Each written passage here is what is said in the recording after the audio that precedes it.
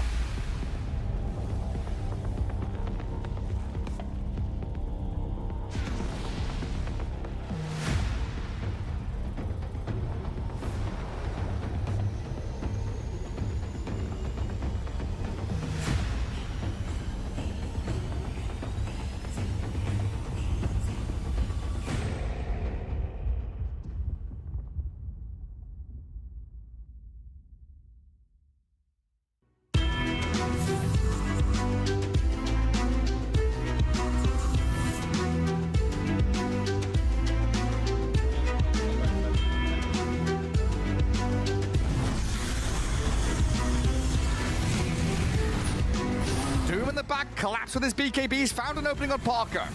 Moving straight onto the mall flank. Nothing to save him, they know he's dead. So Yatro shreds through another one as Ari falls, collapsed, getting burnt down by the chakrams and the sun rays. 33 whirls him out of the game. But now the Timbersaw getting disabled up by Tusk. Yatro with the damage, but it's not enough. I think he's too tanky. A 1v2, he is. He stands his ground, turns and fights. He's got mana pool left to keep biting back onto Yatro, but the Phoenix doesn't have that same luxury. So Yatro and Panto on the run now from BZM, who's respawned. Shards to block him out. Flamebreaker's there. Panto with his buyback moves aggressively forward onto BZM with Laurel, and Yatro with the damage, but dead to 33!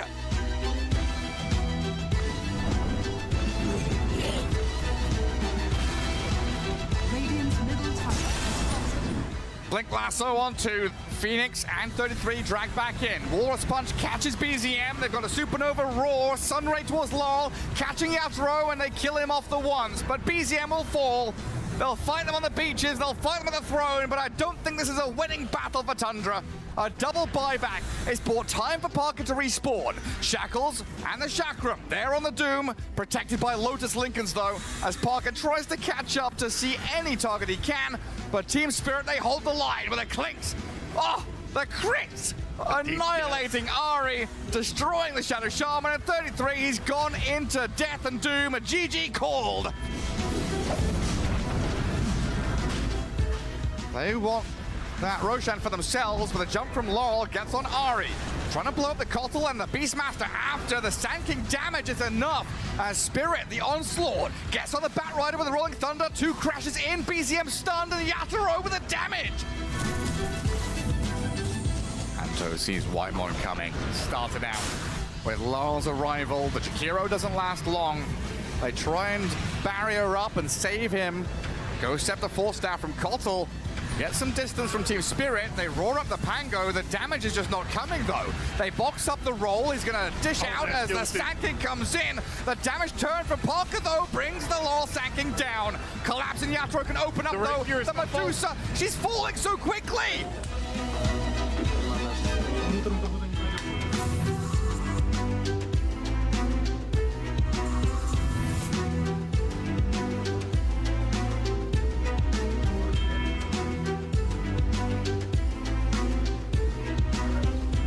Radiant's top tower is under attack. The jump on the Shadow Fiend. Eclipse comes in. Boxy trying to save him. They've lassoed and got the SM locked up in place.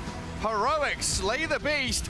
Nisha on the run now as Liquid from this high ground, realizing that they can't really fight this, can they? Nisha from the tree line trying to hide in the fog and turn for the damage. Ravage from Ace. Clips onto the Batrider in the back. They turn on it, surprising Heroic just like they done to them. Whispers on the run, toss forward, Nisha sent in. Dunks on the bat, a triple kill for him, make it ultra. Oh, Nisha, guys. I made it. I have a chase barrel.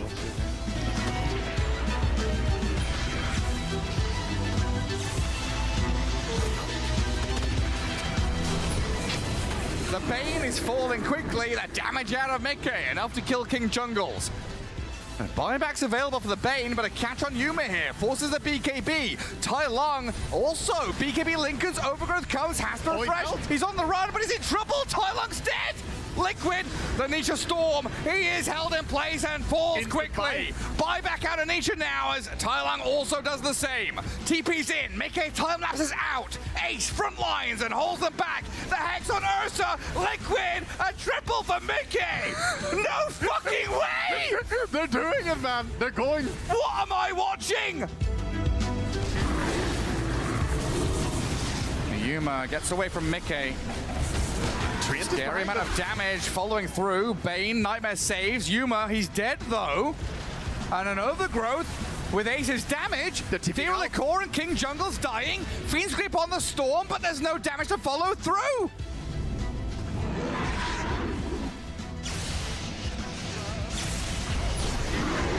Jakiro buys back as in the back. Yuma made a move. Has to retreat though as he spent his enrage and the jump is spent as Tai Lung nullified, forced back the fountain. The damage on the buildings now comes to fruition from Liquid though. Tier 4's gone and Yuma in trouble. He's dying. The bat has died back. The Ursa, he'll return, trying to deal with the Weaver, but Mickey has the time lapse. Turns, slays Tai Lung. Jakiro's done as well. Mickey, oh, he's too good. The strong Weaver stands his ground, and Yuma is going to get finished off as well. Heroic have nothing left, Wagga. She's called.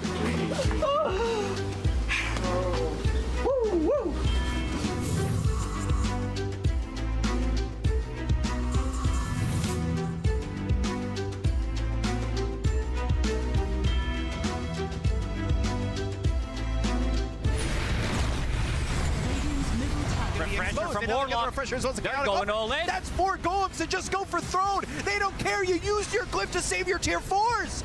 but do they have the damage to get the kill here on Watson? He's in trouble. The Walrus Punch. They've got the silence. They get the kill. Divine Rapier on the deck. They'll take out Jared Jr. Down goes DM.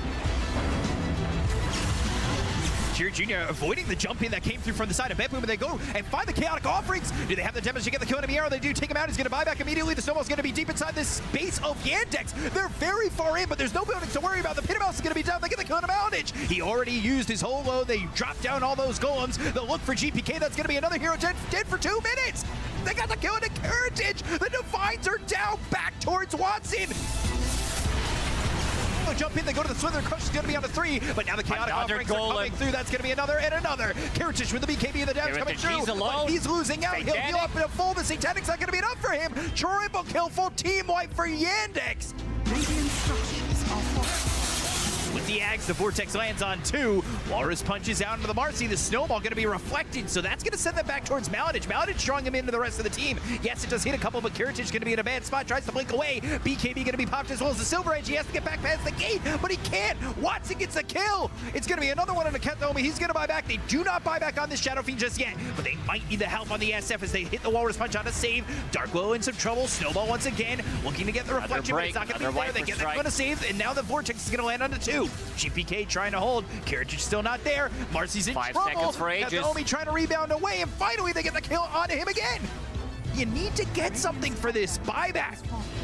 Where is it going to come from? Focus Fire, balling in. That's a Vortex onto 2. They'll try to get the control, but Kiritic can't commit in. Viper Strike once more. Miera locked in thanks to the shards. He's got nowhere to go. They get the kill there. 100 seconds, no bristleback. So it's all on GPK and Kiritic. They'll call GG.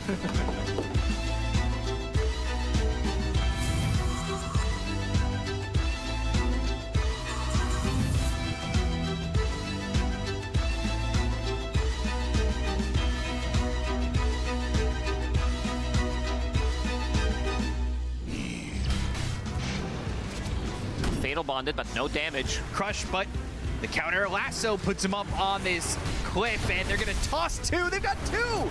Yeah, go for it, go for it. I can kill them. I can send.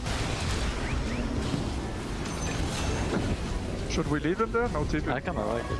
Can I leave him? I got the spirit. Okay, I leave him there. Okay, just leave him. Fuck it.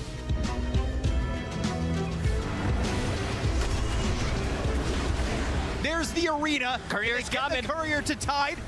It Get delivered the his TP. But now he's going to be able to TP out. trying. He's going to attempt He's to get shot. out of there, and Everything's- he's free. But they get the kill on a ruined Panto. So 2 heroes, maybe a third. Laurel now dead. Radiant's top tower. He's got Avalanche lands on a 2. They'll have the gush to follow it up. Tornado. EMP. Ace trying to move away from the EMP, but still soaks that. Fortune's in. The silence is there. They go to the arena. It's on to 2. He'll false promise himself. Now the Supernova comes in. Vox is going to be in a little bit of trouble, but Nisha's in with the ball of lightning. They still don't have the damage to get these kills. The Reigns of Destiny. They've been blessed as they will go and maybe look for more. Nisha still working with a lot of mana regen and this shield rune. The Ravage comes through. Panto ends up dead. They've got the Vortex. It's onto the bars. The toss is there as well. Yatoro in trouble, and he'll end up dead. Mickey with a triple kill.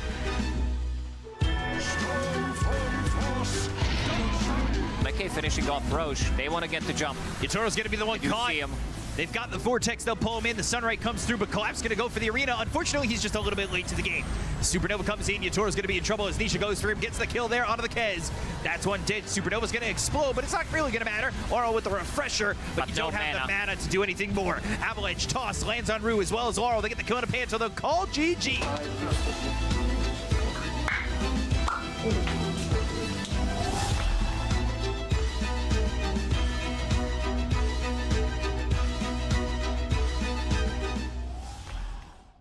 Good morning, Dota fans, and welcome to Championship Sunday of PGL Wallachia Season 7. I'm your host, Richard Lewis. Joining me on the panel in the morning. Don't get it twisted at home. You're probably thinking, wait, weren't those guys in the evening crew? We're still in the evening crew with the OGEC in the morning. That's how it works. It is, of course, T-Governor. It is, of course, Kezu. Super hyped to be Look who we here. brought back. We brought him back into the We EC, brought him back. baby. We welcomed him back into the fold. We took a vote. Yep. Said it's okay. You know, I had one day being critical on Parker. Turned out to be somewhat right. It's okay. I Got agree with fired, bro. demoted, promoted, Brought back. downgraded, upgraded. Vindicated. Yeah, Absolutely. and now look at it. Here I am, Yeah. Somehow you've joined me in the morning though, so maybe you've dropped them. It's probably that. It's probably that. There we You go. brought us down with you. What did you do? Just for legal reasons, there are no promotions of motions based on morning or evening shift, just to be very clear Correct. to It's everyone out all there. butter mean. There we go. But what is not mimetic is the tale of this tournament, which has been absolutely riveting from start to finish, in my opinion. You'll be able to see... actually, let's talk about the lower bracket first, because I think that was like a fascinating battle down there. Obviously, once you've got the likes of Aurora and Tundra and Liquid all vying to try and get to that grand final, it was a real tussle. And a lot of people were like, you know, there's some good teams down there. It could go any which way. As T already alluded to, Tundra Esports, we were thinking they could maybe still get to the final despite a stand-in. They had Parker. In my opinion, they completely misused Parker. I think you give him selfish heroes. You don't put him on Bristleback and Medusa. It's not good to watch. So they're out. They're gone. And that means, of course, you can see what we're going to be talking about in a moment is going to be BetBoom versus Team Liquid, which is going to be absolutely electric. But if you go up, this is the real story. Your eyes do not deceive you. This is Yandex. They are absolutely crushing it right now. Super interesting drafts, super high-level play, map rotations to perfection. It's been a fantastic story watching them get to the final, guys. I mean, they just like they have a stand-in in DM. I think also when you look at their results, like 2-1 against Aurora, then they 2-0 Liquid, 2-0 against BB Team. Now they're in the grand finals. They had a lot of spicy games as well, like, you know, against BB Team, like a back and forth. But this team, I think they've looked pretty phenomenal in this tournament. I mean, they've used their stand-in really nicely, right? Like Correct. when I look at DM, I'm not going, oh God, are you sure? Yeah, yeah. Especially when you think about like him leaving PVISION, be it a kick, be it left, I can't really remember the story, but the idea of him coming to this team and playing so well, understanding his role, and then it's shaping the other players to also do a good job, I think it's like, that's how you want to use it. So yeah, major props to Yandex. Yep. And another cool thing about this tournament, one of the things I love when I work the Wallachias is on day one, we have an idea about what the meta is. And we were all sitting here and we're all like, you know, smoking cigars. We've got it all figured out. And it turns out that actually by day 5 or day 6, what we thought we knew, we actually didn't.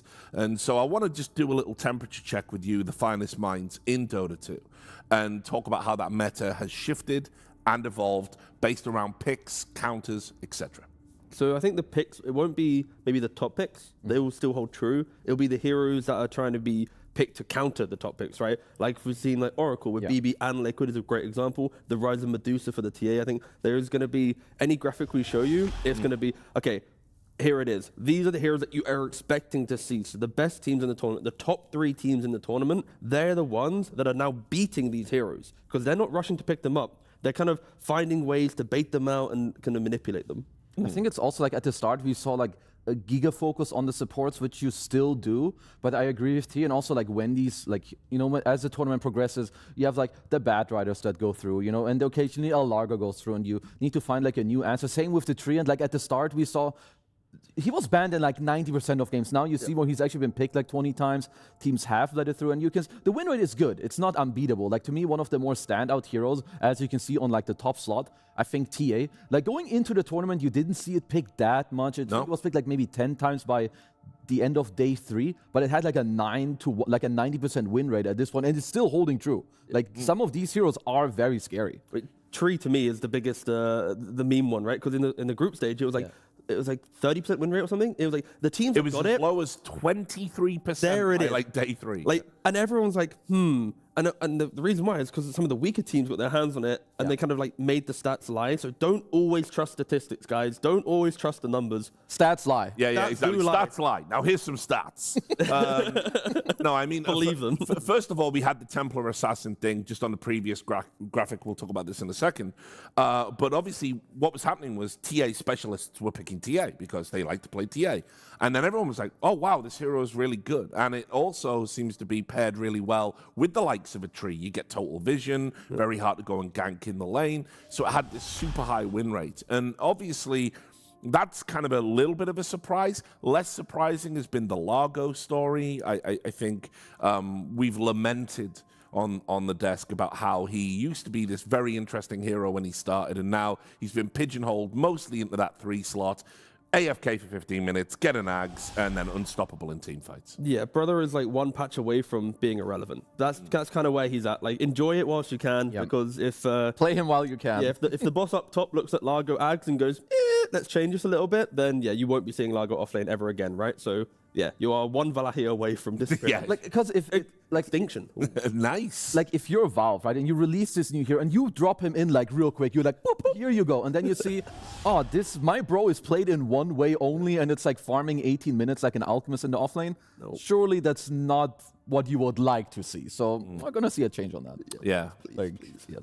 It's definitely coming. Although when the patch is coming is anyone's guess at the moment. So we'll Might have to wait for that. Yeah, I was gonna maybe after TI at this rate, but whatever.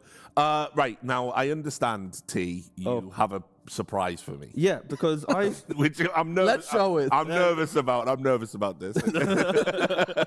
no, so Kezo and I have done this graphic before. We Okay. enjoyed it. It made us chuckle at a previous event. Right. So I thought I'd make it again for you. But I want to play the game of, can you guess what X is? Just for context, all 4 positions of the top 3 teams have the most. Going into the final day today, the 4 players do it the most on their teams. But Navi's carry has the most by a country mile of any player in the tournament, nearly doubling a lot of the players. What got the biggest? Per game, what is X? He has the biggest. Per game. On average, correct. I feel like it's pretty hard to guess. That's fine. I just want the wrong answer. Oh my God, this is crazy. What is this? This is crazy. This is Never crazy. seen a graphic like this before. Oh my God, the graph, it just gets bigger. Yeah, I know, but it's like I'm trying to think what a 4 does that you would want your carry doing over double of. That's not. I don't know if you necessarily want or need them to do double of. Yeah. But I know that you've probably done it a lot. It's part of your style of Dota. Yeah.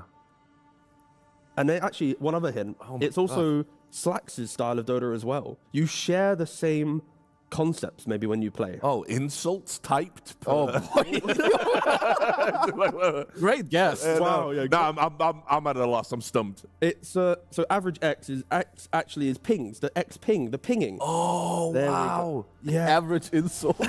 Yeah, well, I can't ping anymore, so because of the average insults being. I mean, you did put him and Slacks in the same, so like insults and like. But I know that you used to be able to talk in Dota, but you can't, right? No, I haven't for about 2 years. Exactly. So you used to be able to do this, but now you can't. But anyway, Can't do that either. Can't speak on Dota, can't speak on Reddit, Yeah. can't speak on the panel soon. We'll get there. Yeah, exactly. Why is the world silencing me? Could it be my fault?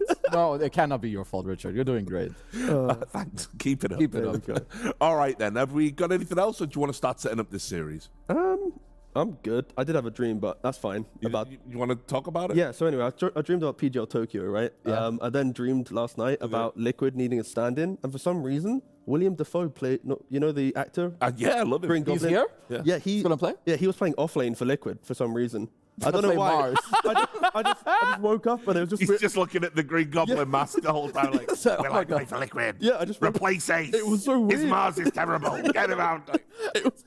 These are crazy dreams. I love it. I just woke up from like a hot sweat interviewing him. And You're interviewing. he had a Liquid jersey on, and I was like, "What the?" And then just Ace in the corner, like, "Why are you not playing, bro? Like your tide was stellar." Yeah, nah. Phew. I woke up, checked Wikipedia. We're in the clear. Like he's still here. Okay, Ace is still playing. oh god, Yeah, good news for everyone. That's how much T-Gov loves Dota. He dreams about it constantly when he's not playing it constantly. This is the schedule, nice and easy today. We've only got the 2 games. Remember, the final is going to be a best of 5. Yandex lie in waiting. I honestly believe Yandex have got this one in the bag. Wallachia's always have surprises. I think it's Yandex's tournament to lose. They've looked amazing. Team Liquid, while also cool, as we'll talk about, few little wobbles at various points, but they're taking on BetBoom today. So let's set it up, guys. Let's do it. Where would you like to start? I think we can talk about Liquid some. Because I already alluded to it there with a little joke. You know, we've had some critique of some of their drafting, particularly when they put the Mars on Ace. It doesn't seem to work as well as if they can get that Largo, if they can get that Tide. But other than that, I think conceptually, I think their drafting's been really, really good. They've looked really, really strong. So let's set them up. I mean, always in contention at a tournament. yeah, no, 100%. And going back to the Ace Mars, if possible, for one last time. Yeah, let's do it. Honestly, it's like, I think he's getting too much flack because when you're losing a game and you're playing bars on a team, you will always be the center of attention. It's like the equivalent of playing like Winter Wyvern in the 5 role. In a losing game, your curse won't get a kill. It'll look like it's doing things. So it's like, I would argue that maybe it's a bit reactionary to certain things. Because like in game 1 when against Spirit, like they did play a very good game as a team huddle, but that aside, I would like to see it again. I'd like him to prove some of the whimsical haters wrong. I think he's like inconsistent because like you say, he has good, like obviously he can play the hero, like he is capable. And I think also when you get to the top 3 of tournaments, obviously you need to be like capable on the heroes that you do play, but he has had pretty big off games. I would say at least one yesterday was the case. Like you are up against the MOUZ. It is not an easy MOUZ game, like you're saying, like where you play MOUZ against the Kez, but there's like getting like out CS quite a lot, missing some of your spells. But overall, you know, he has other heroes he can go to, whether it's the Centaur, the Bristle. You can see it here. They do share a lot, but again, Miero and overall BB team, if you look at the hero pool, it's like enormous. It's like out of this world. It's like every guy is like playing a different hero in every single game. I don't know if we'll see that today because I think you want to stick more to your comfort unless you find the right spicy pick in the moment. To what degree, T, then should we say that Ace, it's not so much his fault, but rather, you know, we talked about it yesterday with Jenkins about this concept of flowchart gaming. You know, if X, take Y, and they've obviously as a player, you're going to say, no, I got this, coach. Like, put me on that hero. It's because Liquid, I think, they're very free in their map moves. Where before, let's say when we talk about gaming, it was always like Ace would farm, he would have like this kind of foundation. But nowadays, it's like Boxy's, of course, making these big moves. You even see Mickey running to lanes. Like because of how free Liquid want to move on the map, Ace doesn't have the comforts of just like sitting back and hitting creeps. You know, and then maybe that's where it exploits his like playstyle a bit because he doesn't have the comfort of always being top net worth on the off lane. And then when you look towards like BB, they also have this like flowchart style of Dota because they are very aggressive in how they make moves. And that's why I want Liquid to read this flowchart and be ready. Okay, because BB, they're going to pick strong laning supports, all right? They're going to win the lane. They're going to use one support to twin gate or TP, be it top or bot. Once they do that, they smoke towards mid.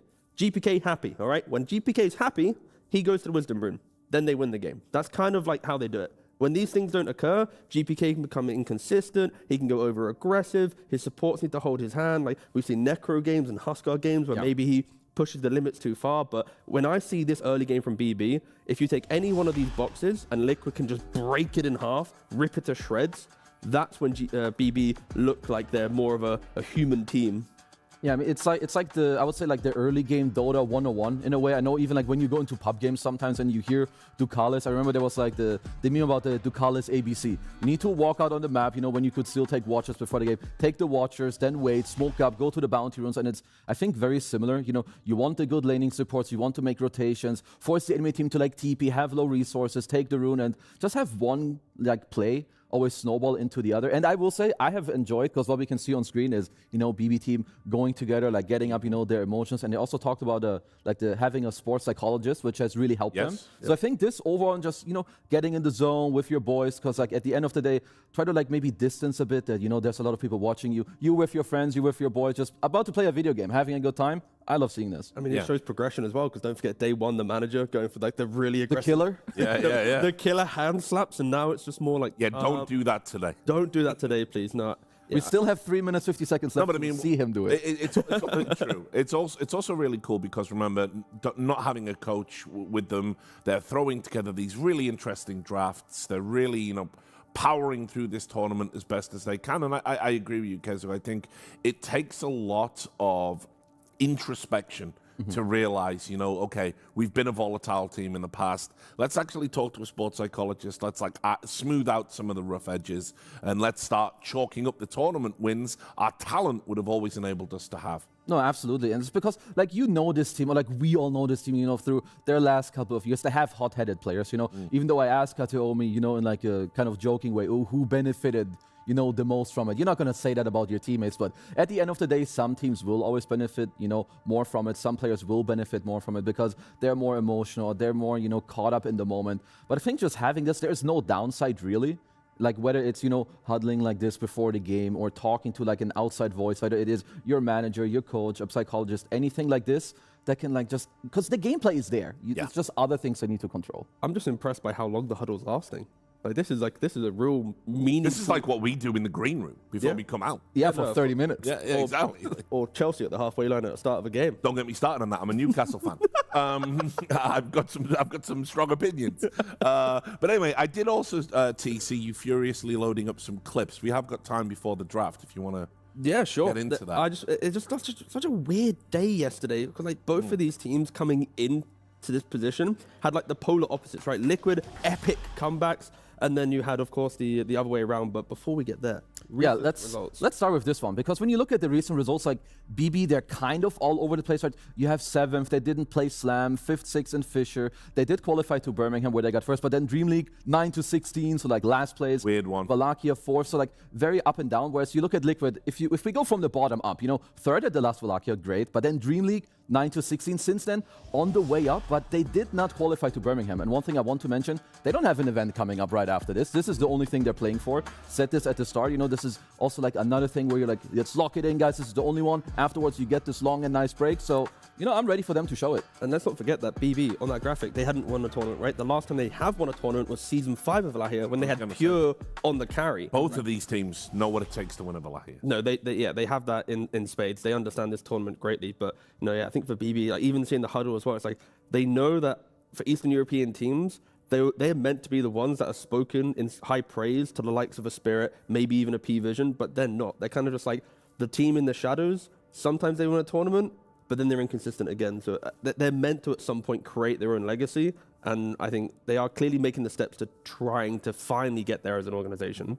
I mean, I always know that they can do it, right? Like whether it's because GPK can take over a game or even from the support roles, like Safe and Kataomi, we've seen them have incredible games. Like Safe, for instance, on his Ringmaster, like when he offlanes with Miero, sometimes they win lanes that they're not supposed to. And I think overall, like also Kiritic, he's like the most new guy on the block. I think he's doing really well. But if I look at this like matchup overall, like Nisha versus GPK, T also showed like, the flowchart of the supports going to GPK, going to the mid lane. There will be a lot of emphasis. Also, if you look at the overall stats, both Nisha and GPK are in the top 5 when it comes to the KDAs, also the heroes. They share a lot of heroes. They want to do similar things for their teams. But let's not forget on that graphic there, GPK, his hero pool is the type of mid lane hero pool where he invites, please play your Ember, your Puck, your Void. I'm going to find the Huskar, the Necros. I want to be the mid laner that breaks you in a 1v1. I want your spirits to be crushed before you can even enter the game. Hence why I need my supports to play through me, because that playstyle can be unraveled if Boxy makes a good rotation. But Nisha, he's the traditional, honest mid laner. Try and beat my Puck, try and beat my Ember. GPK's like the, I want my Ember master. Yeah, he's the nasty fucker in the pubs with the last pick. Disgusting. And yeah, here we have, because we've seen a lot of, the bad riders that are getting let through. So, it's good old Team Liquid. They don't care when they play against the Fire Heroes, whether it's bad rider. You see some Phoenixes, you see some Juke Heroes, because we talked about it earlier, like the more and more games there are, haha, first pick bad rider, what's the idea? We've seen many different answers. Oracle, Windranger, Viper, Storm, like in the bottom side. Then you have Weaver with Storm in some other games, and you have like Tidehunter, Bane in another one, and then Oracle again with the SD, with the Windranger. So I think both teams, of course, have like a lot of ideas against other stuff, like BetBoom themselves. They've played like Io Marcy against Largo. Maybe they let that go through against Liquid, like just test out some of the heroes that you do want to let through, because, you're at the end of the tournament, you've got the skill to beat any hero. But look at the heroes on BB, right? The Ursa, the TA. For me, it's like they're the heroes that I want Liquid to respect in the draft, because if Ace is going to play the MOUZ, the Tidehunters, the dude on the side of the map, even the Bristleback, whilst you have Chaos elsewhere, if you enable Kiritic to get the kind of the lane counters, you're going to have to now bring resources to Ace. He might not have that game. So the draft might make Ace look like he's struggling. So I think Liquid need to protect him, because their playstyle plays away from him, right? So ensure he can just chill in the lane and farm. So just before we get to the draft, we can take a look at those. Oh, hell yeah. No, it's right. One of the weirdest days of Dota 2 I could ask for, right? Because you had BB. Truly amazing. Like, so Liquid come back from a 33,000 gold lead. BB, they have Vision, 19,000 gold lead against Yandex. They're jumping into the high ground. They saw Storm for a split second. Sar goes for a crush, misses the crush. And because of that, everything else unraveled. You have a double rapier gyrocopter. It's a game one against, I think it was game one. Yeah, it's game one against Yandex. Like, everything on paper says, congratulations, BB. You're probably going to stamp your ticket into the finals, potentially with such a dominant game one, using that momentum going into the game two. But it's so weird. And then you fast forward to Liquid Heroic and, 33,000 gold lead? Yeah, I don't know how Heroic let this one go. And I got to give a lot of credit, right? Ace critiqued this banner placement in his interview, but I actually really liked it. Because of where it was placed, the catapults were alive the entire time. But Liquid couldn't kill it. Heroic then fumbled because Bane stepped out of position. He died first. Batrider also kind of half HP. Beastmaster died. Like, they had time on their side. All they had to do was breathe. You could also argue they breathed too much because it took them 22 minutes to try and get to this position with a 30,000 gold lead. But Liquid coming back from 30,000 gold, BB throwing a 20,000 gold lead, and now they're meeting each other in a lower bracket best of 3. You couldn't ask for two better teams to clash.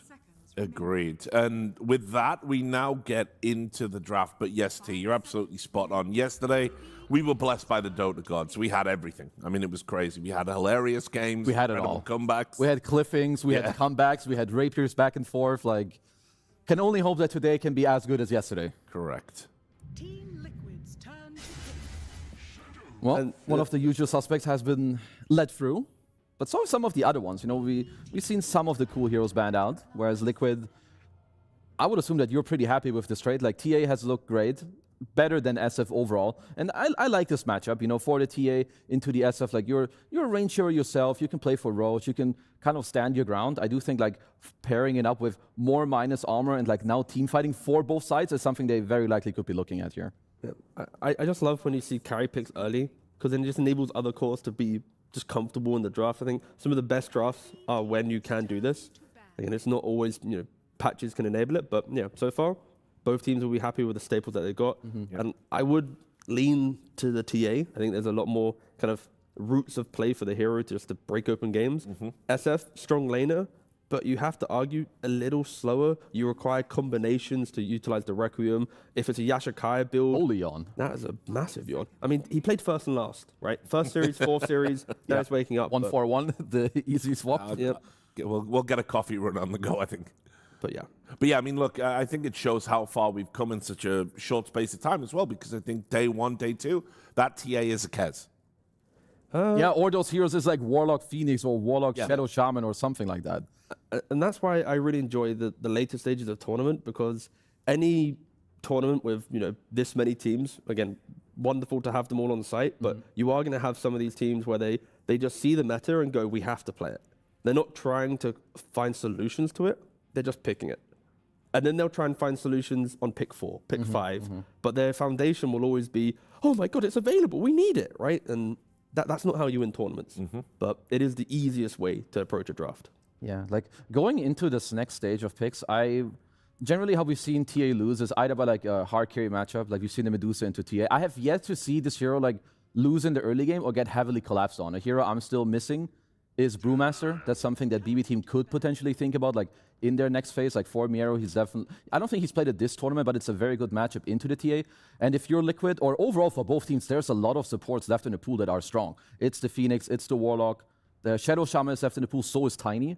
So like if you're Liquid, I think going out of phase, I think Tiny can just be good for you, whether it's your mid flex or your post 4. If you lane into an SF, he's kind of annoyed by it. If they want to flex him into mid, he's very like afraid of a Tiny threat as well, just running into mid, getting a toss back. So I can absolutely see that for Liquid. No, I'd love to see that. It's like against TA, you want multiple heroes that just independently just gain armor, get annoying to kill, right? The casual Ghost Scepter on a support, the Tiny that levels the ultimate. You want Solar Crest, and like any way to manipulate the fight and focus on skirmishing fight, that hurts TA. She's all about Deso, Blink. I don't really want to buy BKB. I want Daedalus. If I force BKB, my game can get weird if it's at the wrong time. So yeah, Liquid taking the Tiny, no complaints at all. And that's the key stat there. That's a good one. It's very good. When they've had the Tiny, they can flex it to the 4. I think in general, I've been very impressed with the emergence of Tiny across this tournament. Seems to be a go-to hero that if you need him in, you can flex the 4 if you can do that. But ultimately, someone that comes through a lot of matchups relatively unscathed. Obviously, we saw Nisha do some amazing tech into a Huskar. But again, it boils down to the graphics that we showed earlier, right? The top 5 positions. Yeah. None of the top 5 positions look at a 4-position melee hero and go, I'm going to stop you doing your job. We're not seeing like Shadow Demon 5 every game, Batrider 5, Bane 5 every game, where you can just Nightmare, Flame Break, or do whatever to stop this melee guy running around. So I think that alone means you can pick Tiny, and his job is already done. You've made the offlaner not feed 3 deaths to a Jakiro. Okay, so go for the Centaur. I mean, Centaur overall is just, I think it's just been a solid pick like throughout this tournament as well. You really see it's like range carry versus range carry, so you can stampede to like help your team. You have the card later potentially as well. I will say you don't really pressure the TA like that much, especially when it comes to the laning stage. So when it comes to the early game, I think, you know, carry TA on Meke should be up, you know, for a good game. Don't really see too much pressure, at least as of right now. I like Centaur with turret heroes in general. Yeah, no, for sure. Good disengage and everything. Yeah, I mean, that's exactly what I was going to go to. It's like, it's just, it simplifies the later portion of the game, right? You're going to have Crimsons, maybe Lotuses. On top of that, Ag's cart. Like, every item you buy on Centaur boils down to, we can outplay a TA-style lineup if I get the items at a good enough timing. I mean, so like looking at Ace, I don't know if they want to like pick their mid here. You could keep your flex open, but like picking your offlane, I feel like there are some avenues that you could go for. I don't think we've seen too much Slardar from Ace, but that's a hero that could happen. Of course, your lane isn't amazing, but you give a lot for the game. I think other heroes he has played would be Bristle, but personally, I don't really love Bristle into SF. He's like one of the better carries, but you can get him through the game. You have to be careful with the Ursa pick on 18. Yeah, like you can't really tie it here because you just get straight up bared like on 18. Yeah, SF then goes mid. You're looking at a Tiny between 4 mid. Sure, Tiny then goes 4. You find a new mid lane, but it's like it can be awkward if you invite the Ursa bear. That's why, like, maybe you could also like look for a way where you lock in your mid here, or you pick a range 4, but then later you feel like you can take Ace's hero last. Or what if Liquid do pick the Tide, they bait the Ursa, and now BB have Centaur, SF, Ursa as their tricore.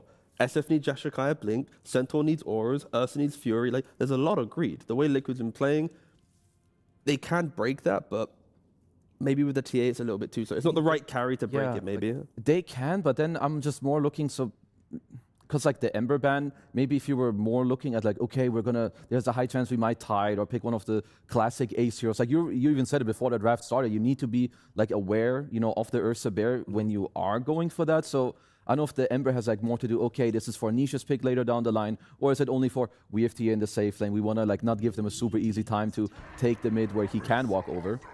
Okay, they're going for it. They go for the Underlord. The win rate on the hero is yet to win. Maybe is it still yet? Oh, has the one. That's it. That's all that matters. Once you see one win, you copy that replay, you study it. You're ready. It is the gospel, and off you go.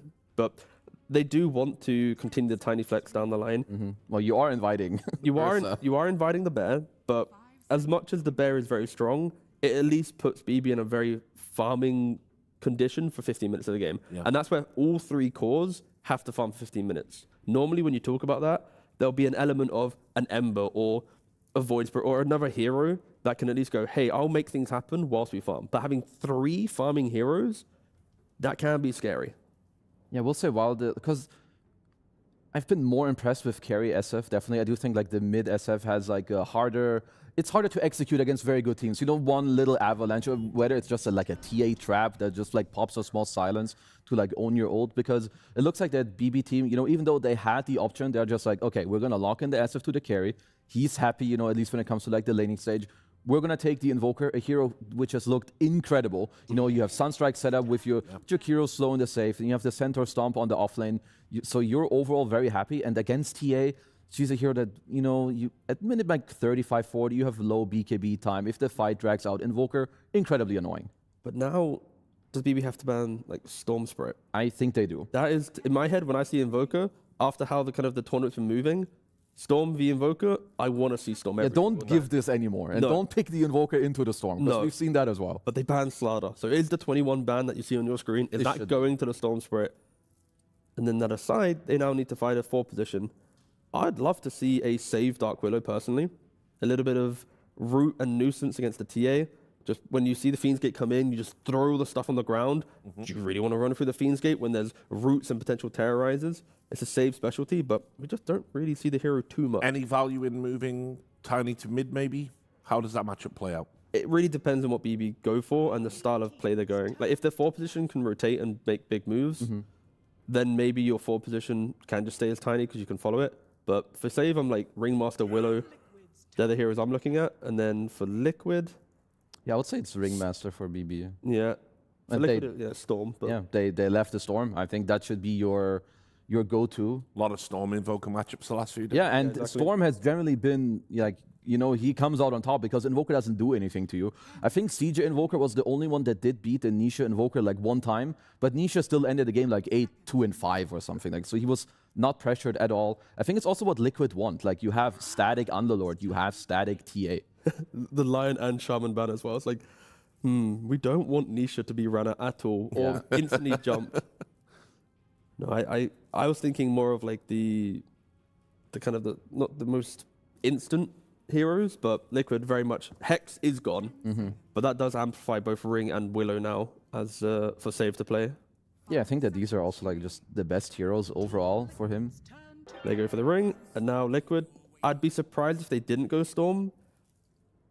Just for the fact that the lockdown on BB is, it's a Cold Snap, a Tornado, a Stomp, an Ice Path, and a Whip. It's like things that are not reliable for a Storm. I mean, we've seen this matchup so many times. I'm surprised that this is going through. We saw it yesterday. It literally happened. Storm into Invoker, and the Storm won both times. And it was even picked into it, like, in terms of like the wrong way around. And it's also what Liquid should be looking for. Maybe there's a cool like 4 position, 4 boxy. I don't really see the value where you would do that over picking a new mid. One hero potentially would be a Marcy, because then you can like buff up the TA, you can play map, but they go for the Willow. Nice. So it's just gonna be tiny mid.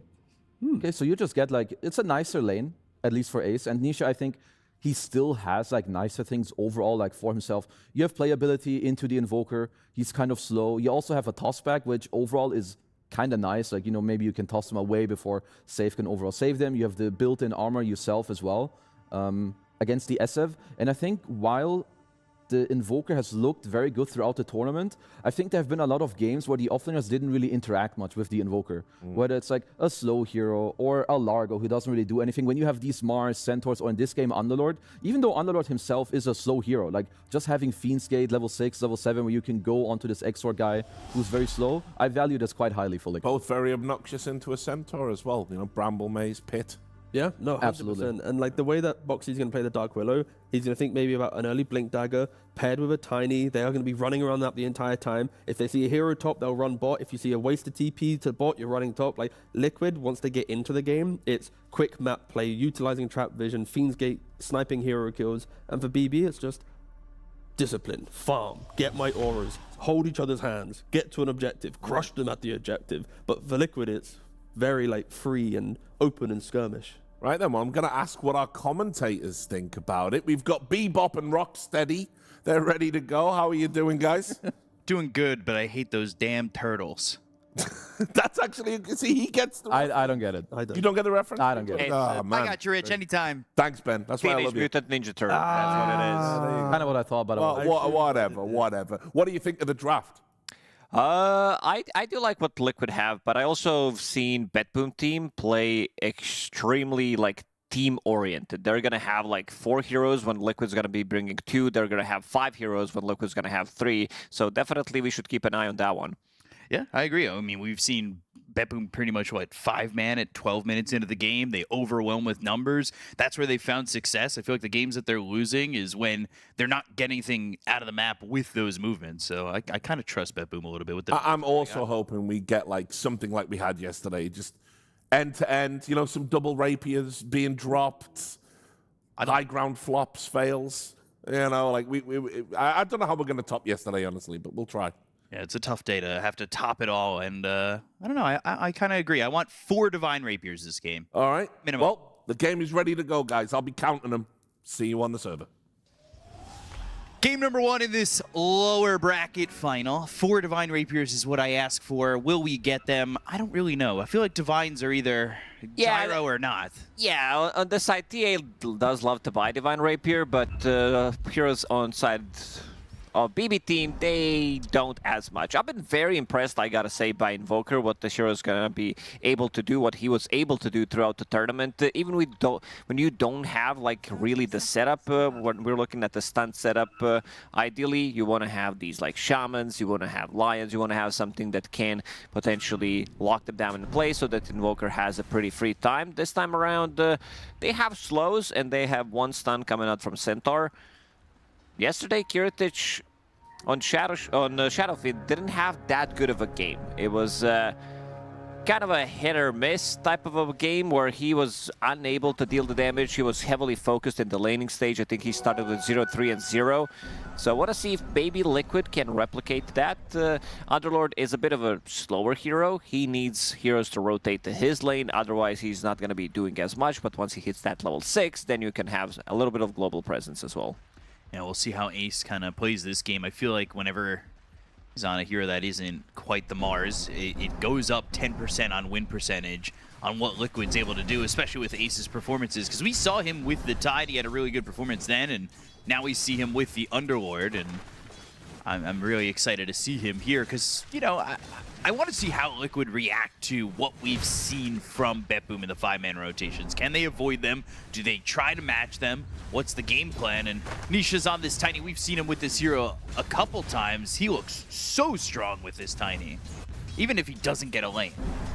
He did look insane. I really like the atomization. A lot of times it is a mix. Sometimes when you need to, I think in this one, he's going to go for Blink BKB to have guaranteed toss. There are no BKB piercing abilities, so makes him almost invulnerable once he gets to his second item. And a lot of the times we do see Shivas as well, reducing the attack speed, reducing the healing, depending what you're playing against, and also providing vision. And then you start to scale with picking up the Octarine core. Looking at this offlane with Miero and Save on this Ringmaster, and we've talked about this Ringmaster ad nauseum. It feels like we just only compliment this hero, and the impalement arts are disgusting. It's such a tough spell to go up against, and his whole kit is really kind of It's an insane hero. I feel like this hero could be, I could lane with this hero every single game and I would feel okay. Problem is this hero is all about the skill shots. You miss those impalement arts, you miss Tame the Beast. Ulti is also relatively hard to use. Professional esports athletes, they know how to utilize this, but sometimes it can feel wonky. If you miss it, if you don't have like anything to set it up, in this game they do have. You have like Stampede to get close, you have Invoker with his spells, Tornado, specifically Jakiro. So a lot of good ways that you don't have to go in first and try to make something happen with that Wheel of Wonder. Yeah, it means you could be going for the saves and having that escape back to try and help these heroes away from potential Avalanche Toss or some sort of Bedlam Terrorize combo. We'll see how Save approaches the lane. Even early on, this Tame the Beast does so much damage, but for the Templar Assassin, they should be safe. I feel like the only opportunity really is to kill this Warlock. And speaking of Warlock, something we've talked about is not allowing him to get those Grimoire pages. A lot of teams have kind of spent a lot of effort making sure that they're not in a lane that's going to be giving up too many assists or kills, and potentially even just kind of avoiding giving him any potential of getting these pages and getting that 6 quicker.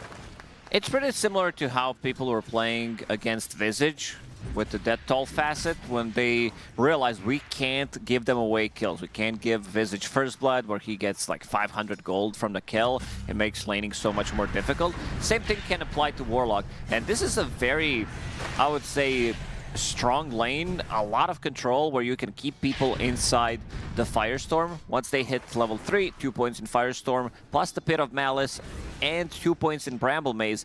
Both of these abilities are going to be super effective against Stampede, post BKB as well, but mostly Stampede, where you're not going to be able to run away. Quite a lot of AoE control, choosing where you want to be taking the fights.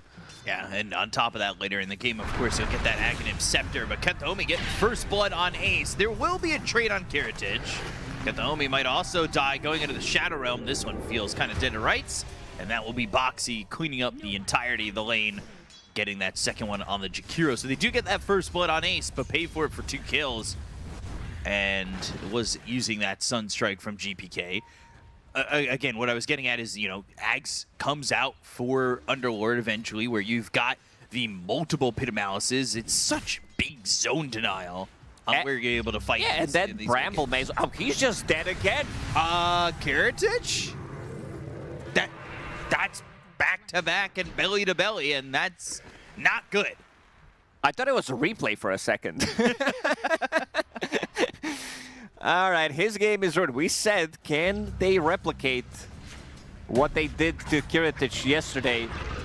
But seems like Team Liquid, they can do the same thing. Yandex, they were heavily pressuring. Oh, so now we're going to see it for the tournament. Is this the second or the first kill? This is the first one. It's 0-0. Okay. And then Kiritich dies. He's gone. And I think they just did the same thing to Kataomi while we're watching this replay.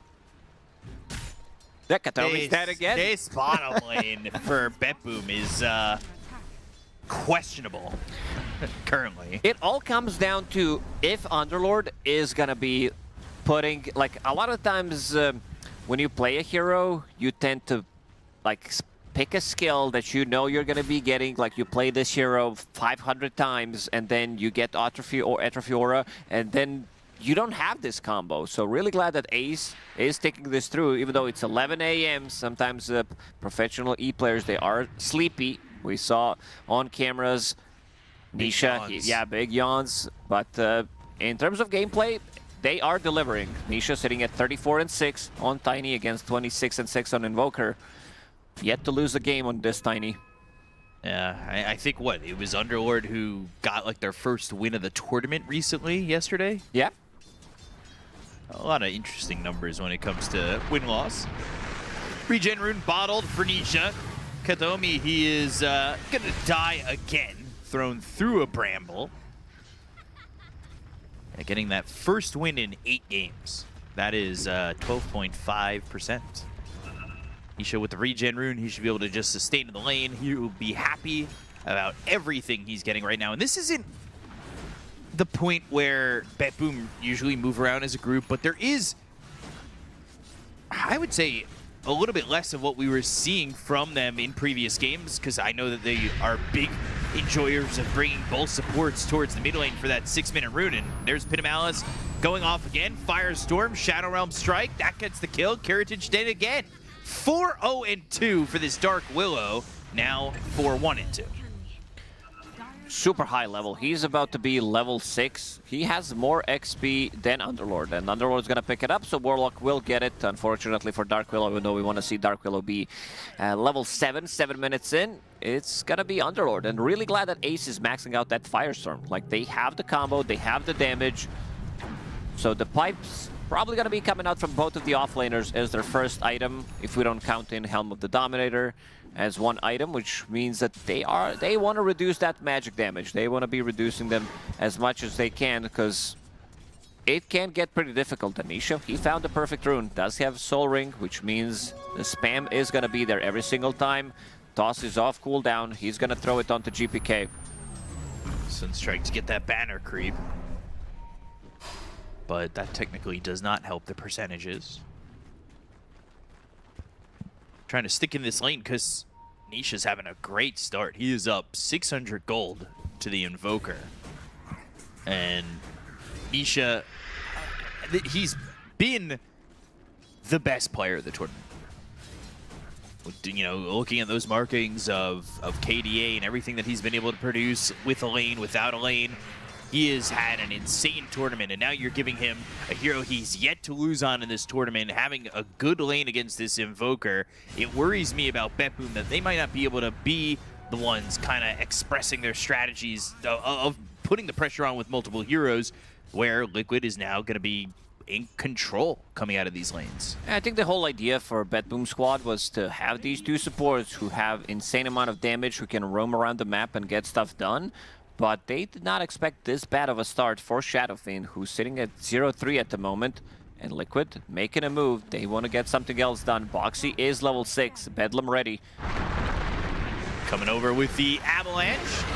Tame the Beasts, and now they'll terrorize too.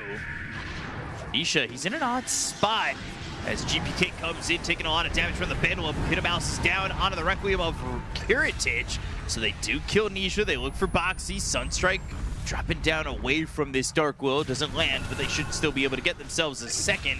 And they bring the numbers. This is what BetBoom excels at, and it works out in their favor. They needed to bring the numbers. Both of the supports, they have insane amount of damage. Combine that with Invoker. There was also Stampede at the ready if necessary, but Miero for now holding it for himself, and also he found a good creep. Wild Wing Ripper in the top lane. I see that Mike is trying to play a bit more aggressive onto the Centaur, knowing that he can't put the pressure as a Centaur onto his hero, so using Hurricane to push him away. and also try to get the creep wave towards him.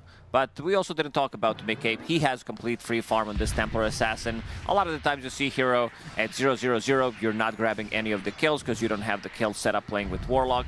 But you are having complete free farm. Nobody's touching you in the lane, and 10 minutes in, sitting at 5,000 plus always feels good as a carry.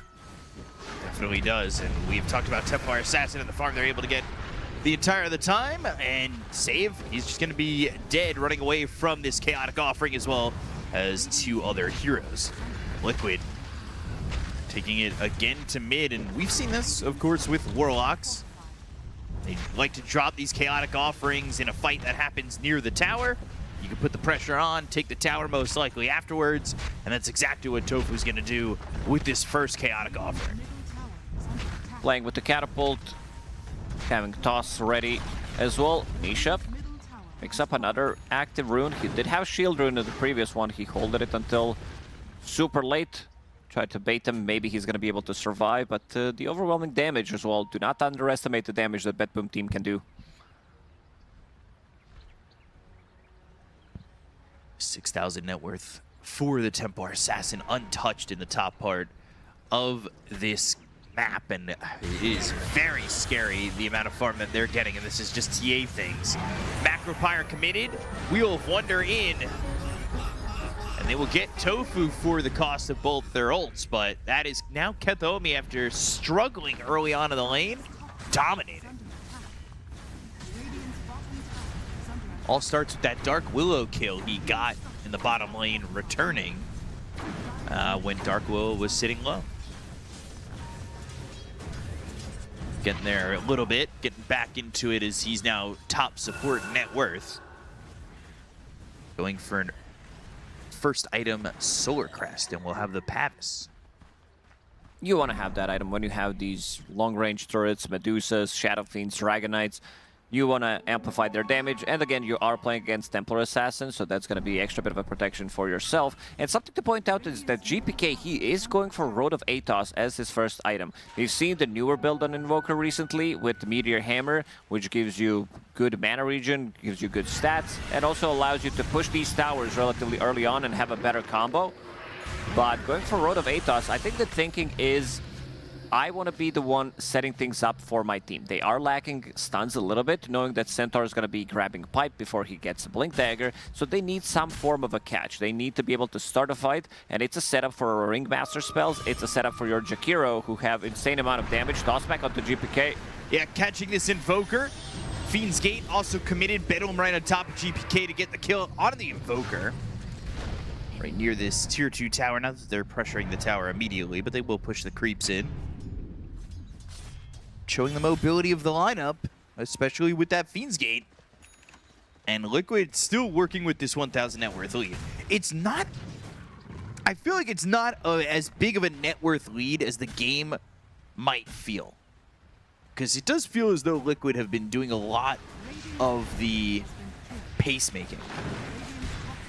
Yeah, they've been very clean in a lot of their games that we've seen so far, where they just know how to put the pressure, not making any mistakes. You see them sandwich the enemy team. Suddenly it feels like 1k gold lead, and then they win a fight, they take 1 or 2 objectives, and it's a 7-8k gold lead that a lot of times they just let go.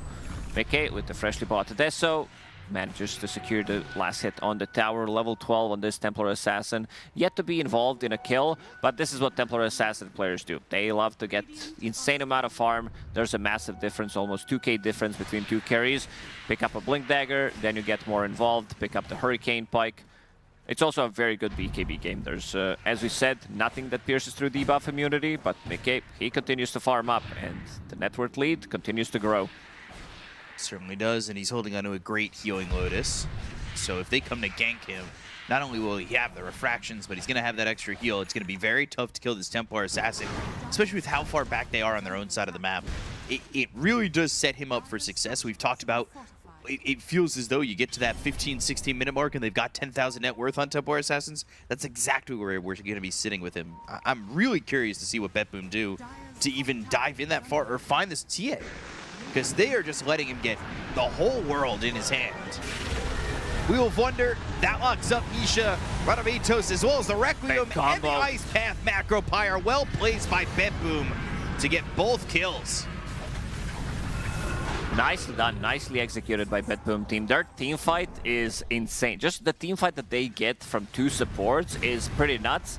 And then you also have Stampede that can bring you closer to the enemy team, plus everything from Invoker. And even Requiem on the edge clips a couple of heroes.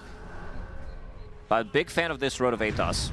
It's just a setup for any kind of spells that they can throw in. Setup for both of the supports. One bad thing is it's Jakiro who's getting all the kills. So eventually he's gonna get killed, him being the support. You would definitely love in this type of situation to get that extra bit of a gold on your Shadowfiend, on your Invoker, who didn't have that good of a start. Yeah, it's feeling like a ticking time bomb for the Jakiro a little bit. Hard to stay alive as this hero as, you know, they get themselves the Blink Daggers and the ways in with the Fiend's Gate, jumping forward and just cleaning him up, especially Mickey, who's going to be able to two-shot Jakiro at a certain point in the game. He finally leaves that top end of the map, comes through towards bottom, but it's here to still continue to farm. He wants that Dragon Lance, he's got that Blink Deso, wants to get charges on it eventually. Interesting pickup from Nisha. Usually we don't see Boots of Travel on Tiny as your second item after picking up the Blink, but they do have global presence. Maybe they think we can try to out-farm them, we can farm anywhere on the map and then join with Boots of Travel, Fiend's Gate.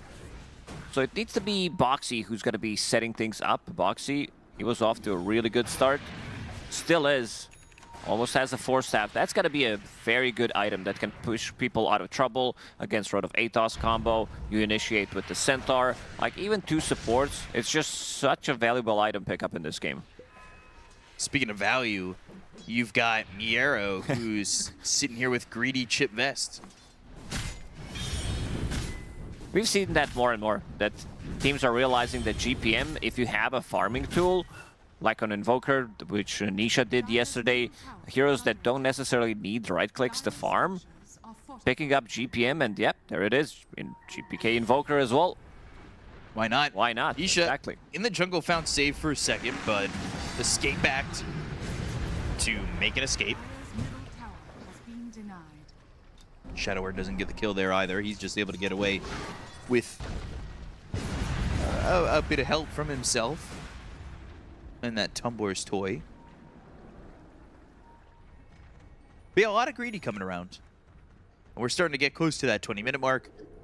Thinking Torm, thinking, of course, Roshan. If you've got the Templar assassin with the Deso, it's going to be quite easy. BetBoom have to kind of be aware of the timings that Liquid are setting up for, as they will be starting to kind of bear down on. There's that 4-staff you were talking about finished on Dark Willow. And Nisha looking for an entry point to maybe get a kill here, but Miero, he's a tanky one. Not sure if it's going to matter how tanky he is with everybody here for the side of Liquid. Stampede, escape back, Pinamalice locks him up. And now they'll look over at Miero and get this kill. The Requiem flies out, but it's not going to do enough. Ace is tanky and in behind the tier 2. However, that may cost him as he's slowed up. Sunstrike lands, and then the toss back. It's onto the Jakiro. He's actually fine. Falling, and they will get the save on Ace thanks to the Shadow Word from Tofu. Oh, that Sunstrike, it did not connect in the end, but very nice play. Nisha finds an opening, they go on the tankiest hero. And we did say that the Bramble Maze is gonna be super effective, plus a bit of Malice controlling this Stampede. Rest of the team, they can't really get that close. He can't run away with the Centaur. And they continue to farm up. Suddenly, 6k gold lead for Liquid. It's been steadily going up. BetBoom aren't quite having the answers, and this is the timing I'm talking about. You're at this 19-minute mark. Go get Roche. You just want to fight. And then you not only did that, you took the tier 2, and you'll have yourself an Aegis, probably a Tormentor, and potentially, if they want to play it that aggressively, both Shrines. They can definitely do it. Having this global presence, big fan of these boots of travel that Nisha did pick up, lowering the cooldown. How he wants to play the game, he can be anywhere on the map. And Hurricane Pike plus Shard also on Mickey coming in relatively soon. Going really well for Liquid. They finally have that Blink Dagger on Centaur, but is that initiation going to be good enough for BetBoom?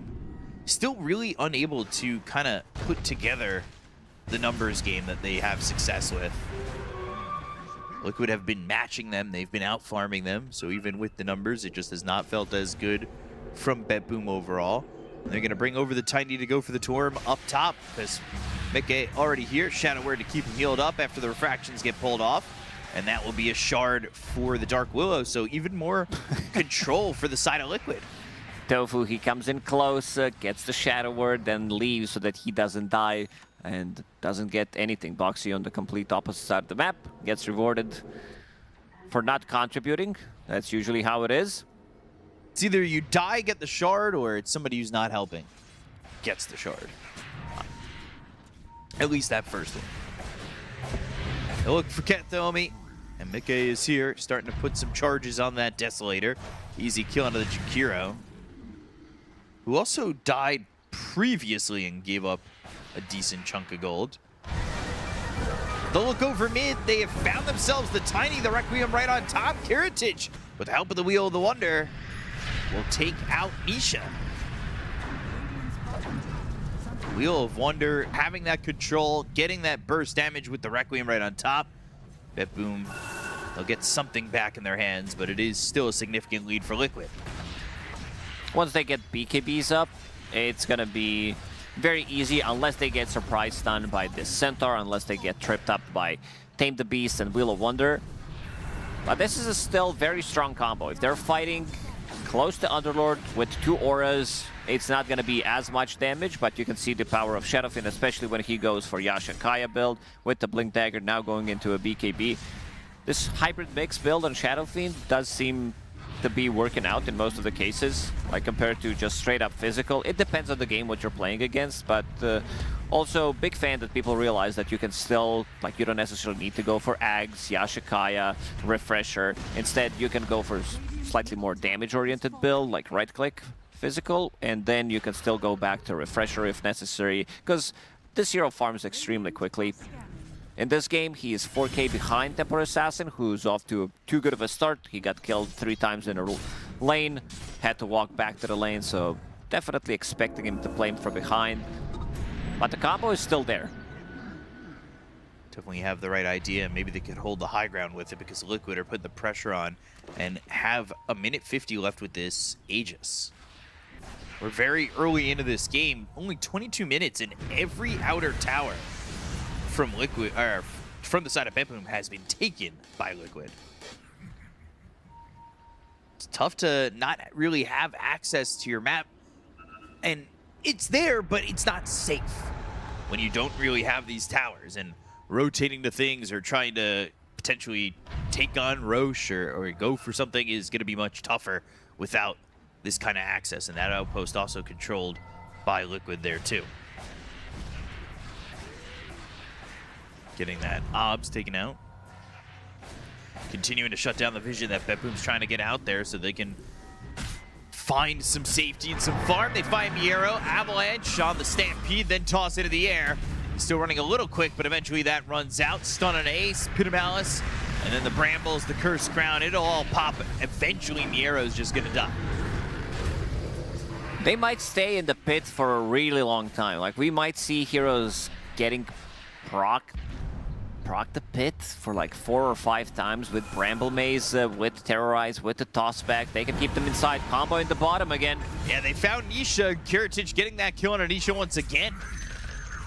Oxy here to find Kathomi.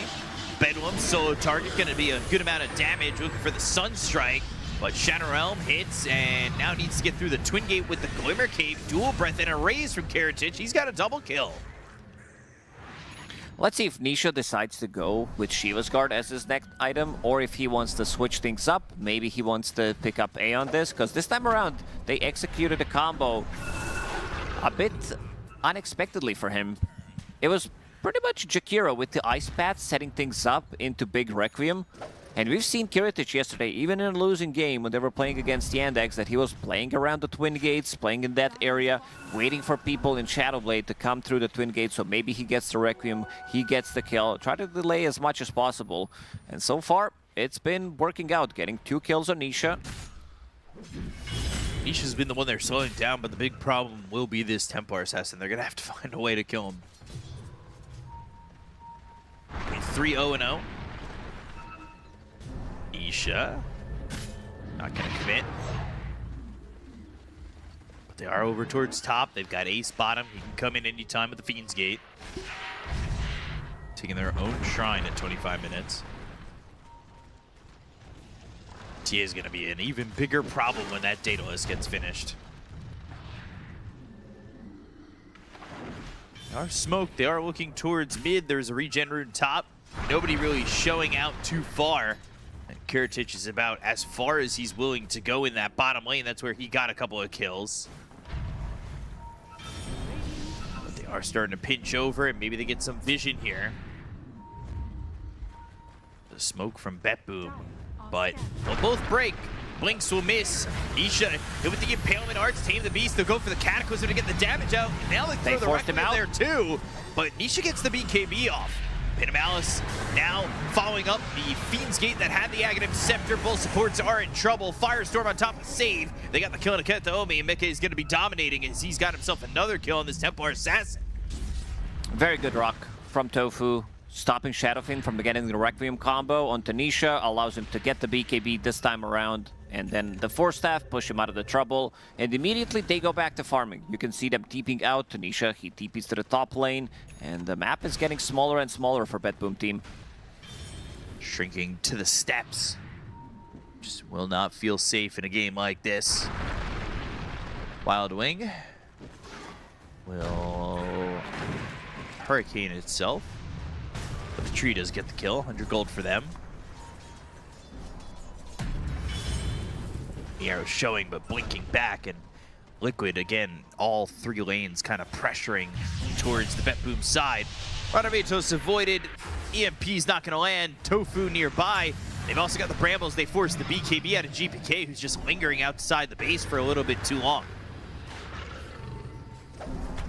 Liquid, they're gonna wait out until Roshan respawns. Maybe they can get a pick off, but right now everybody's staying full HP. Ace immediately goes back to farm to the other side of the map. This is pretty much the similar way that they've been playing when Dawnbreaker was a popular hero, because you can get quite a lot of farm on the other side and join the fight with your ulti.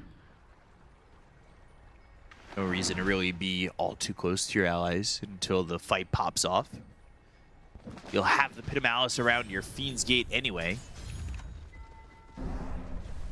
A lot of greedy coming out again for this tier 3 items. Centaur, he upgraded his level 2 enchantment into level 3 greedy enchantment, 100 GPM. From him, you do farm with your double edge and you farm with retaliate, so no need to deal the right click damage. As you said, it's gonna be a big problemo once Templar Assassin gets... Oh, they caught him! And they've caught the Templar Assassin. This would be a massive kill to get, and they will get it. So now they'll look for Ace, who came in with the Fiend's Gate, but he is having some problems. The Terrorize hits onto 2. Impalement Arts again on Ace, but can they follow this up? Ice Path, Impalement Arts, tossing him out of the Sunstrike. Pitamouse is going to be down, but they land the Hook Stomp. Tornado flies through, hits Ace. Double Edge again. He's trying to get away. He is tanky, but he's been left by the rest of his team. This should be a dead Underlord, and will be. They lose nothing for it. They get the Templar Assassin for the first time this game with the help of the Invis Shadow Fiend that ends up getting the right positioning for a Requiem in the follow-up. Oh, and the Roshan. Roshan just spawned, which means that they can see it. GPK, he's picking it out. 40 seconds without Templar Assassin. If they manage to kill this Roshan, get Shadow in the Aegis, it could be pretty massive. And they have the damage. We're going to see that again. Kiritich, he was toying with the idea of getting Butterfly to have a better overall carry-to-carry matchup against the TA, but instead opted to go for the Invis, which still gives you insane amount of damage, caps their move speed to 200, and also gives you another way of escaping or setting things up. Golem drop. Back in as GPK with BKB looks over at Boxy, should get the kill out of this Dark Will and Warlock. back to Roche they go. This game is even. Both supports on Liquid, they have buyback. Let's see how they're gonna approach this. Nisha, gem ready on him. BKB, shield rune as well. Throws the tree. Doesn't seem like he wants to jump in. Does not want to lose this gem. This game completely tumbles back down to even. Liquid controlled the first 28 minutes of the game, and now BetBoom have a chance to take over. Some big items that are coming out for BetBoom team. Aghanim Scepter about to be completed on Centaur. Invoker with his Gleipnir. GPK is lacking some levels. Both him and Nisha are lacking behind compared to Shadow Fiend and Templar Assassin, who are super high levels. But the items are starting to pile up, and then you're gonna have another support. Like you have Glimmer Cape, Lens from the Ringmaster, Escaped Act. Jakiro has about just enough gold to finish off his Force Staff, plus the Solar Crest, and also Centaur with the Aghanim Scepter, so multiple saves. And if they can pull off the combo one more time, try to surprise them, get the big Requiem with either Ice Path, with the Centaur Stomp, should be able to grab them the kill. Kiritich looking for another movement in. He needs to be careful. He does have the shield rune. Going forward to kill the courier, but it drops off the Shiva's guard. What we did for 2 minutes is Nisha using these boots of travel to move around the map and trying to farm as much as he can. Pick up a couple of Lotuses. GPK started with this Radametos and BKB. It felt like times were kind of tough for him. But he has started to show some impact, and you know, he is still sitting bottom of the core net worth. However, he's starting to get there, catching up to Nisha, who has died a couple of times in the same way with that Requiem drop down right on top of him. There were a couple of deaths between that 20 to 30 minute mark that he was caught alone and found himself being blown up. Still the lowest network core, but his impact is very visible with Cataclysm controlling the fights as well. They have so much control, so many low cooldown spells, even from both supports. Nisha getting initiated on. Cataclysm, Wheel of Wonder all there. And they will get this Tiny. Get this gem. One of the reasons he didn't jump into that Roche pit was probably to hold that gem a little bit longer, but now, since that point, there was nothing really done. He ends up dying instead, and he's given up the gem. Yeah, that's why I thought maybe he's going to be picking up Aeon Disc, because it allows him to get a BKB off in a fight, no matter what happens when he gets jumped. Octarine Core is such a valuable item on Tiny. You're lowering the cooldown on your Blink Dagger, Shiva's Guard, and most importantly, on your Ava and Toss. But now, BetBoom team, they managed to pull it back. Pulling it back and having a different style than they've had the last few games. I think that it was very heavily early game oriented for them to get to this point in the tournament, and this game showing more so resilience and coming back from a deficit and playing a little bit different to how they have, like I said, got to this point. Yeah, this has always been like one of their strengths, their laning phase, and also one of the weaker side was them coming back into the game, and so far they've shown that they can do both.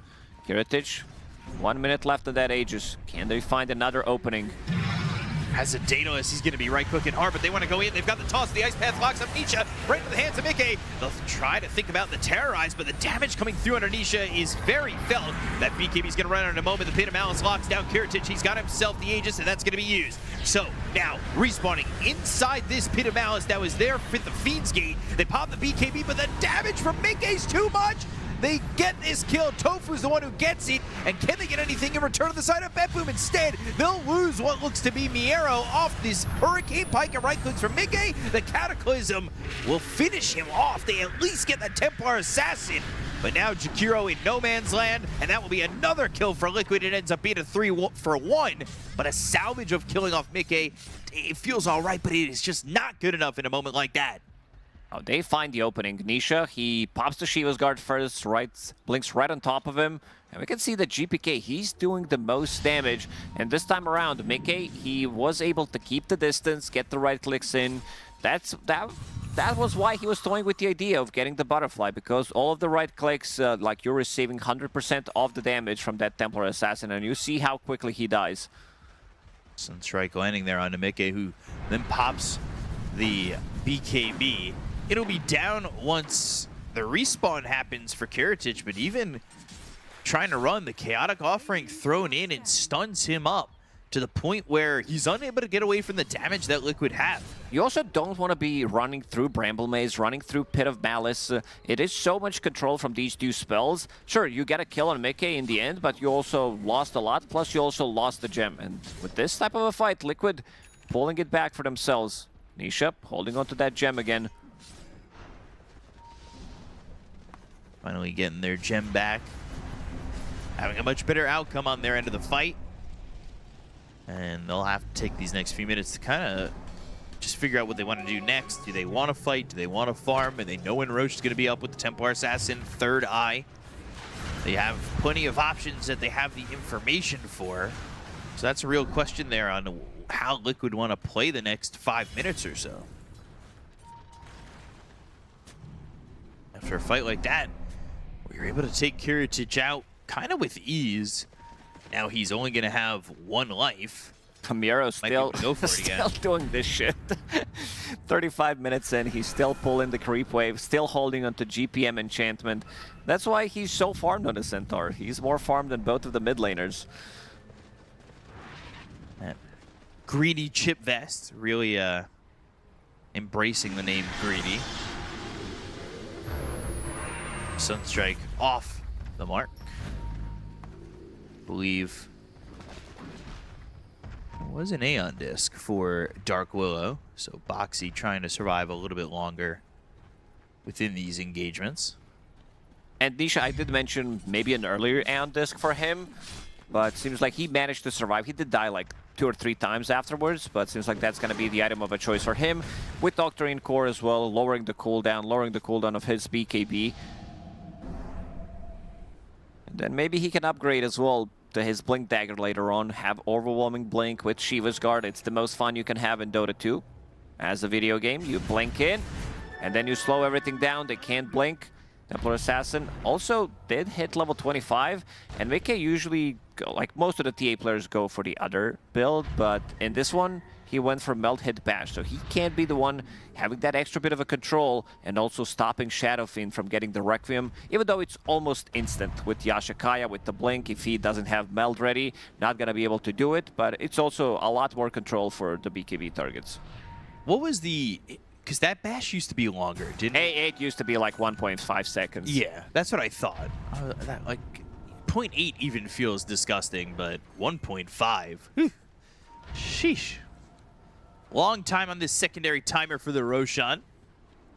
Liquid aware, but BetBoom having to figure out how they want to approach the next few minutes, knowing that Roche may not spawn for a little while. Yeah, it was 1.5 and 7.23. Oh my god. And then we moved it to the 1 second at from on 7:39. 1 second got reduced to 0.8. Still, just having the bash ability feels pretty insane. Kataomi holding onto the big Lotus for the next fight. Having that kind of bash ability be half of what it used to be, but still be a level 25 shows just how strong it can be. And the fact that it was double at some point is scary.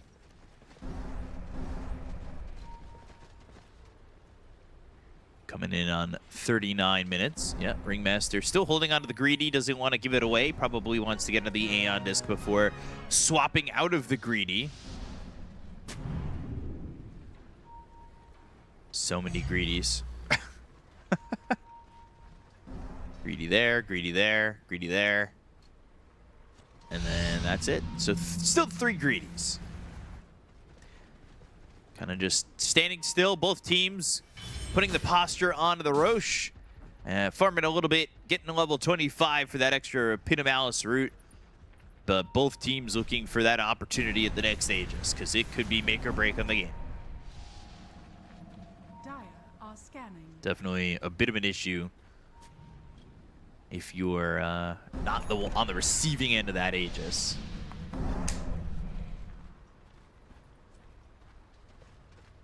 They'll rotate over through the mid lane, waiting and kind of hoping somebody drifts over from the side of BetBoom.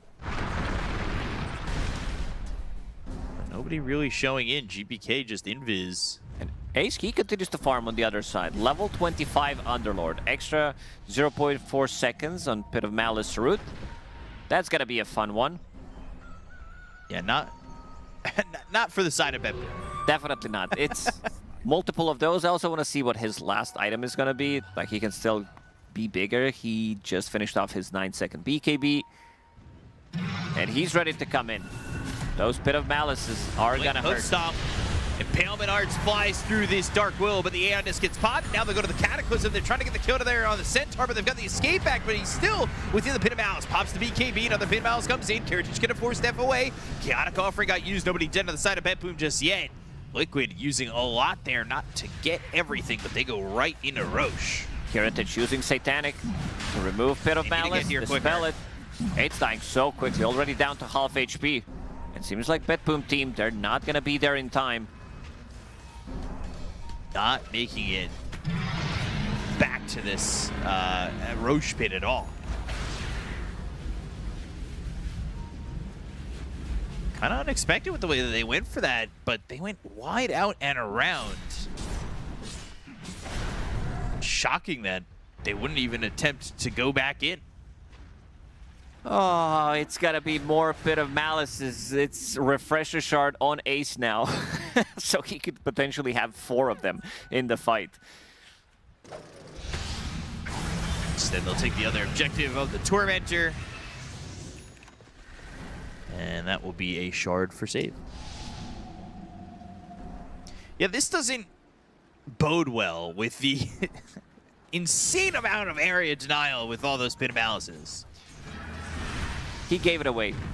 He did give it to Tofu. So 2 golems. He definitely has mana pool to use it. Aeon Discs are coming off cooldown for Liquid. How do you fight this if you're BetBoom going into this Aegis? Or how would you like to fight this? They can also play a longer fight. They have ways of setting things up with the combo, but also their second round of spells is pretty strong, with multiple ice bats, buybacks coming out from the supports, everything from Invoker, being able to reset on Shadow Fiend with the BKB Satanic. And if you're Liquid, are you just trying to wait for somebody to kind of be out a little bit too far? Can you risk just going up to the high ground and pushing in? I don't think you can just go for the high ground and start attacking the tower. You're playing into so much control. Right. Mickey, he was toying with the idea of getting Satanic to have extra bit of HP so that he can stand in the fight longer. And there's a couple of annoying spells that he doesn't like to play against. Something that, like Jakiro, you get hit by 1 dagger, you can't really be blinking. And then, yeah, opts to go for Nullifier. Wants to be able to jump the hero and instantly kill it. These Glimmer Caves, these Solar Crest. Jakiro, he has 3 support items. Solar, Force Staff, and a Ghost Scepter. Nullifier is going to make life a lot less happy for Jakiro. Save getting close to level 20 on that. Ringmaster, by the way. Yeah, there's a lot of things that can be nullified in the game, like even stuff from Ringmaster. You have Escape Act, his Glimmer Cape. Even Alacrity that you throw an enemy carry is removing quite a lot of damage output. So let's start to poke at this tier 3 tower. And BetBoom, Jakiro is top. So not everybody here.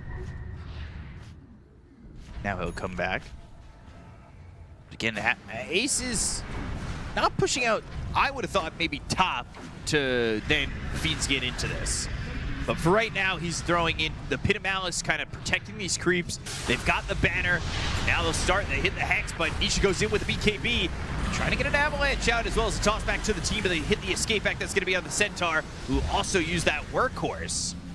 So basically an infinite save. Like he uses Workhorse, he puts the escape act, and then you don't see the heroes. You can't attack them. Yeah, that was both heroes disappearing, wasn't it? Yeah.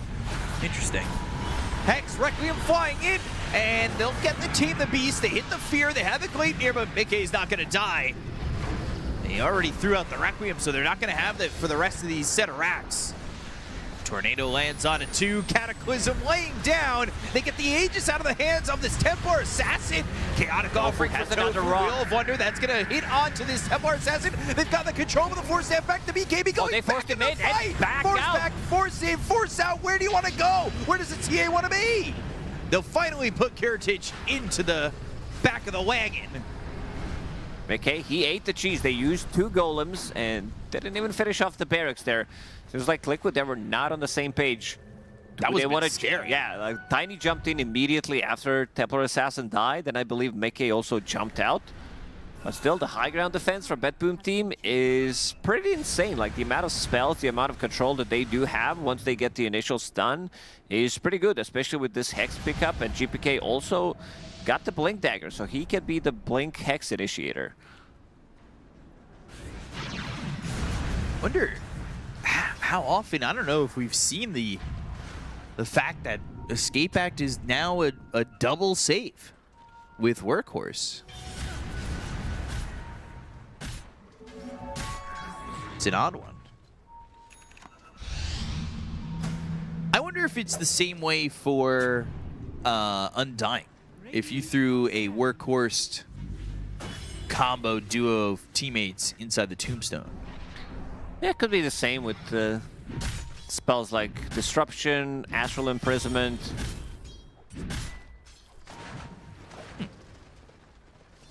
Bishop in the bottom lane, Wind Waker ready.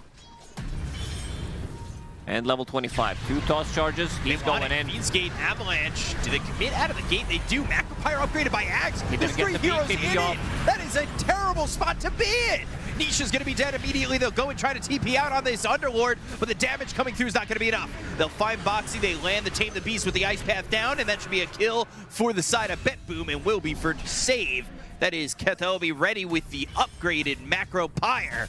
And that is, well, Liquid being in a lot of ire of BetBoom. I don't even know if that vocabulary is right. But you guys get it. They burned down. They got lit up. They had only 2 heroes in that engagement, and Tiny doesn't get the BKB off, but that freshly bought Aghanim Scepter, he's still holding on to Greedy. He understands that he doesn't need to upgrade it straight away.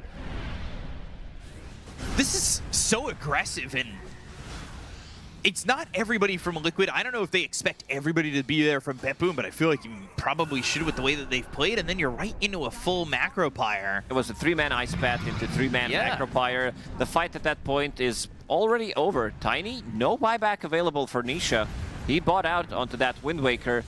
Off to the high ground they go. Pit of Malice. Ace is not in base. He still needs to walk from tier 3 tower top. There was a lot of damage done on Mickey. He's got to be careful. No Nisha. The push in. Boxy brambles down. Kiritich trying to run. Pit of Malice is there, thinking about the Terrorize, but the Force Staff back. They've got their own banner. And they are retreating.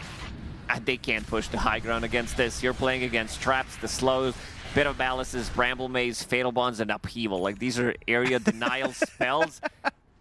So many of them. It's just a lot of circles that is very hard to get through this. You named a whole shopping list. Like, that was insane. Nisha, Avalanche on it. Jakiro toss up into the air, but they've got the escape back. So now they need the Force Staff up out of the high ground. The Wheel of Wonder will be thrown over. They're going to hypnotize a couple of these heroes, and now they're going in. Nero wanted it. They'll find themselves making. They get a kill on the Templar Assassin. Instant buyback it from was him. so quick. He'll buy back, trying to get back into this one to salvage it all. But the Workhorse and into the cart. Kiritich will go. Nisha on his tail. Shiva's guard, but broken. Boxy right behind him, hit by the Tornado. They are trying to get out. They'll throw down a Sunstrike. It's actually the Cataclysm flying forward. The power of the sun, baby, and that's not going to be enough to get the kills, but it does deter Liquid from going in any further, and they bought back on the TA. They do know when Roche is going to be up. They do know when that time is going to be, but now they have to get Roche. That's their win condition. Getting buyback out of Mickey. He is the damage dealer. If he's out of the equation, they have a lot of annoying spells, but it's not the spells that they can die to. Like, you might get tossed into the tower, into Pit of Malice, but if you still have your BKB, you can run away from that damage. And Ace, he does have Basher, so they have multiple ways of stopping people through BKBs. You have Basher on Underlord, you have Templar Assassin with the level 25, 0.8 seconds melt hit bash. I will say, I don't know if I'm feeling the melt hit bash right now. But Basher, okay, we're Underlord.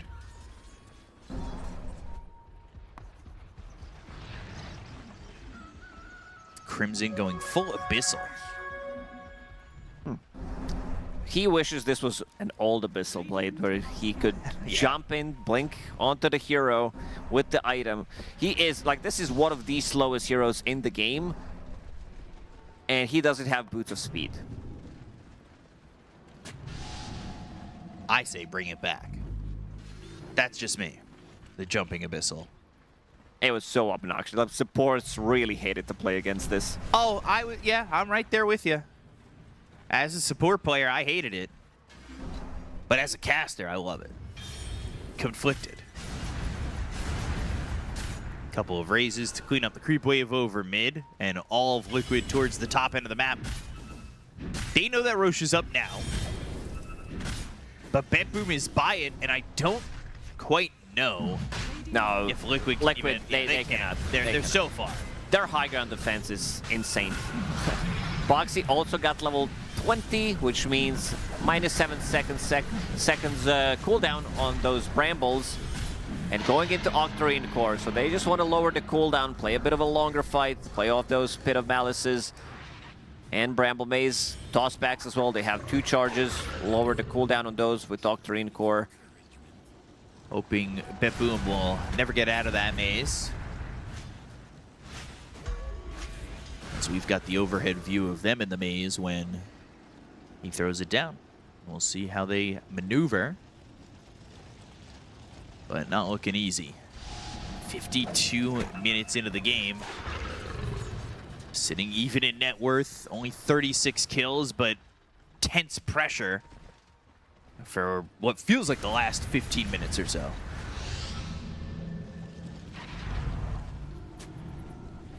Let's see the high ground defense in action.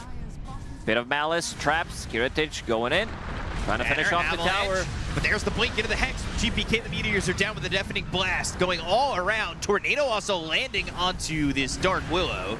And this will be pop, toss back to the rest of the team.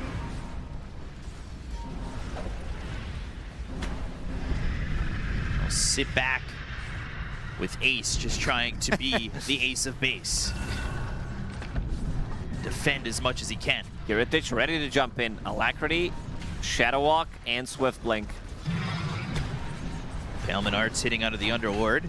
Still waiting for that moment to jump. Bramble Maze is down again. That's going to be the rain track, Scott. Isha off to the side, maybe looking for his jump in. Tornado, where he once stood. Now look at the play from Nisha. He tosses the catapult Cataclysm away from the banner so they can actually kill it. Cataclysm was only hitting on a 1. Didn't really do that much damage. They've got the escape act onto Kiritich. Bottom center acts are taken by the side of BetBoom. And they will just retreat. There's nothing to force in just yet. They don't retreat completely because they don't need to, but maybe they can shift over towards mid. They did send Invoker there to clean up the creep wave, and that might be their next direction.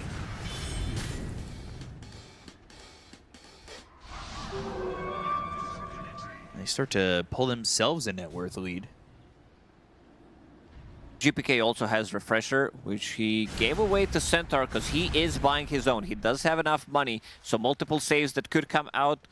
Like, the percentage-based damage spells are also insane. You have this upgraded Aghanim Scepter on Impalement Arts, Firestorm as well, but you can see the circles from Liquid. They are holding them in place.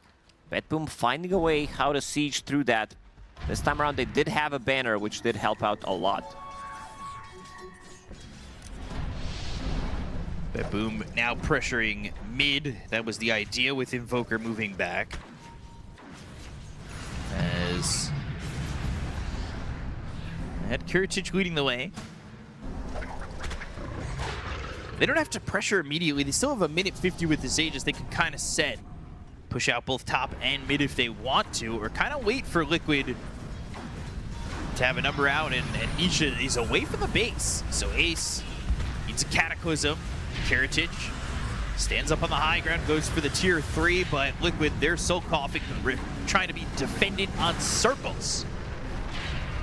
And good force staff play immediately, pushing him out of the trouble.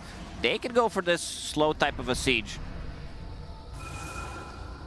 Blank in with Kiritich, minute and 15 left on that Aegis. Question is, will they be willing to go once the Aegis expires? EMP thrown out, more Impalement Arts being thrown across the place of this base.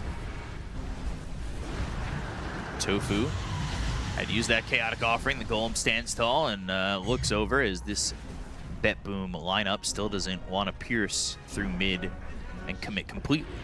There are 5 traps onto the tower, extra slow, Pit of Malice slow, get caught in the brambles. It's got the shard on it too, so these are going to be traps that add a little bit more of an oomph as the Golem will time out.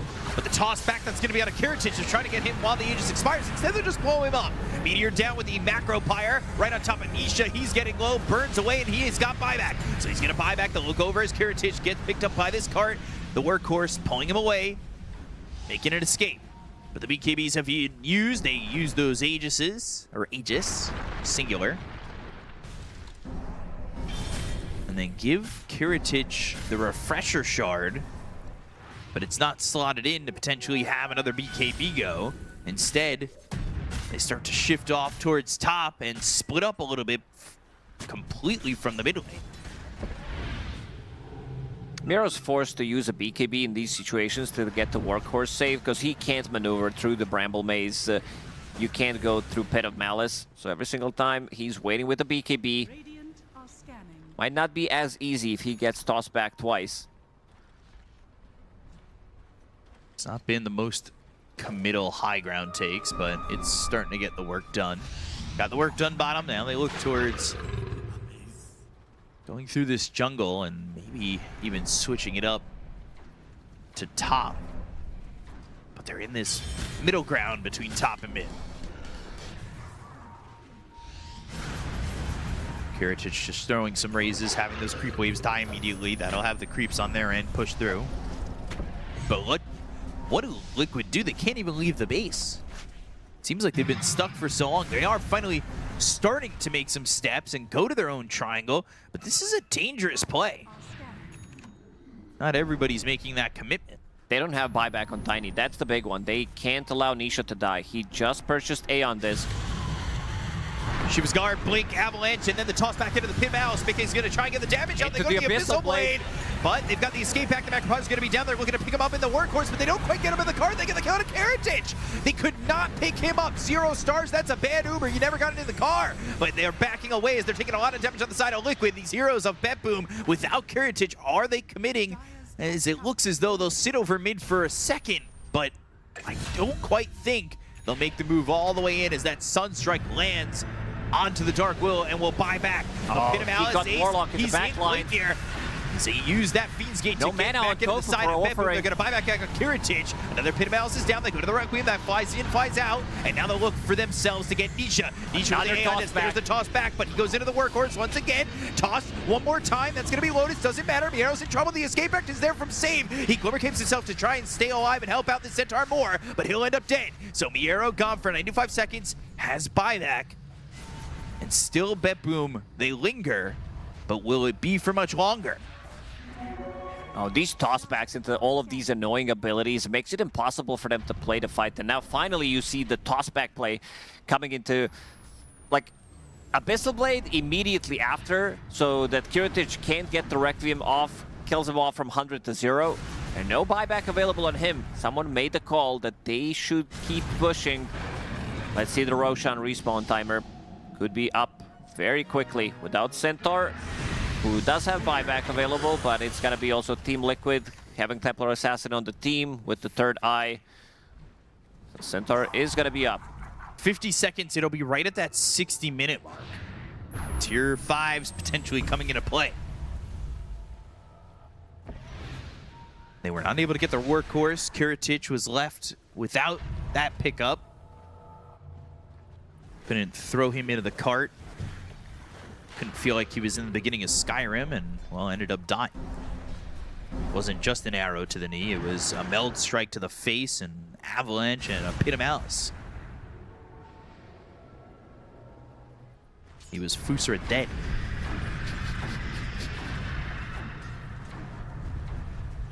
Here we go, 60 minutes. But they know Roche is up in 2 seconds, so they're not committing for the tier 5s. They're instead committing for Roche. They knew the exact timing. Nobody is here for BetBoom.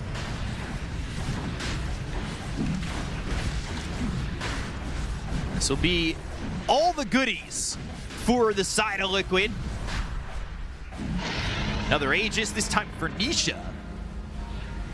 Shard for Underlord. Cheese banner on Boxy.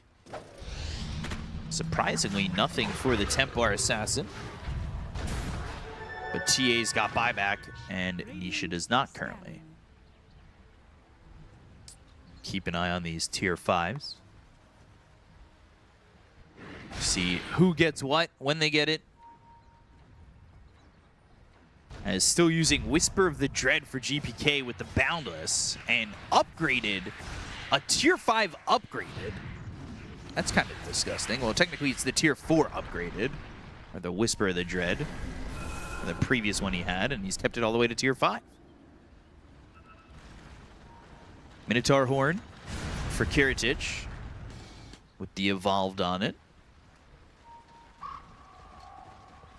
Okay, I like what we're seeing so far. What's your favorite tier 5, Lukas? What would you be taking in a situation like this? Because Tofu with a Cobalt Cup this late is interesting.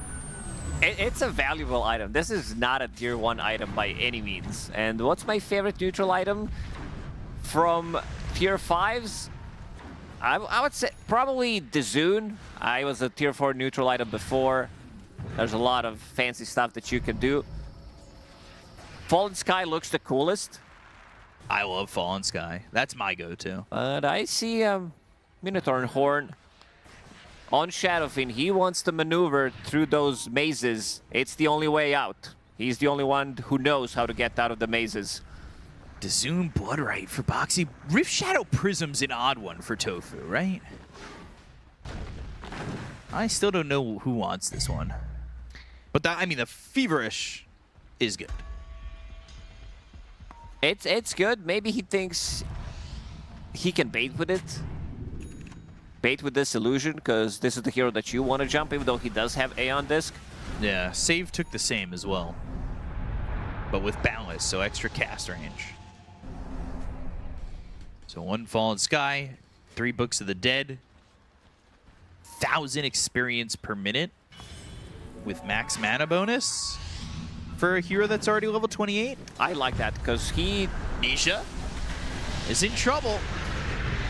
Trying to Wind Waker out of the Meteor's BKB. Avalanche lands on a GPK. They've got the Escape Act, and he'll BKB himself. The rest of the team is off to the side. Kiritich, he might need to retreat a little bit quicker than this towards his team, but thinking over at Boxy with the raises, but now needs to leave. Blinks away from the Avalanche. The Bramble Maze does not connect. Another Wind Waker. Sunstrike off the mark. Yeah, Anisha probably wants the XP because Kataomi. Can they get the jump? Got the Hex on Anisha for a second. Illusions. Wrecking the base. Liquid have to deal with this. Macropyre also committed, by the way. Maybe the reason why he opted to go for the XP per minute is that he didn't take Toss requires no target. Usually you get that talent, and you also want to be getting to level 30. His level 25s are insane on Tiny, with Octarine Core lowering the cooldown. So you can almost perma have Avalanche, Bramble Maze, which is also on such a low cooldown. It's on 11-second cooldown. With the Shard, the Zune Bloodright. on Boxy. I mean, this game's just... it's just getting ridiculous at this point. And we do have Book of the Dead on top of that. Not going to be that effective. Toss back. And there's the workhorse, escape act. This time it was thrown onto the Shadow Fiend, not the Centaur, so that's why he was the only one inside the escape act. And Ringmaster almost level 25. Ringmaster is the one who has Nullifier. Save has some crazy builds. Like back in the days, he was the one that was buying Abyssal Blade on Keeper of the Light when they needed to stop the Black Hole from going off. And now you see the Nullifier as well. His level 25 is going to be insane, right? You take the Escape Act Grant, Strong Dispel, and Flying, and he'll have 2 charges of Escape Act. Yeah. That's... And then the other one is plus 100 wheel radius. Like end range, so that...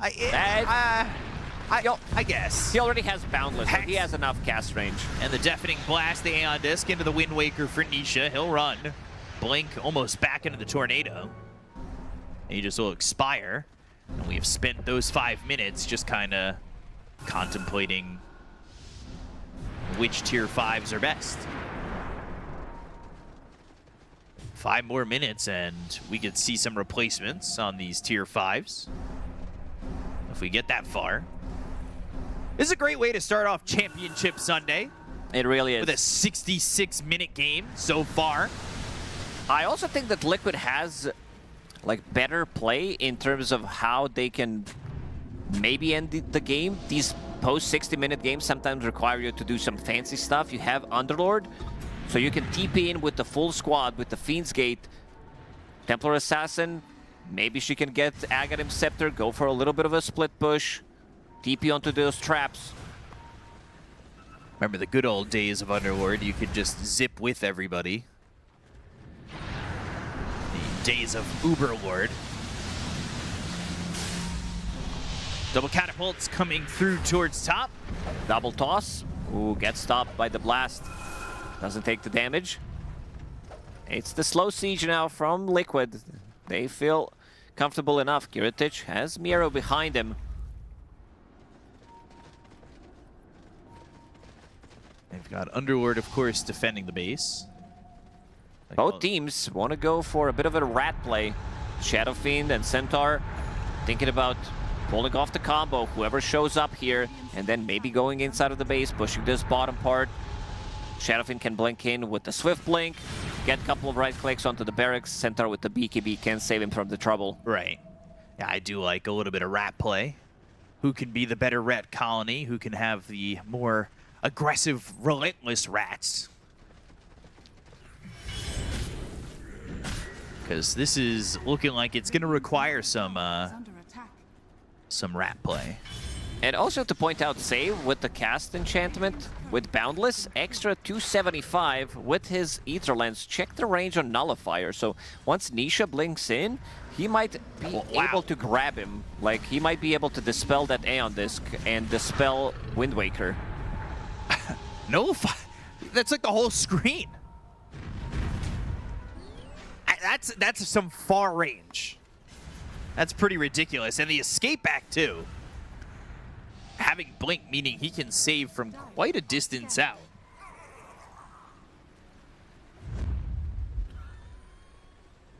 That is going to be tough to deal with. Isha, by the way, getting closer to that level 30 with that 1,000 experience per minute.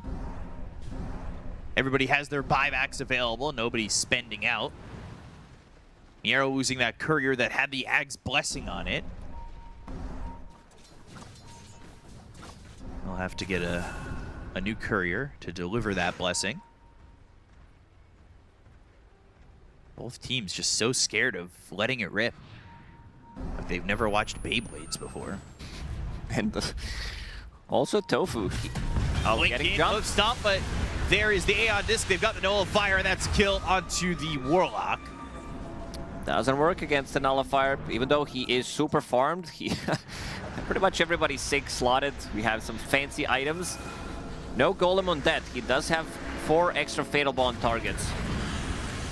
The Warlock actually took the +4 Fatal Bonds targets on 25.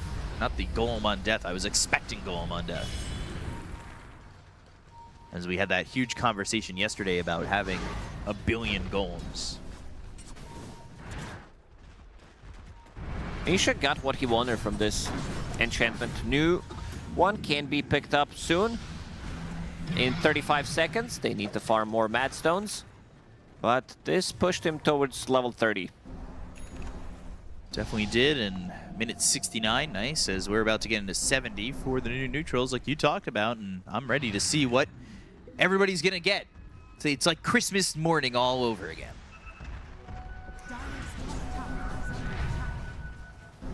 I would like to know the statistic of how many 60-minute games make it past 70. Because I feel like it's more often than not. Roche is up, Stampede committed. They're right in on Ace. Look at the damage immediately with the Macro Pyre. Kethomi goes in, they throw out that Requiem. That'll fly back onto onto Kiritich. Looking for the Sunstrike. Boxy, Glimmer Cape gets away from this Shadow Fiend. They only got the kill so far on Ace, but they find Mickey. Right in the face is Miero. TP out with the BKB, hits the Hex, but it doesn't matter, the BKB lasts long enough. And there's also amplified damage. Roche is available. Even knowing Centaur's setting a casual 6,000 HP before even using double edges with the shard. Yeah, he's gonna be a problem. He's not gonna be dying as easily. Roxy wants to use the Bramble, terrorize. It lands, but is this enough time? They'll have buyback in Fiendscape from the Underworld if they choose to go in on this. Actually took the wheel radius and range. I was a little shocked to see that from Safe. Usually you don't see this hero hit 25. Like, it's a very rare occasion. And now Kiritich holding the Aegis. He has a refresher, shard, needs to give it away to someone. It's gonna be Ringmaster. The cast range of Wheel of Wonder is kind of insane if you hover it. But, yeah, you have to zoom out.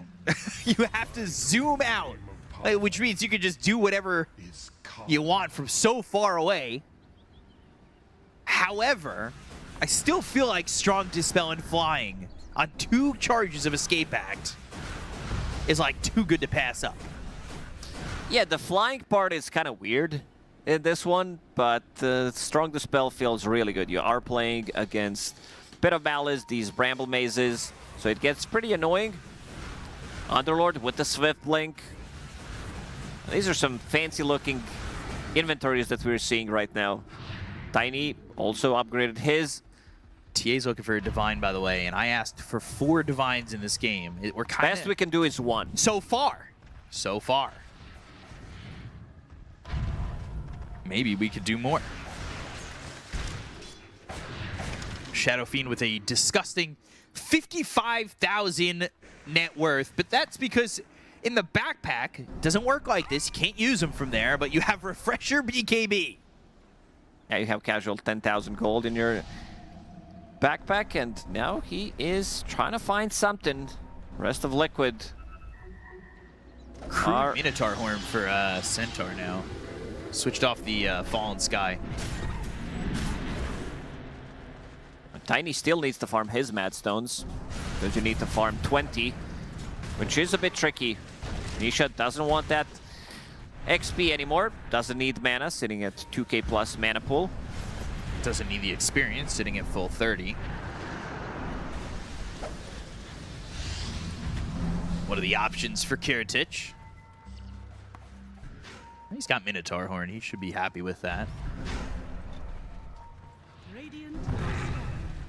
Books of the Dead coming in. As they will send these Necro Books into the base. They're trying to get it done now. Kiritich, Chaotic Offering on top of him. Macropyre putting a lot of damage on a Boxy. They'll get the kill. He's got buyback for 2 minutes, and now they jump in. The Abyssal Blade, another Macropyre flies through, but they've got themselves the cart. Oh, Wheel of Wonder keeping them in. Yeah, the Wheel of Wonder all the way back, and now forcing this side of Liquid to not even come down the steps. They get the kill on Ace. They've taken him out. He's got buyback. Escape back is there. The blink into the Hex. Big K Forced back, but now trying to put the damage on. The Requiem lands, he's feared away. That's a long fear to deal with. There's the Terrorize, that's a fear of their own.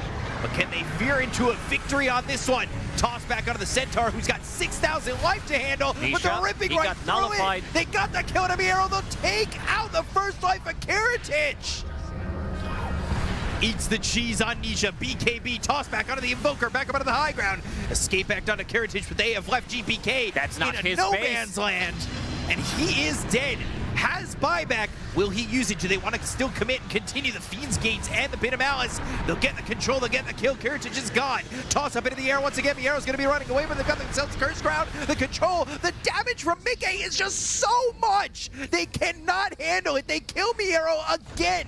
He is dead 2 minutes. No buyback. And this is the disgusting thing that I wanted to see. Like these tossbacks into Brambles, into Pit of Malices, 9 tosses, 8 avalanches with the reduced cooldown coming out from Tiny in the previous one. Octarine Core, minus 8 seconds on avalanche. So you gotta have it permanently.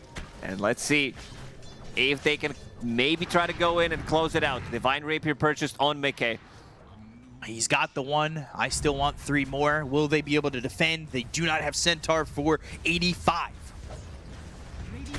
Here comes the Underlord. Ace coming in. Level 30 for Mickey. They're not buying back. They're holding for now. But how long? Are they just willing to give up Megas? I guess so. They know that there's a full minute, 4v5. They have 10,000 gold in the bank. They have these Necro books. They're ready to go in and potentially close it out. GPK 15 seconds. Those are long 15 seconds. Jakiro's got his Necro creeps inside the enemy base, yeah. But the new creeps just spawn, and now the tier 4s. Guys, you're gonna buy back in time? Now they're just going for your throne. The buyback. What? Well, they saved them for game number 2. I don't know, like you. What? You had to use them. You had to use them. Take a fight 4v5, but Liquid, they got the dub in this one. Nisha again on this Tiny with infinite tossbacks into Bramble Maze and Pit of Malice. They could not move. And Nisha's exactly showing what was happening in that game. Up and down. Liquid eventually get a victory. Buybacks. I don't know. I guess we're going to buy back to the panel. Take it away, guys. I don't know what that throw is, but after a game like that, B-Cop, you are forgiven. Back and forth all over the place. But in the end, it is, of course, Nisha's Tiny that does the work necessary to secure victory for Liquid. I mean, what a beautiful game, right? You got the Liquid early game aggression breaking BB utilizing their big team fight to come back into the game. There's just like so many things happening. Like when you look here also, like they're up 4k gold, they're taking this fight. They have like, again, Nisha and all of these clips, there's tossbacks, you're coming in with the Underlord. Like here you can kind of question, should BB like take this fight, and then you go into the next clip, you get like another tossback. Yeah. I mean, it's like just PGL Wallachia. You have so many insane games. I mean, this was BB, right? We saw yesterday, right? The clips from them when they go to high ground, they weren't able to utilize their 90,000 gold lead. Here, they broke Liquid's tempo. They got themselves an Aegis. You could argue they're moving in a position to win the game. They then dive. Hey, Liquid, welcome back to the game. We gift you a double kill on the Shadow Fiend. Thank you very much. It was. I mean, well, you saw it on the odds. You know, in game, it went from like, oh, this is done, Liquid have won, no problem, all the way back in the other direction, only to go all the way back in the other direction. And in the end, I think it just gave up measuring what the percentages was, because I think the game ended on 50-50 or something. And here is where Katomi, if BB had won this game, my guy's getting the MVP. Yes. All right, like he has the Aghanim pickup, of course, against Underlord. His gameplay, it's simple: see Fiend Gate, press spell. But then Liquid, they just mass TP'd in. That's what they did. Yeah, that's what they did. They just burnt themselves and sent it to the base. But yeah, no, the one thing to note as well with Katomi, which was kind of cool, later in the game after this, he actually bought Ag's Blessing on a position 5, so he had more inventory slots for Ghost Scepter, for Gem, for Solar Crest, all the little things, right? Normally you hold the Ags, you buy another big item, but it was really cool to see that little kind of adjustment from Katomi. But again, it wasn't enough because BB, they just get getting Nisha. This is just like a basketball show. Like Nisha just keeps tossing people like back and back and back because they're up 22,000 gold like in this clip. So like Liquid, you know, they're still like finding these moments to like overall bring it back, because at this point I was like kind of afraid for them. I think like save as well on the Ringmaster. He was owning with all the boxes. He had super good timings to like save from the nullifier because it wasn't pre-applied in the fight. And he, like, this whole clip is just toss back, delay the fight, toss back, buy back, toss him back again. Like, we saw it in the, there's like, if the fight recap comes up, there's like 9 avalanches, there's 10 tosses. Yeah.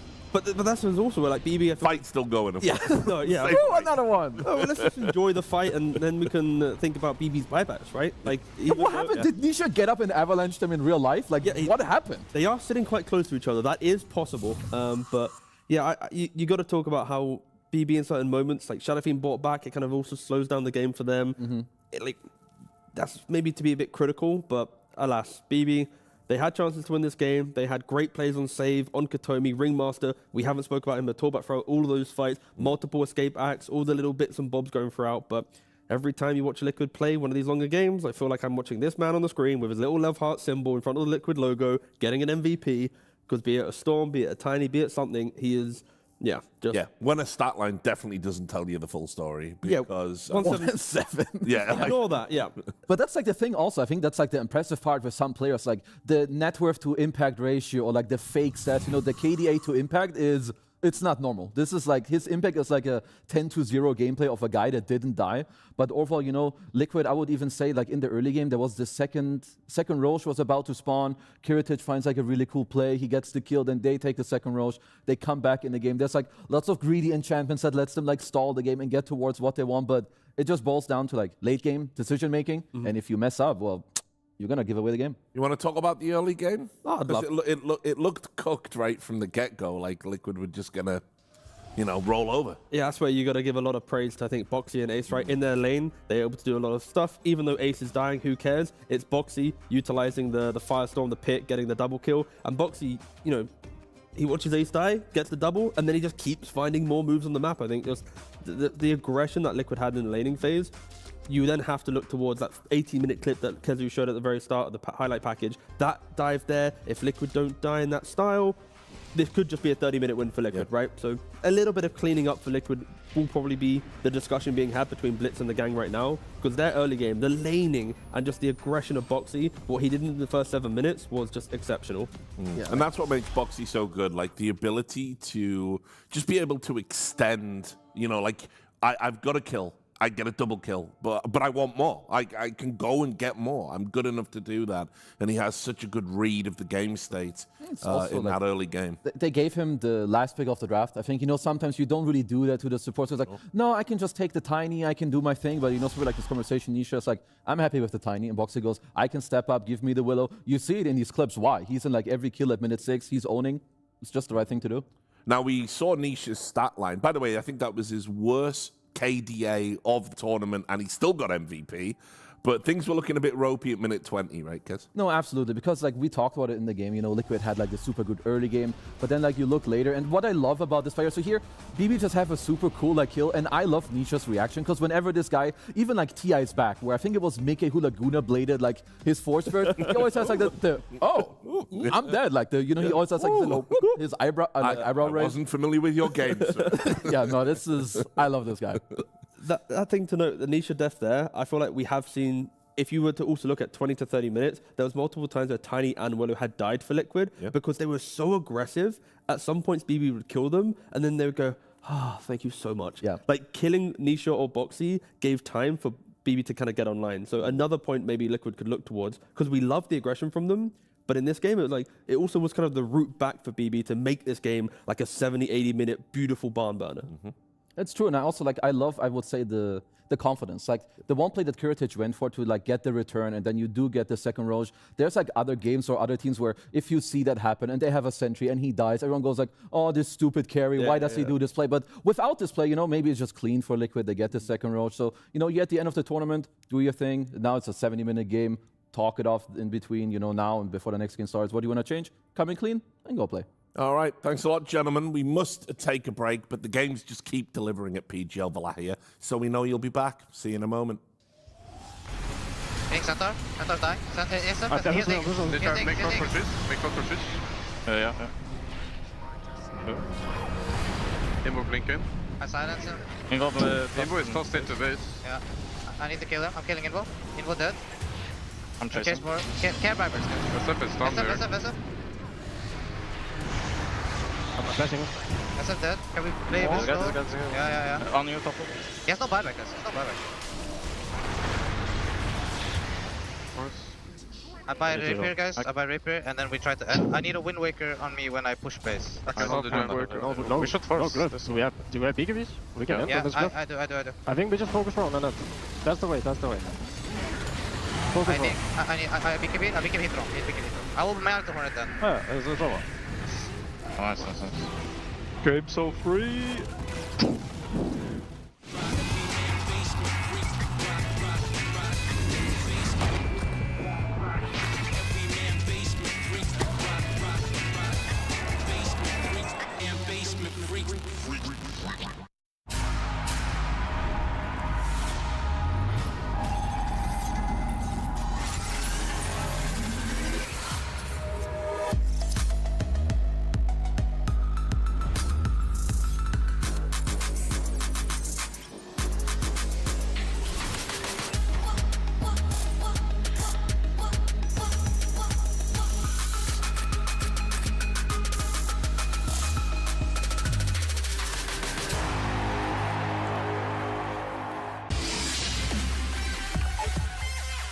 The human body was built to move, not trapped at a desk in one singular posture for 12 hours a day. It's time your chair evolved. This is Secret Lab Titan Evo. Ergonomically engineered for you, gamers, hybrid workers, artists, backing your every move.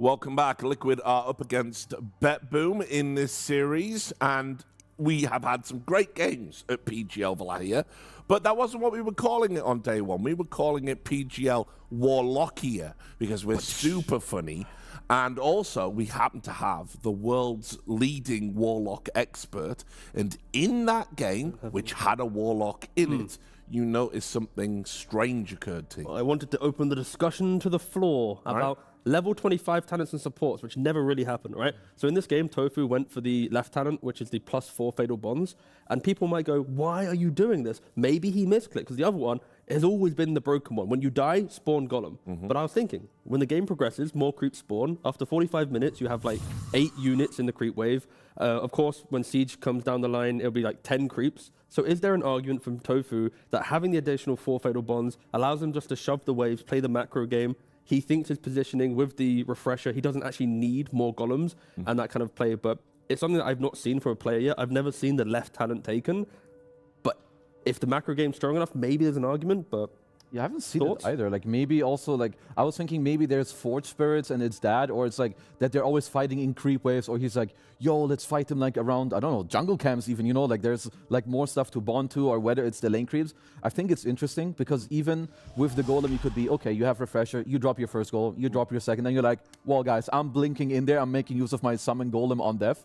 But you know, it's something different. Again, it's sorry to note, because like, as the game progresses, you do get more creeps running down the lane, right? At 15 minutes, you get 1, and then 30. And, like, it scales into the game. So it does make sense to think about how do I deal with more creeps coming at you. But, yeah, just... I mean, I will say this. It is possibly a misclick, though, right? Oh, there is potentially. There is a potential misclick. I know pro players don't misclick ever for everyone. Mistakes do happen for, you know, all the No, brands that's at not true. home. Reddit told me that's not true. I would love to think it's not a misclick based on the logic of just scaling creep waves. I think Tofu has too much aura to. Yeah, I would tend to agree. No, he would never misclick. Yeah. But it is interesting. Obviously, we've seen the golems do so much work, and it really does show you like the conceptually the level these players are on, right? They're analyzing game states in real time. That was a 76-minute barn burner. And it's like, well, how can we get the edge? We're 22k gold down.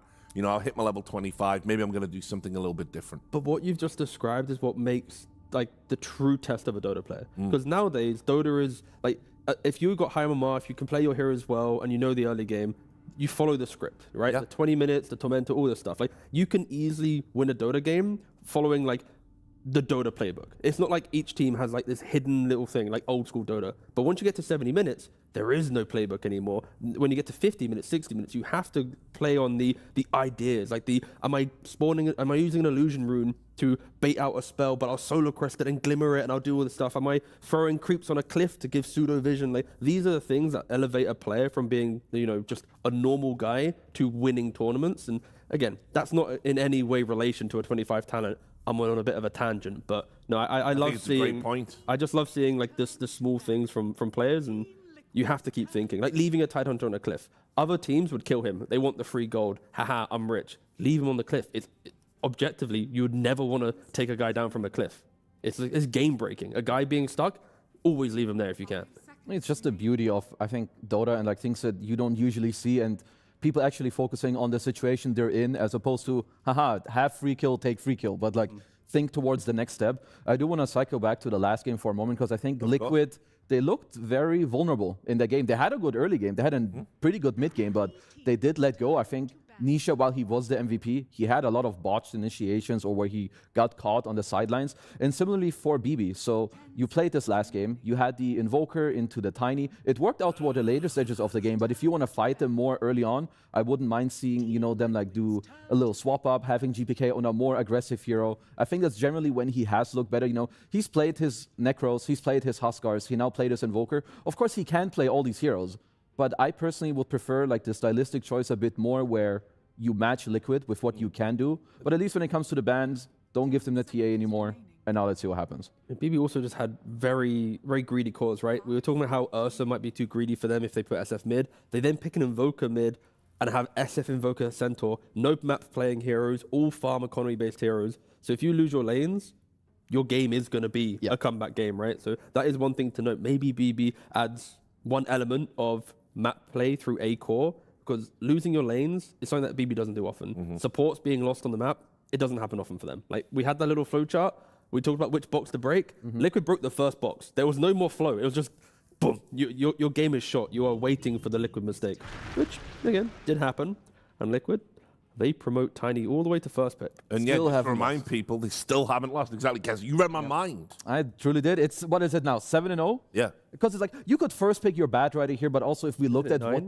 7-0, like with what we've seen, like they've destroyed Bad Rider when they played against it in like I think their last 5 or 6 series. So it's fine. You don't need to first pick Bad just because other teams are doing it or because you went into this tournament saying, oh, these are the top 5. Things change every day. It can be one idea, one pick, one game you played. So I like what Liquid are doing. Well, I can actually check in with T on this because I haven't had your opinion yet. But obviously we've seen if the Bat Rider is taken, Oracle has emerged as the counter.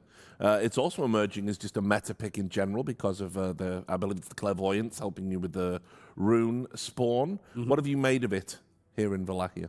I like Oracle, but because of how weak the laning is, I need to see the TA carry or a gyro carry. Or like I need to see the safe lane not need a support in the lane. And then I'm like, yeah, cool, Oracle can play. I think, let's say this was in day 3 of the tournament, I'd be worried that other teams would copy it and they would just lose the game very quickly. But in the hands of Liquid, if the draft does construct itself that Oracle can survive the lane, then of course they're going to want to pick it. It's a no-brainer. I like this a lot from Liquid because I think also if you're BB in the last game, like T talked about, you know, you had the SF and then they weren't happy to put SF mid on an 18 pick to pick an Ursa. So I think there was a high chance that this time around, you know, BB, they're like, we're going to take out the SF. Let's just create this scenario where our mid pick doesn't need to be flexed around. We can just pick the Ursa with the Warlock like they have done before. And we've looked at Ace's hero pool. They all get owned by the Bear. So now Liquid, they take it out. So looking at the next phase, you know, whether it's a Tide or an Underlord or all these heroes that Ace has played, they're all very good against Warlock. So he won't really care. Now, it's too late, of course. But is there a world where BB's prep could have just been, we 9-pick the Bear? No matter what, if they pick Tiny, pick whatever, we just pick the Ursa? Or do you think that's too much of a reaction to trying to counter Ace? Because to me, I'm looking at TA's gone, Ursa's gone. Well, last game, TA was picked, Ursa banned. Now TA and Ursa are banned. Like when I see break in Liquid, I am looking at through the safe lane. And maybe the Wind Ranger is an option, just but you're then inviting Centaurs and stuff. Yeah, I think there's very high chance you're getting Centaur here. There's then at least the thing that happened yesterday, where when Spirit played, they're like, okay, you're doing this, I'm gonna put my Wind Ranger on a support role, which could happen here, because I do think at least when you are picking it out of phase like this, you should be ready to flex the Wind Ranger, unless you're like, okay, well, if they Centaur Tiny, I'm gonna have a good lane, maybe he's annoying later, and you just play your game like this. BetBoom's first Wind Ranger game as well. I know that Kiritich can play this. He's incredibly good, like on the range carry. So I would say he is like one of the specialists when it does come to this. Yeah, they do get the Centaur. And okay, so they've already picked Warlock. So I was going to talk about Tusk, but then you'd have to change the lane setups. So I think, like, is there a way that you can just really try and kill the Centaur multiple times? But yeah, Liquid just every pick, there's no surprise to it, right? Yeah. The Tiny, sure, based on the stats, it makes sense. You see Wind Ranger, you pick Centaur. There it is. I mean, I at least like the idea that you go for a swap, like, because I'm not loving the idea that you pick Wind Ranger 13, your ban is Bat Rider, and then you play into a Centaur and you're just leaving it. Do you remember where Kiritich was on our tier list? I think a B or C. I'll be honest, maybe he even wasn't on it. I think He definitely wasn't on the one that I made first. Yeah, there we go. on the first one we missed a couple, but Yeah, he was on the other one. He was like a B or C. Okay. Well, with this, I would like Muerta quite a lot, I think, for Liquid. I think when I'm looking at Kez and Slardar, that's overall pretty good. There's also a chance they just use it for their mid pick, which, let me see, what could that be? Storm, potentially. They love their puck, but I think BB are very happy to play Slardar into the puck, so the flex is kind of cool for them as well with like this double pick. There could also be like a bit of a damage problem with puck, where you're kind of waiting for other things to happen. Like Slardar, they're ready to like group up, and puck is like, can't deal with all of them. For BB, their lineup is very scary conceptually, with the fact that like Slardar will amp the Wind Ranger, he'll amp the Kez. Of course, Wind Ranger in a support position, you can still do damage if you're with a Slardar, right? And yeah, I think that their lineup's very good, but it gets broken apart so easily if you don't fight correctly. Like a skirmish lineup, you make a couple mistakes, you'll feel like, if you don't get Roshan with this lineup as well, that's like, you need the Aegis on Kez to go crazy, you need to fight pre-Crimson. It's a lot of like timing that BB need to play for. I mean, at the same time, like if I look at, because we saw it yesterday where you pick the support or like the core at the moment, the Bat Rider, the Wind Ranger, then they get flexed around.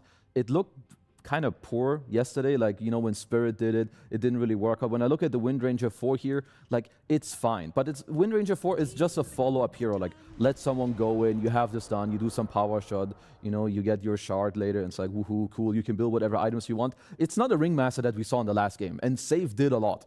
Doing the same job as you did in this game, like with Wind Ranger now, is near impossible. I kind of like where Liquid's going with this. You know, going for the Monkey King, of course, a hero. Again, the stats don't look too good for Monkey King, but the way that you want to play against Kez is just having lots of cheap stuns, be aggressive on the map. Like, he's a very greedy carry, right? It's Battle Fury into Mantas and Butterflies. It's Desolator into then maybe an Axe, maybe a BKB. It's so much economy that you need. Mickey was that winner as well in that stand. There it is. And now Liquid, you've got Avalanche, you've got Stomp, you have Ice Path, you've got Boundless Strike, you even have Stampede to disengage if Kez does lock onto a hero. You know what, guys? Let's just walk away for 2-3 seconds, stand, turn around, then take the fight. So I think Liquid, they have all the answers to a Kez in regards to early fight. Yeah. I would also, like, because we're talking about the item build, like yesterday it was Yotoro who had a very good Kez game. I would just prefer to see the Deso and like play aggressive. You have Slardar, like It relates to T's point that he made earlier, where it was like the cookie cutter approach to Kez was people were prioritizing the safe farm build with the Battle Fury. I think now definitively we can say that's not the way to go. Yeah, it's also like in this game, like minus armor is so freaking good. You have Wind Ranger, this hero wants to fight in skirmish, same with Warlock. Slardar can also amplify what you want to do. Centaur is not good against minus armor, so it's already Slardar, it's a potential Desolator as well. I mean, I'm looking at what BB are doing when it comes to the bans, like banning Quap, I feel like they're trying to give themselves an easier chance to put the Slardar mid to potentially pick a new offlaner if they did want to. We have seen some of the, you know, there's some Viper matchups that you can do, which overall I think if there's a team that can play into it, it is Liquid. He's a specialist on this hero. I would like argue that him and overall Crystallis are probably the best Monkey Kings that we have in Dota 2 right now. So you know, while it is an option, I think they're not too afraid of playing into it. I'm trying to think where Liquid goes this as well, right? Because do you want to put the tiny mid again? Is there a new boxy hero? And they go for Tinker. Okay, so it is going to be a new mid hero. Whenever I see Tinker, I'm always afraid when the enemy has no way to progress towers. Yeah. That's my personal read to is it a good Tinker game? Because Tinker with Blink Ags, Blink Shivas, Blink whatever, Kai'Sanj, you're always going to be able to take over fights. And BB, they have no tower progression outside of Warlock getting early Grimoire and Golem and playing on catapult waves. And that alone is like, Nisha will be ready. And we've already praised Liquid skirmishing for their heroes. They have plenty of stuns and ways to kind of create a frontline for Tinker to shine. And then they go for an Invoker on the last pick. So GPK trying to run it back. And so they're like kind of using the enemy's greed for their own greed. Because Invoker, again, he doesn't really stop Tinker. I don't think you like fully answer him, but you can play off of the sides again. You have Alacrity like with the Kez and the Amplify, which of course is quite good. I will say that I mean, both these heroes have looked very scary in good games, and I think respectively, it is a good Tinker game. It is a good Invoker game. But if I pair these two like up against each other, I think Tinker is more toxic and has looked like the one that can take over games slightly more. And I prefer Liquid's tempo, at least to some extent. But for me, Ace has looked very rough when he lanes into Kez specifically. And I think BetBoom have a very good Kez lane, so I need to see how Liquid get through this lane, because I think while both drafts are very good and incredibly strong, there is volatility there for both of them. I just can't get over the fact that I just loaded up Nisha's Dota buff. I was like, Nisha Tinker. It's not a combination that I've really thought about too much, but yeah, at least on this account, again, Nisha has been on multiple other accounts, so it's probably a skewed stat, but it's only one game. But again, he has got 2 or 3 other competitive accounts he's played on.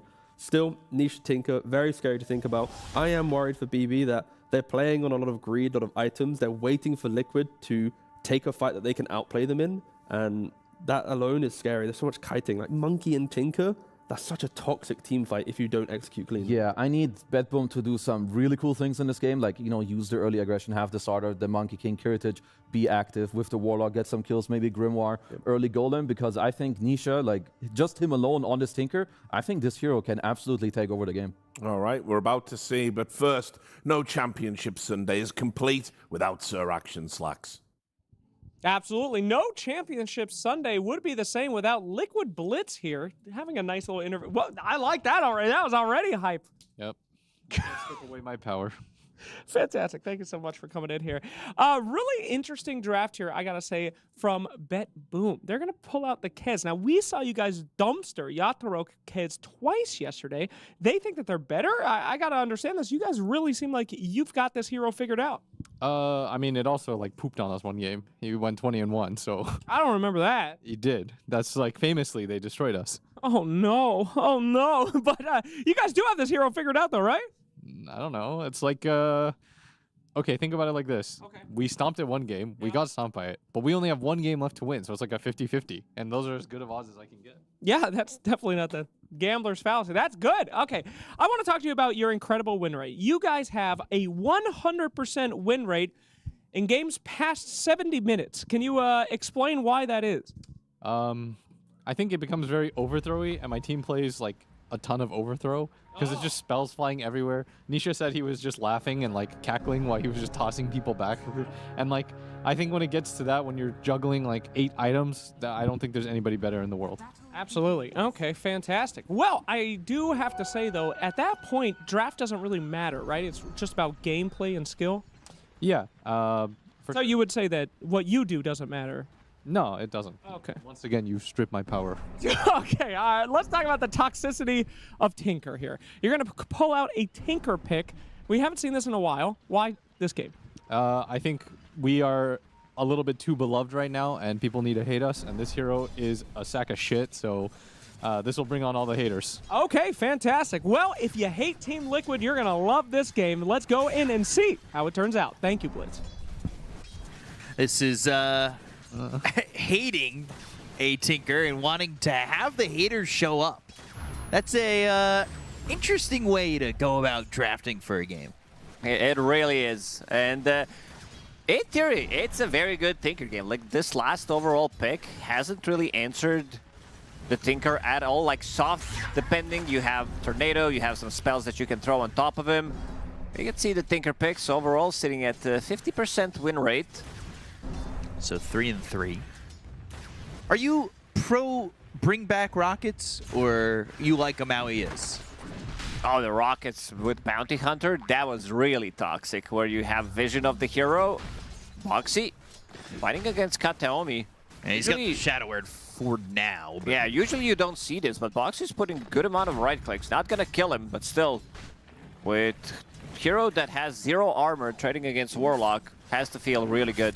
They know that they can't really play this lane fair and square. It is Kez plus Warlock, one of the stronger lanes out there. It's a lane that Centaur also doesn't like to play into, so they will drag the creep wave under the tower and then start to farm up. Looking at all 3 of these lanes is top Miero now being run at by Tofu. Balance strike hits from Mickey, and that should give Tofu some space to get to Miero. Probably will be first blood, and Tofu claiming the life of this Slardar, now working on save.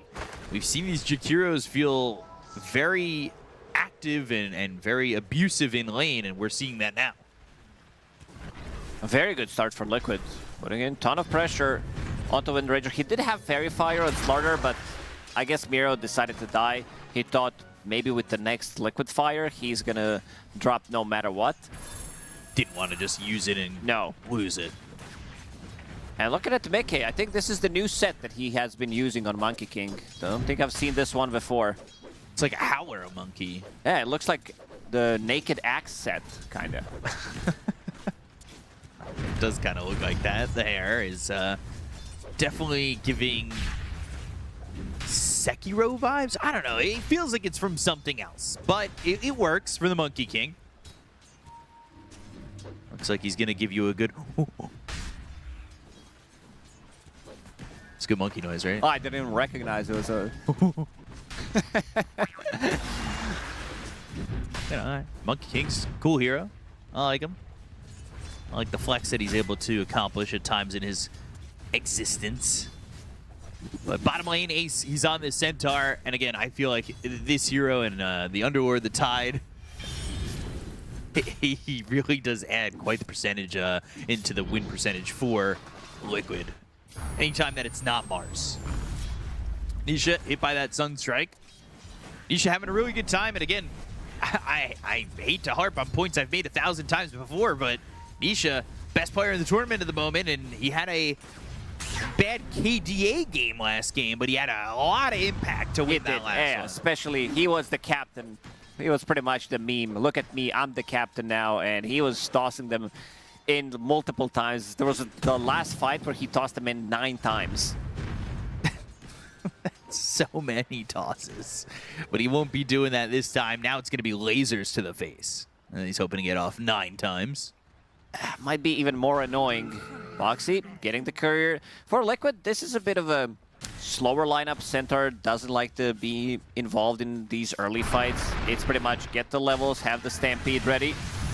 Tofu Sunstrike off the mark.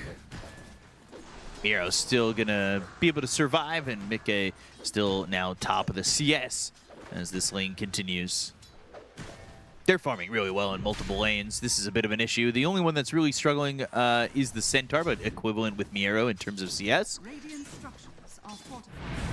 I'm still kind of wondering, because early games we had been seeing BetBoom move with numbers, and that usually happens around the 6-minute mark. So I'm wondering if BetBoom are going to go back to that style of play, as they now lose save. Tofu and Mickey combine to get this kill onto the Wind Ranger.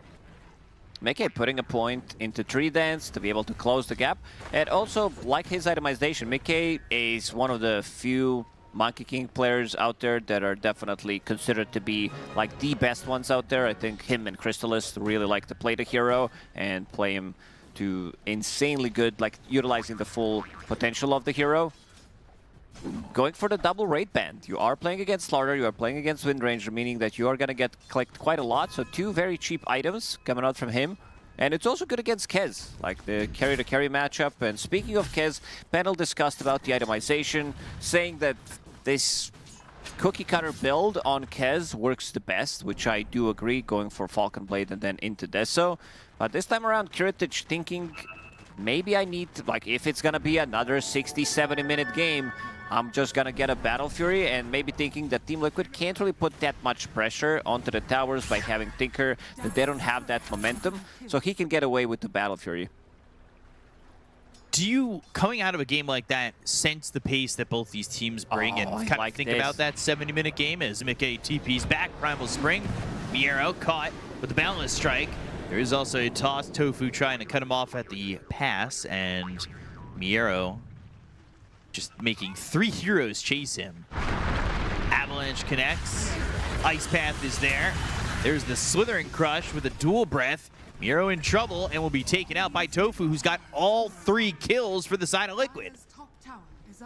We've seen something similar that Mickey did when he was playing Dragon Knight the other day, where he got sick of these shenanigans. So he TPs to the tower, and immediately they start to, I think it was the game,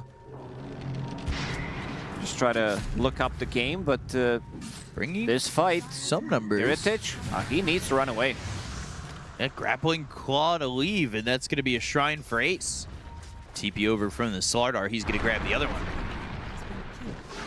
Avalanche into the toss.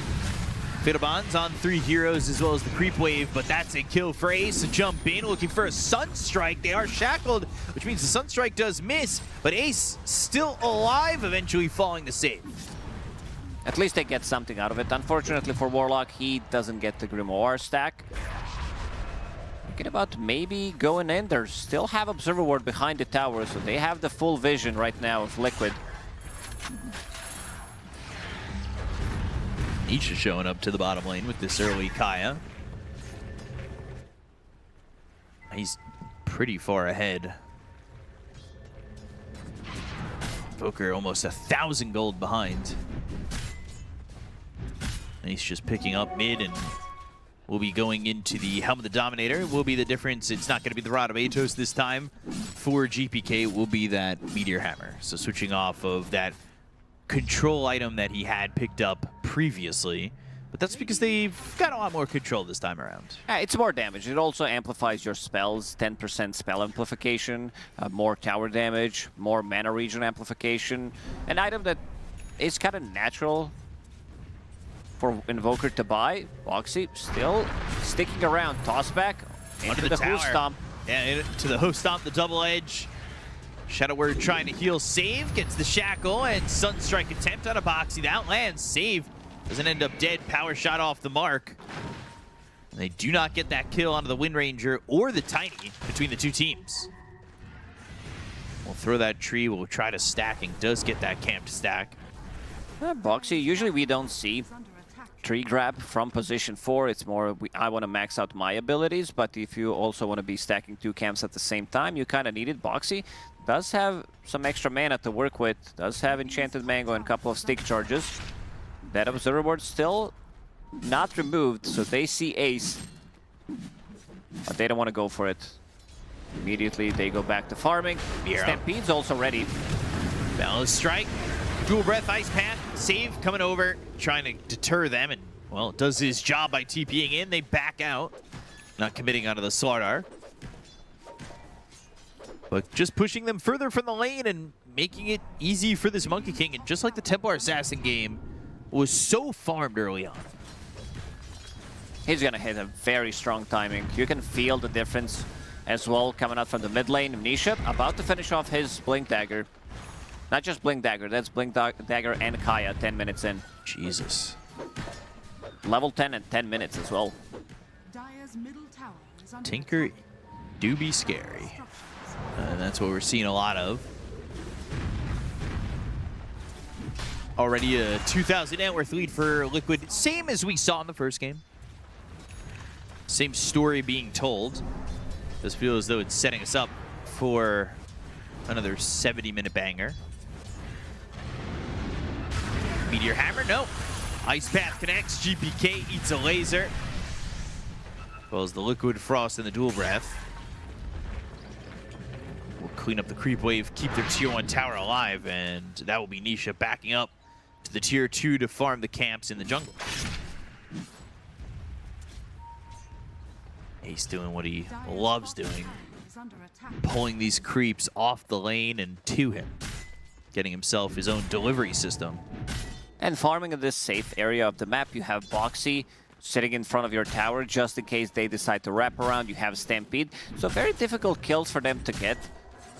And also Kiritich, he is playing for the Battle Fury instead, going for Falcon Blade and Desolator, which means that he's not going to be as active. We saw the insane game, something that Blitz talked about when they were playing against Ame, when he popped off completely, where he was just hunting them down. Hero trying to farm, but we've talked about this with Slardar, the struggles you have in farming when you fall behind like this. And he's getting into the jungle, he's taking these stacks, but Slardar loses a lot of effectiveness when his early game struggles, right? Yeah. So now it puts Miro in a position where, yeah, he's trying to get this Blink Dagger, but it's so far away. When it's active, is it even going to feel so good to have that blink into the crush? Will they have enough damage to follow it up? They do currently have Chaotic Offering. Yeah, the game that I was referring to was against Team Spirit, where it was Yatro actually that did pop off Mickey.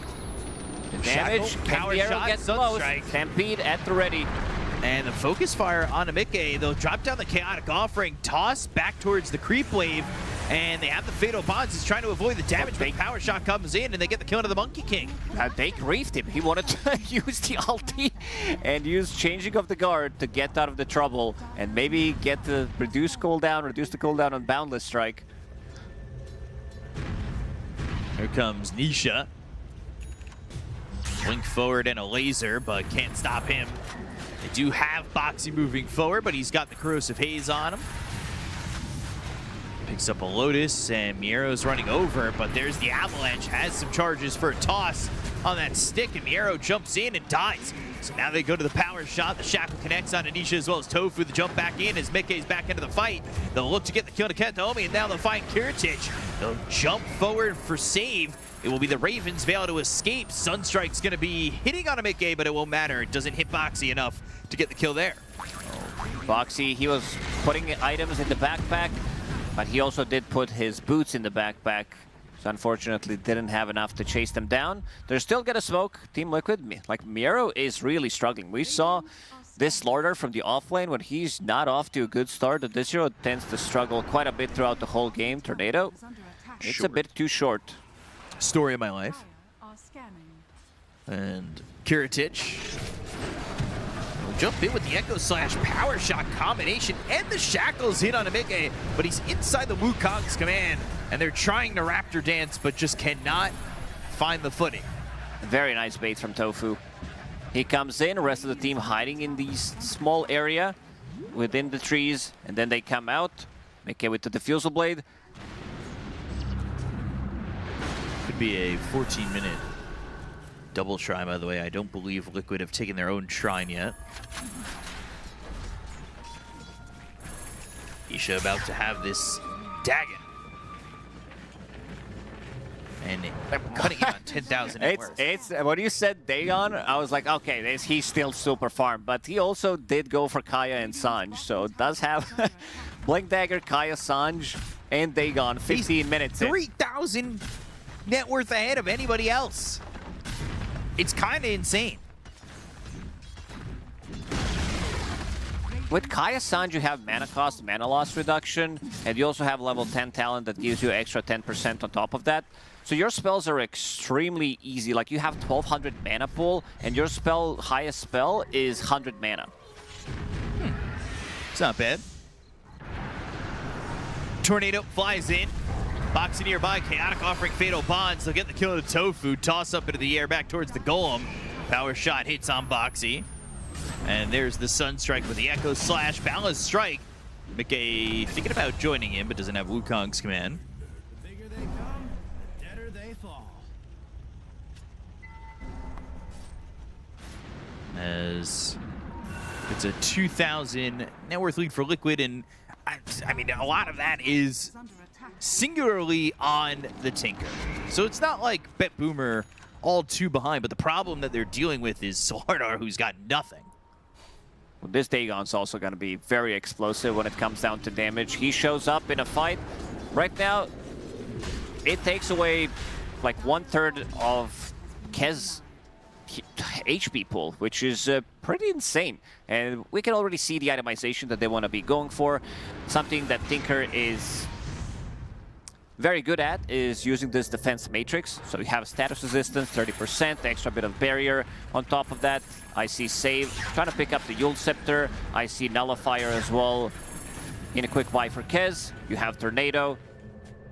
But a lot of things that he doesn't like to play into. They are smoking behind. They want to get Ace. Jumping Crush, Sunstrike, and the power shot. Ace is soaking up a lot of it, but the grapple claw, they'll stick on.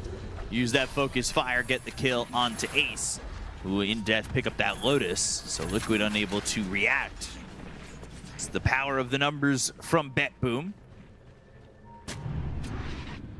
Kataomi looking for the Solar Crest, but Liquid, they've got this very farmed Tinker. What do you have to do to just pressure BetBoom and expand this lead heavily? They need to find an opening. They will have 2 Blink Daggers eventually. There is Lotus Orb finished on Ace. Tiny needs another 1,300 gold to finish it. Then the fights are going to become easier where you have like people jumping in. We still haven't seen them bring the whole squad with the Wukong's command, fighting with the Tinker. And I see Mickey is going for Disperser as the first item. I really like if he commits for it. It allows you to remove a lot of annoying things, Dispelling Sprint, Wind Run, Fatal Bonds and Corrosive Haze off of yourself, annoying stuff, Cold Snap, and just gives you that move speed to maneuver in the middle of a fight.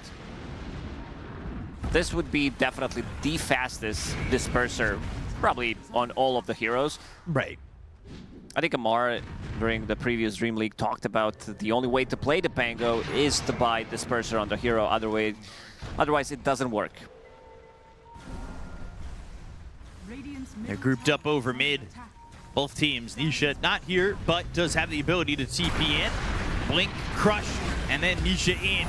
But now they'll look for the Cataclysm, the damage on Abaxi to get the kill there.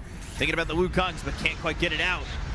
Macropyre laid down on the ground, Wukong's command, and now the Diffusal inhibit on a GPK. Not doing much of anything for either team except for that kill out of the Tiny. Not really feeling the massive impact of Tinker just yet. No, he needs people to lock them down. Like he needs those Boundless Strike avalanches to connect. Shackles stopping them from going for Kataomi. Save's doing a very good job on this Wind Ranger today. Tornado, Ice Wall, EMP, and this will be a lack of mana. Shackle actually bounces and connects the other way. They'll look for this Invoker. Crush comes in, but they've got the Ice Path on 3 heroes. Save, Miero, as well as GPK. They're all dead. Double kill for Ace. They overextended. These are exactly the fights that they need. Fight within the stun so Tinker can come in, recast his abilities, and immediately they go into the Roche pit. They don't have like the most Roshan damage, but it's gonna be enough. Kez playing on a different side of the map. Kez not gonna be here. They can't defend this. First Roche at 20 minutes, could go Torm after. They're all gonna be here for Liquid. It's that 20 timer.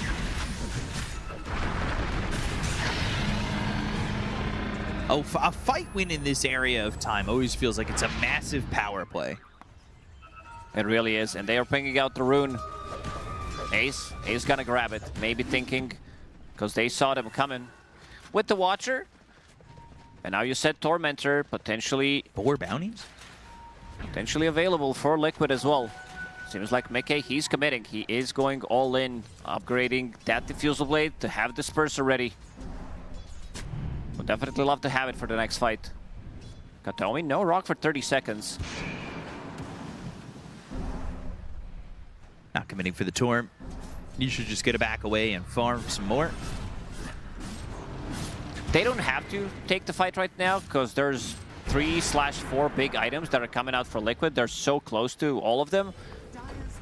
Blink Dagger on a Centaur, Shiva's Guard on Tinker, even Blink Dagger on Tiny, and Disperser on Monkey King. These are like super costly items. So right now they are waiting out, and then they're going to be able to take the fight afterwards. Level 18 on Tinker. He has Greedy on top of that.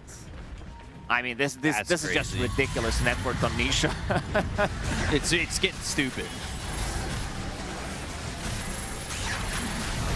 This will be shard for Tofu. Shakiro getting access to that shard. Just a 4,000 net worth lead, but a percentage of 75 from Dota plus to win this game.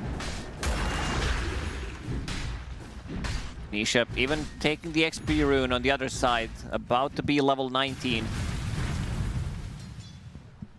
He also has level 3 ulti, so he can TP to friendly heroes as well.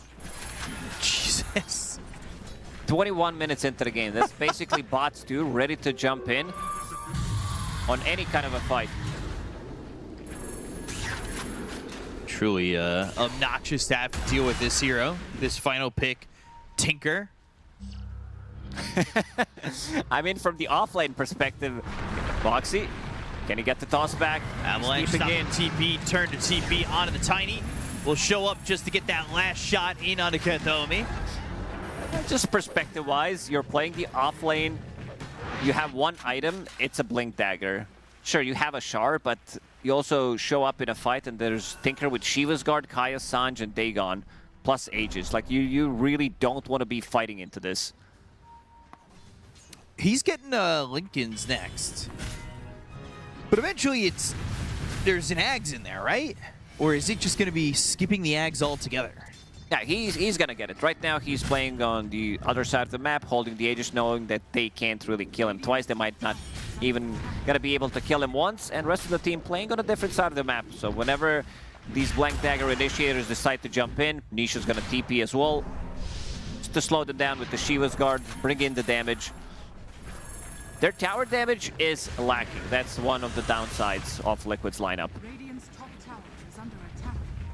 Might be lacking, but their Tinker certainly isn't, and they need to shut this guy down.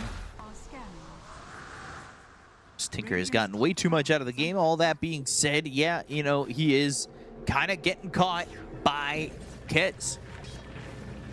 Not, like, super close, but Kez has a good amount of farm, and we've seen what this hero can do. It's just as scary, but just in a different way. For sure. You want to be getting the BKB, maybe then they're going to be trying to take the fight once the Aegis expires, because their lineup is still pretty strong. If you land 2-man Crush or just Fatal Bonds with Cataclysm, it's a lot of team fight on their side. Heritage. Raptor Dance. Out in no man's land. But stuck Nobody between can help rock him. and a hard place. Isha getting that credit for that kill, and Heritage getting caught all in. Not where you want to be. Anytime they could shut down that Kez is going to be a bigger split between him and Nisha, which might make the difference to get through this mid game. And instead of that Lincoln's, and I had to check because he did queue up a new item. I thought it was going to be in addition to the Lincoln's with the way that he's been farming, but he's going for E-Blade and then Shard. E-Blade, such a valuable item. You are playing against Slardar, you are playing against Kez. So before Nullifier, and he also has only one way of dispelling things if you use it on him. That's Manta style. We'll have to soon with the BKB. But such a valuable item pickup here. And he's gonna have it. Like, basically has it. 25 minutes in. Every 3 or 4 minutes, Tinker has a new big item. Also has another level. About to be level 21 in this game. Kez about to be 18. There is still a significant split between Invoker, Kez, and the Centaur Monkey King. Monkey King only at 11,200 net worth, so not even the most amazing game for the MK so far. Monkey is not the fastest farmer, especially if you go for the Fusel Blade, no Battle Fury, no Maelstrom / Mjolnir. And he was also like not as active maybe because the game developed in that direction where you're not snowballing, you're not moving from lane to lane, getting the kills. So you need to use like either 2 spells or, as we're seeing right now, jump off the trees, get a couple of right clicks. Trying to find the strength to fight. Mika with this disperser, trying to feel like a Spartan, sitting at 117. But they are pushing bottom. Tofu. He's the Jakiro. We've seen this before. Just get that liquid fire amped up, and then you just go, go, go, and find some space to farm and push. And that's exactly what he's doing. He's got the help of the Monkey King nearby if anybody were to jump the Jakiro. So there's not really been an answer from BetBoom to stop this at all, and it doesn't look like there will be an answer from BetBoom to stop this. They'll glyph, but Tofu can stay. Again, just instant liquid fire. There's that tower gone. First of the outer towers on the tier 2 end taken away, but Shackle and the jump in from Kiritich Tornado connects, and that'll be a kill and a boxy. They do kill the tiny once more, and they are searching for anything else that they can get. Blink Crush misses. Tinker coming in, Boundless Strike, Ice Path, Wukong's command, and the BKB's been popped by Miero. So they start to try and back away. Power Shot doesn't connect on anything. E-Blade thrown over onto the Wind Ranger. These heroes on the side of Liquid sticking nearby for a second, but ultimately decide to disengage. Liquid still respecting the damage, the team fight that there is potentially happening for BetBoom team. All they have to do is land 2-man crush, land 1 good shackle onto 2 heroes, and that's gonna be the setup for Cataclysm. They also have good way to counter-initiate the fight with Tornado, with the Rock, and Kez. BKB done. As I said, he's like 2nd on the network chart, still far away from Tinker. These numbers are just insane on Nisha, but still a very good amount of farm from Kez. Still very far ahead of the Monkey. And that's going to potentially be important as if they do somehow catch this Tinker, the game favors BetBoom pretty heavily in the fights that would take place afterwards. AIDS jumps in, stun, and the double edge onto GPK. The Shackle connects. They'll get a kill in a boxy once again. They use that Stampede, but the grappling claw, Blink, Crush, Ice Path onto a couple. But Miero ends up being the trade. Oh, they cut him down. Oh, they got the Monkey King. They have the Shackle to follow it up, and that's going to be a dead Mickey. They'll even look for Nisha as he will E-Blade himself and run. Oh, I believe it was the Battle Fury from Kiritich. His damage is through the roof. Alacrity, amplified damage that he did have in the previous one. Just a couple of right clicks, 1500 damage almost instantly. Still can't keep up with the Tinker. Monkey is out in 20 seconds. Let's see if Liquid's gonna approach this one and maybe try to take the fight. I don't know, it doesn't look like it. It's going down too quickly. They're just letting this one go.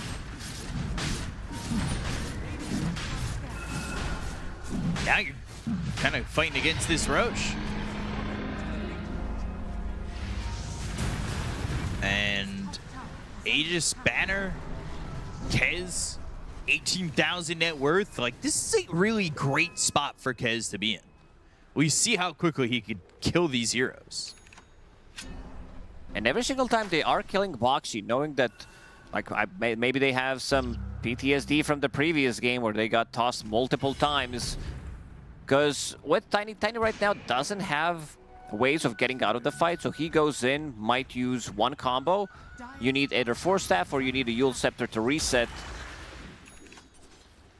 But they also need low cooldown stuns to keep them in place. Because Setar, he doesn't feel too comfortable getting close to Kez and just squaring up, especially during the BKB. Might be forced to use Stampede to try to save himself. Nisha still yet to die. 5-0 and 4. Full link is now completed.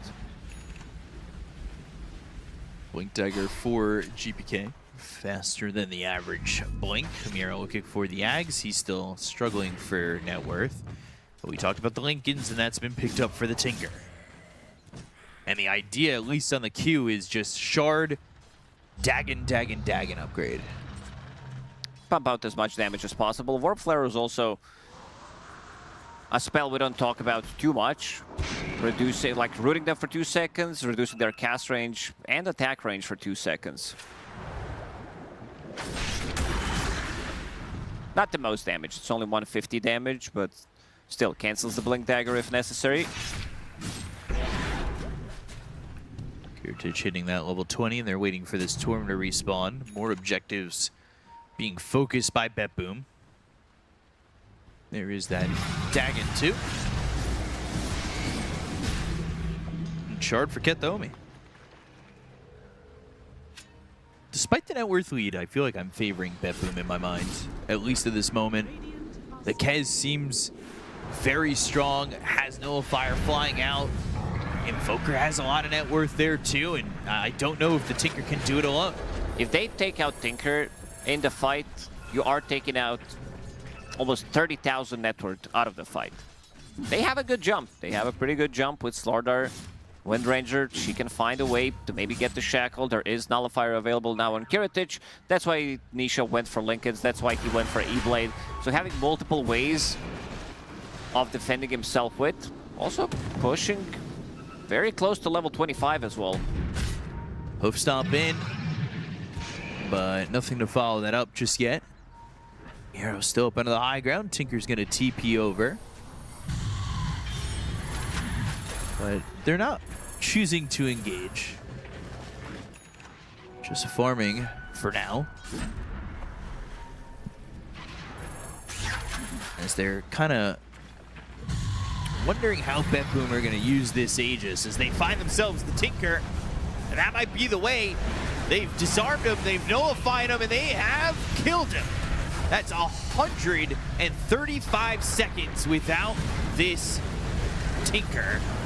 Or a minute 35 without this Tinker as they go and find the Boxy Tiny with it. And Sardar's the only one dead so far, but Mickey is not really outputting a lot. GPK with the BKB, he goes into the Tofu. They'll get the kill onto the Jakiro, that will make it a third. And down goes Mickey as they will find 4, maybe even a full team wipe if they can get Ace. GPK is right there, Raven's Veil as well as the Nullifier. They've got the Ice Wall down, but he goes into the Stampede and they will use that Eul's despite the fact that he had the Lotus. The Sunstrike will hit, and that will be a full team wipe for BetBoom, evening up the net worth and just completely wiping Team Liquid. This is what we just said. If they can take out the Tinker, he still dealt 3,000 damage, but without him resetting the fight, using Shiva's Guard multiple times, Dagon using Defensive Matrix and Laser, they're not gonna be winning that fight. And this was fight with the Aegis available. So they jump in first, and Nullifier doing the trick. First of all, you get nullified immediately coming out from that tornado. E-Blade to try to save himself, and then Kiritich, he decides to go in, pretty much go all in with the BKB. They had this Tinker that was so farmed, and they just have not really used him in the most aggressive ways. And I wonder if now they've let Kez just have all too much, and back into it. Raptor Dance, Cataclysm lands, Mickey in trouble, the Nullifier's on him, he's trying to jump away, but he gets tossed by Botsy instead, and he still dies to the Kez. Tofu next, and it is just kill after kill for Kiritich. More feeling like Kilitich. Nicely done for BetBoom team. They are understanding that right now, as long as they can land like a 2-man stun, 2-man shackle, they have the Cataclysm to follow it up with. Mickey not able to match up with the damage performances coming out from Kiritich at this one. His Monkey King got shut down. We haven't seen them hold them inside of the Wukong's command. They're running away. You have Slardar with the BKB, Invoker and Kez, so they can easily reset. They will need some big tossbacks, and Boxy, you can start seeing the way he's thinking. These items are getting nullified, so I need to buy an item that cannot be nullified. Going for Shadow Blade of his own. It makes me think back to the Disperser. If skipping that BKB was, or not the BKB, the Battle Fury was the right move. Where you're now kind of lacking this farm. You've got Disperser, BKB, and that's it. Technically the Shard too, but This Monkey King can't stand up to these heroes. He's down 10,000 net worth to the Kez. Yeah, he can't really kill any of the cores. He can't kill Wind Ranger. Maybe he can find something for Warlock, or they could go for the tossback play into Boundless Strike, into the Hoof Stomp, and then try to make a kill off of that. But it's not an easy one. I also want to see what he's going to be building into next, what the next item for Mickey is going to be. Whether he feels that he needs to get something along, like maybe he needs... I mean, there's a couple of options. I think Scotty could be okay-ish. Jump in, Tofu, not grabbing that ice path. Even Stampede getting committed. But they're right onto the Warlock. They'll get the kill. They'll take a Katomi. If Liquid can isolate the targets like that, get a toss back into the Tinker, they are killing the hero, or at least getting the BKB out of the system. I also don't know if Nisha realizes that this is not Dagon 5 yet. So keeping it at 4. 5's for later. Can't be too powerful too quickly. Might not want to spend the money on the level 5 and throw it elsewhere, saving up 3,200 gold, because that's going to be enough currently for the Mystic Staff, but it'll save up for the entire Arcane Blink. Not a blink we see too much of these days. Speaking of upgraded blinks, Kiritich has that Swift Blink. Wants to pump in damage as fast as possible. Jump in. There's Dagon 5. There it is. He noticed. And I lied about him saving up for Arcane Blink now. He's also level 25, 40 intelligence. Sitting at 3,000 mana pool. Also has Psychic Headband, so he can push the target unit away. With the Warp Flare, he's going to have another way of doing that. Are you always getting 40 intelligence when you're Tinker, or would you ever go to that 200 AoE laser if he had maybe Ags? Maybe if he was playing against some like PL, maybe TB illusions, but it's quite a lot of mana that you need to not go back to base and then come back again. Right. Gust used, Boxy dead, Jakiro gonna fall afterwards, and now they'll look for the Monkey King, who will use that Balance Strike to jump away, but the Sun Strike, oh, gotta be careful. Gotta be careful. BetBoom, they still do not lose anybody, and they're the ones holding on to an 8,000 net worth lead now. Radiant are scanning. This Kez doing it all. As well as, honestly, the Invoker, who's got a boatload of farm. He does. He's had a pretty much the perfect game on Invoker, landing those Sun Strikes, landing the Cataclysms as well, and also controlling the fight. He was the one who actually caught Tinker, and then Team Liquid's aggression did stop. They didn't make any aggressive moves whatsoever. They managed to kill Kataomi once, but that's about it. We see Kez as well, getting level 25, has BKB in backpack, has Refresher Shard. Since their kill on Kez at 24 minutes, Liquid have only killed Slardar twice and Warlock twice. And honestly, feels like they've just been lacking the aggression from a hero that had so much net worth ahead of the other team.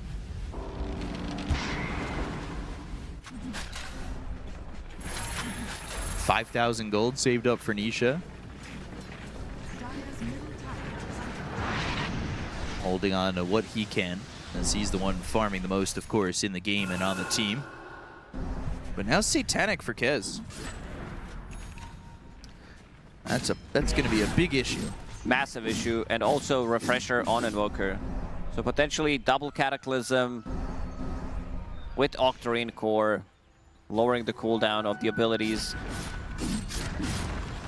McKay opted to go for Basher and wants to get full Abyssal Blade, but like we've seen the play that they did in the previous game with Tiny onto Underlord with Abyssal. Seems like that's their game plan for now as well. Toss somebody in, get the Abyssal Blade, get the Wukong's command, try to hold him in so the Tinker can deal the damage. Tinker's sitting at 5,000 gold, but in theory he can't get too much bigger. There's a couple of upgrades that he can still do. Sure, your Blink can be upgraded, Aghanim Scepter as well.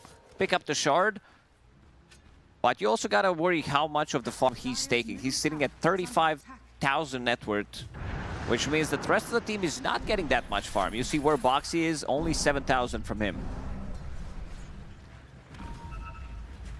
Does feel as though BetBoom have a insurmountable lead, and GPK is going to go top. The problem currently is just getting up out of the high ground. They are circling, expecting the Tinker to be in this area. So you see the March of the Machines pouring into the Tier 3 area and into the lane. GPK will search, not find anything. There are a couple of heroes in the area to help out, but Ace, the only one out there. Monkey King continues to farm bottom, but Nisha doesn't have to leave the high ground, although he elects to do so. Nobody from BetBoom ready this time. Heritage, you can see queued up is that full Ag's Blessing. A little worried about scaling for Liquid. You have this insanely farmed Tinker. Centaur doesn't really deal damage. He's more about the saving tool, so he needs to save either Tinker or he needs to save Monkey King, and supports on Liquid not having that good of a time. Sunstrike on the side, trying to scout out Monkey King. McKay needs to go back.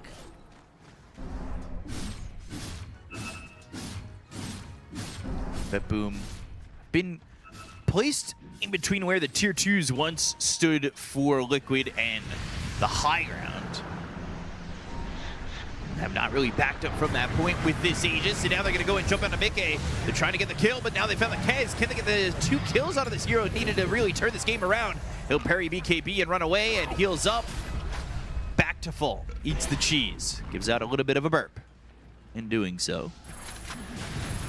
As long as they can get these tossbacks, and finally Boxy finds the secondary item. He was saving it for a buyback. Now with the Shadow Blade ready, it's going to be much easier for him to reset or find the targets to go for. Yeah, they got that kill into the Invoker while all that was going on, and, you know, Kez gets out, he gets healed up, but you're without your Invoker for 70 seconds.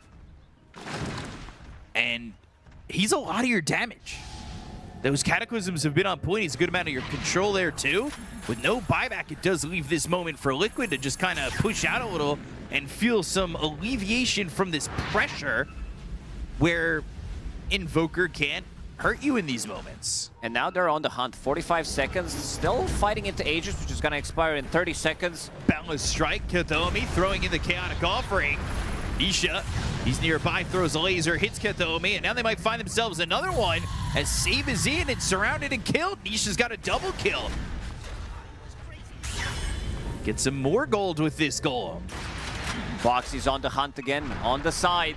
They're not done yet. Avalanche, and then the laser in. Nisha helping to get this kill onto the Slardar, and Liquid all over the map to get a 4th hero, and they have really recovered within those few minutes. For me, Tiny is the hero of the tournament. Like, he's sitting at sub 50% win rate, but he's making all these plays happen. He's scouting things out, and them getting the jump, knowing that Invoker, he can come into this fight. And another good toss back into Avalanche from Boxy this time around. And Nisha still holding up Liquid and making sure that they don't leave this game lost. Stampede committed, Raven's Veil, Avalanche missing, BKB, GPK, Cataclysm thrown, but not doing the damage needed. Now they can start to hunt people down. Shadowblade, Tinker TP is in. Let's see how big Nisha can still get. This E-Blade, Arcane Blink, pretty much 6 slotted with the Shard. Can still upgrade his Aghanim Scepter, sitting at 6,000 gold. Tornado lands, but no follow-up, nobody near. Uh-oh, Kiritich. Spotted. Avalanche toss, BKB, Nullifier onto this Tiny. Ravens veiling, but trying to survive. They've got the Abyssal. They go to the Wukongs. Can they get the kill on Kiritich? He's in trouble. There's the Workhorse throwing the Tiny into the cart. It's heavy, but he can get away with him. Ice Path connects onto the Wind Ranger, and now Nisha, he's pretty far forward. They don't get the kill on the Kez, but they've got the lockdown, the Slither Crush as well as the Shackle. That locks up Nisha. He's going to be healed up a little bit, but still surviving. Cataclysm, oh, not going to be on the mark. They jump back in, Miero with the Crush, and they've got the lockdown on Nisha once again with Kez right in his face to get the kill on the Tinker. They take Nisha's life. He's coming back. They're ready to go, and they're going to buy back on Nisha. He'll come back as he jumps forward, uses that E-Blade to get the kill on Kentomi, and they get the Shackles to land on this Centaur. Can they get more? This is 2 buybacks, one very expensive one. Without Tinker, their high ground defense is also not going to be as good. They thought maybe with the Boxy buyback, but nothing to really TP to, so he had to TP to an outpost. Took him a really long time to come back into the fight. Nisha still life-stealing a lot, healing himself with Dagon. And now, off to the high ground they go. Wukong's command ready in 15 seconds. Tornado splits the seams. Tier 3 tower bottom starting to lower down as they don't want to buy back on these heroes just yet. Reoccurring theme. Ace needs to take care of Tinker in the next fight. He can't let him die. Workhorse is ready. McKay onto the high ground, gets the tower. Boundless Strike not ready. No BKB card. He puts him in. Meteor lays on top of him while he's in the cart. Sunstrike! Thinking that they have the damage there to get the kill. I believe shared between him and through Tinker towards top. Monkey King goes back to base.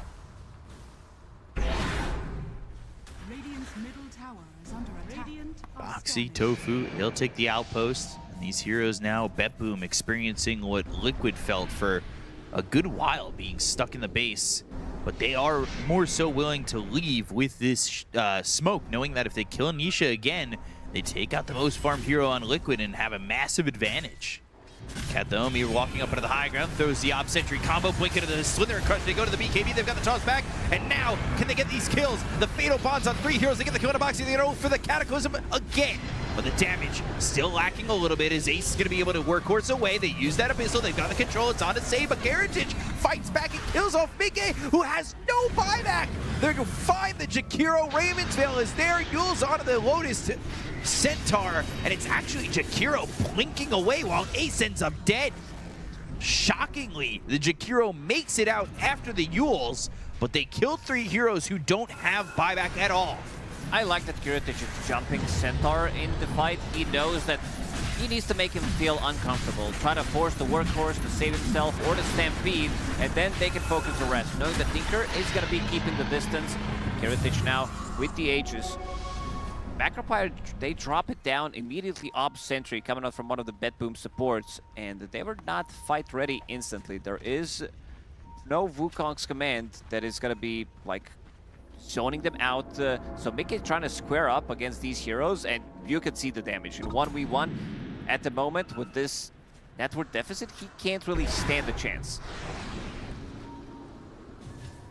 Shocked that Jakiro got out on that.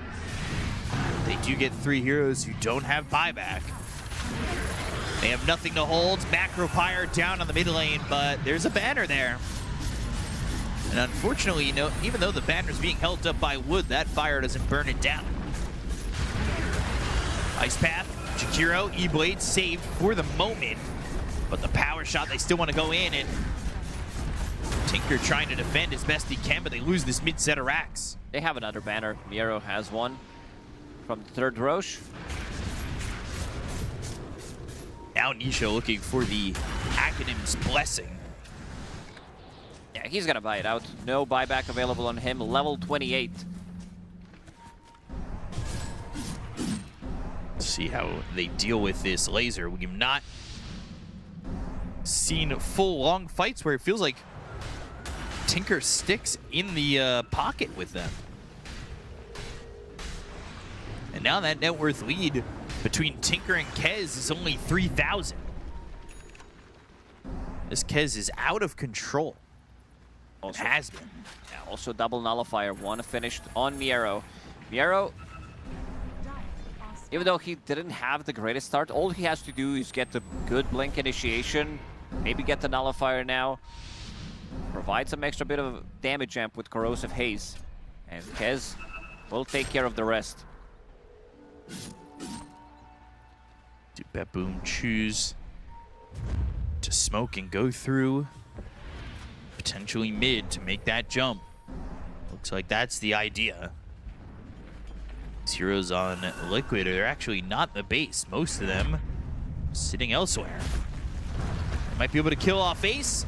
They drop down the Chaotic Offering with the Axe, so that's 2 golems. Blink Slither Crush coming through, but Boxy's going to try and react. They've got the Toss as well as the Macro Fire. Here's the Meteors as well as the Deafening Blast. It's everybody pushing them away. Cataclysm flying in. Okay, Zed. Damage is okay, but not enough. Arrow. They got the kill on the arrow. They'll look over at Mickey, who's still within this Wukong's command, and Kid's going to be stuck in it. Inside the Macro Fire, inside the Ice Pet, they get the Aegis out of his hands. The refresh on the Chaotic Offering. That's going to be 2 more golems that are in on the side from BetBoom going towards Liquid. Toss back and forth. Kiritich going the other way. A bit of a curveball that came out from the Tiny. The Deafening Blast once again. They go to the Cataclysm one more time. They get the kill on Boxy as well as Mickey, but they find themselves the Keds. They jump forward to kill off Kiritich. They'll get on top of the Warlock. They're right on top of him, right where the banner stands, but that's where his body falls.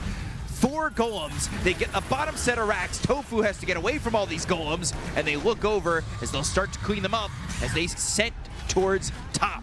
The golems are so difficult to kill. They have 33% magical resistance and 46 physical, and they also have that 20 talent from Warlock, 25 damage resistance.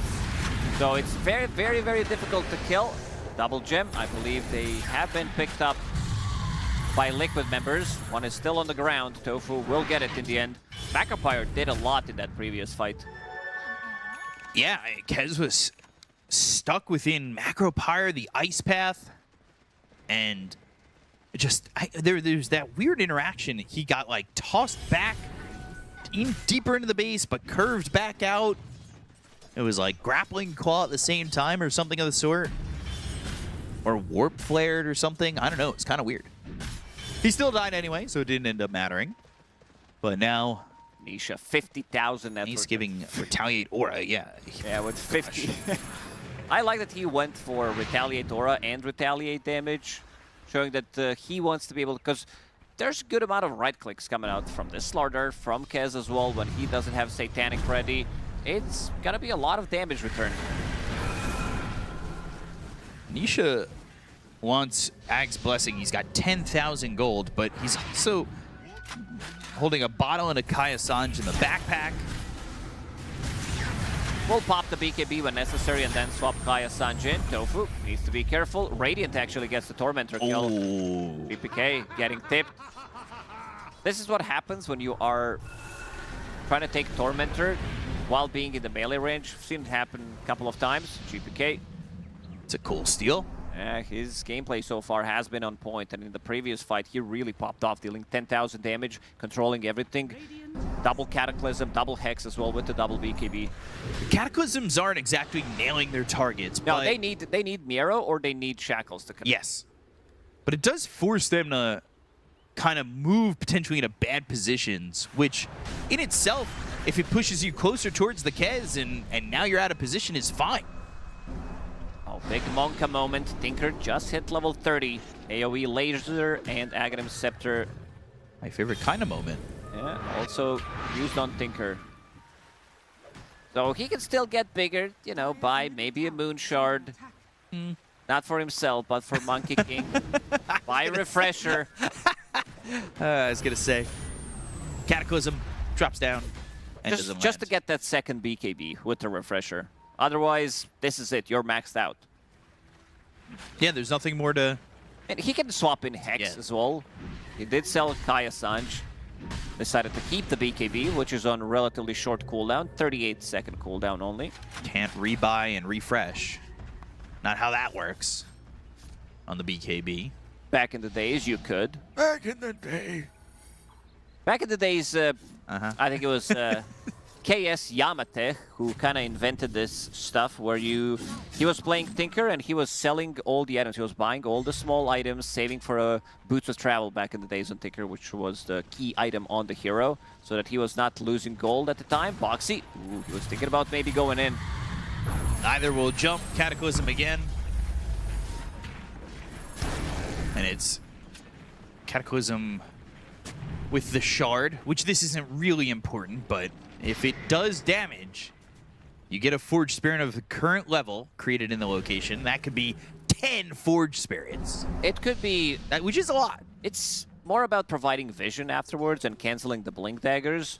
But sometimes you will see like 5, 7, 10 if they're stuck inside of the chronosphere, and then you just go in and then you push. But we've also seen good amount of Cataclysms being used with Octarine Core just to scout things out. Making sure, like, because you have 2 of them and you want to see where they're moving. In case you think they're smoked up, you're going to notice that. So you're talking about the old days. Was it just Boots of Travel was all you needed? Pretty much. And then you could play the map. It was the hardest thing to get into. Once you get the Boots of Travel, you were fine. Was it a build created by Yamate? No. It was the one. popular? I think he was the one who invented the selling the items to get to your Boots of Travel, and then at the time you could also resell your BKB and buy a 10-second BKB at the time. Maybe even 12, can't remember. It was 10-second BKB for a long time, but maybe back in the days it was even longer. We just got to get you a rocking chair. Tell all these old stories of Dota 2 or Dota. That was Dota 1. Yeah, I was going to say. We'll have you read them from an old scripture. Both teams close by, tense moments. Overwhelming blink for GPK, who's towards the front. These Forged Spirits trying to sniff out the side of Liquid, but they do actually have their Kez nearby. And everybody is here for both teams, but neither team willing to make that initial jump, with Roche being available inside the pit. Buybacks available for everybody in this game. Does feel as though we're kind of heading towards that 60-minute barn burner again. And we talked about it in the beginning of the game. I was like, do you really expect it to be a 60-minute game again? What did I say? It was so long ago.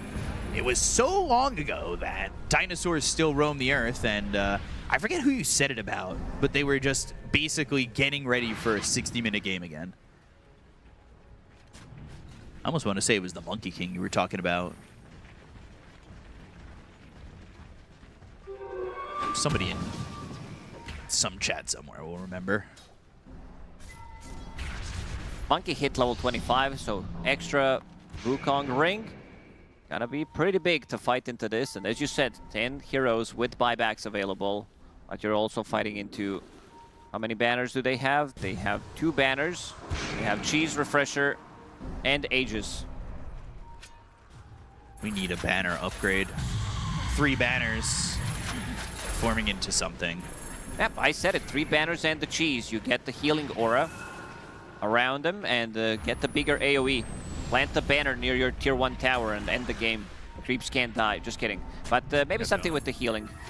Boxy looking for an opening. Sentry and Ops down for Kataomi. Forged Spirits ready to go for the high ground. GPK Tornado, Boxy in, Avalanche as well as the toss back, but look at the damage on the Boxy. He's dead immediately. The Wukongs with the extra turtle. GPK, They'll get he's the dead. GPK, they'll finish him off. He's dead for 100 seconds. There's 2 golems thinking about going in, but Nisha's here to defend the base. They've also got a gem on the deck. GPK, who's had a clean game thus far, ends up dead so quickly. Liquid able to defend after losing their Tiny. Tofu's also doing a lot of work in these fights. These Macropliers with Aghanim Scepter are doing insane amount of damage, and he also has 6,000 gold saved up. Double gem on the Courier. Still another golem hitting on the ace. Zero's sticking a little bit nearby.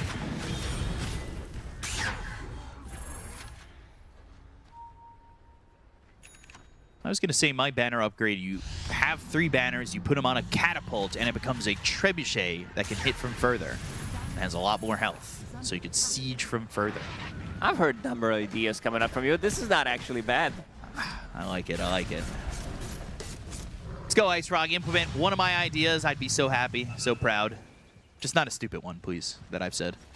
And then you can throw in like pig corpses, like in the medieval times where you're sieging. You and then can choose to jump in as a hero, and it'll throw you into the base. Then you start losing the HP you can't regenerate because of the plague.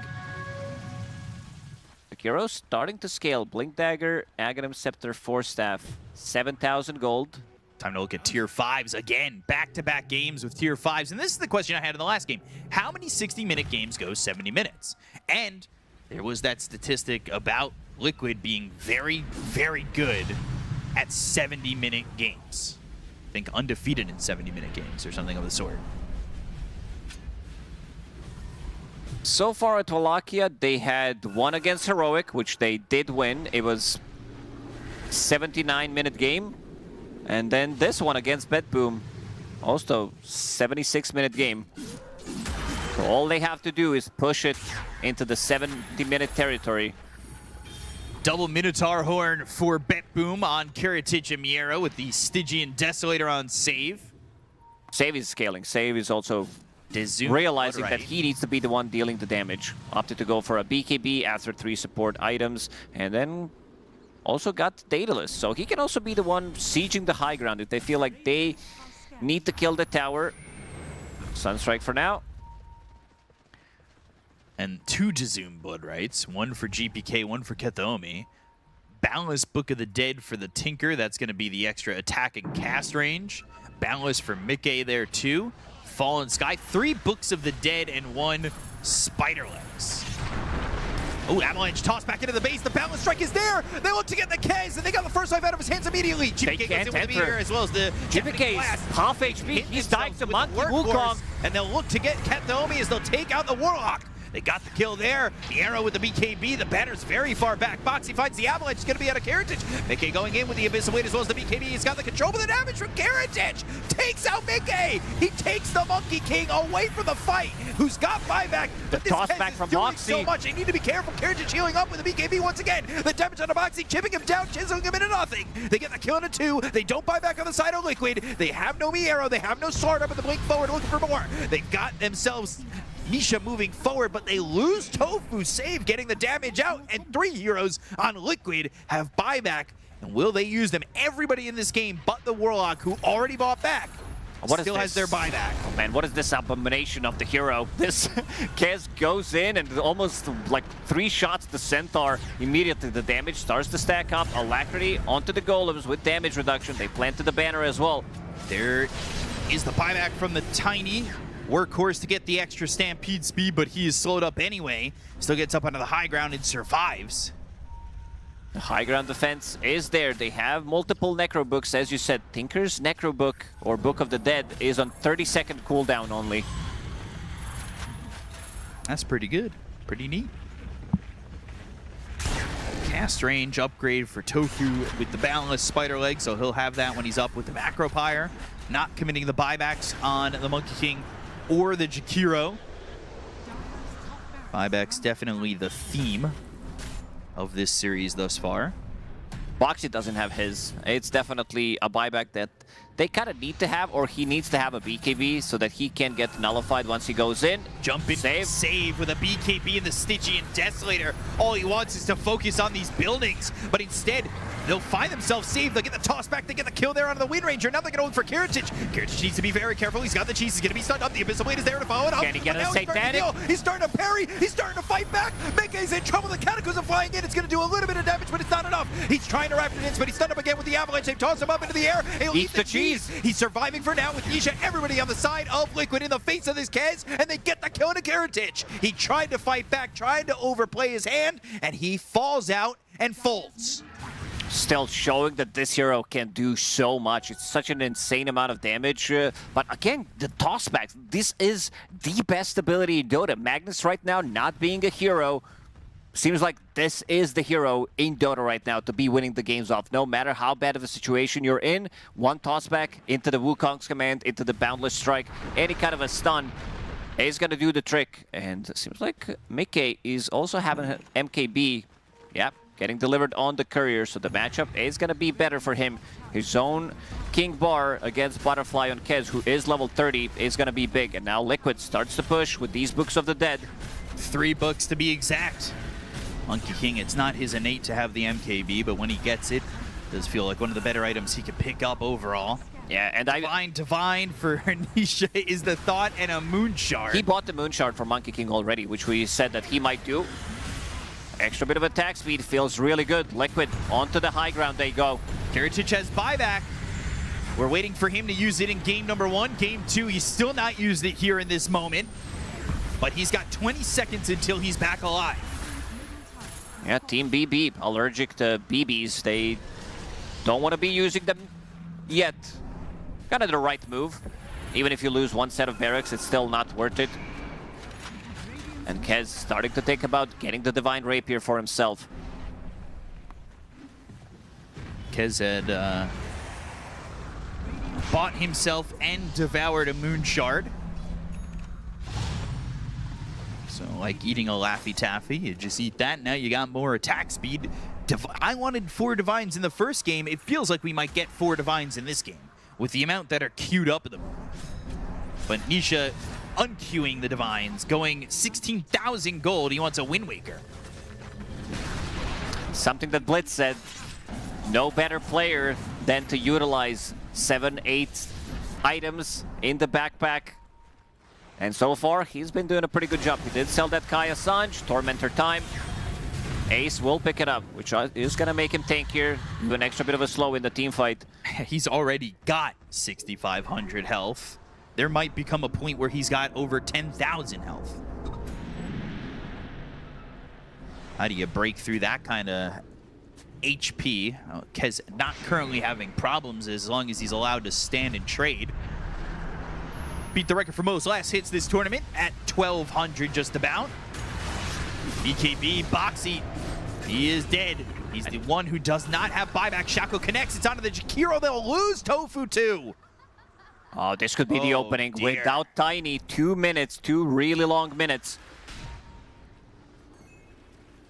And they want Megas.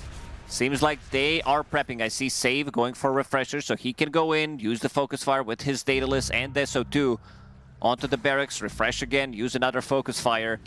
Damage that goes through debuff immunity isn't really there, so let's see how they approach this. They should probably know that Tiny used his buyback earlier.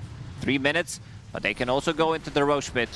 Kiritich wants to feel much more safer coming into the fight to have another Aegis. Roshan number 5, I believe. Another Aegis, the 5th or 6th, not 6 or 7. And now working again, both teams 4 buybacks each. We are 2 minutes away from maybe exchanging out these tier 5s if they do want to do so. 30 seconds without the Jakiro. He'll be alive seemingly as the push comes in. They just need this last set of racks to get the mega creeps, and they were working with Save, just jumping in and Banner immediately down. Almost already dead. There it is. There it goes. Save was just jumping in using the Stygian Desolator to try and get in with the BKB and go for this. Chaotic Offering drops through. Cataclysm not going to be on the mark. Kiritich now at the front. This is going to be Mega Creeps at least. So still no Tiny for 25 seconds, but they've got the Abyss Blade. It's going to be out of Kiritich. He's trying to get away with the BKB. He'll grapple claw down to the low ground. He'll Raptor Dance, but does he get a life back? Nisha on the side. And now Nisha, he's there on the side. Got him once. Lands the laser, gets the Aegis out of his hands, and they've got the Ice Path as well as the Macropyre ready to go after the Kez. He's stunned up completely. The Kiritich down to half health. Has to refresh. Now he's backing off with the rest of his team. We're looking for an opening. It's a naked throne for Liquid. They've got these golems going in, and it's tier 4's gone. Those are the power of the golems. He's got refresher Ags. Also, this time took the summons a golem on death, so a lot. We're talking about Zoom meta with the Necro books. It's Zoom meta with the golems. I think they're gonna go in, like maybe wait until they have their BKBs online. Fine for Monkey King. And try to kill the throne. There is Glyph available, but they could try to overwhelm them with the damage. This Focus Fire with the Desolator 2, it's minus 13 armor. And you don't have that extra bit of protection. Right now, Dire Ancient sitting at only 23 armor. So basically, taking the full damage. Naked Throne. So many options for BetBoom to finish off this game. Will it be the Kez? Will the golems get you gone in this one? I think it's the play. I think they should go in, Because right now they have all buybacks available. Try to drop those golems. Wait maybe for the refresher orb on Warlock to reset.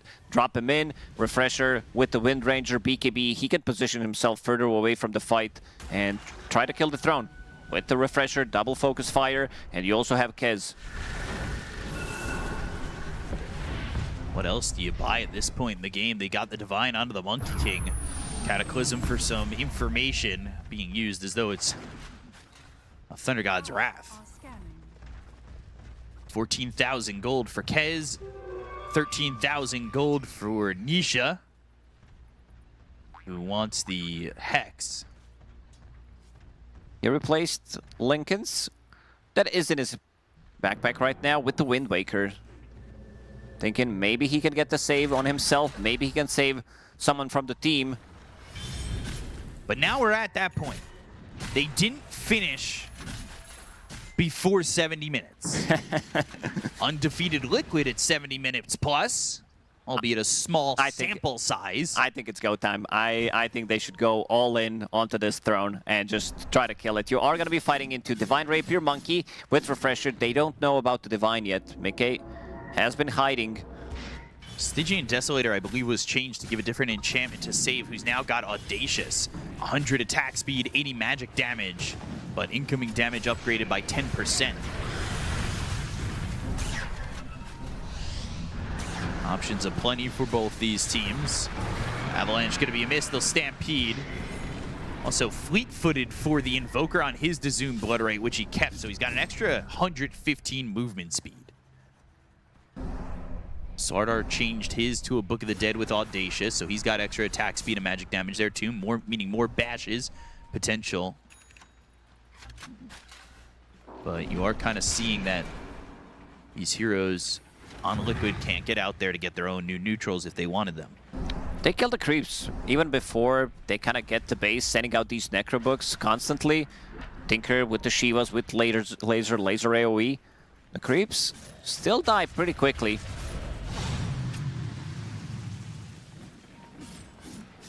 Monkey King doing this all without boots now, as he's traded up for, like we said, the Divine Rapier. But extra attack range might help out. These Wukongs could stack up. Seen them be a bit of a problem, and BetBoom don't look like they're going to go in before Roche. Nisha has Aeon Disc on Courier, because if you put it in the backpack, you have still a cooldown. So he's probably going to use his Courier, drop one of the items into the backpack, and then deliver it straight away with the Courier. They said these guys play Overthrow, and these are the moments where you need to get a Courier to come in and help you out and exchange these items, move around at these late minute marks. Hoping to potentially take this series 2-0, but we might be looking at a game 3 where we might even see another 70-minute game.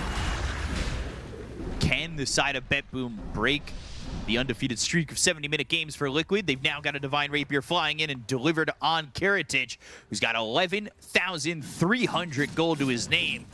They're stocking up for game 3 with all this gold being picked up. His buyback is 5,000 gold. Nisha's buyback over 5,000. This is tense. And ooh, Courier. Courier. It's okay. It survives. Another Book of the Dead. Miero picks it up for himself. That has the Hex and the Aeon Disc on it. This Courier is doing a lot of delivery work. I want to see them go. I want to see them enter the fight with their Blink Daggers and just go for the throne. Throw these rocks, go with Warlock. He dies, he comes back into the fight. He can buy back and die again, drop 2 more golems.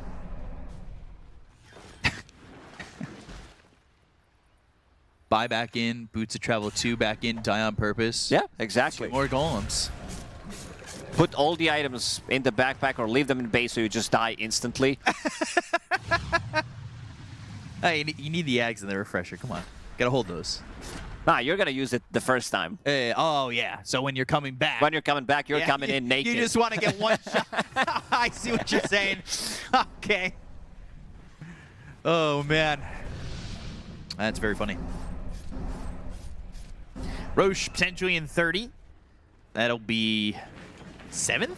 Roche? I think the last one was 6th or 5th. Or does the number signify the next or the last? More things that I have questions on. Let's see, as they just have not stepped away from where they've been at on this side of the map. GPK has been sitting in this triangle for quite some time.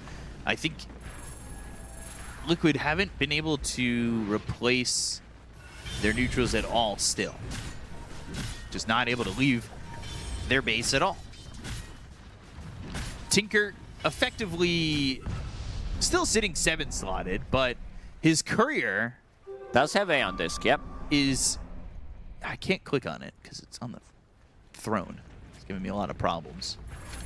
A on disc and Hex on courier. There you go. Thanks, guys. Appreciate that. You're better clickers than I am. So his courier, not as farmed as Tiny, but getting there. His courier's got a lot of net worth on him. They still have not moved. Roche, another 2 minutes away. Wait it out. Don't risk anything. Don't go. Don't go. Everybody has to hold. It'll happen like, you know when you've got a glass full of ice and you want one ice cube? Oh, hold that thought. We're going to go into the fight. Jakiro, dead. Tofu, gone. Block of cheese, also available on the Wind Ranger. They got the Jakiro. He's got buyback. Liquid didn't hold. But they are trying to stay solid here on the high ground. Jakiro out far from the rest of his team. I was not expecting him to die. But it's a good way to stop me from saying stupid things.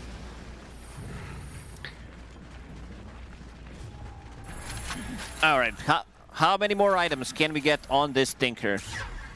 At least 3 more. You have to fill up the courier. Can we bring back couriers that could use items? Oh, he would definitely love to have that one.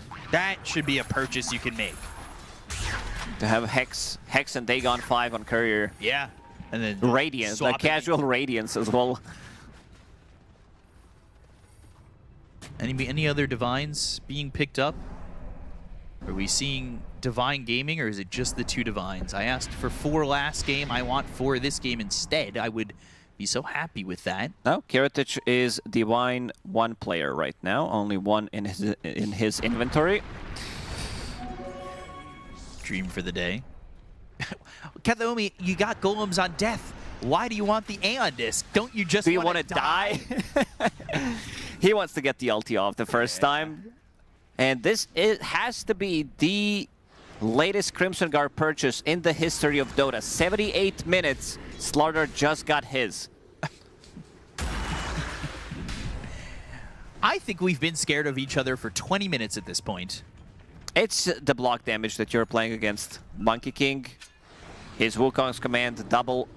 No, don't have to do him dirty like that. 21.5 minutes slower than the average. That's messed up. 7th Roche. 7 is the lucky number. Aegis for Kez. Another banner, another cheese, and another refresher shard for Kez there too. Block of cheese in the backpack of save.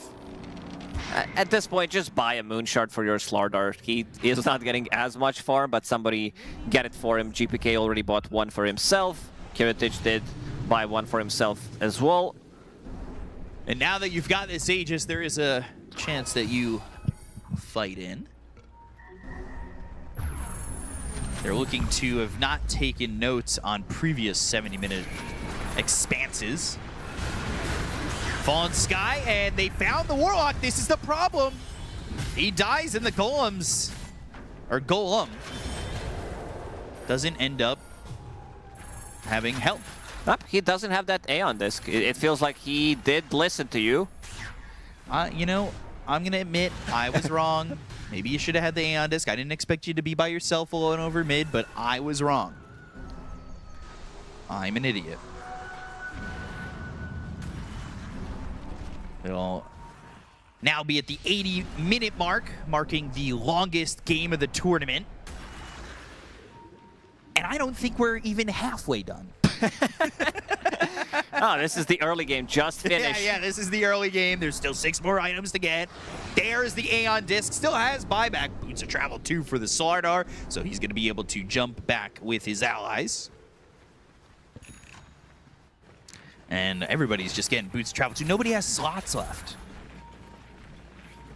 Pockets full. Shrine for Tofu. That's a lot of experience to get. He's still sitting level 27. And I think now Liquid, they should have, in theory, been able to go and get some new neutrals, but still nobody has picked up a new neutral on Liquid at all. That death on Warlock means plus 2 minutes. And we will not have a commercial break, but you know. Well, we're close to it. Yeah. Here's a little ad from our sponsors. We got ourselves a very invigorating and exciting game. But now Kez, he is legitimately 9-slotted. That's not his item. That's a consumable. So refresher, he can still buy it. But he has 20,000 gold. I'm taking my stick out. I'm gonna poke them to try to go in and try to do something. Warlock did try to do something on his own. Didn't work. This is that game where you're like, one more game before bed. And then this is that game. And if you end up losing this one, you have to play another one because you can't end on a loss. No, you cannot end on a loss. In this tournament, technically, BetBoom can end on a loss. That's unfortunate. Kez prepping. He did buy Divine Rapier. Is sending it damage. Oh boy. He's sending it to his fountain. So he could have buyback and another Divine. Divine at home. I love Divine at home. Fortunately for me, it's Legend at home. But they are trying to bottle up this amplified damage. There it is. So save, he's got that. Still has the block of cheese running for about a fourth of its duration. Miero even bought the bottle just to use that, just to get that amplified damage. Well, now he's gonna sell it. I think it's time. Amplify damage on your Wind Ranger, Daedalus, Deso 2. Try to go in and close it out. Try to split the fight. They have one glyph available. I swear I see they're doing it. They are splitting the fight. Look at him entering from the top lane. Try to buy a little bit more time. I swear you said these same exact words 10 minutes ago. Sentry obs placed, so maybe they know something is up. Smoke breaks. Blink in, Slither Crush going to be on an ace. They go to the Fallen Sky. That's going to be Boxy getting Save's going for the throne. They're going for the throne. They've got the glyph. Can they hold it? Saves just in on the throne. The glyph's not going to last long enough. But can they get the kill out of these heroes to stop them from getting the throne? It might be possible, but the throne's going to explode. We're going to a game 3. The undefeated streak is over. It's a little bit anticlimactic again, but there was a victory for BetBoom. Congrats. I feel like they could have done this 15 minutes ago when Save bought his Daedalus, but they managed to get the dub, and we're going to go to game 3. Going to a game 3 indeed. BetBoom getting that victory, and Liquid, well, now both these teams have a long-fought victory, and, well, we've got a long panel to talk about. Guys, take it away. Yeah, I think the teams are trolling us, actually, at this point. Like, they're like, you know what? We just want a best-of-3. That's longer than a best-of-5 finals, just for the lols. Well, they might be getting there with this raid. I think so. 2 insanely long games. Petition to make this a best-of-5 by chance? I mean, yeah, at this point, like, then we're going to be here all night just for this series. You have, what, 80 minutes in this one, 70 minutes in the other one. There's just, in both games, you have so much back and forth where at the start, you know, Liquid, they're ahead, they're doing good stuff. Nisha had, like, insane net worth, like, this entire game. And then here, you know, you have this early, like, highlight, they're getting kills. Then this happens, like, minute 28. I think this is the same time they threw in game 1 here. They're kind of throwing in game 2, and then BetBoom gets the Roach. T, what do you got? I mean, I love the fact that we're watching 2 games which are kind of identical storylines, right? Like, it is the, like, again here, Mickey jumping into the tree, Save instantly getting the tree cut. Here, this is the moment where Liquid, even with Tiny being dead, you can feel the tempo that they're trying to set. They made Tinker the main character of the game. Mickey sacrificed his own game by rushing a disperser for some cheap dispel, going for BKB later. Like, Liquid was playing for Tinker to be that guy. But Monkey dies in the mid lane, giving an Aegis. Then top lane, Tinker finally gets a big pick off on himself. Well, that makes it sound like whatever, who cares? He dies. Right, he dies, and then BB utilizing that Aegis they got because of the Monkey death mid. to then bring open this game and make it truly competitive. So for Liquid, if Monkey didn't die mid, if they continued that aggression but cleanly, if they didn't have the Tinker die top, you know, playing into the Aegis timing, Liquid maybe could have won this second game, but that's the same thing we said in the last time. Liquid's aggression, you praise it, and at some points it will unravel them, and then they play for the late game, making these comebacks. But I love the back and forth between the two teams. I don't even care about the analysis. It's just a fucking great best. Well, I mean, it's sort of impossible to really like pin down the, there's the like granular mode. It's like it's longer than a movie. This game, you know what I mean? There's like 83 minutes that you like want to try to like dissect. There's so many like different moments. I think like I know one moment actually. Go on. Maybe shouldn't take Aegis, all right? I feel like whenever they get an Aegis, their ability to make it look like it's actually a detriment to their high ground is impressive. Like they seem to really choke when they have an Aegis in their hands. That's my one takeaway from this game so far. But like the thing is, they're getting like the earlier Aegis they get where they should be turning the game around is because Liquid are like kind of out of position, and like Liquid have like second Roche trauma. I don't know what it is, but when it's about to respawn, they just find themselves in a really shit position. I'm not gonna lie. But it's still like what I love from BetBoom in these games is that they're very aggressive. Like they're finding these opportunities where maybe other teams, you know, they aren't in that position to then punish Liquid, like we saw in the earlier clip mid, or Nisha, who has Alchemist net worth and then gets picked off at the top tier 2 with no BKB, with no Stampede available. And then, I mean, we have 20 more minutes to go through where it's just like, there's a tossback, there's this happening. Then Save gets a Stygian Desolator, and I feel like at some point Miero, he demoted himself to be the post 4. He buys a Crimson Guard, he buys the bottle for Save so he can bottle up the double damage rune. Yeah, I don't know where else to take I mean, it's really good actually BB lost to Yandex, right, in the upper bracket, because the way they lost against Yandex was this type of game. If they didn't lose in that fashion, maybe we wouldn't see them have such discipline here, right? Yeah, okay, it could have been a bit of a snooze from minute 60 to 80, how long it took them to go high ground, but look at the things Liquid are doing at the high ground. This would scare any team in the world at wanting to try and close out this game. And you have to then give a lot of credit to the eventual conclusion of the game in the double split. Go 2 heroes top, 3 heroes bottom. The idea of like bait the fight, but then Save comes in. The forward position is actually the Ancient killer in the end. Like, not many teams think about, you know, splitting the Ancient damage at the very end. You have to think about the creative solutions, right? We said about in the post game of the last game, how do you come to a conclusion of a game? How do you really show your test of a character as a player? And here, BB's kind of their way of answering it was great, but it's because of the Yandex series. I think they were so scared to close out this one. I think Yandex will be rubbing their hands watching this as well, because whichever team wins is going to be exhausted, you know. Yeah. Especially Liquid, like you started yesterday early, you ended very late, you're coming in early. You're in terms of game time, you are closing in on a game 5 type of game length by the time they will end the next game, whether it's a W or a loss. And I think also overall I do want to talk about, or at least raise the point, I think Liquid had pretty poor itemization in this game. I think when you're the Tinker in this game, I think he needed a BKB earlier. I understand he didn't die much, but then when you get caught at the top tier 2 and you don't have a Stampede, like you're gonna get cooked there. They have nullifiers. If you have BKB, your Translocator, you can still get like TP'd away. If you nullified without it, this doesn't happen. I think also Mickey, while we can say, okay, you know, he put more of his like eggs like in the Nisha basket, he didn't really have any good scaling. They didn't have an AC or Shivas until like 65 minutes in the game. So I think overall that Liquid have some things to like learn, to talk about after this game. But my boy, this guy, this is why if you're a support player, you should also sometimes play core in your pubs. Look at this kid, 80% kill participation, level 30 Wind Ranger, Daedalus, Stygian, Refresher, he's got it all. He made the calls, let me kill the Rax, let me kill the Throne, buy me a bottle of Miero, if you're the guy now who's supporting me, let me do it. The funny thing was, we were actually talking backstage about this guy. We were like talking about fours and, you know, who do we like and who has the most impact. And T, actually, you did say that, you know, Save is one of those players where you think he might be a little bit slept on. No, I mean, he's always been like one of the best fours in the world. It's just his team just doesn't holding him back. Say it. Yeah, I mean, historically, he has been held back by iterations of teams he's been on, right? And there are moments like this where he will just shine, right? And I think it's just a 29-minute clip. To me, the speed of that power shot, the pop, the kill on the monkey, that's like the small thing Save does in a game to create the bigger moments. I don't have much more to add because that guy, he cooks. Like, I would say, especially like post 4 players overall, it's very easy like to look okay, but it's incredibly hard to look like a god, you know, like the Boxies, the Saxas, or like him. So I think it just really shows when you have these longer games.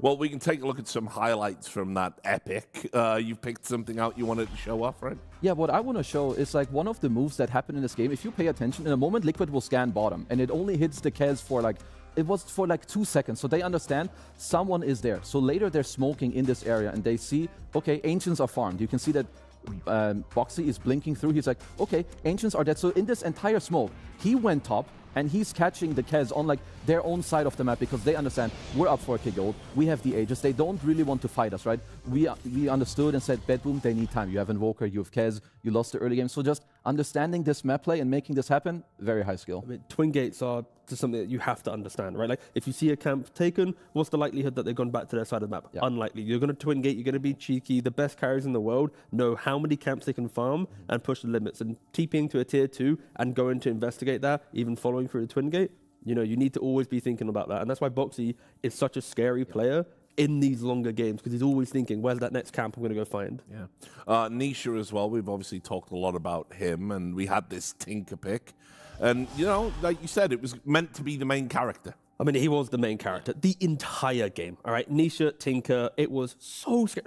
Look at his net worth. Sure. Look at his inventory. Yeah, look at his inventory. It's 16 minutes into the game. My guy had to chill. But no, I fully agree with Kezu about the itemization. It kind of felt like he was going more old school Tinker in like the dig on the E-Blades, the Lincolns, and there is a major argument to be had. What if he bought a BKB? What if he thought about Aghanim's? Maybe the Shivas. There's other items he could have bought earlier. But when you're crushing the game like this, when you know your Monkey King is your front line, you kind of feel like, maybe I buy Dagon. Maybe I keep winning the fight right now. Maybe I don't invest in the future because they're doing well. But because of the blunders of Liquid, then you have to look towards the Tinker and go, well, you're not being stable now because you were trying to play on such incredible timings. But yeah, it's BKB Tinker, that's like the only real thing I want to like he debate. needed, because Tinker is the type of hero, he doesn't like need damage to kill the enemy team. If he stays alive, he can like TP out and come back in. That's like kind of all he needs. So you don't need to build more damage. You need to build items that allow you to deal the damage that like you already have in your kit. And I think he could have ended this game potentially deathless. You know, if you go some BKB into the Aghanims after and just have it like very cleanly. But I will say that it is also on BetBoom that they abuse it. You know, they rush this nullifier to make use of it. They find him, they get this kill, they prolong the game, and suddenly they take the lead and they clutch it out. Whereas Liquid, he was literally playing Alchemist in this game. So when you make mistakes and when you get picked off like this, it matters like twice as much as in a normal game. Yeah, and of course, you've already mentioned Keritich's nullifier. Even like GPK on his Invoker, like the way that they were playing, it was always, let's go and push the limits, go find the Tinker. In the highlights that we spent like, it felt like an hour analyzing. You know, GPK was blinking to the high ground to Tornado and Tinker. He didn't get it. He might die, but it doesn't matter. Keritich, he gets the Aegis, instant nullify, you get the pick off. Like BB, they had very minimal windows in this game to break this like fortress of a Tinker. Save catches the Monkey, which enables the Aegis. Aegis then enables the nullifier to then catch the Tinker. Like these actions, if they don't occur, we are talking about Liquid. So both Save and Keritich really stepped up to kind of save their life in this tournament. Yeah, and that means we go to a break. Join us after it for a 90-minute game of Dota 2. We'll see you then. The new breakthrough and innovative phone with 1xBet app. With 1xBet app, you can register and start betting in just one click. Intuitive interface and thousands of sports events every day. User-friendly app. Big wins, fast payouts.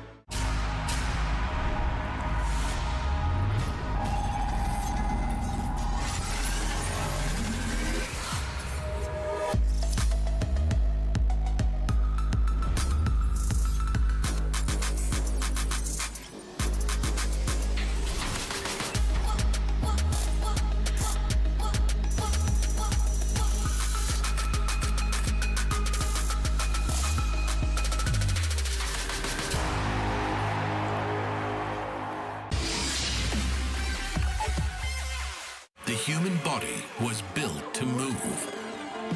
Not trapped at a desk in one singular posture for 12 hours a day.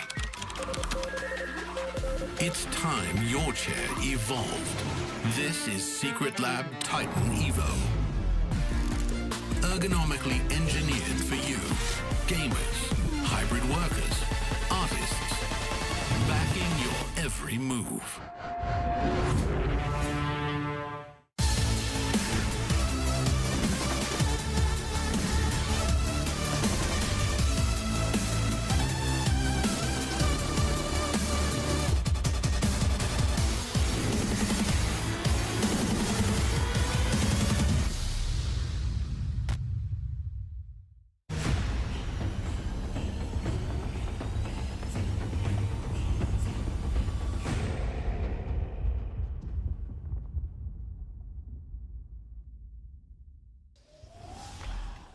All right, welcome back. Buckle up. We've got a series. Yeah, make sure you've got some snacks. Make sure you got some drinks. This is a long one. And T was saying to me in the break, like, Richard, this is what we do in Dota 2. This is gonna make you. It'll make a man of you. It's gonna forge you. I can only imagine what the players are going through. A lot. Yeah, like this is like so crazy. You saw like Nisha do this like after game 1, because just like signaling to the roller coaster. It happens in game 2. You know, they're talking about it right now. Like we also never know what the players are talking about. Is it one moment? Is it like a bigger change of strategy? Is it something else? It's like communication, because like you just said, there is a lot going on in these games. Yeah, I mean, like you saw it on GPK's face. I mean, like that is a look of relief. Like when you get, not necessarily because they won, but because it was just over. Like it's over. You want to get out of that game with a W, so yeah. Of course. I feel like win or loss, like you have to enjoy these moments in the game. Oh, sure. Because like as a player, you don't really get to these minute marks too often, right? You don't get to think about these itemizations. You're not having these discussions of, oh, well, my career got an AO disc and a hex, right? Like, oh, do you want a moonshard, mate? Like these conversations never happen in competitive Dota. So sure, yes, it's a tournament live on the line, all this stuff. But I'd like to think at the end of the day, it's like, this is why I love this game. You know, all the small things. So that aside, we are going to have a game 3. It is going to be, one game deciding if we are going to get BB Yandex or, Liquid Yandex in the finals. But the most damage. Yeah, in the tournament. That's he had to chill. All right, this Cataclysm late game, even throughout the game. Double click it. He would even talk about the fact that he stole one of the Tormentors, right? Like he was sweating, dude. Yeah, he was sweating. Believe it. A thing I like about GPK Invoker as well is as soon as he sees an Aeon disc in the game, he always looks at the minimap and goes, oh, let's say game 1, Dark Willow showed for a second. Okay, I'm just going to throw a Sunstrike into this tree line. If you hit it, boom, Aeon disc procced. Nice. Enjoy your own cooldown Aeon disc. So that was one thing he was doing throughout all the games so far. Whenever Aeon disc came into play, it's like, I want to break you. Yeah, I do think he was very much like on the ball. He's like kind of, because in this game it was not that easy for him in the early game. Like there isn't that much to play through. Your offlane is getting obliterated. Like in the mid lane, you're against a Tinker, you're both just farming, but then the longer the game went, I think he had very clutch spellcasting overall. Eventually he also, he has the Gleipnir with the Dazun Blood right here, 5 item, like this Exodia of AoE that's just everywhere. Like even if you run away, you're still getting hit. So definitely the GPK Invoker is something that Liquid need to keep in their mind for this final draft here. And yeah, this is. I mean, I'm very intrigued by what is going to happen here, because we've already praised Team Liquid having these really nice, well thought out, structured drafts with layers to them. BetBoom a bit more chaotic. Their hero pool seems to be wider. They're willing to play more options. I could certainly see a curveball coming in from them. I'll be honest, I forgot about what the drafts are all about. I'm going to take a second to reset, because all I'm thinking about, about both games, I'm like, okay, there's Tree, there's Alago, there's Shadow Fiend. Tiny. That was also the first loss that Liquid actually received on the Tiny. They're going to give They're now 7-1, your favorite score line, Kezu. Yeah, I'll never pick this hero again. That's bad. I got it, Richard. Again, wasted. Honestly, I'm also just focusing. No, that's fine. I understood like one word. You do your job. You said my name at the end of your sentence. Yeah. That's all I got. Yeah. Oh, okay. It's a football reference. Oh, yeah, I mean, then whatever. Keep it up, Richard. Doing great. Yeah. All right, so things I've learned. Kezu, football references off the table. Fine. Just give me like at least maybe like the easy ones, Okay. Well. No American football stuff or American football, like whatever. Keep that out of here. I mean, it is soccer I was talking about, but fine. Soccer. Also, you said Kezu. How can you do this? I'm staying out of it. It's between you two. How's this normal hosting? Get this guy off here. PGL, I said it. This guy is out of control. Yeah. Just like this hero. 17-4. Yes, actually. 5 seconds remaining. Back to you, Tigo. Oh, yeah. Thank you. I was waiting for the soccer bit to end. Yeah, Templar Assassin. The soccer bit, yeah. I said soccer just for him as well. Yeah. Anyway, yeah, I'm Templar not even Assassin. American, so whatever. But yes, Ooh, okay. All right. So I first picked TA, of course. I think Parker popularized it a little bit with his Tundra run. Yes. But it's not like uncounterable. We've seen Medusas. Even Liquid now going for a straight Underlord pick. If you get the right position 4 in this lane that has any type of disable, it could be like an old school Lion, a Dark Willow, just something to give a bit of spacing for the Underlord as he shoves the wave. It's going to be fine, but you have to respect TA hits timings very easily and progresses the map very easily. Yes. And obviously Liquid have been banning the MOUZ. Good news for Ace. I mean, come on. You just keep doing You him gotta dirty. chill, Richard, all right? They already went for the when an emergency break last to pick his Underlord, okay? Yes, we don't yeah, need yeah, to yeah, also yeah, talk about yeah, his exactly. mom. I'm just bringing it up. No, something I've observed. You're the only one that wants to bring it up on this panel. Yeah, I know. Cowards. Once again, keep it up doing great. Yeah, keep doing amazing. See, there's a reason why Liquid's drafting Underlords and stuff. Yeah, actually. There we go. Back to you, Richard. It had so much impact in the first game. If it was the first game, I think it was today, 3 right? hours It ago, was right? today, Yeah, right? it did have a lot of impact. We talked about it. Obviously, it was picked into a centaur, and it stopped a lot of disengage with the double pits. So, what game are you on about? Very by the way? impressive. You were not yesterday? No, today. No, it's the first game. The Centaur First Underlord game. See, you're doing it now. Oh, Centaur Underlord. Sorry, I thought you were on about Master. I'm tripping. All right. These two games are... We're all losing. Yeah, listen. Nah, I honestly... Just keep it together, guys. One more game. Just hold it down. All right? When old man Richie Lewis starts talking about Ace, I'll be honest, I turned off my brain a couple times. I'll be real. I was on standby. I was holding the energy. Okay, what are we getting here from BetBoom? Most likely it should be the double sub. I will say that I have loved Save's Ringmaster. I understand, you know, maybe you can look for like some melee heroes against the Warlock, like to make that happen. But then you should also know that Liquid are very open at like flexing in terms of that. The Warlock can just lane in the off lane if they want to do that with the Underlord to like just cheese him through the lane, Fatal Bonds, Firestorm, heal him. You know, you're chilling, you're doing your stuff. But for BB team, overall, I think double sub is just kind of simple here, whether they want... I was maybe going to mention Tusk, but I really do not like Tusk into Underlord, so kind of scratch that. Maybe go back to the ring. I mean, Save just doesn't play many melee heroes. It's only Tan is the only melee option he's had so far throughout the entirety of Wallachia. So into the Warlock, you kind of want a hero that is a bit...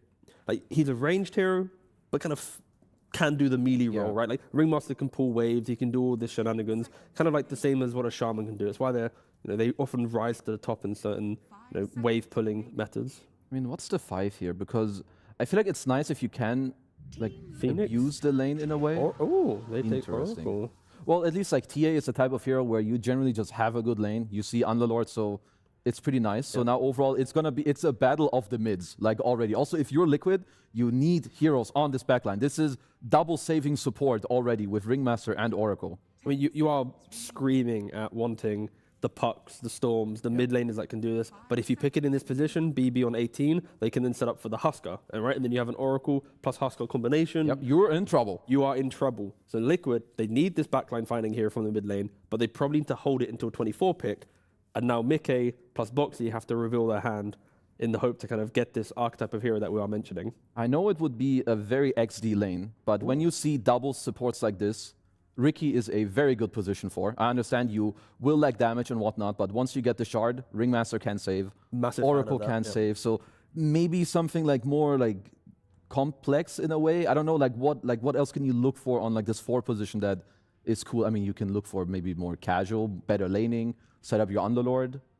I don't know if there's something else that breaks in a way. Then there's also the Marcy option, just for like throw yourself into the backline. There's always the Marcy option. You grab a hero and go, but okay, they go for a Tusk. But the Ricky suggestion actually very niche and specific, but yeah, conceptually could have been really cool this game, but they don't want to mess around in a game 3. They will stick to the very classic Boxy Tusk. Yep.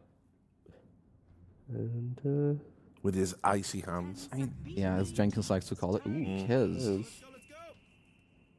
But they are protecting Nisha. Yeah, they're giving him the last pick because, yeah, if you're if they're gonna pick one of the spirits, you're getting Husker, and this game is a 90-10 at that point. Yeah, well, Liquid, they like playing for the comeback at least, so they'd have enjoyed that part of the game, but... They would have dragged it out to 85. Yeah.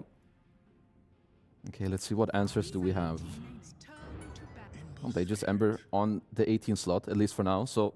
Kind of also goes to show that they feel like they have more answers like for the Kez later down the line. Is that not a weird... I mean, it's good for BB to have playmakers, but when you pick Ember, you need to ban like Viper plus Husker, right?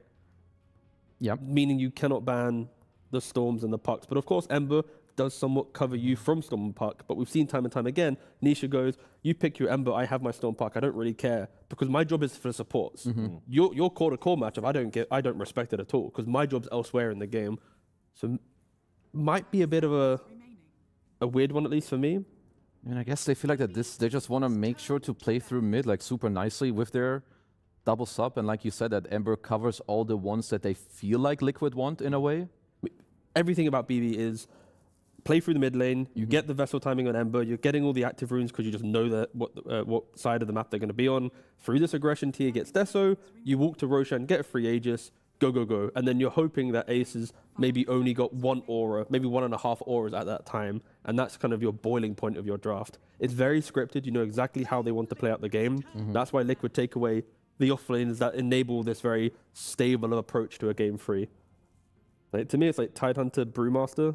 They sound kind of cool. Just additional blobs to the inevitable aggression that I'm going to see from these cores on BB.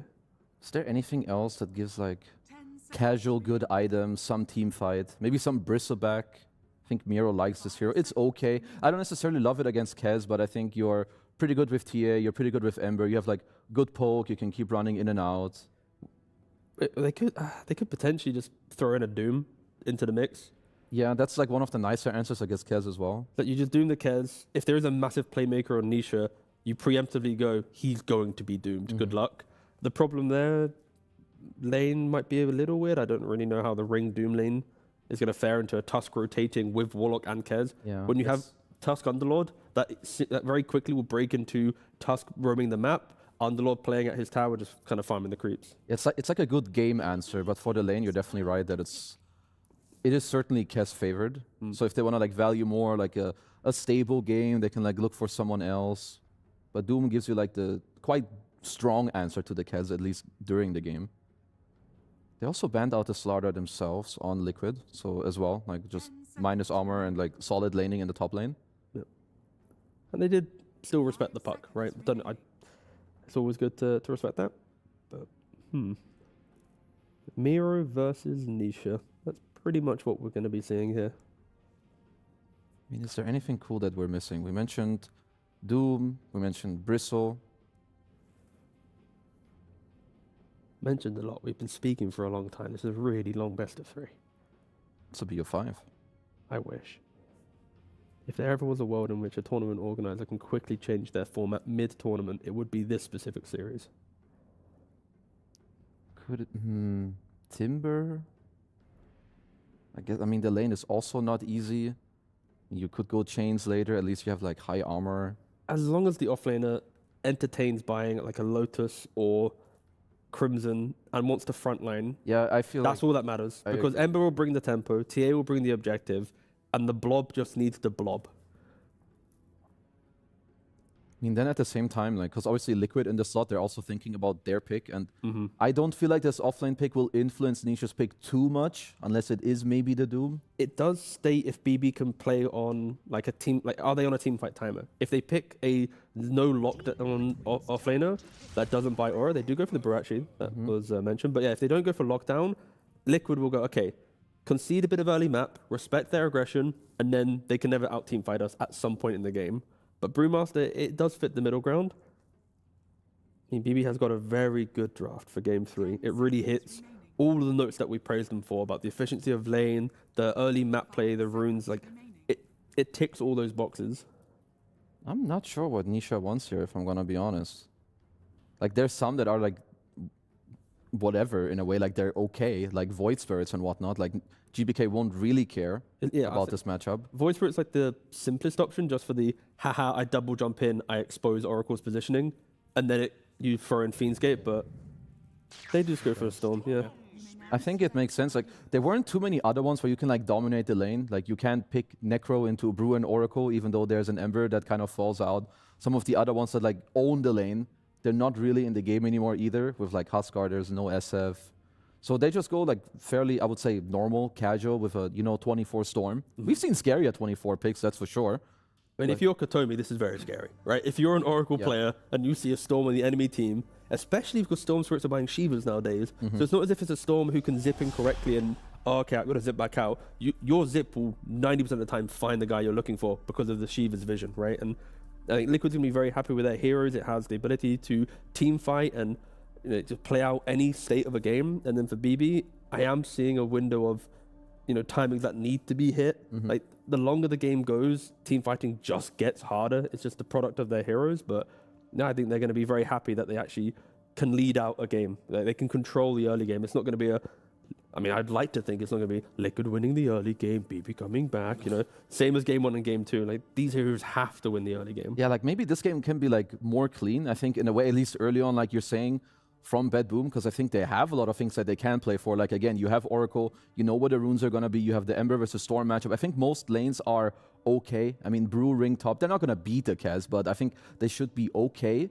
Like, in that lane, I can definitely see it, like, minute, like, 17 to 20. When you get this Crimson Guard, I think there's a little bit of, like, lacking damage from BetBoom. They need, like, dragged-out fights with some Vessel, keep poking. So I'm overall slightly leaning Liquid, maybe, like, later down the line, but I think this is another game where it's down to the gameplay. I want to see Liquid actually put deeper vision on the map to know where the supports are going. When you have an Oracle on your team, you know where the rune's going to be. So why not have a ward to scout the Oracle's positioning? Because if he's running to top, guess what? The rune's going to be top, right? So maybe some quirky vision from the supports of Liquid could break BB's ability to get into this game. Do you think we'll see lots of rune fighting? Oh, 100%. Yeah. Whenever you put BB in a game of Dota 2, GPK's screaming. Like, there's been contracts broken because the supports don't go to mid on time, all right? So, yes, there will be rune fighting. It's not the only thing that's been broken by GPK before. My guy needs to win this game for the sake of his career. That's the sake. I don't know. I added fake stakes to this game. He's broken items. It was more of a joke. Yeah, but exactly. you know, when you have two spirits in the mid lane, you're gonna have many rune fights, and I think for both teams, early game is incredibly important. All right. Well, I certainly hope our casters aren't broken after 2 long games. I'm going to hand you over to B-Cop and Lacoste. Thank you very much. Coming into game number 3, I will be broken if there is another 80-minute game where there's not really a fight to end the game. I want the madness. I want the fights. I want it all. We're here at game 3. That's why they picked Brewmaster, Benjamin, because he has innate ability called Liquid Courage, and they're going to have more courage to end the game, potentially. It took them good 25 minutes unnecessarily in the previous one. They got the dub. Can't really blame them. It was in the elimination game, so they took it slowly, but let's check what they can do with this one. It is, again, 2 saving supports, and with the jumps that they have, you have Kez, you have Storm Spirit, you have kind of the same, maybe a bit of a longer cooldown with Warlock, but he's also a saving. He's a team fighting position 5. You have a save coming out from the Snowball, and Underlord. I think I'm going to have to agree with Kezu on this one, where once Underlord gets one first big, like, Crimson, it's very good against Temper, very good against Temper Assassin. Kiritich, like, we've seen him die for the first blood a couple of times. It looks like that's going to be the case here. First blood for Ace. And that takes out Kiritich. Kiritich, who, on the Shadow Fiend, if you remember in game number 1, 8 billion minutes ago, you know, had the start of 0-3. I think even maybe 0-4. But he had a tough time. He struggled at the beginning. But this is Templar Assassin, right? We've talked about this hero ad nauseum, about how they just always find farm. They're always at this point where they have 10,000 net worth at about 15 minutes. It's disgusting what a hero like this can do. Most definitely. But we'll have to see if he can replicate some of the, like, Temple Assassin performances. Kiritich looked good. Apart from a couple of these early deaths coming out, and seems like Boxy Tusk give him his, I would say, best hero in the game 3. This could backfire. They started really strong in this one, and they are doing pretty good. Kataomi getting actually clicked by the Tusk and the whole creep wave. This is the hero that trades extremely well. He's sitting at 4 armor, has a good strength gain, good stats overall. Manages to pull the creep wave into this area, which kind of benefits Ace as well if he wants to use the Firestorm.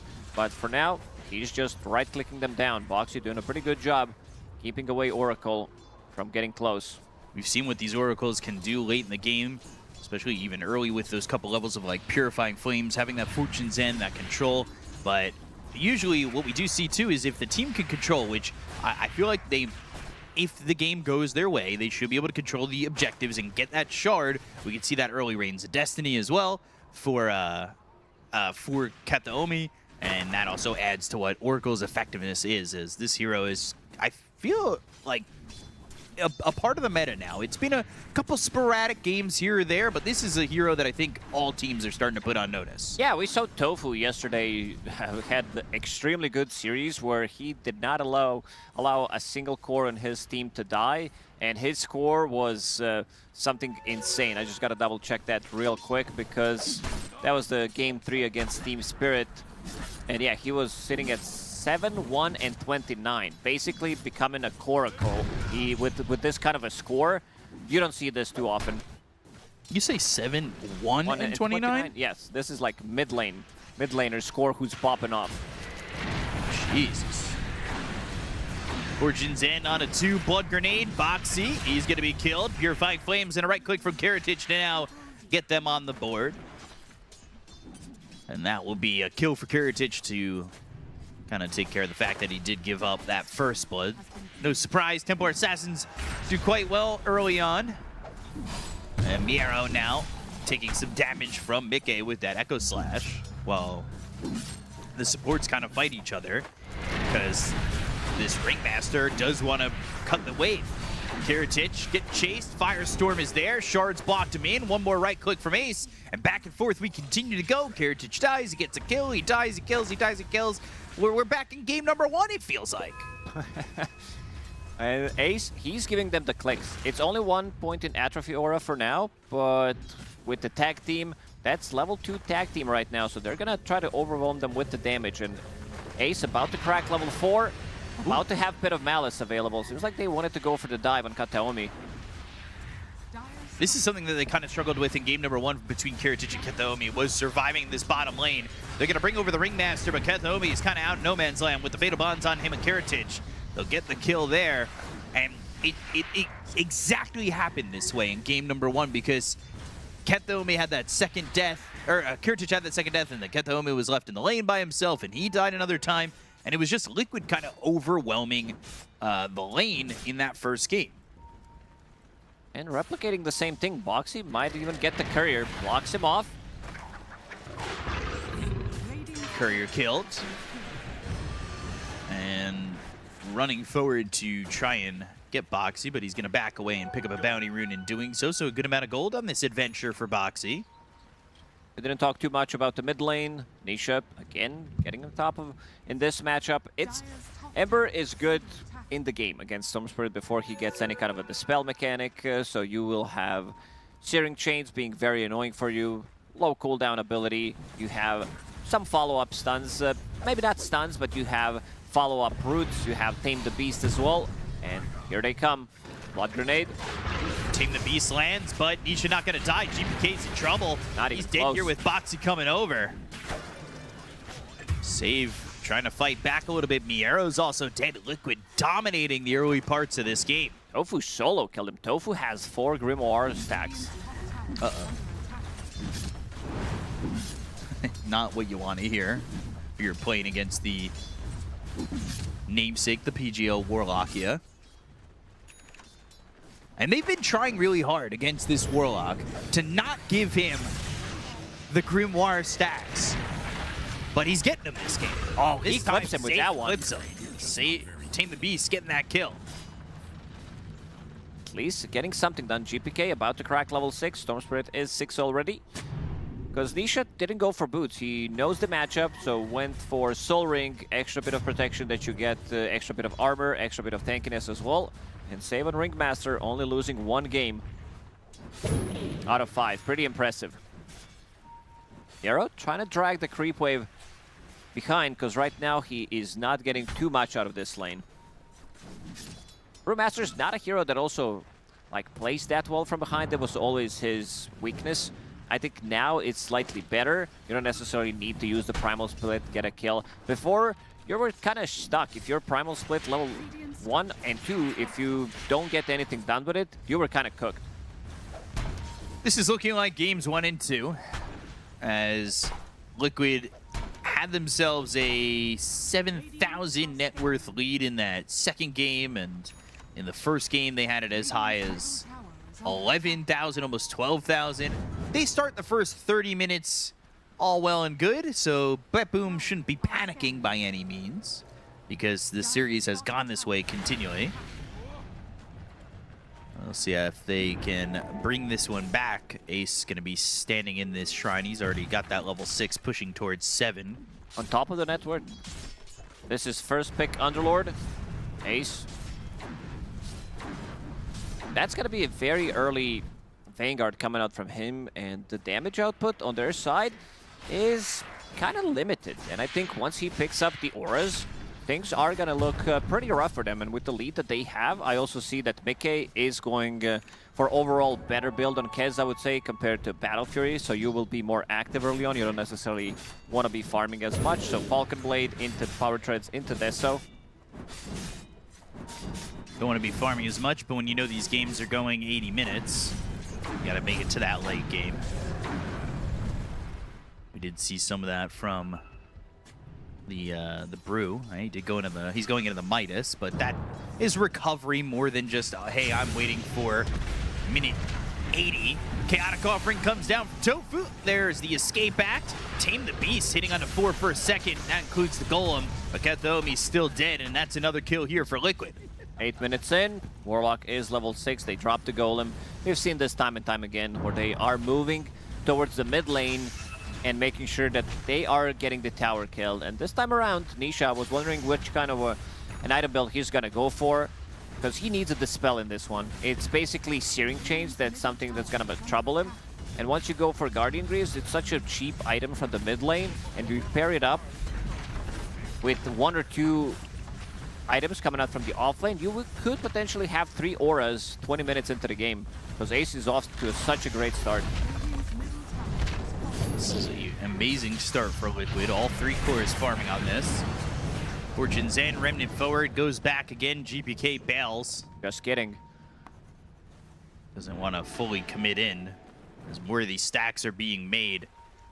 Try and recover some of that deficit that they've got going on. Impalement Arts, Tofu doesn't have the Chaotic Offering, but Box is coming over, Tame the Beast, and trying to get one more click with the Shadow Word. Nice but play. they use the Snowball. He Primal Split. They still want to go after Tofu. The chase is on to try and kill him here, but another Shadow Word, more healed. Tofu on the run, gets a split out of this Brewmaster, who will find nothing for it. Boxy, he's just too good on this hero. And it was also communication with Tanisha to drag the creep wave so that he gets close by, that he can use the snowball on the creeps and also use the shards, keeping his position 5 alive. And while all this is happening, you have Kez, who's continuing to farm up, needs another Mithril Hammer to finish off his Deso. And you also have Ace coming in, and seems like he wants to go for Lotus this time around as his first item. Tame the Beast, GPK gets low real quick, dies. Got the haste at least, I guess. Not too happy about that one. That Static Remnant, 512 magical damage. Oof. That really blew him up. Stacks for Kiritich. He wants his own Desolator, 10-6 on stacks. I know it's early, but what's the Dota Plus already staying in win percentage? Because this feels like Liquid are having their best early game so far. 86%. Casual 86 at 10 minutes. Sheesh. God damn. It does feel like they are in full control of this game. Templar Assassin, she's not fight ready yet. Kiritich will need to farm up his Deso, maybe pick up a Blink Dagger. And Storm Spirit is ready. Nisha, mech, 10 minutes in. Already completed. There's going to be Lotus Orb to remove some of these more annoying spells. Mostly Searing Chains, and you will have another way of dispelling things, because Templar Assassin definitely later on will have the shard against the Storm Spirit, so you can take care of that. But I would also love to see the auras coming out from this Underlord. Expect the Underlord to move into these fights with the Fiend's Gate. We saw that as well in game number 1. How much Fiend's Gate can do, how much that Ags upgrade does with it, bringing in the Pit of Malice, and that's more what I'm talking about is the zone denial with Pit of Malice. Taking out those trees with the Ball Lightning to lay down a ward to get some vision there for the Dire. And hoping that that ward ends up finding them a kill or two, paying itself off, and that is a good spot to put some vision. Sees pretty much the entry to the enemy, to their own triangle, and sees the 2 ramps, and sees the entry to the other side as well. So very That's nice a really ward. good ward. Sentry. Thinking about the Chaotic Offering. They'll take out the Sentry quickly. So they'll keep that Ob's vision up. Saves trying to get away. Remnant forward, going to the back lines, looking for Boxy. There's the Wheel of Wonder.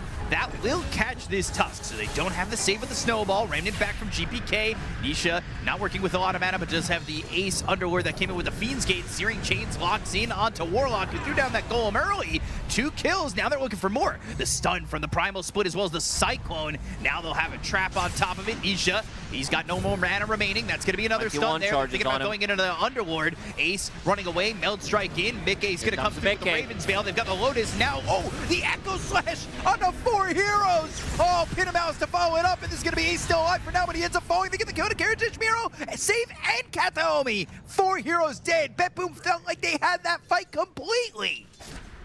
They're so tanky. This Underlord with Lotus Orb and having Chipped West, he's being attacked. He's reducing the damage with Atrophy Aura, but also Storm Spirit. Like, he is the one soaking up some of the damage. Didn't click Ash Legion Shield. Maybe it would have made the difference. And the save Underlord there, but he soaked up so much. You can see that Nisha immediately jumps the backlines. That's why they picked the hero. Rock drops, but Boxy unable to get the Snowball. Try to buy a little bit more time. 2 saving supports are going to be taking care of each other. And a bit of a longer fight. Vici still was thinking at the time, does he need to come to this fight? And decides to come in pretty late. And then the rest of the team, they're going to draw them closer to where Vici is standing. You can see at this point, Nisha, 21 charges, mech ready as well. And then this Echo Slash just rips through them. Oh! God, so much damage done by that Kez. Get the kill on a GPK. Mental damage to Kezu, yep. Wheel of Wonder thrown out, and that's going to be a kill on a GPK. Guardian Greaves faster than the average. 8 Deso stacks. They're ready to go inside a Roche pit and take it. This is why I do prefer this build on Kez. It is so much superior in terms of what you can do. You pressure the towers earlier, you can go for Roshan earlier, and they have the sustain. We saw this early mech/Guardian Greaves from Nisha. It's a lot of sustain on top of Warlock's heal. Nisha will be the one picking it up. Kez is having too good of a game, sitting at 8,000 net worth, but Vici also did make the slot, so he's gonna be the one picking it up. Interesting.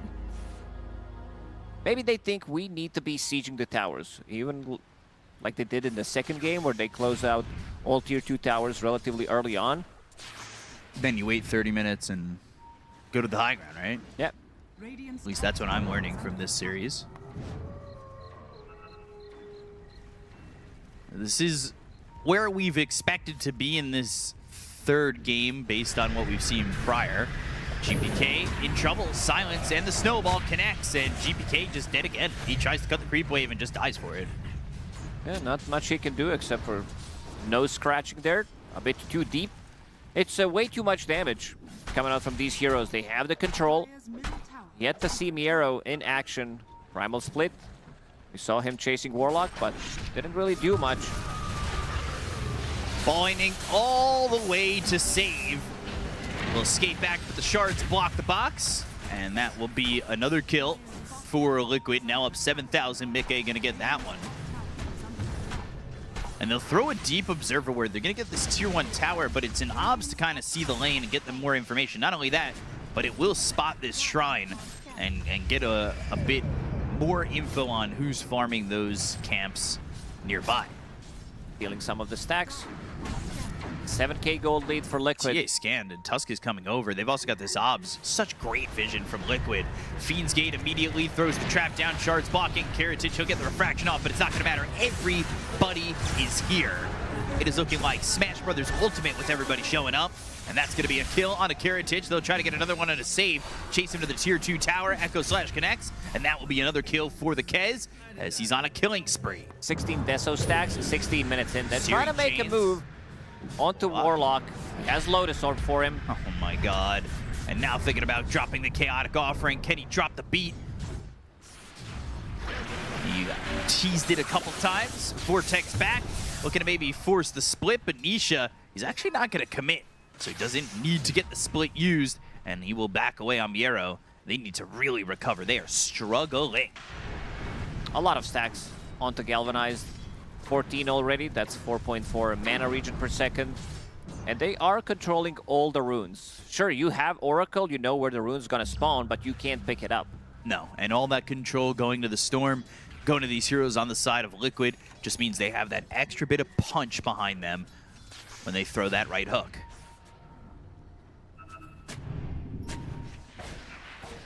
But the lead continues to extend. This Kez continues to just run forward, and with the backing of his entire team, is not afraid to continue to go. There was a Raven's Veil off to the side trying to go and get this Templar Assassin. Kiritich able to blink away with the refraction.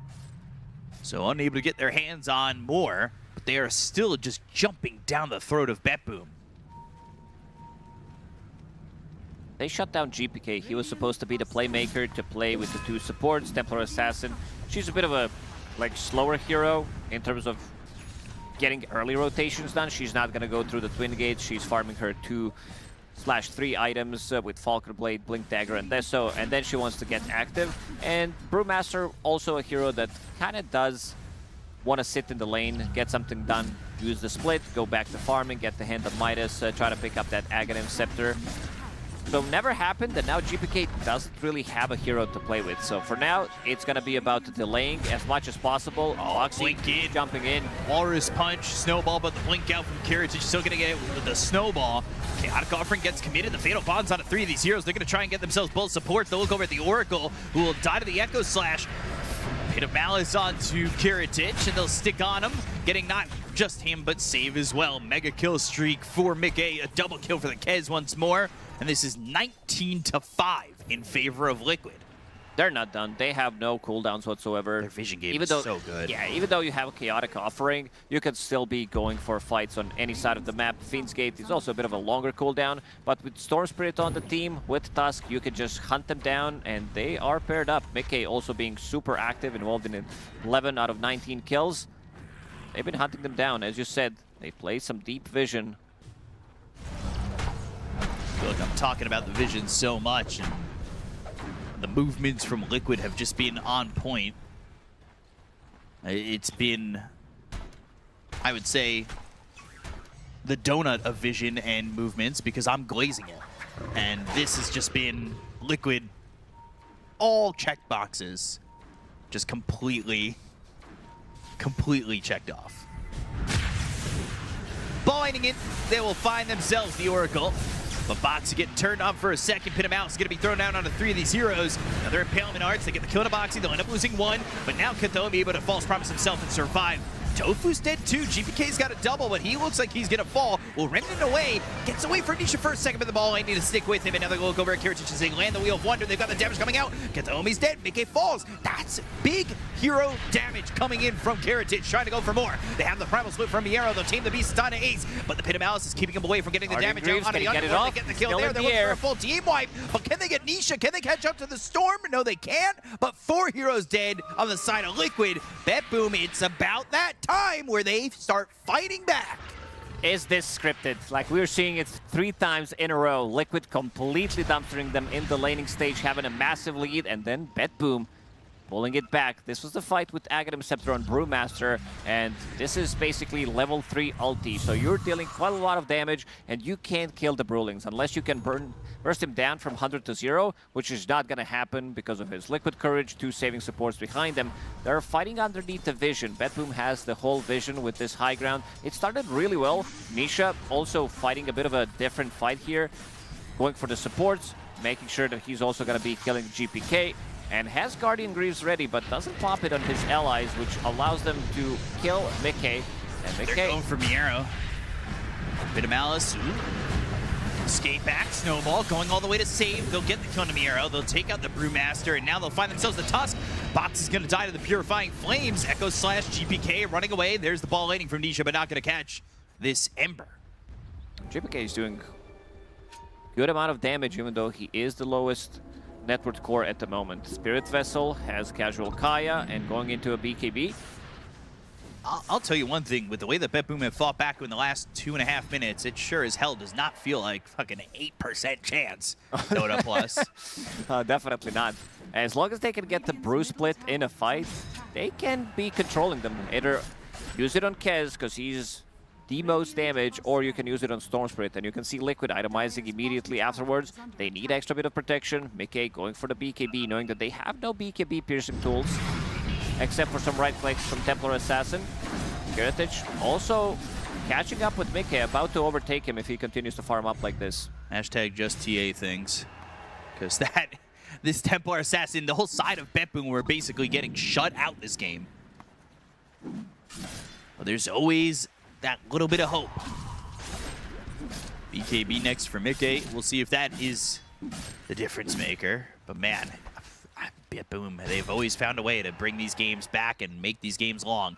Boxy, he's going to stand on this higher ground. He's got a blink, so he'll be able to get away from these heroes on the side of BB Team. Nisha just farming, but he's a hard hero to try and catch.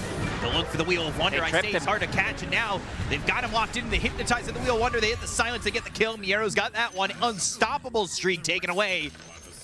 And it's like we're watching a replay of a replay in game number 3. We are back again. Guys, 80-minute banger. Mark it down on your calendar. They'll look for Tofu. They've got the silence, the Deso damage. Yeah, it's going to overwhelm you, Tofu. You can heal as many times as you like, but it's not going to be enough. Save, man. That's why he's having such high win percentage on the hero, sitting at 80% at Wallachia. The way he uses his spells, he almost never misses. Like every single time Wheel of Wonder hits, you will see him use it, tame the beast as well. And this is also pre-Ether Lens, pre-Blink Dagger. So he's really setting things up quite easily, and it's only going to get easier for him. That's right. Save. So good at this hero. Impalement Arts, man, that is, I mean, everything. The Ringmaster, to me, when you can play it at the level of Save, and obviously that's the best of the best, it just feels like one of the most broken heroes out there. It offers so much. Kiritich just continuing to farm. And this team getting together and looking to just maybe make a comeback happen at about 27 minutes. But the question is, honestly, when it's going to happen. It's not an if, it's a when. Liquid's waiting for BKB on Kez. And Storm Spirit, I think he's going to keep this Veil and get Nullifier first, because he's getting sick and tired of all these annoying spells that the supports can throw. You're playing into Escaped Act, Solar Crest, Ghost Scepter now on Oracle, Fate's Edict as well. So when he decides to go on a target, he wants to be able to kill that target from 100 to 0. BetBoom knew that Roche was up, but it spawned over bottom. It's going to make its charge to top. As we see an adult Roshan go to top. They could set up for it on the side of BetBoom, but Liquid nearby, knowing that this timing is around. Brewlings are not gonna die. Miro, like, very close to his AC, and also level 15 talent, plus Aghanim Scepter. That's extra 600 HP to Brewling, so you can't really focus them down. Even a BKB, BetBoom, they definitely feel fight ready. Dire Scan is gonna connect, they know exactly where they are. Ember ready with the GP BKB, and see how the fight goes. Ob Sentry combo to get some vision over into the triangle, but they've got the smoke. They're on the north side of the pit, really northwest. And kind of waiting for BetBoom to show themselves. If this smoke breaks, Kiritich is going to be alone. That's exactly where it breaks. He's all alone. But now the jump into the Walrus Punch to go to the Fiend's Gate. They should be able to get the kill, but no, the 4-step away. He's silenced. He's held by Save. They have the escape act, and that's going to be this Ringmaster just trying to save the life of this Templar Assassin. Raptor Dance off to the side, still trying to get a kill here out of the Ringmaster. They get the kill to Save, but they'll look over at the Warlock. GPK doing what he can. Tofu ends up dead. Buyback coming out from the Ringmaster. The chase is onto the Brewlings. Miro goes back to form. They get the kill to Boxy. Liquid, it may be falling apart for them. They get the Tame the Beast. They hit the Impalement Arts. Big is going to be in trouble. He's dead. Kez, gone. He's taken out of the fight. Pit of Mouse isn't going to matter. There's the false promise coming in from Kataomi, and they'll find themselves this Underworld who's just able to TP out. But it is back to even again. BetBoom, they win that fight like it's almost gonna be scripted. I mean, we're back here even again. They're trying to focus down the Brewling supports. They're getting their spells off. You see Oracle ulti, you see another box, and they don't have enough. Right now, Liquid, they are fighting as a unit using the Crimson. They didn't have Pipe available in the previous fight, but Guardian Greaves. And then initially, good job. Kiritich has Hurricane Pike ready, and then he manages to force himself out. Another good Wheel of Wonder that keeps Team Liquid kind of away from where they want to be taking that fight. And you see the supports, they're not dying immediately. They're getting their spells off. Ringmaster comes in with the buyback. And at any time, Miero with Aghanim Scepter, he can cancel the ulti, and he comes out. So, might not be the focus, especially if he gets the split off. They might need to change the focus. It just continues to happen like that. And Save, again, the MVP for me on that fight, because he throws that Wheel of Wonder, but immediately knows his mission is save Kiritich. Get him into the escape act, give him a moment longer to just survive in this fight, and that's what he does, and that's one of the ways that they do end up winning this one. 17,000, top of the net worth, but still, it is a net worth lead for Liquid. They've got themselves a very farmed Kez. The availability is there for Liquid to take these fights. It's just they gotta worry about this Ringmaster. Now that he bought back, if you can get a pick off on Save, you're gonna feel so good coming into the next few minutes. Yeah, they will have better vision for the next fight. Nisha did finish off his Shiva's Guard, so he can provide vision. The healing is not going to be as much. But having pretty much 3/4 auras. Shiva's Guard is an aura as well.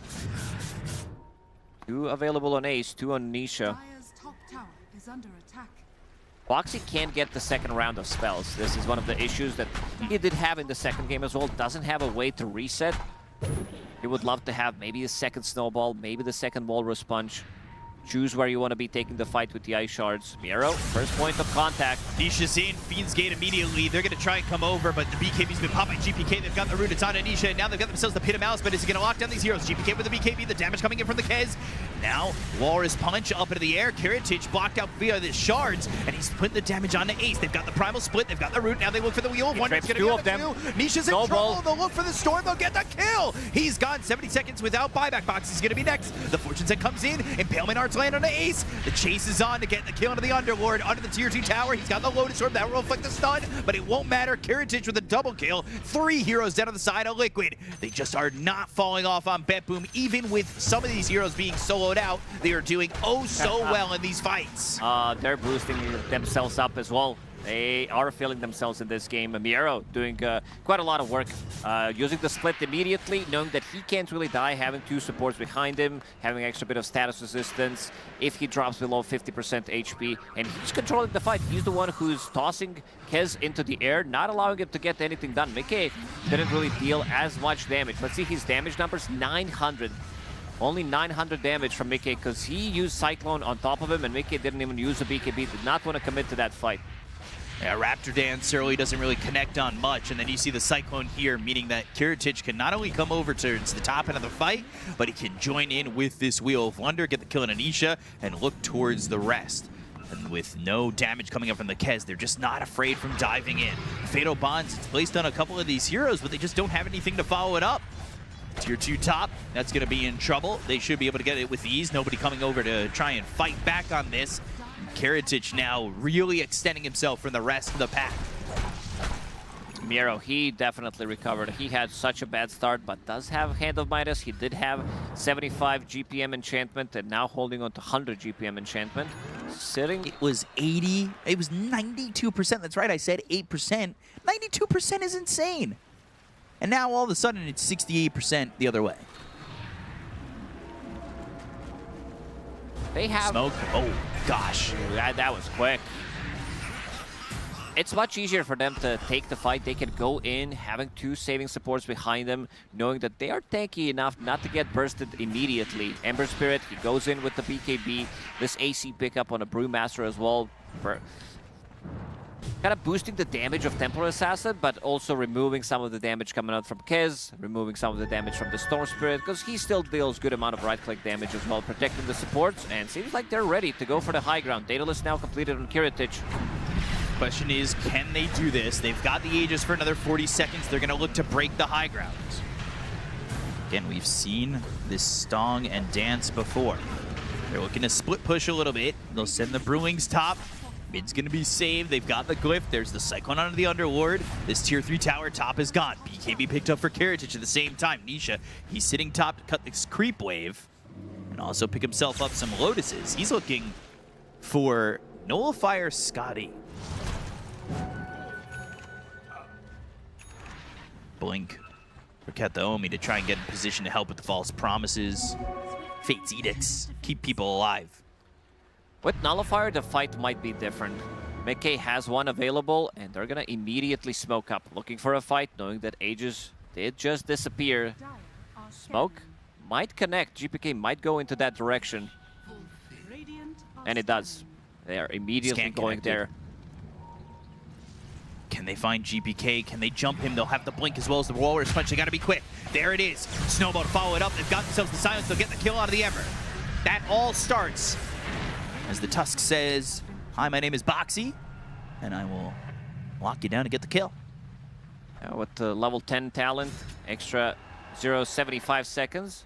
Walrus Punch stun duration allows him to hold the snowball slightly longer, then he gets the snowball stunned, and damage is definitely there. Now they could go and take another Tormentor. Boxy thinking about buying his own shard. I really hope that he gets it, and he does, because that's going to allow him to get a defensive tool, like one item, and that's going to be Yule's Scepter and holding on to Greedy. So eventually Boxy will start to scale.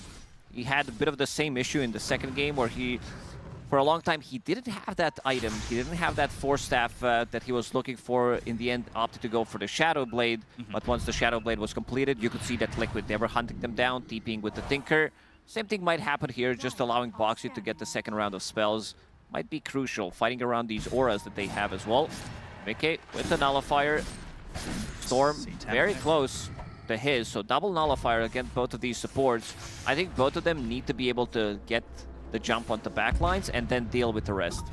Deal with the escape act, deal with anything that's going to really make their life difficult in getting these kills.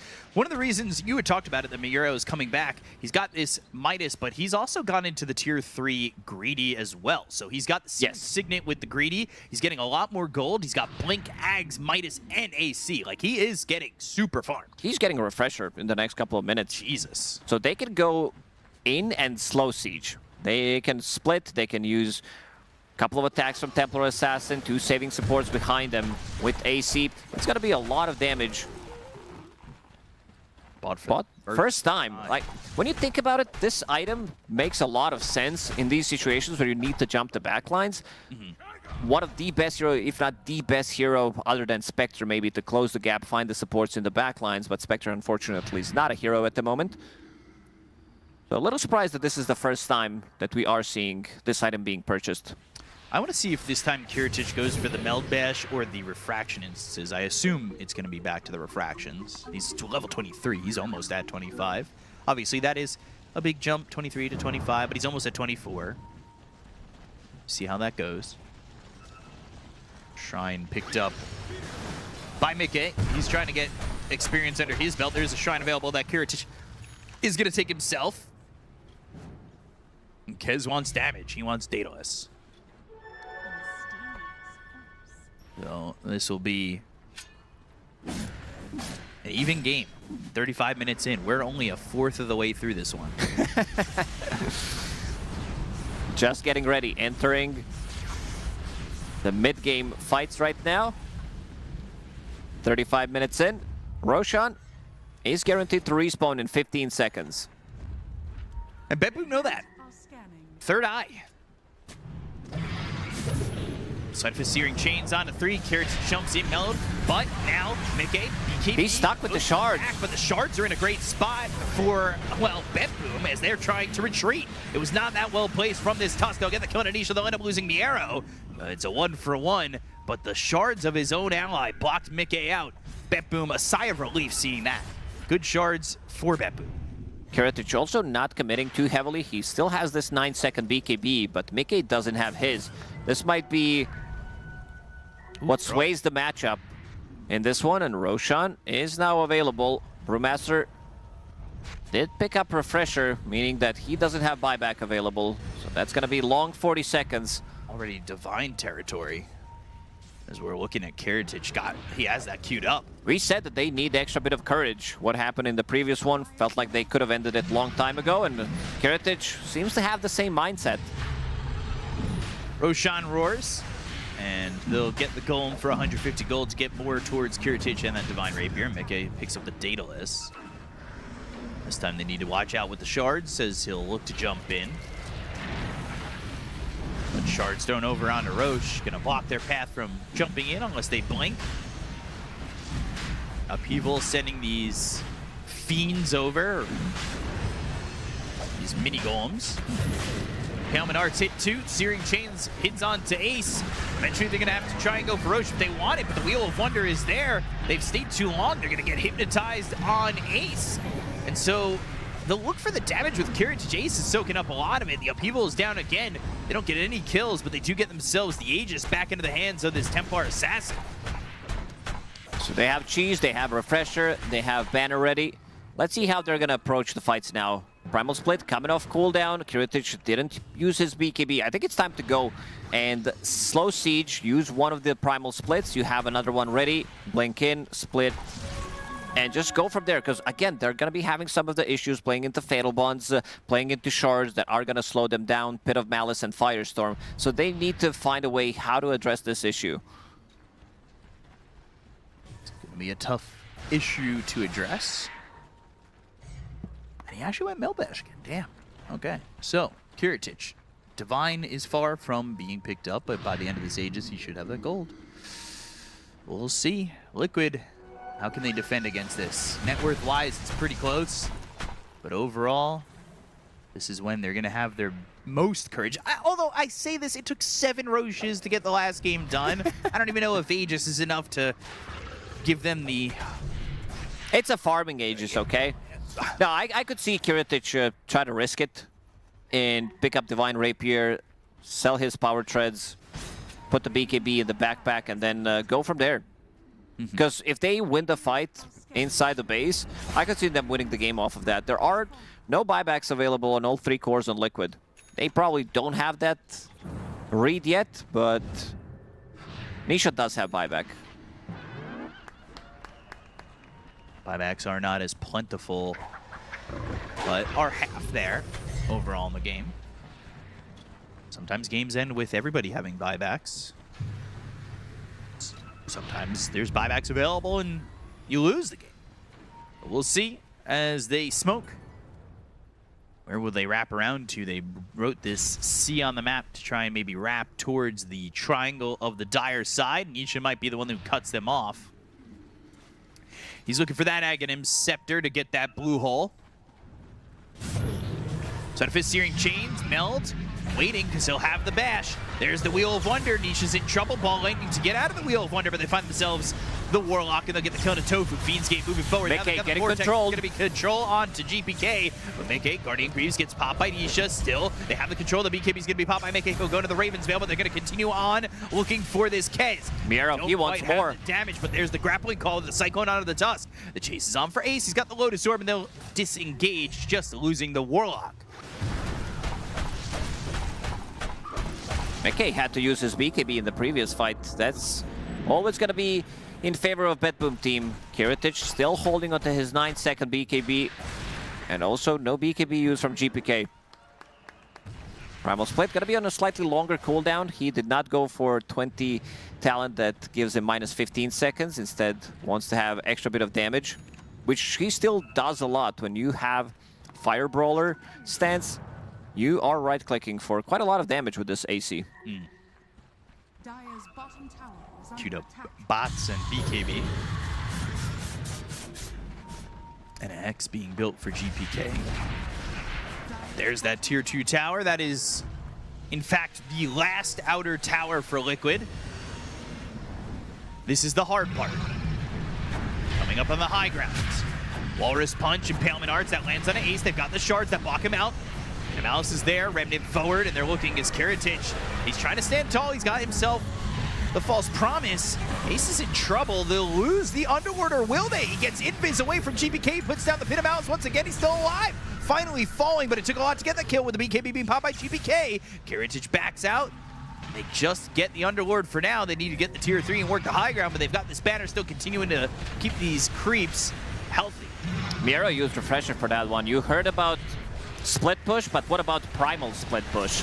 Looking for it. Vortex back, trying to get the kill out of the TA. They got the Aegis. That's something. Now, Snowball, Nisha onto the back lines, trying to get on top of this Oracle, but they've got the escape back. They're going to look back towards the base. They've got themselves the Tusk low, but the damage coming into Karatage. He'll Melon Strike. He got the stun on the Mickey. Mickey trying to survive as this Kez is carrying with the BKB. He silenced the grappling claw. The damage Karatage does it. Takes out Mickey, who's got buyback available, but they get the kill on Miero. It's going to be Nisha who gets that. He's out of mana. He's trying to run, but the Searing Chains with the Remnant forward. That will get the lockdown from GPK. Miero dead with buyback. They're going to buy back on the Kez. They'll start to retreat on the side of BetBoom, but Karatage up out of the high ground. Do they want to jump for this? Boxy off to the side, looking for a moment to go in. They start to back off, but will they commit to leaving this base? Oh, they gave Karatage Refresher as well, so he has another BKB if he wants to decide to jump in and refresh that. But 2 buybacks, 2 big ones. Ball Lightning, Nullifier, but they're jumping into the Fortune's End. The Impalement Arts are going to be there. The Echo Slash is going to be used. They got the Nullifier as well as the Silence, but the BKB is going to be used here by the Templar Assassin. Glimmer Cape keeping Nisha out of vision, out of sight, out of mind. But the Ball Lightning in, looks over. GPK was there. He's got the Searing Chains, trying to control him. Miro coming with the buy. And now he's got the kill on Nisha. No, he's able to Ball Lightning away. Mickey with the Raptor Dance. No, he's going to be silenced by the trap that was laid down with the Shard. Now the Raptor Dance comes out. Mickey, pin him out, locked down. There it is for Ace. Trying to chase GPK, but he's got a BKB. He'll TP out. Ball Lightning looking for more, trying to get their hands on Miero, who looks for the split. He gets it off. He's still not going to die. They got the kill to Karatage as well. Save. Ball Lightning from Nisha looking for more. But this hero is split. Miero, he's going to try and survive. He bought back for this one. He bought back body blocks from Ace. Just trying to stay onto these Brewlings. He's waiting. They are just waiting for him to come back to form, but they've got the Cyclone onto the Kez. It's not going to be long enough. Can they get the blink away? Yes, he can, but can he get away completely? Nisha looking for the lockdown, gets the Vortex. No hold on to the Brewmaster. They get the kill. He's gone for 100. That's a buyback from Miero, so he's gone for a really long time. Let's see how much damage onto the buildings they can do. They do have Deso available. Underlord as well, sitting at 300 plus damage right now. It's going down pretty quickly. Oh, man. An extra 218 for Ace. Now they're the ones up onto the high ground. But guys, wait a minute. We're 15 minutes away from 60 minutes again. GPK trying to hold so they don't have to buy back on these heroes on BetBoom. But we have seen this before. You might want to commit to the buyback at times. It's your tournament life on the line. Not just one center axe, but it's going to be 2. Divine Rapier. No buyback now. They're going for broke. I think it's time. I think they have to. But look at this damage coming out from Liquid. 45 seconds without Brewmaster. You're kind of you're playing against Mega Creeps unless you glyph, and they do. They finally glyph. TA's back up. Divine Rapier in the hands of the Templar Assassin. They don't know about this Divine. There's the wheel of wonder. They're going to go for the damage. Can they get the kill? They'll take him again immediately. 2 minutes gone. This case is defeathered. They'll look to the back line. They'll look for save, but he's got the escape back on him. GPK focusing his attention on Ace. They'll look over at these golems. He just picked up the axe. It's going to be double golem. Sleight of Fist trying to get the stun onto this Tusk, but he's able to escape. They got the Kez, got for 2, and they hold against potential mega creeps. They have one more building up in their base. It's a range barracks, 400 HP. They need to risk it. Let's see Roshan, 22 seconds. They know about the respawn timer, and everybody, they are deeping it. Let's see what the call is for BetBoom. Boxy. Oh no, caught in a bad position with no buyback. He manages to get out. Oh, Boxy, you are a god! No remnants available. Miero, he kind of wants, he can refresh and try to kill him, but doesn't want to risk it. And now, Ace, he got it. Fiend's Gate and gets the megas. Oh, this is going to be a problem. Playing against Mega Creeps with these heroes, Ember's not really good at dealing with them. Neither is Brewmaster. The only hero that they do have is Templar Assassin, and they need to take this Roshan. They need Aegis for their Divine Carrier. He's got BKB. He's got buyback as well. Does he zip in? Does he try to go for this? He's got buyback. Does he want to give it a thought? Doesn't seem like he wants to go. He wants to pick up Lotuses instead. They are playing against Mega Creeps. Wheel of Wonder is going to start this one off. Save again. Maybe? Okay. Yeah. They will kill. Oh, I died immediately. I couldn't react. Well, that was quick. I like the high and low. Like, can we get megas and then, oh. I'm dead I'm just immediately. dead. And it's so calm. It's not tilted out or anything of the sort. Gotta keep your head on straight to get to the grand finals of this tournament. And then again, we'll get an update as it's 81% in favor of Liquid again. They had it as high as 92. Random numbers that I'm seeing on screen. Doesn't matter. No, they don't. I mean, even the time is a random number because once it's above 60, then I care. Double bots. Now available on BetBoom. They want to be pushing out these lanes.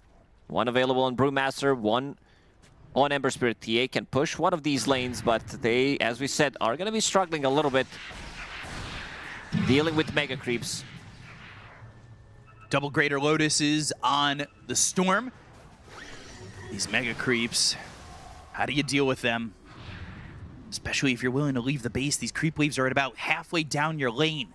You need to be careful because the time, if the fights take too long, you are going to lose your base. You have buybacks available on 4 of these heroes on the side of BetBoom, but if you lose the Divine Rapier, it's okay. Oh, Tofu, 2 shots, sick. Get that kill onto Warlock. Kiritich just showing off the damage.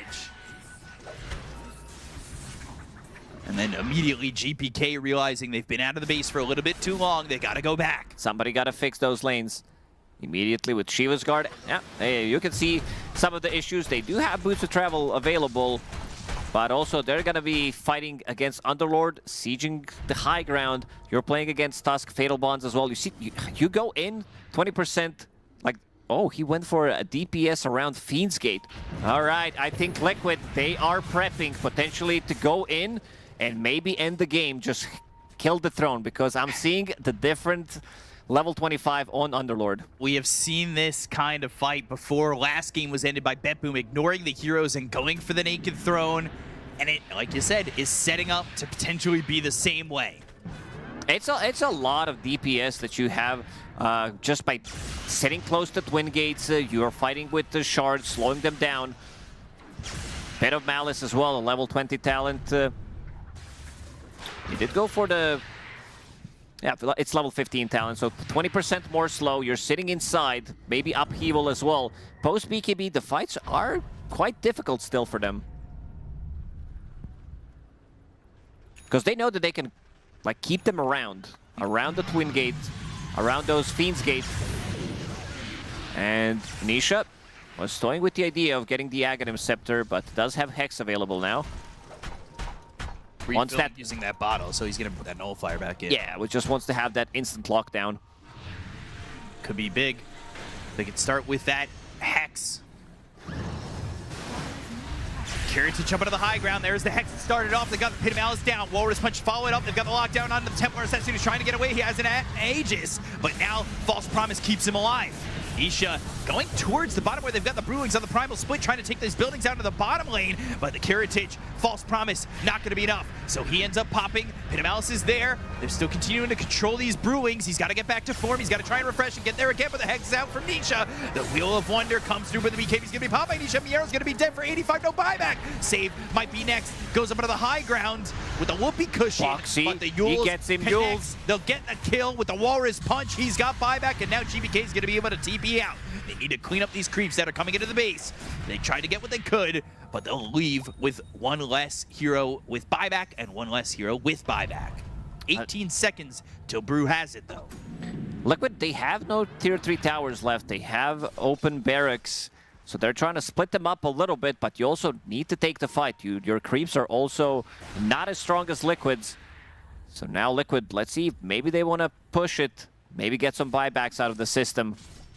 Buybacks on their side available on pretty much 3 heroes. Boxy is just going to have enough gold, but yeah, Underlord might have to farm it. Kez is the one who doesn't have it. He invested all of his gold into the Satanic. Trying to have that pseudo second life. If he can get the damage away. Closing in on 60, 52 minutes into the game. Ball lightning in and pushing these creeps. Nisha, he's got that Hex, 2 heroes dead with buyback. but such short timers that they're really trying their hardest not to use them. Nisha will bail from the base. That means they'll respawn without using these buybacks. Brew bought out a little bit, so he's actually short the buyback again. This is looking like we could be at that timing where we might hit 60. 3-game series, all 60 minutes. I don't know when the last time that happened was. Not just 60, these were like 70+ minute games. 76 and 83-minute game. Sheesh.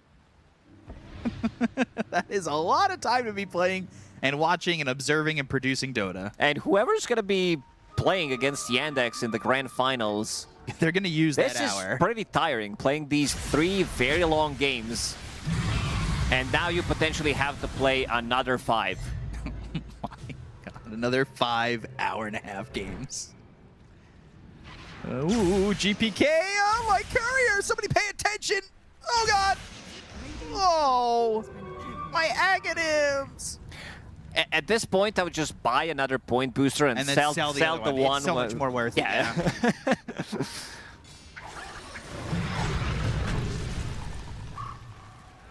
How tight has this net worth been for the last like 10, 15 minutes? It's this heart rate graph, but it does feel like we're constantly just going back and forth on the net worth. The highest was 11,000, and then it jumped back down to 4,000, and it's been in that tight range ever since. Some Idols of Skriak available for Liquid and 2 for BetBoom. Trying to have that movement speed to leave from these fights and get better positioning if things start to go awry. 25% evasion, very good when you're playing against Templar Assassin. Yeah. Yeah, back in the days, Divine Rapier did give True Strike. He has a bit of a True Strike with Serrated Shiv. So that's something. Back in my day.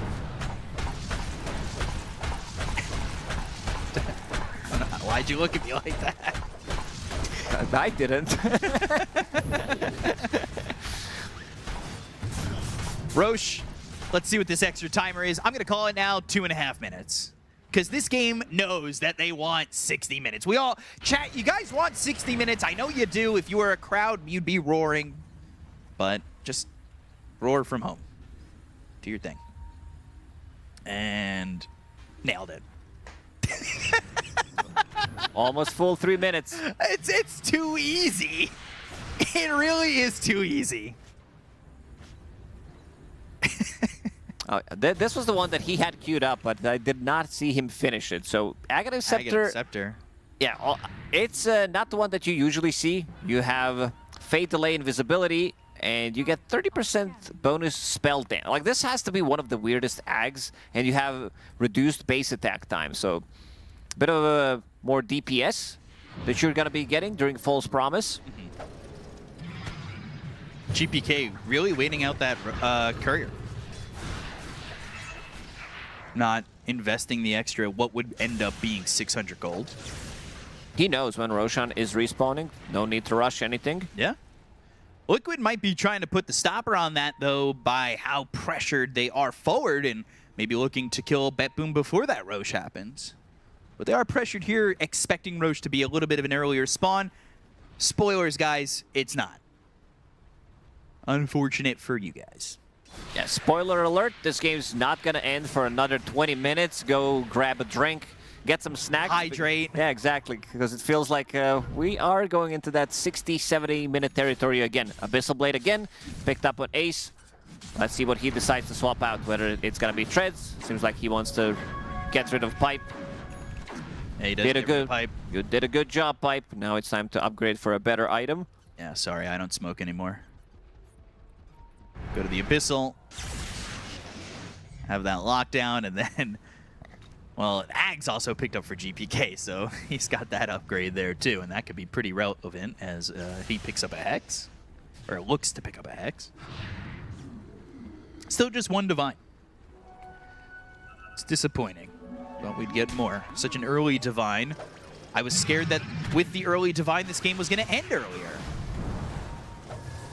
That's not happening. Everybody's got buybacks but the Underlord. He's just 30 gold short, so it will be 10 buybacks available. Is TA doing that thing where they hold gold for buyback and Divine? Not currently. But last game we saw 13,000 gold held up. Now we're 3 minutes away from tier 5s.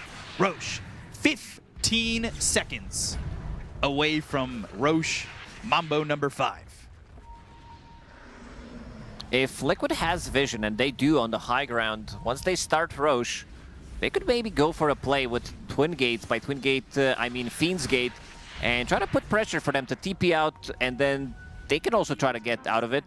We'll see how they approach it. For now, camping the high ground. Roshan is going to be on Dire's side. They'll hold the high ground there. Obs will time out because they haven't done anything for the last 15 minutes, so it'll now be placed again there.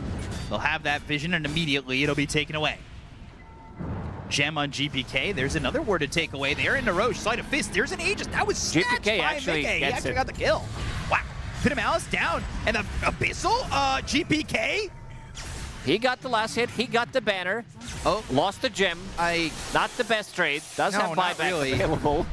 Paleman Arts, they go to the Hex. It's going to be through onto the Storm. They've got the Hypnotize with the Wheel of Wonder. They start to retreat. They didn't buy back on GPK just yet, but the ball landing in, trying to get a kill and a save. Escape back, stopping that TP. Ace moving forward. There's the Nullifier as well as the Hex once again on a save. They'll get the kill there. He's got buyback. I said 10 buybacks. They're all available.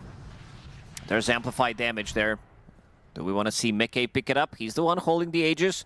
Daedalus, Satanic, all the red items, all the damage items available on Mickey. Can they end pre-60? They've got this Aegis. But if you see the Aegis pop, they might retreat pretty quickly. There's just 2 tier 4s and a throne remaining in this base for BetBoom. A chance, 1 slot left at the grand final. Who's gonna take it as we reach another hour? Refresher Shard for Nisha. They stole the Roche's banner. Aghanim Scepter coming in for Nisha. Walrus Punch looking for the damage, trying to go for Kiritich. There's the False Promise. That saves him. Golems trying to get the base. They go into the Primal Split. Miero's going to be choosing to go after Tofu for the moment. But these Golems were taken out pretty quickly, pretty easily. And they're going to smoke again from Liquid on the low ground, looking to sneak into the base one more time. They still are holding onto this Aegis for 3.5 minutes. Brewlings will come back to form. They didn't buy back on the Ember. They have no refresher, so this is Primal Split on cooldown for another 100 seconds. One of the parts that is keeping Miero alive and keeping this fight difficult for the side of Liquid. But with no Primal Split, that could be a big issue. Searing Chains, they go to the Hex. They've got the damage with the Meld Strikes coming in. They blew up Nisha. They get the kill, and now they look for more. The Wheel of Wonder, the Echo Strikes, doing a lot of damage, but not going to be enough just yet. The tier 4 still stand. They'll go for the Tusk, and they'll get themselves a second. Boxy gone. And just on time, ding, ding, ding, we're into 60 minutes. The late game has been achieved. We're back. The hour mark. We're here again.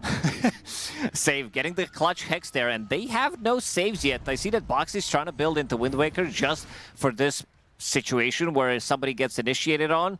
Still far away from it. Needs to have buyback available. And they did not want to commit again. Tier 5s one more time. Guys, did you get your water? Did you get your snacks when we told you 15 minutes ago we were inevitably going to get here? I promised, and I don't break promises. This is now, I feel like we're just sitting at a point where it's going to be 2 minutes. The Aegis is going to expire. We've all got our tier 5s. We're going to wait for next Roche. I'm not going to promise 70 minutes, but it feels like it. Yeah, best I can do is 65. Yeah. Gonna go get my hour-long game guy expert, which is currently us and these 2 teams. MKB picked up for Mickey, but he is full on slots because he's holding on to a Greater Healing Lotus and a Cheese. So the MKB will slot in for the BKB while he's got that Aegis. A couple of Lotuses can be picked up. They could make a block of cheese now. Audacious Rift Shadow Prism for Kiritich. Audacious Stygian Desolator for Ace. Guys hitting hard. Taking a look at some of the other ones as they've got the, well, that's the only tier 5s currently. Oh no, they've got a Book of the Dead on Mickey. Tofu. Picks up that fleet-footed one. Let's see if Tofu's gonna replace his Cobalt Cup with the tier 5 neutral item. 3 Rift Shadow Prisms, man. I need to get a little bit more insight on this item, I'll be honest.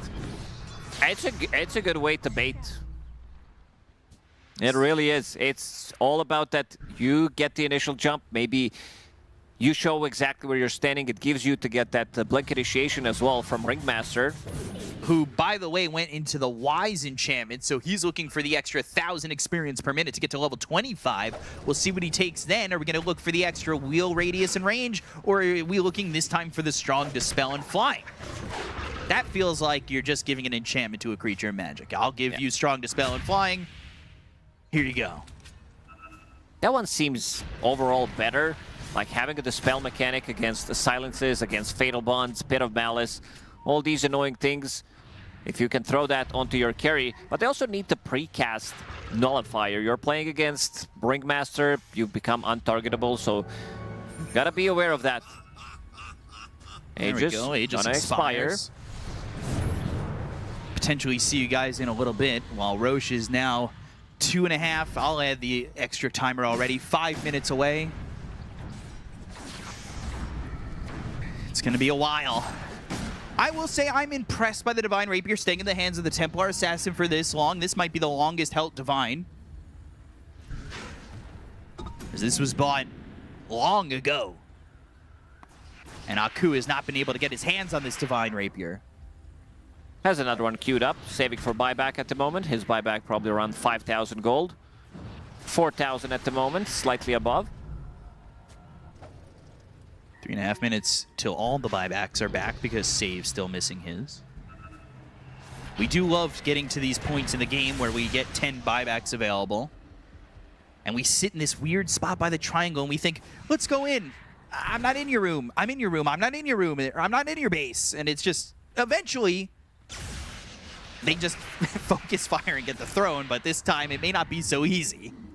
There still are 2 tier 4s. So it's not as simple as the Naked Throne that we saw in the last game.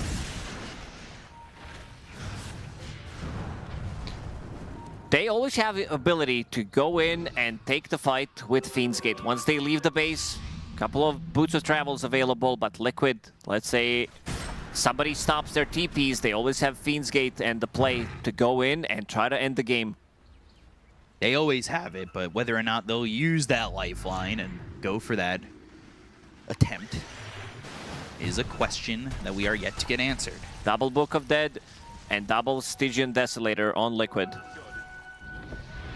Zoo minus armor meta. Liquid. Ooh, Side of Fist, Searing Chains. Then they've got the Hex. They're going Heritage. 2-shot. Tofu. See you later. Mickey. He's Ravens veiling and trying to run or thinking about running as they might go in because Nisha's going to come through and look to get Kataomi. He's going to be disarmed and then the Nullifier was on him, but they have a reaction coming up from GPK. They go to the Fiend's Gate and now the Primal Split. They've got the lockdown with the Walrus Punch coming in onto the Templar Assassin. They're doing the damage, but he's down to half health. He's trying to survive back and He's life-stealing. He's life-stealing but not He's still life-stealing. He's still alive. I can't believe it. The false promise was there. Kataomi, the MVP. He keeps alive the Templar Assassin. The snowball, the kill on Ace as well as Mickey. They've got the kills to try and take him out. He's still alive. I don't understand how Karatage is still alive. They get the kill on the Tofu. They take Kataomi out. He's got no buyback. The snowball's going to stun him. They find the silence out of GPK. They get the kill on the Ember. He's got buyback there too, but Karatage left all alone. All of Liquid are here. You can't drive this Divine Rapier. You don't have a repeat one just yet. You need to get a courier out there to get the second one. You've got the buyback gold. You've got 17,000 gold. Helped on. Okay, off to the side. GPK is here. He'll get the double kill with the Astral Slash. Miero's dead. He's got himself buyback as well. So GPK, he bought back. The escape act is going to be there for Save. They're going for the throne. Are in. The throne's going to be exposed. Can they get the victory? They've got the Pit of Malice down. There's the Glyph. Liquid, they need to be careful. They've got 2 golems on it. Too many creeps, too many golems and heroes. Not in the base. He's being held out by Nisha. Nisha holding TA away. Liquid have done it. They've done it again. 6 minutes in. Oh man, crazy game. Boxy stopped TA's DP, so he couldn't come in, and then Nisha just controlling him in the back lines. Yule Scepter, snowballs, punches. Look at this guy, the MVP. He's got the muscle to hold down the TA. They didn't kill the TA. They let him stay alive, and they just continue to control him. They made sure that the guy who could get you away from mega creeps and the golems and everything just was not available. Liquid, with that, they're going to the grand finals, and we're going to send it to the panel. I just don't even know. This is a hell of a series. What the hell? Yeah, like what happened? I mean, obviously you can see the disappointment etched on BetBoom's faces, but I'll tell you what, you played a hell of a series. Like, you've contributed to one of the best series I've seen. Certainly, might be the series of the year. I mean, it easily is in contention for series of the year. Like, the fact that both teams are giving it their all, there's the ups, the downs. Both teams had moments to be able to win out any single game that you can talk about here. And then, you know, when you think about the late game, I was talking about how once you get past 50 minutes, you're looking at the players' creativity. Yeah. Even Boxy and Nisha holding this TA hostage, like not allowing her to get back to the base, not killing her, just like dangling her in the mid lane, like, oh, you're going nowhere. You're staying right here. And that alone is another thing to win out a game. So yeah, Liquid just proving that they have all the might in them. They've had multiple games in this lower bracket that has, you know.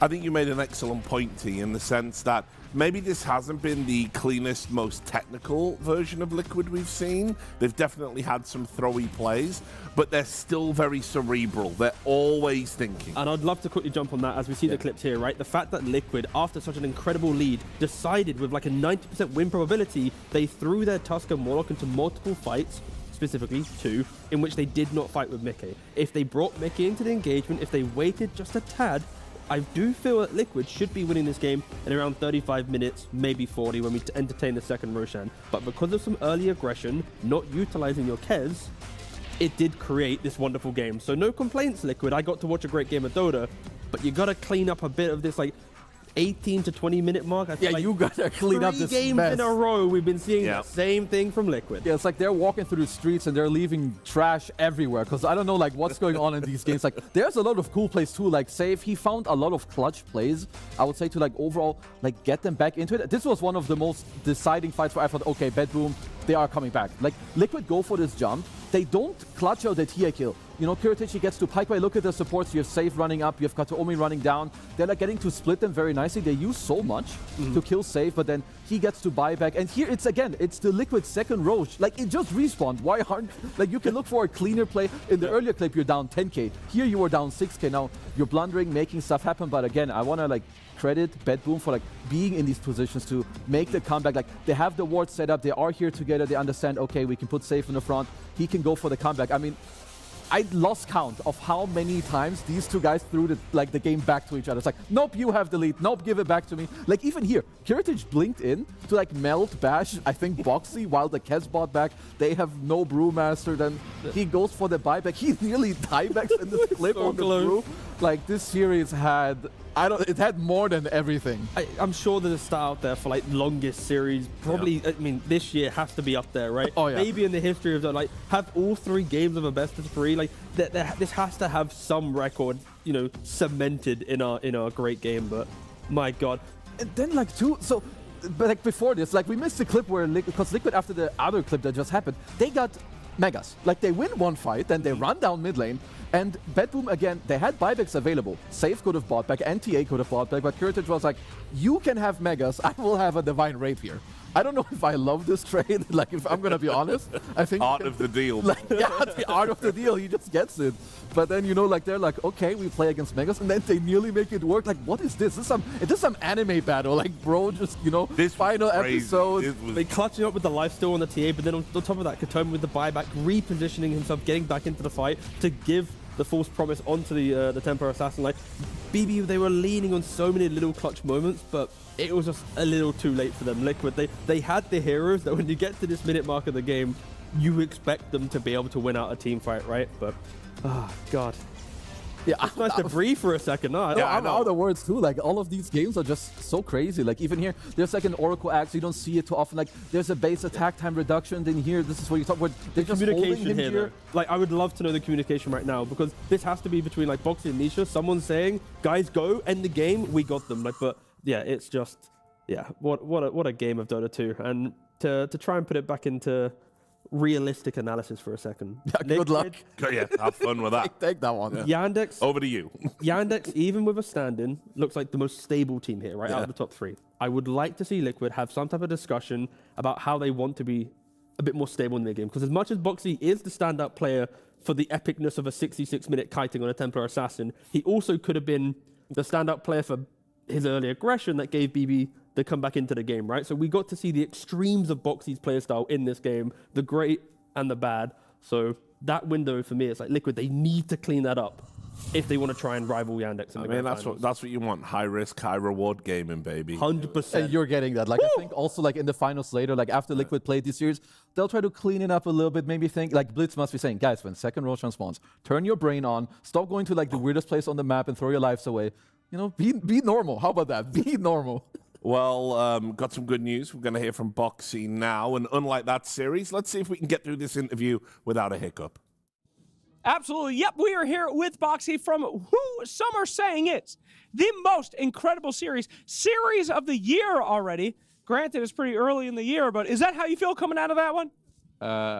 Yeah, as a viewer, I guess. I feel like every game we threw a lot, and the game were super long. So the quality of Dota was not the highest, but I think it was fun to play and probably fun to watch. Now, is that what you would say got you into those late game scenarios? Because again, like, you know, almost 3 70-minute games. Was it people just throwing? Was it a failure to be able to close out? Was it your guys' incredible high ground? What was the big contributing factor? I mean, I think we were ahead most games in the start by like a lot. I think they played really well. They were like kind of tight, baited us in.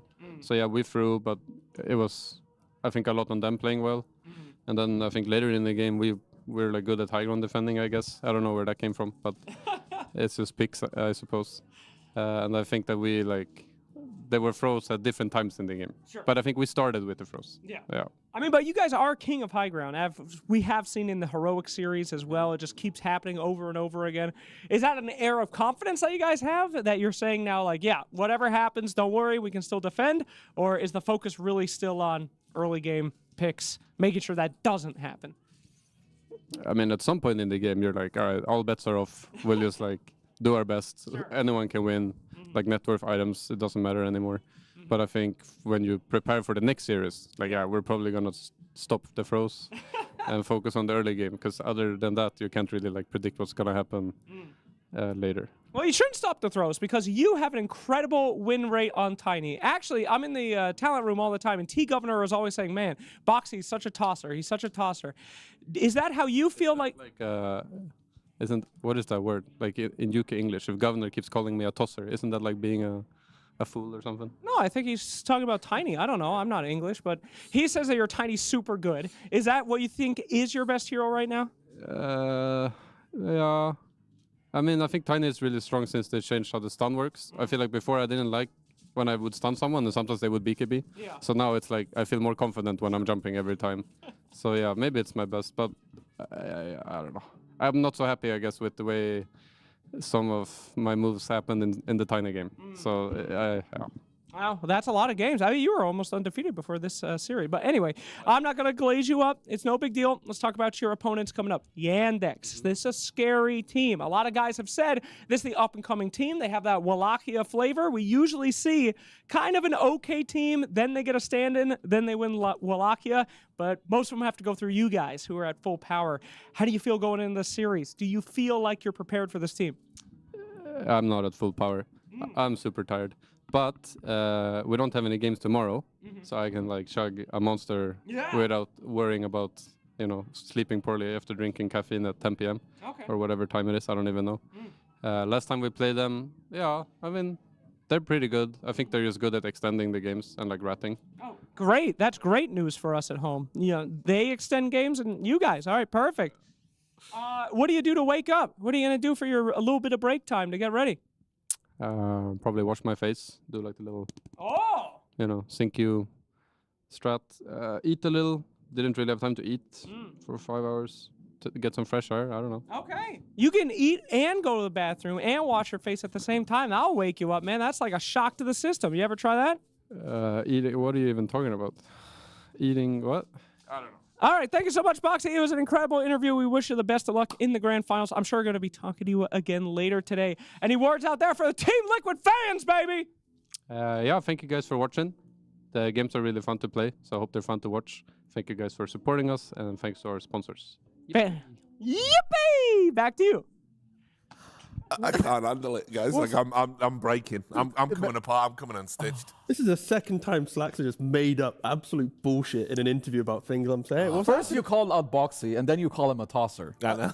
He's putting you under the bus. I've never. Why has he said that? I have never Why said that in my has he life. said that? I mean, it's a I like how you interview someone and then they go, "What are you talking about?" I know. Just absolutely crazy. I gotta rate though, Liquid's very good at handling it. Both Blitz and Boxy have handled Slax's interviews just wonderfully. They're like, "What are you? Tofu as well. He's like going along, making his own jokes. Yeah, it's honestly, it's like you were complaining about me as a host earlier. What's that? I mean, What's happening there? He will not return. He will stay where he is. Slax, of course, he's doing a great job. Yeah, stellar. Yeah, stellar job. Yeah. Keep it up. Kind of. So Misinformation. let's talk about the series, and we can react a little bit to Boxy's interview. Obviously, he did say there, we are going to try and stop the throws. He acknowledged a number of mistakes were made. He's correct that there were, but he did also say we're going to keep focusing on the early game because that we can control. And he's right. I mean, their early game has been excellent today. I mean, 3 games? They built up a good net worth lead. They've got the drafts and the map movement to be able to do that. So it really is a matter of like one person will have to highlight like who is the catalyst to this problem. You've got plenty of time to talk about it, but I want to see the same style of play. I want to see the way that they're drafting and playing. Yes. Like, everything is fun from Liquid. It's just the creativity of how they end the game is the part that makes it also interesting. Yeah, like go on, jump in. 3 games, they have the dream. Like you said, you have a good draft, you have a good early game, you have like a 10 kill lead by minute 20 into like depression. Like something bad happens where they throw the game away. They're still good enough to claw themselves back. But how about if you just cut out that part? The middle part where you just throw it all away. That would be pretty cool. So now they've got the break. Yep. Simple, right? Blitz, he's gonna tell them what's up. Boom, let's go. I've got a treat for you, Kezu, because it's our last panel together. Oh, this is not a maybe good one. ever. Right, you said you wanted to hear the comms during the last. I think it was him, but sure. If it's a treat for me, it's a treat for him. That's all right. All right, well, if it's for him, then we cut it. Yeah. No treats for Kezu. Like, whatever. Can I have my treat? You haven't earned a treat. You can have your treat. We can listen to the communications now. I had to blink out. I'm running. Yeah, 6 soon. And that gate, that our Wallachia is there. Trying to I might not go through. Maybe I will. I will actually. Chia blink in. I will go pistol Chia. Yeah. Chia's behind wire. Where is it? I'm here now. I can buy, but I have no. I can buy. See, You have it's gate like or no? firm invest. No gate. Kite a bit. Okay, I'm buying. Fuck. If I get out. B is satanic. I guess full HP. Tipping. Ember. I got the T, TP guys. Give you. Ignore T, stuck in here.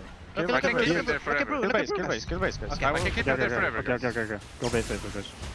Brew dead. You're a bit along. I need help, guys. Come to me, to the right. Yeah. Careful. I loaded you. Yeah. Set Necronomicons on this. Don't kill him. Ember's low. I wanna just hit the base now. Yeah, hit base. You're gonna clip now? I'm gonna kite it and I'm going after. I missed the pool. Hitting Corona. He missed the will on me. Oh no. I'm okay. Yeah. Nice. Oh my god. Nice dish, we got him. They initiated the move fast.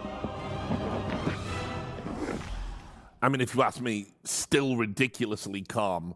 But you heard it there, T. They made the call. They did say, like, I can keep him here forever, just go hit base. I mean, it's so scary how pro teams communicate. Because first of all, your call is buybacking. It's, fuck it, I'm buybacking. Yeah. And then it's like, the other guy's like, fuck it, I'm going to join you, brother. And then when they say they have the TA, it's just like one line of communication, like, I have the TA. And nothing else happens. And then you continue the game. Like, the fact is that you can say one sentence, process it, and then play the rest of the game just beautifully. It's just testament to, like, these teams. They are very clean. Like, I would just also, like, in some of these games, you would love to hear, like, the mid game where, like, I think where it's maybe more their problem at the moment, but you can tell when they get to, like, the late game things where they need to be clutch, they absolutely are. And stat time, all right? So I put Remember, all stats lie, according to... No, not this one. I put it out there into the world. I was like, statisticians, All the please. stats lie. I was baiting them. Please, someone get me the stat. Knoxville, he has the stat. This series was the second longest best of 2/best of 3 in the history of Dota 2. The only one longer is the iconic Cloud9 Scary Faces. Oh, the OD Pixel game. Yeah, but this is second to that.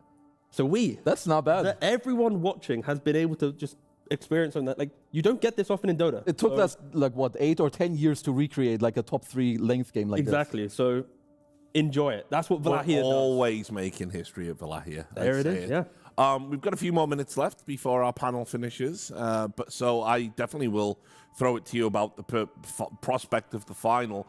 For me, I think after a series like that, you heard Boxy, he said, we haven't even had time to eat yet, you know, so like definitely fuel up, dudes. As long as he doesn't do what Slack said. I hope he doesn't try to wash his face, take a shit, and eat food at the same time. Or eat what Slack is telling him to eat. Yeah, exactly. Yeah. So hopefully Boxy doesn't listen to the interview correctly and does it, separately. Yes, definitely do but it. They have to just take a deep breath, get the full reset. Because again, yesterday they played the first series, the last series. They also played these types of games yesterday. So like, it's not as if they just got over the mental hurdle of like a difficult game yesterday. It's yesterday's difficult games, processing that. The difficult games of today, processing that.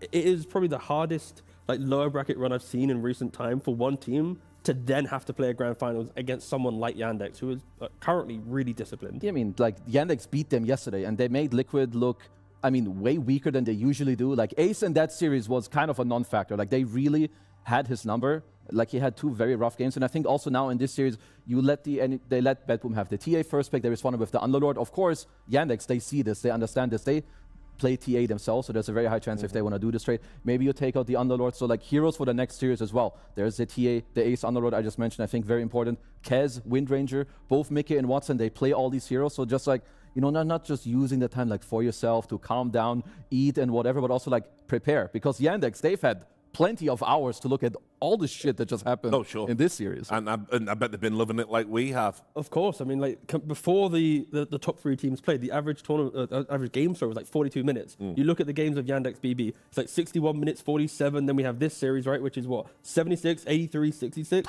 So between these 3 teams, they've all broken the average. Yeah. So that is also kind of like looking towards the finals. Like, what are we gonna get? Well, games. I'll be taking the cast of some water for that one, I think, because we always get 3-2s at Wallachia as well, so we could be in for a long day. I hope so. Not me and Kezu. I'm just going to say, do you want to give a final thought, Kezu, as we're off now? Final thought. It was a banger of a tournament. It was very nice. I think for everyone, should appreciate the people around you, whether it's the players. Every tournament people go to, everyone loses apart from one team. Appreciate the tournaments, appreciate the production. You guys was very nice. Banger tournament. Keep it up. We will keep it up. Keep it up, Rich. How about you, Rich? You got any thoughts? Final thoughts? Oh, a final thought? I don't know, man. I love doing Wallachia. I always feel blessed to do the Dota events. I have a bit of a spring in my step. It's nice to step outside my comfort zone, work with new people, see amazing games in the game I love the most, contrary to what people might think. Clip it. We got him. Yeah, clip it. There it is. Another long game. But I will say Malreen's wrong. CS2 is kind of hard. But other than that, it's been, it's always a blast. You had to end on some CSGO, CS2 comment, huh? Look, I see all Valve games as a shared universe that we all coexist in. Who would you veto in the grand final? Who would I veto? Yeah. I'd take Nisha out right now. He's vetoed. They have to use you. Oh no, it's gonna me. No, it's my dream from earlier, from the pre-show. Oh yeah, sorry, I missed the bit. My bad. Right. Well, we're ending on a stinker, but whatever. the series was good at least. Keep it up. All right, boys. Everyone. It's been a blast. Thanks to all of you for watching, and make sure you stay tuned because we have, of course, got the grand final. Where am I? Where is it? I can't even see it. It's up in the lights. Seb's telling me we're on the wide. Oh, hello. Right, so yes, we're going to have the grand final with Yandex and, of course, Team Liquid. And it's not going to be me and it's not going to be Kezu. It is going to be Shiva, T-Gov, Jenkins, and the Gundog Millionaire. It's an extended break. Go get hydrated. Come back. It's going to be a blast. See you soon. The new breakthrough, an innovative phone with 1xBet app. With 1xBet app, you can register and start betting in just one click. Intuitive interface and thousands of sports events every day. User-friendly app. Big wins, fast payouts.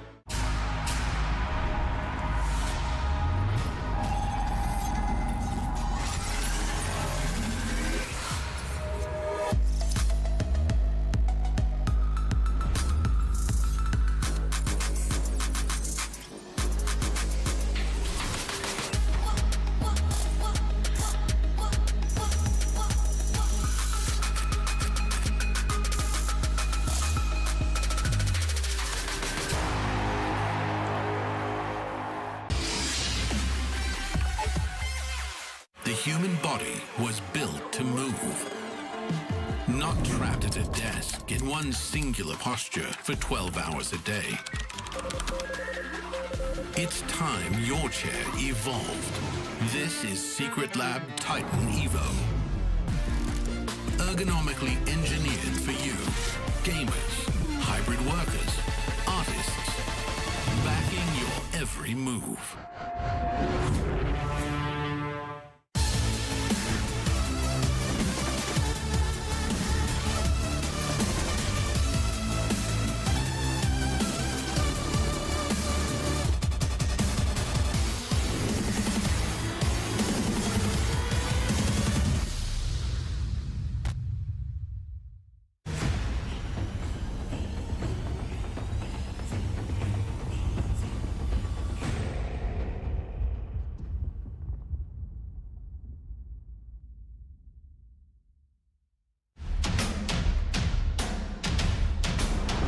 Everybody here with GPK, we're going to be ranking the top mid players, 5th being the worst of the best and 1 being the best. Who's in position 5? It's just on this tournament, or it's... Just from the list you see, only people on this tournament. We don't want to talk shit to people that didn't make it here. Okay. Yeah. It's 5, it's Mikota. Mikota? Yeah. Alright, why is that? He just play good. He have very good lane stage.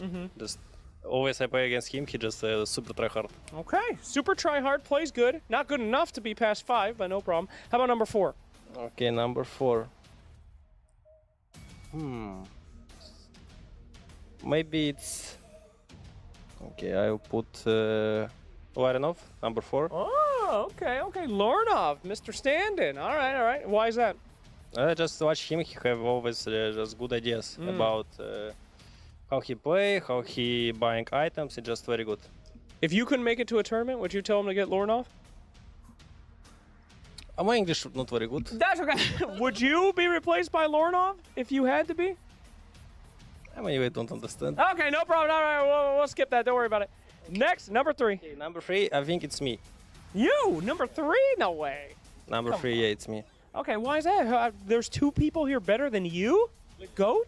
Now I think I'm just not very good. I just need more time before TI, Riyadh, and this time I'm gonna be number 1, yeah. Right. Powering up. Number 2, it's Swaro. Okay. Laurel? The Swaro back after he chilling. He play very good now. Doing very well job. Yeah. Vacation buff. Okay. And, number 1 is Nisha.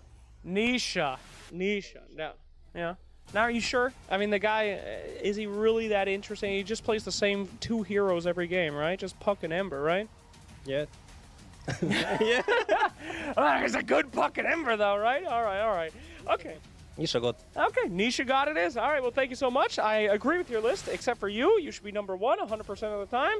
All right, and we'll see you next time.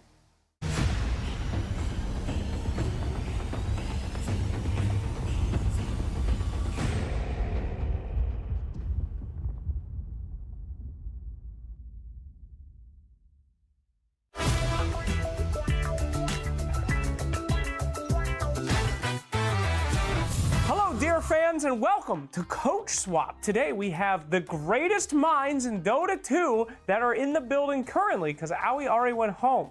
We have Blitz and Puppy. Welcome to Coach Swap, gentlemen. How are you? I'm fine. Like, I'm chilling. Why would you say it like that? As if I was implying something else. No I'm reason. fine, he says. Okay, no worries. Thank you, Blitz. Puppy, how you doing? Coach Swap. Coach Swap, that's Coach the name Swap, of the game. guys. Coach Coach Swap, Swap. ladies and gentlemen. Here's what we're gonna do. Each one of you is pretending like you're on the other guy's team and you're gonna draft. Yeah. However, you're gonna talk to each other during this process. You're gonna explain why you're drafting for whomst. Do you remember who's on Liquid? I can go through the players if you need me to. I've watched Wife Swap. I know how this works. Okay, fantastic. I hope it turns out the same. Do you know who's on Paravision? I think so. Okay, fantastic. Blitz, begin the game. Okay. Activate. So I'm pretending like I'm in his shoes drafting for his team. Yes, you are Honestly, I don't drafting- think that's how this works. That is how it works. He's he's drafting for my team, but he doesn't want the best to happen. No, you guys are taking it very seriously and you're drafting Okay. you're drafting what you think. How is this the Wife Swap at all? Like, Don't question the game. Okay. We're just So, saying, all right, He's you Team Liquid? Okay, I know what I have to ban. If I'm playing against Team Liquid, Yeah? I will ban the.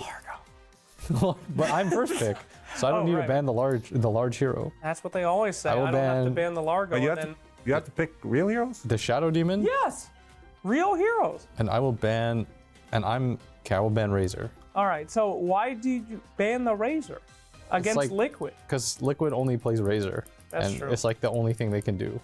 Weak. All right, Mr. Liquid. So I'm Liquid. Yeah, you And really I- do and I not wanna be- understand this. Yeah. Yeah, no, but I could pick Ricky Morrow and like Bloodseeker for them and be like, Liquid sucks. Look at them. They picked all this I crap. mean, you could defeat most of the purpose of the content, but you definitely could. I mean, you know, Who would you ban against PVISION? Would I Team ban? Liquid coach. if I'm a first pick, maybe I would, you know, oh, I don't want Satanic to play Shadowfield. He plays it every day. Okay, He's good. so good at it. That is good. He is good. And then I would be like, oh, I don't know, man. He already banned Shadow Demon. So, you know, I'm going to ban Largo. Largo's There you imbalanced. go. The frog. That's Largo's very imbalanced, man. That's Okay, very good. Let's see. What does Ace want to play? I could ban out Ace, but then I'd be banning out myself. I already banned Largo, so yeah. mission Let's accomplished. see. I don't want to play against Slark. Wait, no. We're the Slark team. We're the Slark team. Yeah, you're the Slark. You're the Slark. Foxy's like only plays one hero, and that's Tusk. Okay, done. That is true. Foxy plays Damn. one hero. Okay. It's gone. Big Flum. What? Flum. It's called Flum. What the hell is Flom? Flame in funny words. Oh. Like he's flaming. Big Okay. Flum. Big Flom. Foxy plays one hero. It's Okay. Tusk. Yeah, that is absolutely true. That's true. Anyway, I'll do the boring bans that people do when they're first pick or second pick. I mean, they'll just ban the whole Oh pool. my God! Have a little spice here. Come on. Okay. This is content for So God's sake. I'm going this to like content the next sucks. level, and I know that Nisha only plays one hero right now, and he wants to play it at all times. Yeah. So, and I feel like I deny my no one is a good player. I'm sure 9 class can play this too. Okay. It's like he will do some weird stuff. First There it pick. is. First pick Puck. I know Wow. for sure. Like he will now. Nisha's done. There's no hero he wants to play against this. It's You know, over. Flashback. A guy once played support Puck in a game with me. Pause 5 Puck. And I had to follow him around as Omni Knight all day for 4 hours. That was Puppy in a pub together one time. If you remember that. How long ago was this? That was Midas Mode 2 times. Okay. So, yeah, intense stuff. Is this a good pick for PVISION? First pick Puck? Not really. Why not? I see what he's trying to do. Okay, all right, you're in his head. And I will counter him with the fact that Nisha went to sleep today and Thompson came in and played Ricky Morrow. Oh shit. Okay. Puck. This is the only time I've ever seen Nisha lose this matchup. Is against Quinn at TI. Wow. Okay. All right. Okay. Let's see. Liquid. I can. First pick Ricky. Okay. 9th pick. I know It's not this first. dude only plays like their 5 only Same plays thing. like one hero. Okay, I Every will team must ban have Jakiro. Disruptor then. Disruptor? Yeah. Nisha doesn't like playing against this hero. And where's like Bane? Okay. Yeah, but no one likes to play against Disrupt. Okay. I don't know your team like that. You gotta mix it I'm up. gonna guess. Yeah, I'm but gonna this is guess. wife swaps. You gotta know. I'm just gonna guess. You gotta I'm putting do your myself in the research. mind of a guy. And I feel like I'm just gonna go for deny picks in this one. Oh my God. Denying like what I think Liquid will take. Okay, All right. go ahead. I'm doing it. Good. That's all right. Puppy? I'm gonna ban Templar Assassin because Satanic plays Templar Assassin a lot. That is true. Does Templar, did she ever lose in this event? I don't think she's I lost think she's yet. 10-0. 10-0. Pretty good. That's a good band there, Mr. Liquid. No wonder they pay you the big bucks. Yeah. Which one of your 8 coaches told you that one? We only have 2 right now. I don't care. Where's Kai P? He's on Aurora. That's a shame. Let's continue. Anyway, Yeah. we gotta pick that lion, you know? Okay. The We Lion. gotta finger some people. Yep. Stinky Pinky at the ready. Tofu and Boxy, they both play lion. That's Okay. true. Lovers of the lion. Okay. Can I ask- Lovers of fingering. Thank you so much. Where is the Ricky going, by the way? Is Probably- he a flex pick or is he You never know, man. Okay, that's You great. never know. That's great. You never know with Mickey. Okay. So speaking of Mickey, I'm Yeah. gonna take away his hero. Okay. So there goes that. And then I think Oh my God. I need to stop picking course No. because it's making my draft a little bit too obvious. Mm. He's picking Alliance heroes. Oh my God, it's Ake and Crystal Maiden. This draft looked. Oh my God, I already see it. I already saw it, and Blitz, I'm so sad for ruining the content. You can't do it. You gotta cut that off. You gotta cut it out of the. It ruined this whole strat. Now you can't do anything. I can finish it. All right. You can finish it for sure. I can finish it. But what if? What if? Yeah. What if? Yeah. What if? You can tell. Yeah. No, but I can't. I can't pick Chaos Knight because it's such a good hero against Furion. It's one of the better heroes against Furion. Do you know in that finals, by the way? Huh? Probably, I mean, he's figured it out, so I'm assuming anybody that's watching has. But Yeah. you know Io was 5-0 in that series? Io? Yeah, I was winning every game. Damn. What was the ban structure back then? Was there no bans? Two bans only at the beginning for both teams. One ban, one ban, one ban, one ban. See, and like there was no IO ban like findable? I mean, the thing is, like, in the last game, there was no IO. Or there was. No, There but was. like the thing is, like, you have to think about Lone Druid, you have to think about Furion. Yeah. Because Bulldog was just in the house, you know. And there was a lot of things to think about. Alchemist was also pretty good, so it was... Anyway, let's go back to this thing. I'm gonna have to somehow let him surprise me with the draft. I'm gonna have to pick, I don't know, the good old Terror Blade against Furion. It's a good combination of you know, it's good against Furion. And probably there's going to be Chaos Knight being picked. Yeah, So therefore I can see it working pretty well. Very good. Yeah. Is this a Team Liquid pick? Do you guys play a lot of Terror? Yeah, I don't know if that matters anymore. Okay, great. The content is going very well. Thank you It's so going much. really good. Very good. As expected. And right now we're just gonna pick, you know, because we know that it's going to be Chaos Knight. Yeah. We're just gonna pick a Phoenix in here. Phoenix. But this is where we subvert expectations. We take that out anyways. Okay, wait. Io. We need an offlaner band. Okay. Okay. And I need a band for my offlaner. Who could be a powerful offlaner? Okay, I'm gonna get rid of this. Okay, that is definitely a Team Liquid pick there on the brew. All right, ParaVision. Who are they spamming? You know what? I think they're spamming Wraith King. It's one of Wraith the- King. There's a lot of Wraith King. There's a ton of Wraith There's a King ton of happening Wraith right King. now. And I'm pretty sure Lone Druid is one of their favorite heroes. Oh no! It's a real Exodia now. It's one of the two better heroes. Oh, god damn it, it's Chaos Knight. What am I supposed to do? A huge surprise. I should have done like the game 2 draft or something like that. The game 5 one is a bit too iconic. No, it's very iconic. Well, this seems like it's specially designed to take down one of our teams here today. Yeah. Any answers here, Mr. Puppers? There is no answer. Oh my god. You're just gonna have to lose TI. Oh no. I'm so sorry. You just gonna let it random, or what's the last pick here? Hands off the keyboard, no! Hands you off the can't keyboard, just man. defeat. All right, that's Magnus. okay. That's pretty good. Gaben has to sign Magnus. You know what's crazy? What's that? Like, you know that stat, like, Ame's lost every game 5 against Magnus Yeah. at TI Finals? We said if this year we made it to TI Finals, no matter what, we have to do it. Wow. Like, even if Ace doesn't want to play the hero, because I think it's like, he either wins, and it's a good story for him, he got, like, the hump off his back, or it's kind of funny. Yeah. Or you could just not ban Juggernaut. That's a good idea too. Very if you're true. in that situation. Okay, well, gentlemen, we have to decide amongst each other. You are now back on your own normal teams. Are you going to win this game? What do you think? You're back on ParaVision. This is your beautiful draft. Do you win? That is me?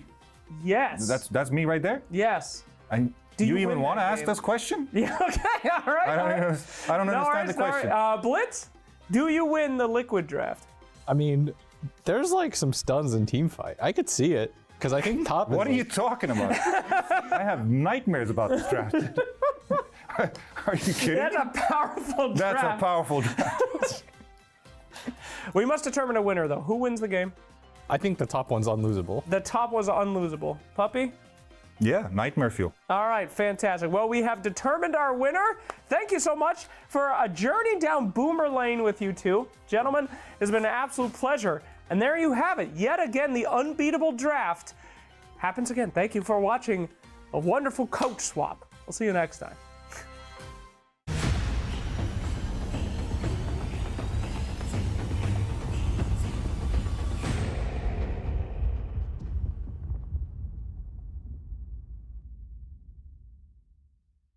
You hear that? It's time to start the show. Hey everybody, we are here with the two biggest minds in the building. Thank God we got you guys to discuss for the audience Largo. Let's kick this off on a high note. Now, this is a hero, the newest hero to come to Dota 2. He is, many would say unbelievably broken, many would say maybe underutilized. We brought you here to explain it to the audience and talk about your opinions. Wagamagaga, let's go first. What are your thoughts on Largo? Is he OP, un-P? What do you perceive about him? Wow, that's clean right there. Thank you. I actually think that Largo is probably the peak definition of what you could call overpowered right now, as we have had him literally contested every single game so far this tournament. There's not been one game where he wasn't banned or picked, no matter what team. And that says a lot because he's a bit of a specialist hero. You need to like understand how to play him, but it doesn't really matter. He's just too broken. Now, why is that, Gary? I mean, a lot of the players grew up in the age of Guitar Hero, where you know, you're strumming away through the fire and the flames, Dragon Force, blinging away. The riffs and the licks, you know, you've got the skills there, you've built it up over your teenage years, and then Largo comes out, you're like, oh, sick, I can finally use these skills. And then we've got people like Ace, who just transfer that skill they built up over the years into a Dota hero. This could be spicy. Liquid in position. There's the jump from no one. Triple rabbit. They found Mickey, but he breaks free. BKB, out he goes. Ace gonna sing his song and dance to try and keep them running while Nietzsche dives onto Carlis. Throughout the game, why is he so overpowered? What makes him so good? I mean, the entire thing that makes Largo overpowered is the Aghanim Scepter, because the hero felt pretty weak in pubs, and then they buffed his ulti, gave it bigger AoE, and that makes the Aghanims too broken because it does damage in an AoE, a massive AoE, essentially Radiance on crack. It's way too strong. Okay.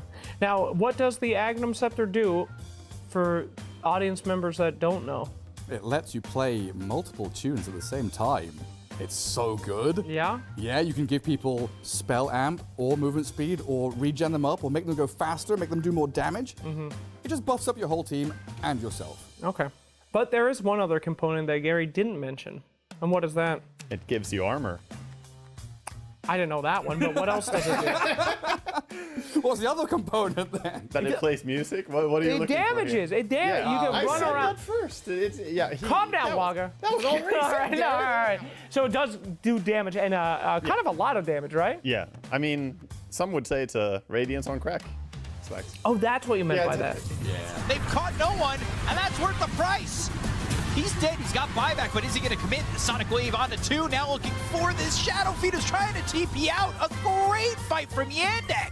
The burn damage is really the thing. It plays into his third skill, which makes you do damage over time on any damage you do. So add that with the damage over time from the ulti, and you just slowly start burning down. Even when you try and disengage, you think you're fine, but then you still have 800 damage to take from the Largo or something, and you just kind of die. It all like ties together, given he's a tanky hero, sustains himself and his teammates, and then does damage over time, so he stays alive, continually doing that damage, never dying, apparently. Yeah. Yeah. Now, how come some teams got away with picking it before? Do you guys remember casting any games where you did get to see a Largo? Like, why did they let him through?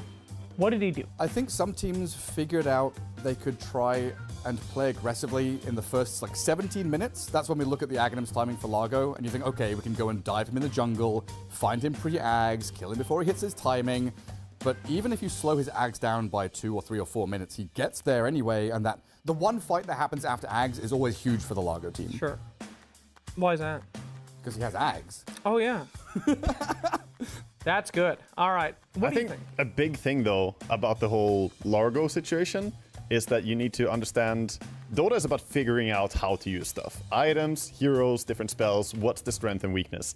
Largo has been out for quite a while, and for a long time people didn't have a formulaic approach. We saw different items, we saw people trying out different builds, but ultimately now it's been brought down to one crystallized focused point. We know what we do. Offlane Largo, always. Pull back, farm in safe areas, don't get ganked, get Ags, and then fight. That's the formula that everyone runs. Okay. Now, do you think that this hero needs a nerf, or is it just good in the pro games? Could pubbers, could Dota be ruined if it stayed like this for the next 9 months? I think it needs a nerf for sure. I think Aghanims is definitely overtuned, but I think there's also the elements, like Aghanim's timing obviously is huge, but there's the elements after with like the Kaya build where you're able to amp yourself up and it just snowballs from the Aghanims. So I think if they nerf the Ags or maybe, you know, tune the ult numbers a little bit, we could find a good spot. Okay. I would like to see them go in a different direction than just having this Aghanims that's just a farm steroid that also gives him team fight. It's too reminiscent of the same thing we see on Beastmaster. I think it's a bit boring, to be honest, to have an Aghanims that basically gives you everything you need. And instead I would like to see it maybe do something that fills the support role more. Right now Ags is how you play him as a core, but I think it kills off the possibility for this hero as a cool support hero if you have to nerf the hero overall, and that screws over his support potential just because core is broken. I mean, support players love cute little things and summons. You know, as a Warlock player, I love putting the Golem down and letting him run and do my dirty work for me. Maybe Largo could have some more little froglets, right? Yeah, yeah. Get some tadpoles and frog spawn going. Cool. Yeah. I like that. All right. We have been seeing first pick Bat Rider, which has been extremely effective. We have seen a lot of these different cores coming in. Will we get to see it one more time? I think no, but some teams can overcook. They get in their head, start thinking, guys, we should ban this and that, and suddenly they forget the most obvious answer, which is just ban Largo. Sure. Yeah, like, you know, against Liquid as an example, you've got to ban out the Puck for Nisha, the Windranger of Mickey, so maybe if we get one of these situations where Largo is left in, they could get their hands on it, but it's going to be one of these overcooking the draft situations where you leave it in, lose game one, remember, oh shit, Largo. Yeah. Now, you guys don't think that there's like a general answer for this hero, though? Like, I'm sure Blitz and, you know, Milan, these guys have cooked an answer. They just haven't had the chance to really show it yet. I know a very good answer for him in general, and we've seen it executed a lot of times. And the answer is to abuse his timing, right? Yeah, he needs the Aghanims. If you shut him down in laning stage really hard, which is easy to do, because I will say this, I will go on record and say I think Largo is the weakest laning hero in Dota. Whoa. I don't think any hero is weaker at laning. Whoa. And still he's broken. Yeah. Because once he gets Ags, he just does everything you need. So we have seen teams abuse it, Wisp and Marcy combination against his lane, destroy him. But there's this risk you take. What if you don't destroy him in lane? And then you fall into his trap and you play Dota against Largo and you lose. It's a little reminiscent of like the old days of Dota, right? With Anti-Mage, he's in the jungle, the looming threat, getting the Battle Fury, 3 a.m. is coming, but Largo's threat happens 17 minutes in, not 37 minutes in. Right? Yeah. I mean, it is reminiscent of when Lycan was broken and just ward his jungle kind of situation. Or you could just not. So, okay. All right, gentlemen, I think we've covered a lot about Largo. Thank you so much for your incredible insight onto this hero. And we will see if we will get any Largo here on our final day of PGL Wallachia Season 7.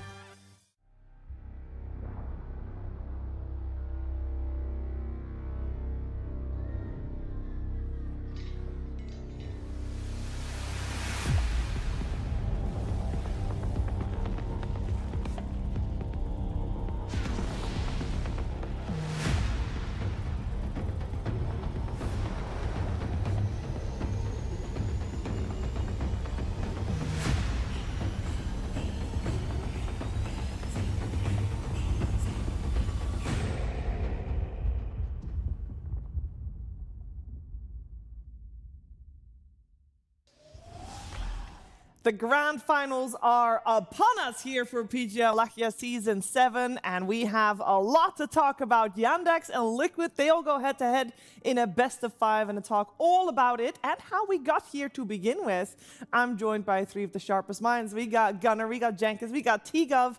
And Gunnar, how are you doing with this grand final? I'm doing good. I'm excited. I was expecting this to be an hour earlier, but Liquid wanted to make our day even longer. Yeah. Which is good. I love Dota, so... You're looking at me for follow up. Yeah, you should. Yes, I would like to propose a toast. Okay. Oh, 1 second. I would like to propose a toast. Pour to everybody a drink. Yeah. To the best, most hype Wallachia that I think has ever happened so far. And I sincerely hope the grand finals is just as insane as the lower bracket finals. And longer. And longer. And better. And longer. And longer and better, and yeah, that would be cool. A drink to There we cheers. go. It's lemonade, just in case. It's a energy drink. This is an energy drink. Yeah. I have Fever's is a healthy 0-calorie water, and so is yours. Cheers. Boy. Yes, very good. Now, we have got, of course, these hype teams waiting, and they're having a little bit of a well-deserved break, so it gives us a chance to reflect a little bit about what has been happening over these last 9 days or so. And to do that, we figured, well, actually, Gunnar figured that it would be fun to just test our knowledge a little bit on that. Gunnar, take it away. Yeah, so we have a quiz prepared for you guys today. There's 10 questions. For context, the last best of 3 is not involved. So, because that kind of broke some records. Yeah. Yes. So just push that out of your mind. So Too many records in that. Yeah, too many records. I'm not going to look. All right, all right. No, you're I'll look towards T. Okay, look at me. Just because do you want to do a staring contest the entire All time? right, so this is the first question. That's a different. Which player has the widest hero pool? Ooh. Parker, Kiritich, Planet, or GPK? It's Parker. I'm just gonna lock it in. I'm just gonna go gut every time. A. I'm or going it's for GPK. Kiritich. Okay, I can go GPK. I'll say GPK because I know BetBoom has the widest hero pool for team. Yeah, it's gonna be GPK. All right, it's Parker. With I doubted 14. myself. Good call. 14 heroes. Yeah, very well done. All right. Impressive. Oh, I just spilled. Oh no. Oh no. All right, it's okay. We got question number 2. Which team has the widest hero pool? Oh, Deck is my bad. Hey, is it A? Is it A? It's A, yeah. It's A. Yeah, we go. Well, I looked that stat up. So. Yeah, that was important. Well, it is. Beppo, do you know how many bonus points? How many heroes? I can get bonus points. I'm going 43. I'm going for 41. T, do you want to just guess? 44. 45. Oh, okay. We were all pretty close. Yeah. That's All right. actually pretty. The longest overall series, again, not including Yeah, of course. Well, actually. Well. pre-last Did series. you watch Liquid? Yeah. No, clearly not. I actually don't will know. go for B. Tundra Pair. I will follow my host to the end of time. Oh, I will no. just, Okay. I just copied you no matter what. No way. Toshiba! I feel like this is a Toshiba, but I don't agree. I would say this is a curveball. It's A. It's Xtreme Gaming Team Nemesis. It is. Oh, Toshiba! It was 2 hours, 58 minutes, and 58 seconds. That just seems like teams that will have long games, like 23 Cabbage. Come on. All right. That guy likes his This long is the games. player in a single game that had the most kills. Okay. Actually, wait, no, different one. All right, which team picked the most unique heroes? So this is like heroes that only their team played. Oh, okay. I'm gonna it's heroic, right? It's heroic. got to be heroic. Like they play Pudge, they play. But Meepo is played by other people as well. Yeah, And they play. Parker yoinked that one a bit. Yeah. Navi, did they play enough games? Yes, they play. Yeah, Navi played Ancient Separation as well. So. Yeah, but other people. You know what? It's between Heroic or Tundra, I think. But then again, Vici Gaming. These are all good. So again, this is like What if they were we the all go only team that played a something hero. else? We all go- we I'm spread our gonna go Tundra because I'm gonna go Navi. We had like some BZM mid heroes like Shaker and stuff. Mm. So I'm gonna go. That's true. I'm just gonna lock in Tundra. Gut go. Yeah. Yep. And they played I think one of the most games. It was Navi. Oh, congratulations! The cool one is Congratulations. majority of them were like 1 or 2 played. You know, like this year they picked it once or I twice. did say it. Yeah. Heroic actually picked Pudge 3 Shiva! times. Sorry. So that was the most of like a hero that fair got enough. picked. Might be. All right, who are the most last hits per minute in a game, in a single game? Oh. So it's Parker Medusa versus Team Spirit, Parker TA versus Power Vision, Natus Gyro or Watson Medusa versus Aurora. I know the highest last hits of all time is like Satanic on Medusa. So my gut, are we on a team? This is not all time. This is per minute. No, we're working together. For We're sure. working. per We're on a minute, team remember. now. Yeah. Yeah, we're yeah. definitely So the on a- game also could have been just really short. per minute. Oh, It's per minute. It's that's not overall. true. So it doesn't matter if the game was like 80 minutes. That's stat padding. Yeah. I feel like Parker had an insane TA performance Yeah, but what with was it? Paravision. Was it? Yeah. He did. Yeah, that was 20-0 type insane. Yeah. I'm leaning B. I'll go B. We can be We're solid. on a team. I'll go B. Oh well. Close. It was Parker Dusa. Yeah, well, Oh, that was my second. 17.92 per minute. I confirm. He confirmed. All right. Yeah. Which was the fastest Divine Rapier? I'm going for A. I have no basis. I want it for to that. be A. I think it's A. I think it's A because there was like a few times Gyro was losing real bad and at like early, and then went for Rapier to try to win the game. So I feel like it's A. It was A. It was on a gyrocopter as well. It was 10 minutes faster than the average Divine Rapier. Very good, very Good one, good one. Nice, nice, nice. All right, so this one, so basically this is, because teams got more specialized. On a hero that got picked 6 times or more by a team, which had the highest win rate on them? It has to be Liquid because they got Largo like 6 times. Also, before this series, Tiny was like 6-0 or something, right? So, or did it become 6-0 due to the series? So I'm leaning A, but I might have forgot the numbers on Tiny because it could have been 5-0, which means it is A. Oh, It was Liquid. It was their Tiny. It was 6-0 before the series. It was okay, incredible. But it was 5 Nisha games, 1 Boxy. That's a great setup, by the way. That's called foreshadowing. Thank you. Which hero has the highest average kills? Ooh, Meepo had average kills. a very few amount of games, so the average kills would be high, but I don't think it was Yeah. too much in like the 3 games it was played. It's got to be Ursa. It's Clinks or Ursa because like there's been Yatoro's had some 20-21 type games. But he had that on Klinks as well. And Ursa, I he think did that Klinks yesterday, no? But Ursa's been like 19-4 or something on stats or some high win rate. So then it's gonna be inflated because when you win on Ursa, you kill on Ursa, right? That's true. You snowball, yeah, you snowball. But I'm it's going also for picked A. more than Clinks. Yeah, and has Yatoro just kind of like done it by himself? Padded the stats, yeah. I would go with Clinks as well, actually. I'm just gonna go myself and go Ursa. Okay. But I think it's probably be Clinks. It's Clinks. Yep. Yeah. 11.4. All right, that was good. Yeah. Statistician. And Ursa was, I think, 2nd place. Yeah, there we go. So it's not that bad. It's not bad, it's not bad, it's not bad. The highest average assist hero. Okay, Spirit Breaker just cheats because you press charge and then you auto get the It assist. counts as an assist, yeah. Which is nice. You just get gold. Guys, I'm helping. Yeah. Yeah. And it's average, and Spear Breaker wasn't picked that many times. True.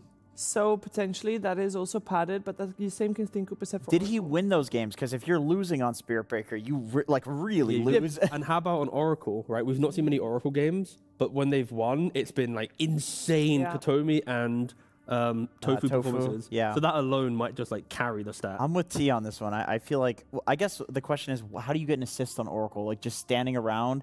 If you heal somebody and then they get a kill. Well, you're stealing the kill with the Purifying Flame. People do that. Yeah, they do. As they should. Well, no, it's assist, so it can't be killed. Final Can't answers? steal the kill.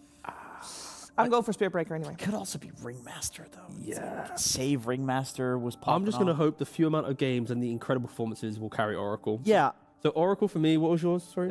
Spirit Breaker. And then I'll go Oracle as well. His Oracle is 22.33 average. All right. Crazy. It's hard to lock in with It's this little so hard. space. I think that's it. Okay, who won? Did we win? You guys won. We won! Yeah! You guys won! To winning. So, yeah, like one team might. Yeah. Also, there's a bonus question. I think Oh. T kind of covered this in the morning, so I'll just do this quick. Who had the most average pings? Or pings in a single game? Oh, Nightfall's not here. I actually don't know. I'm going to lock in Got the Juice straight away. Boom. It was Got the Juice. Oh, and the dude. funny stat with that was he was actually 1, 2, 3, and 4, and 6 for the games with the most single pings. He has an unhealthy obsession. Like, my guy just half the game. It's T, insane. do you know who second was? Who got that 5th place? Probably still Nightfall somehow. It was Jabs. It was Jabs. Okay. It was I something would like not have guessed that. 438 pings in the most Crazy. game. As a Wait, co- one as a- game? As a coach, Got the he's Juice was able like to- 438 pings in God, one wait. game. So what, Liquid Dot Jab's coach, right? No. Thank you for that. No, I hear you. I No, appreciate yeah. that. Yeah. Well, we are gonna talk about the 2 finalists, and before, while we do that, we should talk about how they got here to begin with, because for Yandex, it's been a pretty decent ride here. They're one of the teams that hasn't necessarily flown under the radar, but they have consistently gotten better. Yeah, I think since they got formed this season, people were like, oh, they look like good. They have good players. It's a good baseline. But every single tournament, I feel like they just show up a bit more and more. And then this tournament, no one's really, I think the spotlight hasn't really been on them. It's like, oh, Liquid's doing so good and Spirit's doing so good. And then Yandex beats them yesterday and it's like, wow, this team's really good. And now it's just every single time they play, they look such a solid team. Yeah, we have them winning Dream League Season 27 this season, so they have taken home one championship. Team Liquid also has won a championship after that.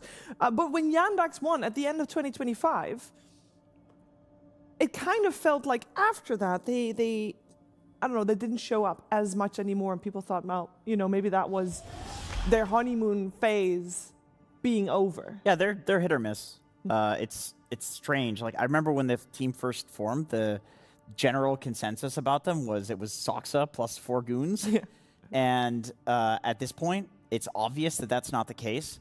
But even with all of the other players showing that they're incredibly good at the game, like CJ, for example, has absolutely improved his gameplay. Even he's upgraded to CJ rather than J-Red Jr. Yeah, exactly. It's like even with that, they are still hit or miss depending on the tournament. And this one, it seems like they're really on. And part of that is the unique ideas that they come up with in the game. Like their fundamentals are good, but they're doing some stuff other teams are not touching right now. And there's a couple of things that teams do regardless. And we figured before we head into these 5 games potentially of Dota 2, you should keep your eyes on something that is happening around the tier 3 item mark. Yeah, I've been hearing talk around the town. There's greedy tier 3 enchantments giving too much gold. Oh yeah, it is. But look at the win rate. Right? It's like 57%. Again, this was before the series today, so maybe Liquid BB has skewed it slightly. Even the average game time, they have easily skewed themselves. But going into tier 3, getting the 100 GPM, we're seeing cores even take the tier 2 greedy going into tier 3 as well. There's some games as well, because the average game time is so long, you will get value from this. You will get to your next Aura item, you'll get to your potential BKB. You have to watch out for just the RNG on greedy. It can shape some games. Yeah, I feel like Team Liquid also has to watch out to deal with Yandex very differently than how they dealt with BetBoom earlier today. And part of that comes from Yandex's laning stage, in particular Jenkins success. I'm obsessed with watching these guys' games, legitimately, because in like every role, they're doing very unique stuff when it comes to laning. In this situation, you have Soxa, like every single game, he is cutting creeps. Whether he's playing like Tiny, whether he's playing Shadow Demon, and he's not doing it necessarily in the way that you would expect. Like sometimes he's cutting creeps and he's creating double waves in like cutting 2 creep waves instead of 1, and then he's bringing that creep wave into the tower. And this is not something that you're usually seeing, where like afterwards they'll go for some kill attempt when they do a double wave. In this situation, you can see like he wastes so much time from the enemy side. Like all of his 4 positions, even if they're the ranged heroes, he's kind of playing them a little bit like, you know, this is always the comparison, but it's like 9 class Monkey King, 9 class Slark. Like he can somehow play every hero and be these like cheeky kind of annoying type heroes, like even if he's not playing them, you know? It's like DM and Soxa never play a lane fair. They're so dishonest in their gameplay, and I think it opens up the game for Soxa can like rotate through the portal and go to the other lanes. He can go check all of the runes. Like some 4 positions, some 5 positions, they stay in lane. I guarantee you, like 90% of games, Soxa will go to the 4-minute rune. Maybe not in this one. Like that's the 10%. But in most of the games, he'll go to the 4-minute rune. In most of the games, in every game, he'll go to the 6-minute rune, the 8-minute rune. He's stacking. Like, he just leaves DM on an island, which also is a shout-out to having DM on your team, that you can have a player that you can play like this. Well, you say that, but DM is not on their team at all, Tiga. He's a stand-in. Yeah, he's a stand, but he's looking like he's meant to be on the team, all right? Yeah. Sorry for notice, but the way that DM's playing, I feel like Saxo is actually showing DM in a different light, right? When all the time of PVISION, DM had to play with 9 class, the guy who's like playing the Slarks, like you're kind of putting the waves, doing all this stuff. But I feel like DM, at least on his time on Yandex, we're getting to see like him be like the offlaner that you can rely on, right? He's not like a guy playing with, let's say, lower net worth, having to like play more for like a sacrificial position. Like we are seeing statement Brewmaster games, statement Centaur games, and it is because of Saxo. What he does in the lane, buying the time, creating these opportunities. I feel like this combination is just making DM look like a much stronger player than maybe what we saw at the tail end of his PVISION career. Another little detail that I saw in the laning stage that we didn't see there was another game where Soxa, he pulled a creep wave, but he only aggroed half of his own creep wave.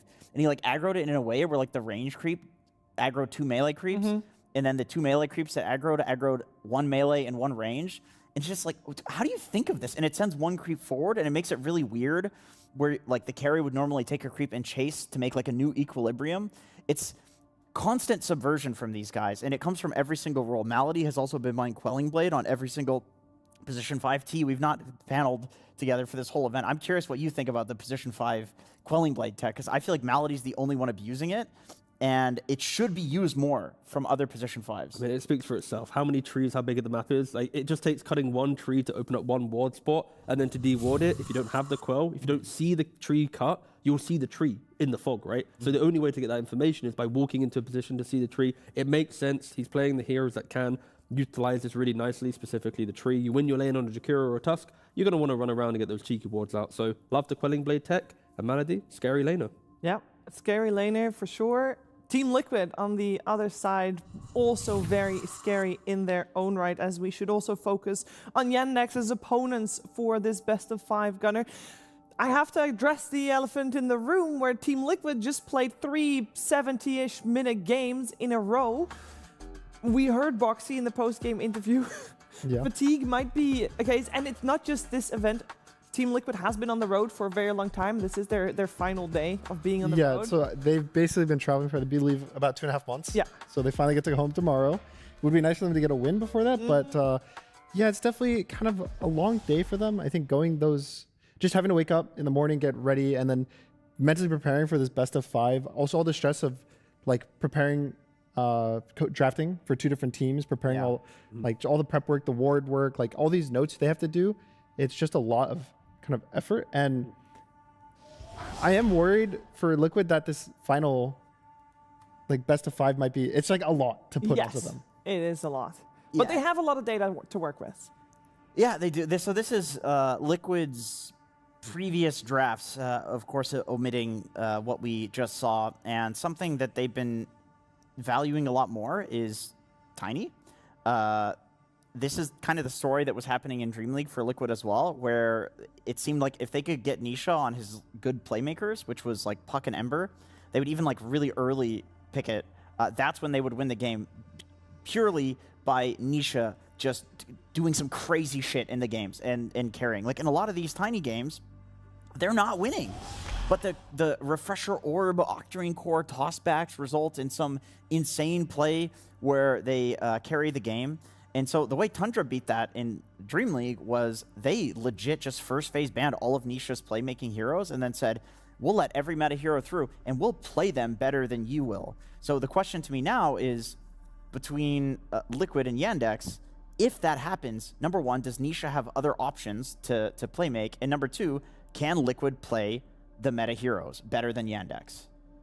I just wanted to go back to the fatigue point quickly, because I feel like Liquid, they've at least set themselves up that, you know, you're talking about the draft and these ideas. I'd like to think that Jabs, the additional coaching support that Liquid has compared to other teams, when you're watching this best of 3, you've probably took a step back and gone, what if we get to the grand finals? So he's already preemptively working there, whilst then Blitz is focusing maybe in the moment towards how do we survive this best of 3. Yeah, for sure. You actually have a guy that can take that step back. Yeah, so it's like when you have these like long ordeals and you're talking about the Tiny success and this success, it's like they have more staff than others, so they are equipped for these positions. True. Then you let the players, play in the moment, enjoy the game. Don't think about anything else. Like, this is not a story of like one of your players having to think about the draft and this and that, because other teams crumble because they're like their guy has to do everything. Like, that doesn't work for Liquid. There's one thing in particular, though, Gunnar, that Jabs has been able to focus on, because these two teams have faced before. It was a relatively quick ordeal where Yandex was able to get the 2-0 over Team Liquid. How much do you think Team Liquid learned from that, as we will see the drafts that were happening for that particular series? I think kind of to what Jenkins was saying earlier, they definitely are valuing Tiny really high. I think Nisha's also, how do I put this? Like, his playstyle, I think he's kind of understood his playstyle in the game, that he has to just like set up the fights for his team rather than like kind of solo carry. In the last game, he went for the Storm like Greaves, and he was just like constantly like making space going in for his team. The same with Tiny. In those games, there was a team fight where he had 9 tossbacks in one single team fight. Oh, he like that was blinks crazy, in, he tosses 2 guys in, waits for another one, then he refreshes, tosses more in. Yeah. So it's like, I think he's really not like putting his team on the back, but like he's putting just the team fights on his back, just like the effort and the spell casting on his back. I think you can say that he's putting his team on his back. Like, despite all of Liquid being like legendary high caliber players, Nisha right now is just, he is on some other level, and you can see it in the guy literally went from not being on leaderboards to rank 3 to rank 1 in like 2 weeks. Yeah, that is That is an unbelievably hard feat to do. I mean, playing pubs, it can do wonders to a man. It can. The redemption arc of Team Liquid after not qualifying in January for a couple of things is really lit the fire behind their heels, and they are definitely doing well. I mean, it's also the year of the horse, so very fitting to see them pushing forward the way they have in the last couple of tournaments that they played. This best of 5, we are gonna see these two teams taking a fresh approach, I would imagine, because the best of 5 is different. So you have maybe the chance to play around with a couple of heroes. For example, I love that. For example, I'm a massive fan of this, all right? Because Largo is the hero that everyone's going to talk about. It's the bonkers, broken, Ags buying, silly Alchemist farming offlane that wins you games. The God mode hero. So you think you can counter the Largo? I see the meme already in front of No, maybe. But we've seen the Largo lose lane by a BB Marcy with an IO. Okay, there we go. They're doing it. So why not? Yeah. If you're going into a grand finals, best of 5, give away a Largo, copy paste a Marcy carry, or even a Marcy support and run into the Largo lane. But basically, kill the frog, cut off its legs, send it to the jungle, make it recover for an additional 5-6 minutes. Like, make it miserable. I actually hope this is a carry Marcy and not a boxy Marcy, just because I feel like early on in the tournament, Vici was the only team that showed how strong carry Marcy is against Largo, because when you get the creep, the way Marcy wants to play with the Dom creep is to like invade the enemy jungle and be annoying there, and you can always like, very easily jump out if the enemy team comes to gank you, which they're going to have to, or you just kill the Largo. It's like in terms of in the game, you can burst Largo, that feels good, but also the way that Largo wants to play, Marcy completely counters that, like the way that he wants to jungle. You're always in his pond. And Marcy carries one of those heroes that if you don't play it in pubs and have the muscle memory on it, you don't really want to ask your coach, like, yeah, I'm ready to play it, right? Like, you need to be ready. Yeah.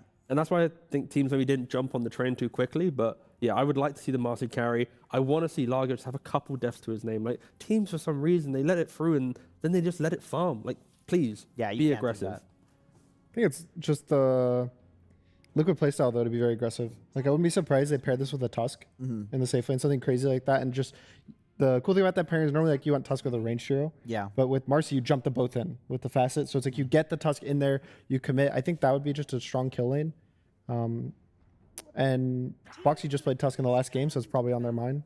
The thing is, though, the last few drafts that we've seen in the series, like there's many layers to it where you have swaps. Like we know this, so they know this. They watch the Vici games. They watch the games where Marcy carry destroyed Largo. Does Yandex just swap this to be a support and then pick something else where they're like countering the Marcy as a carry, making it uncomfortable? It would be a reveal for a first time in the tournament, but to be fair, Liquid's revealing a potential first Mickey Marcy carry in this tournament. Largo yet to be played in a support position. So that could be the development of, oh wow, Marcy's gone to carry for Liquid. Wow, Largo's gone to support. You know, like that is easily a narrative that could be set. Other annoying thing that Largo does, which is really cool, is with all these supports getting banned, right? Like there's so many supports that are getting banned early. Warlock is another one of the big ones. And Largo is so good versus Warlock because the Warlock can't use aggressive or defensive heal because you can purge both. And even the Fatal Bonds in the lane, you can remove from yourself if you want. So it's just a lot of like random, like the Lick Dispel is just such a good tool versus these random heroes. Man. Yeah, it's so good. I mean, it's going to stop. Sorry, go on. I was going to say, it's like it not only prevents damage, but it gives you regen. So like double, you're basically healing when you cast the spell. Yeah. It also stops the likelihood of like Tofu wanting to play like a 5-position Dazzle, right? Yeah. Like, he might not want to play Io, but you then have to go, okay, what's the Tofu aggressive 5 that he wants to play? Well, we have got the Ursa banned out by Liquid in the end of it all, and they are the ones having to pick a hero. Every time you see second phase Liquid, you want to look towards Ursa ban. That's kind of the entire grand finals will be, have Liquid banned Ursa? Are they protecting Ace? We said a lot during the low bracket finals.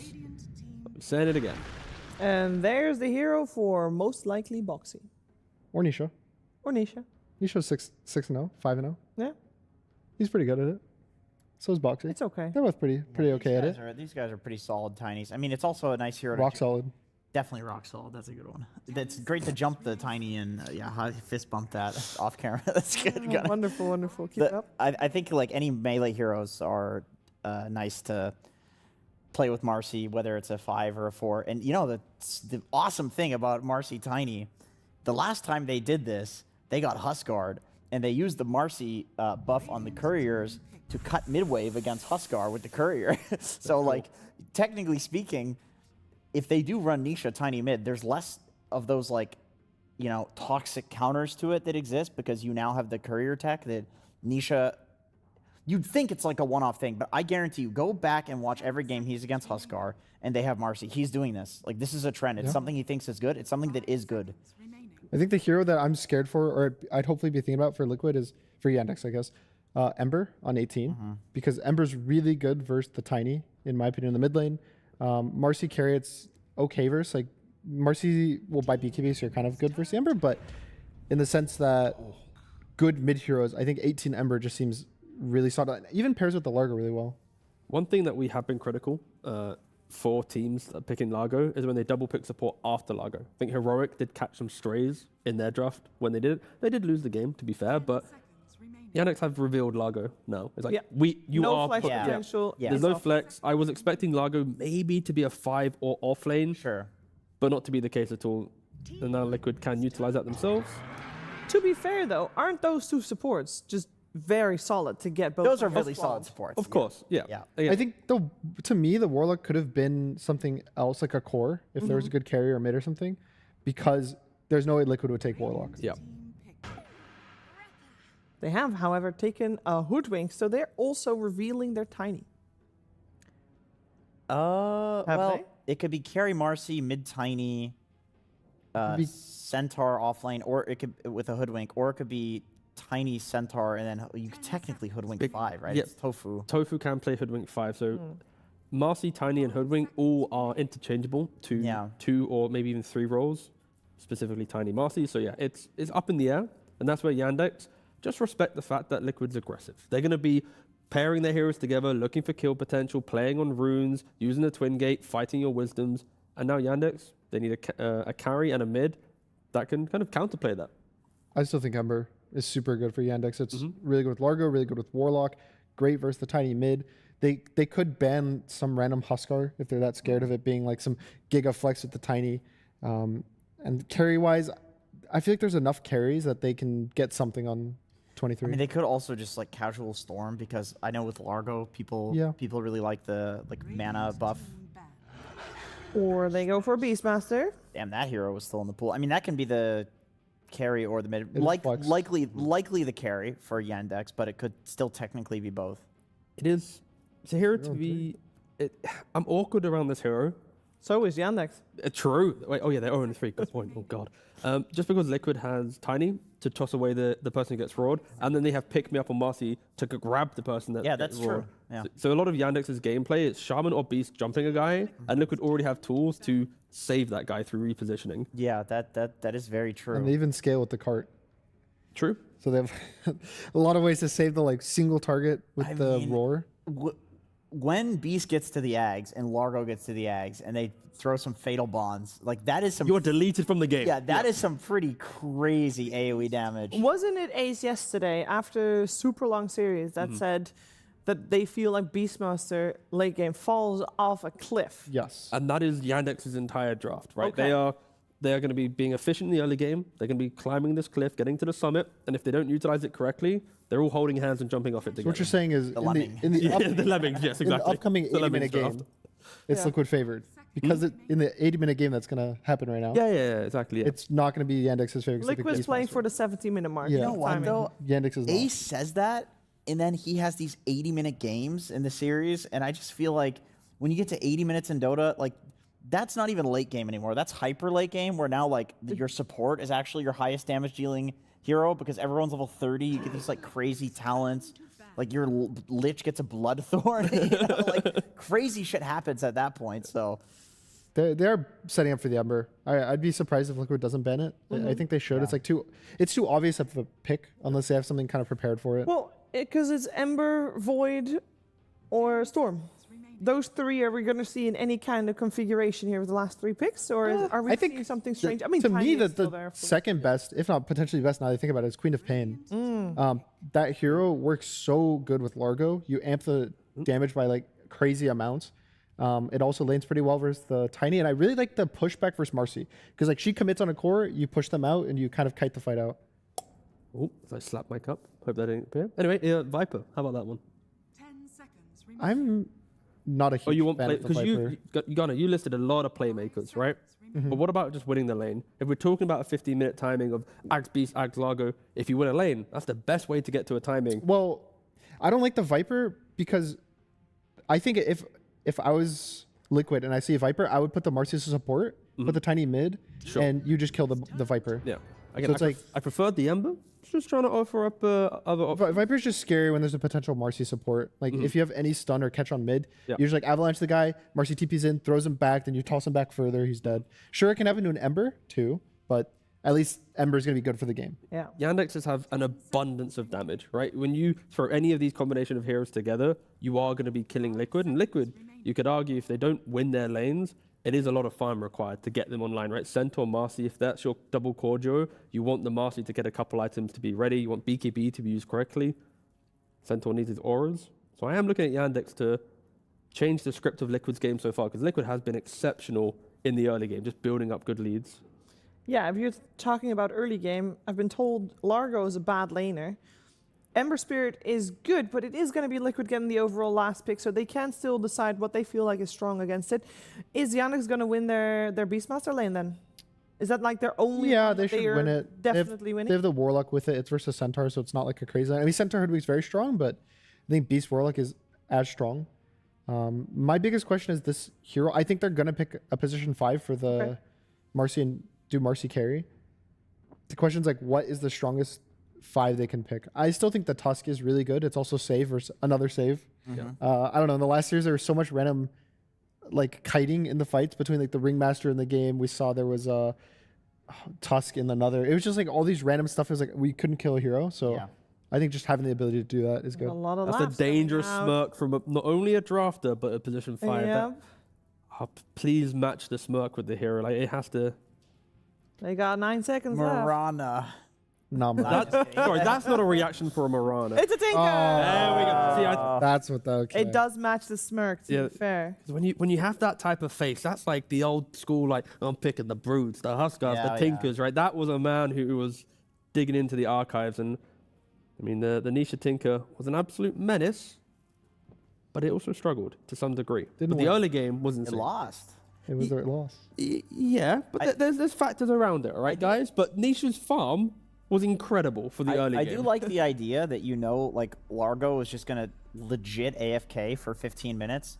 So you just pick the most, like, cancerous hero ever to abuse the fact that he's doing that. You know, also AFK for 15 Tinker's minutes. Like, you want to AFK? Well, I will AFK, and then we have Tinker, and you have Largo, and we'll just see what's more toxic. But there is a very specific timing when Yandex is very super strong, when he does get the Aghanim Scepter on Largo. And the question is, will Liquid be ready for that one on time? I think they will, because Nisha on Tinker, he's going to have the early game farm. There's not enough map pressure, tower taking potential for Yandex, so Nisha will have it. And I think the Matrix on Tinker, we talked about saving heroes. Matrix will save the guy who gets roared, will save the guy who gets Shaman grabbed. So that alone could offset a lot of his timing from Yandex, yeah. I think the BKB timings favor Yandex, because they have the Beastmaster, they get like some good jump, they get all commit, and I don't think Liquid has like the fight in them post BKB at that like phase in the game. Like when it gets later in the game, BKBs matter less and less, but I think there's going to be like point in the game where you have all this bonus damage from Largo, all this bonus damage from Beast, and it just gets kind of awkward.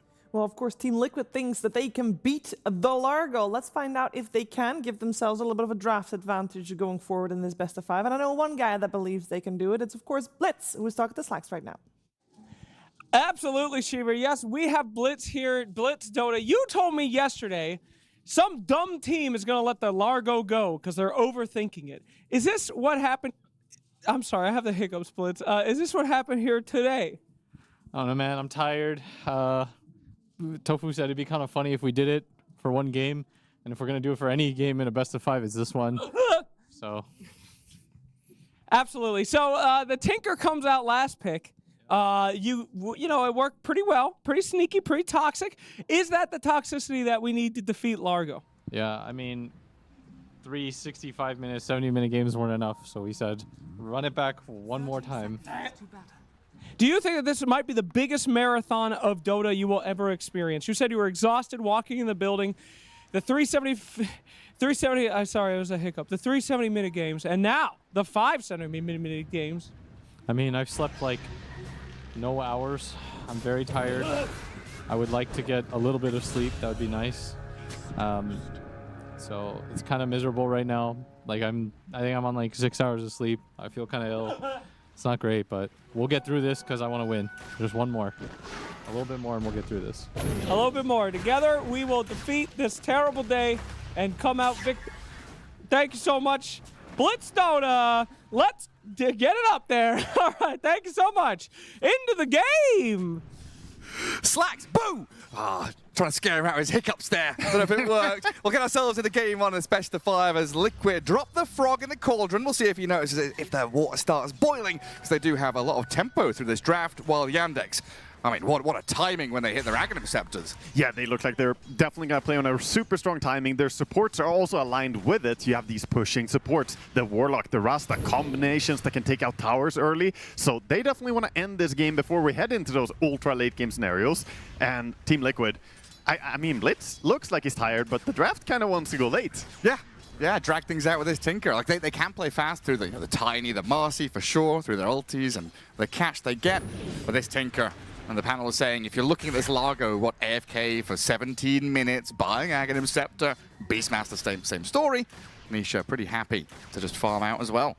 Yeah, it's a different approach. I mean, I think Nisha is going to be hard to shut down in this game. Yes, you can have some action with Ember pairing up with the double supports later on, but lacking that pressure that offlaners can bring might make it hard to just shut down the Tinker the way you need to. And we've seen time and time again, this hero can find a lot of farm on the map. I mean, already 4 and 5. Getting a nice leg up in this lane through the laser, getting some good denies here against Chira Jr. or CJ, as he's being nicely called there by the panel. Does have a couple of creeps coming under his tower and should be able to secure them.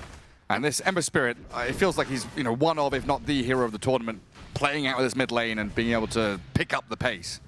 Yeah, we meanwhile have Tiny struggling to get the pull through as the Boar is denying him the availability to go in there, as Maledict is just running on him, staying within the Shadow Word heal radius. Smart play from the two of them. Yeah, it's so strong when you have these carry heroes like Beastmaster here. We've had the Luna in the past, some of those ranged heroes who can join the support battle without really committing their hero. So they're farming plus getting that harassment and zoning. Yeah, top lane already going pretty well for Marcy, leading the CS chart. This is what we expect. Oh, Maledict. Oh, he's dead. Boxy and Ace get on top of him and are able to drag the wave. Got the toss back into Centaur. It's a scary thing, because Centaur, you can either toss him in or toss someone towards him. Either way, they're going to be in trouble. Yeah, the old holy hand grenade. And this top lane, yeah, DM. You reckon Largo, not the strongest of laners, paired up with the Shadow Shaman here. Is it going to be another job for Saxa to drag waves back and reset this lane equilibrium, or are we just trying to play straight 2v2?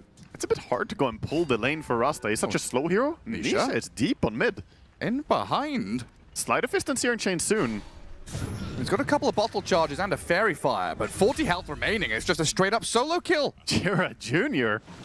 Top lane under the Lotus Pool. Disposed back, Saxa in trouble, but he gets his spells off. Mickey rebounds over the top, and the lick back keeps the Shadow Shaman alive momentarily before Liquid finish the job. Now Tofu trying to go toe-to-toe with DM's Largo. Oh, he's going to pull him out. Oh, he missed it because Quelling. Oh, he didn't even click it. Oh. No, he Quelling super fast on the Iron Branch. I thought he was going to use the Acorn Shot, but he tried it with Branch Trick instead. So he put the Branch down, then Bushwhack, but the Quelling DM just spamming it. Yeah, DM knew what was up. Make sure not to get caught. And now you're looking at Liquid pretty low on resources in this top lane. So a lick back into the Frogs, stomping in onto Mickey. Saxa comes back full resources, gets the kill with DM.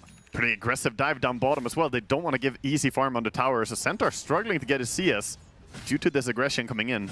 Goodness, yeah, look where they are. That wave is going to go all the way to that tier 2. No. Ace, he's able to get the aggro and drag it back in. Watson has done a great job with his micro so far. Beastmaster, very, very oppressive safe lane hero. Oh, the catch to Rasta up top. Can throw him back. You can try with an Acorn Shot, the slow down. Doesn't get it. Shadow Shaman disposed back in here. Does get out his spells, healing up a little bit with the shackles, and it will take a while to die. Mickey and Tofu on his tail. But this is the kind of move where, what is that, 10, 15 seconds, where Shadow Shaman drags them out of wave, and that means Largo is happy. Yeah, a long amount of time. Nisha again getting dove. Tiny's going to come across, though. And Tinker still holding the water rune. Seemed pretty comfortable. Trying to find that counter kill on the Ember Spirit, but Chira Jr. just slips away. Boxy was thinking about an aggressive toss there, but I think they respect the sleight of fist dodge against the toss. If he dodges, then suddenly Tinker would be the one in trouble. And Boxy going to try and make sure there's no redundancy in his movement. Get some stacks before he returns to that bottom lane. He has left Ace alone down here, and he has started to really struggle in terms of keeping up with the last hits. Yeah, it was 14-7. It was an important kill they got earlier, but at the same time, And the jump across. Oh, barrier there for Tinker. Does get some distance, but with Saxa coming in from that northwest side, another kill for Chira Jr. on a killing spree. Yeah, such an important move coming in with the Rasta as well. Shutting down Tinker is going to be harder and harder as we go into the mid game. So getting him in laning stage, this is when you can really hurt him. What was he smoked or what? Because there's two dire wards watching for the access point into mid. I think he just didn't expect to get held for that long. Maybe so. Nisha underestimating Saxa's skills. 4-3, pretty even in the kills, but it feels like it's Team Yandex who are just vibing a bit more with the map, playing that a little bit crisper. Yeah, stacks being made meanwhile. Tiny is preparing for the Tinker's comeback mechanic. And 6 minutes in, guarding Rune. And it's going to be spawning bottom where Boxy steals it. So no refill and no continual aggression from that Ember. So that should slow things down. Liquid very thankful for it. I think Yandex are probably very happy with how this game is going so far. Oh yeah. DM getting really nice farm up top. You have this momentum over on your Ember, getting 3 kills already 6 minutes in. And Beastmaster is of course owning lane. And they dive this mid lane again. Tinker trying to gap the Ember Spirit, but toss back. Not enough to keep Chira Jr. at bay. Even under the March of the Machines, they get the kill. Well, top lane at least, Liquid do slay the Frog. DM has fallen. Yeah, that's why we didn't see a TP from Tofu. He did have TP ready, but prioritizing shutting down the top lane. They have a catapult wave pushing. Can finally get some damage. Thinking about the Wisdom invasion. Mickey is going behind. Trying to get through there. Saxa disposed back in towards Tofu as well, but Chira Jr. is coming in with a 2-man chains. Earn onto Mickey. Foul play, not enough to get Saxa out of there, but it looks like Chira Jr. is going to rebuff the efforts of Liquid to contest. Meanwhile, Beastmaster has taken the opposing side, so double Wisdom Shrine. Yeah, Beastmaster and Warlock hard to fight into. He has really just had Ace's number. Ace playing Centaur and going towards the classic Helm of Dominator build, but it's so delayed, and this is a very timing-based item. Centaur wants Dominator fast so that he can start ramping up his farm. Here, you're not going to see him get that good start. It can also be a tool to delay the game, though, right? With wave dragging, you can slow things down, so maybe that's also a goal here for Liquid, just to make sure the tower push doesn't come in too quickly. I mean, it's a must-go item, basically. I don't see any Centaur player skipping Dominator ever. It's just that good on him. Yeah, so good. And Chira Jr. feeling pretty comfortable here to play boldly past the mid-tier 1. And he's got to be wary of Avalanche and a Bushwhack from Fog. Nothing really consistent can catch this Ember Spirit out, which allows him a lot of freedom to play forward. Yeah, and he's going to be lucky. It is bottom rune. Top was controlled by Hoodwink, but it's going to be a regen going the way Ember. No charges on Earn just yet. We'll see if they're able to get some with a couple of supports moving into mid. Nice. I mean, there's a lot of attention around him right now, and I think that's because Warlock as well is very close to hitting level 6. Once he gets that, we're going to see that tower pressure coming in. And Nisha trying to catch up through the jungle. Dire scanning the Shadow Shaman and Warlock as they moved into position. But the Radiant Vision sees Tiny arriving. Tofu with Boxy. They're here onto the Shadow Shaman. Unleashed from Mickey should secure the kill. As the Fatal Bonds, not enough to deter them. Ember Spirit disengaging while they toss forward Tofu. But DM has come across from that top lane. I'm gonna respect it in the end. Nice investment though, so bringing over your +1. Securing your jungle, because I think invading and stealing stacks is going to be a big target for Yandex here. Getting in and taking away any recovery farm for Tinker. Meanwhile, of course, here farming the side of the map. He has the Kaya already. And although those few minutes at the beginning looked a little shaky for Liquid, it's all leveled out now. Tipping the scales back, keeping this even. And coming into the mid lane to defend tier 1, where the Golem's been dropped to push on in. And Chira Jr. spotting out Nisha here, just a little hello, how you doing? Has the regen, so he should be completely fine, despite the damage. And don't really want to play into stacks of March of the Machines. All those marchers managed to push away the golem for a while, though. They might be able to hold on to the tower. It looks like it. With Boxy coming in, kind of difficult here with just the two of them. Chira is insisting on it, though, running behind and cutting the wave. Saxa thinks he's pushed Ace away, but now Nisha's come in, so defending all these towers as much as possible.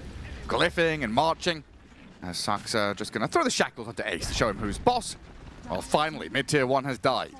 Yeah, that wasn't the fast mid-tower that they wanted. So normally you throw the golem, take the tower, and then move somewhere else. This golem is timing out in 5 seconds. He won't really have time to look for a second objective with this. Can't steal any farm, and he's just going to go in and try and plant some vision, throwing a sentry on the Ancients. Chira Jr. has had his hands on pretty much every active rune. An ability just to play into every rune spot, guarded by his supports, and a bit of unluck for Liquid as well.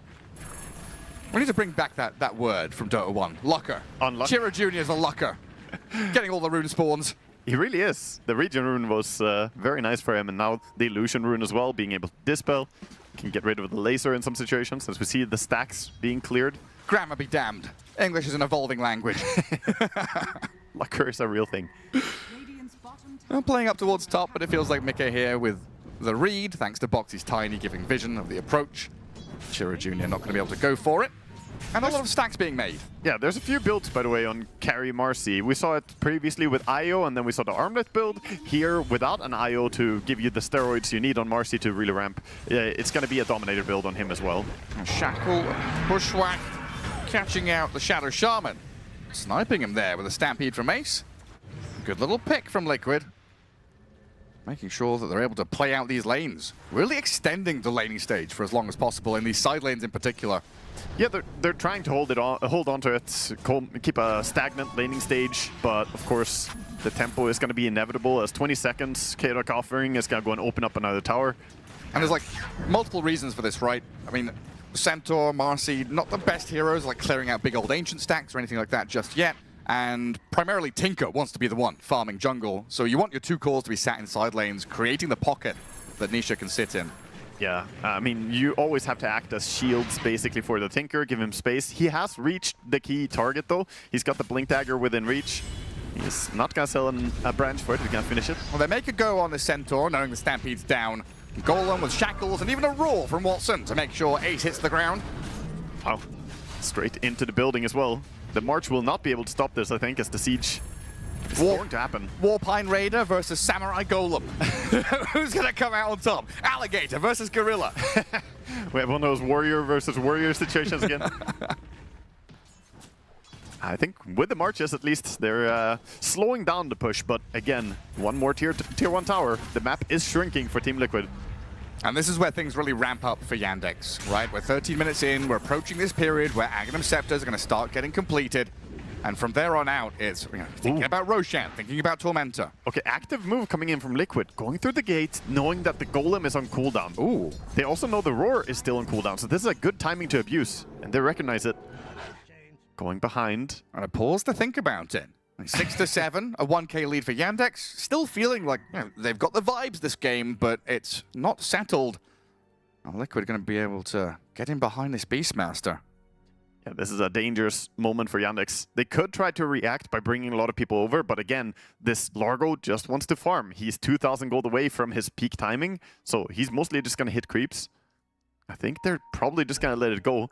This move might work out. I mean, Ember does have Haste Rune TP. Yeah, he wants to fight. He will show up to anything that happens right now. No vessel charges, which is kind of annoying, and the speed at which this Beastmaster dies. Liquid just come in, snipe him down, and Stampede forward, looking for more. Bonus kill on Malady's Warlock.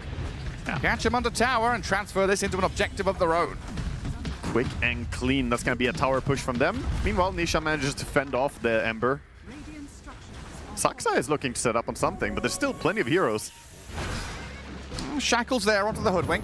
Chira Jr. will arrive with a chains on Centaur in the back as well, but he's got that Hurricane, rebound, pick me up, back in with the stomp down on Shadow Shaman and Ember. Saxa's dropping low, but they're still protected by the Serpent Wards. Another catch here with the chains to go, and Mickey with the spree. He's taken down, and that's 500 gold into the pocket of Chira Jr. That was such a nice Searing Chain as well. Chira Jr. catches him before he can come close enough to cancel the shackle, making sure to control, and Chira Jr. off to a popping start.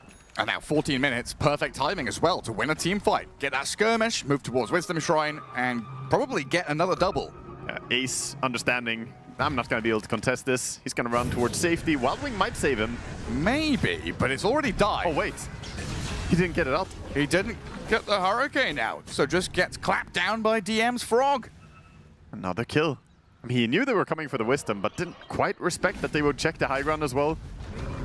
And this is all room for Watson to finish off the Aghanim Scepter. A ton of stacks there, 11 from Yandex. Really utilizing the jungle as best they can, while we've got about 900 gold until Largo has his. Yeah, I do think the idea of Liquid has failed pretty bad here in the early game. The idea to address the Largo in laning stage, shut him down with a Marcy that we've seen before in tournament. Yeah, I mean, when Largo goes 1-0-1 in the first, what, 6 minutes? Yeah, this start is extremely good for Yandex. And we're seeing them just keep the pace up with Ember. Chiro Jr., he's in on Tiny. Can't pick me up and rebound him away, but he can just TP. Yeah, back to base, but that's still conceding area. Yeah, you live, but you TP backwards. You lose territory anytime that you TP out, so feels good to not die, but you know what's happening. Top tower is being eyed up. Overall, though, it doesn't feel disastrous for Liquid, right? No, their plan hasn't necessarily succeeded as they would have wanted against this Largo, but Tinker is farming, Marcy is farming, and they're going to be able to scale and hit their own timings, even though Yandex will probably just absorb the entirety of the map.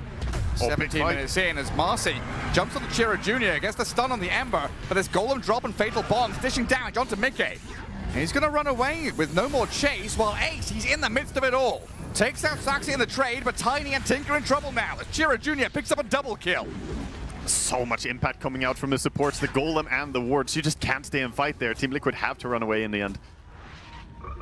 And again, that was a death for Ace. You mentioned before, they don't feel too bad. Tinker and Marcy are farming. Can't help but notice, one core was not mentioned there, Garrett. Yeah, I know. Ace is not having a good game at all. This is a disastrous start for them. He's got his helm, but yeah, trying to move as quickly as he can into his next item. Barely ahead of his support, the Hoodwink. Yeah, a lot of this, I feel as well, is down to how they chose to lane it. The last pick Tinker was an adaptation, came as a curveball, but it sacrificed the laning stage a little bit by making it so they had to lane Tiny and Centaur, which is a neat combo. They can do some cool stuff, but for laning stage, it's not oppressive. It's not strong enough to shut down a Beastmaster, never mind a Warlock. And this is now Beastmaster, Axe Blink, Chiro Jr. with Spirit Vessel, Kaya. The Largo has Aghanim Scepter. You've lost all of your tier 1 towers, so if you want to keep access to the high-value jungle camps, which you need to be able to scale, you're going to have to fight over it. So Boxy and Tofu have a lot on their plate here to keep the vision up and make sure they can see when the advance is coming. Yeah, I think there's an insane amount of pressure on Nisha's shoulders right now. He needs to get the Aghanim Scepter as soon as possible and then dish out tons of damage in the fights, because right now they are basically ready on the side of Yandex to just completely shut out the game. The next 5 minutes are going to be so difficult to survive for Liquid. I mean, Ags, 2 minutes faster than average. Pretty damn good for DM here on his Largo as he goes for Boxy, attempts the TP, realizes he can't complete it, and goes for the little runaway into the jungle, but Saxa and Malady close on his tail there, bring the Pebble down. Getting clapped by the Frog while shackled up. No way for him to get safety. And it's still so early, it's 17 minutes, so 3 minutes still to go for Tormentor. They have full control of the top area on Radiant, but I think they want to make more moves towards towers, invade. Of course, the Yandex are fully aware that Nisha is going to make the most of every second you give him to farm.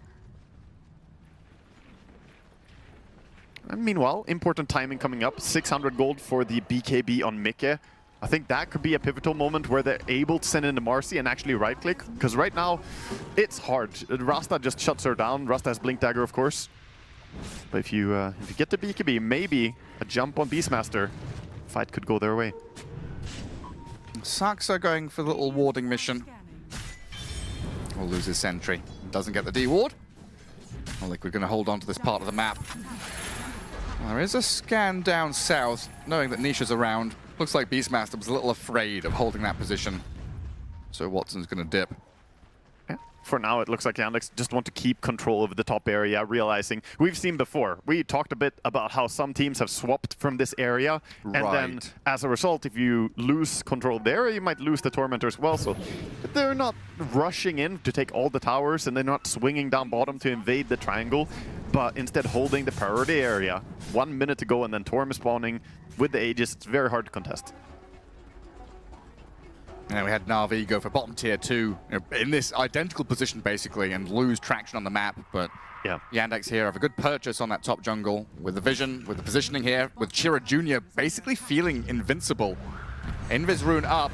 And now I've said that, of course, I've cursed him.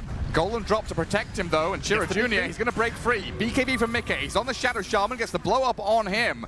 Sax are down, and Liquid, they hold their ground, but that's a BKB spent for a Shadow Shaman kill. I think it's fine still, because Golem was also used. Sure, the Golem is still, you know, useful thing to have on the map. It gives you this vision, but I think it's okay. You forced out one big teamfight spell.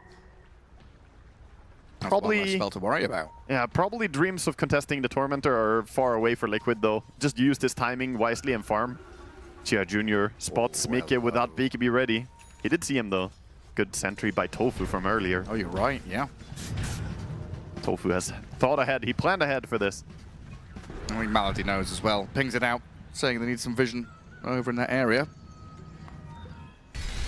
Both teams being efficient across the map, farming up. Beastmaster is going for this Aghanims into Blink. I really like that he did not go for like second item Shadow Blade or something. Instead, just go for the grunt work. You know, this is what you need to go for as Beastmaster. Aghanims, Blink, BKB, and then the Silver Edge will come up as an option for him.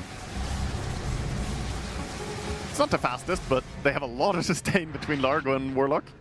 I wonder if DM ever actually played Guitar Hero. Well, it's basically the same thing, playing Largo, strumming away. Yeah.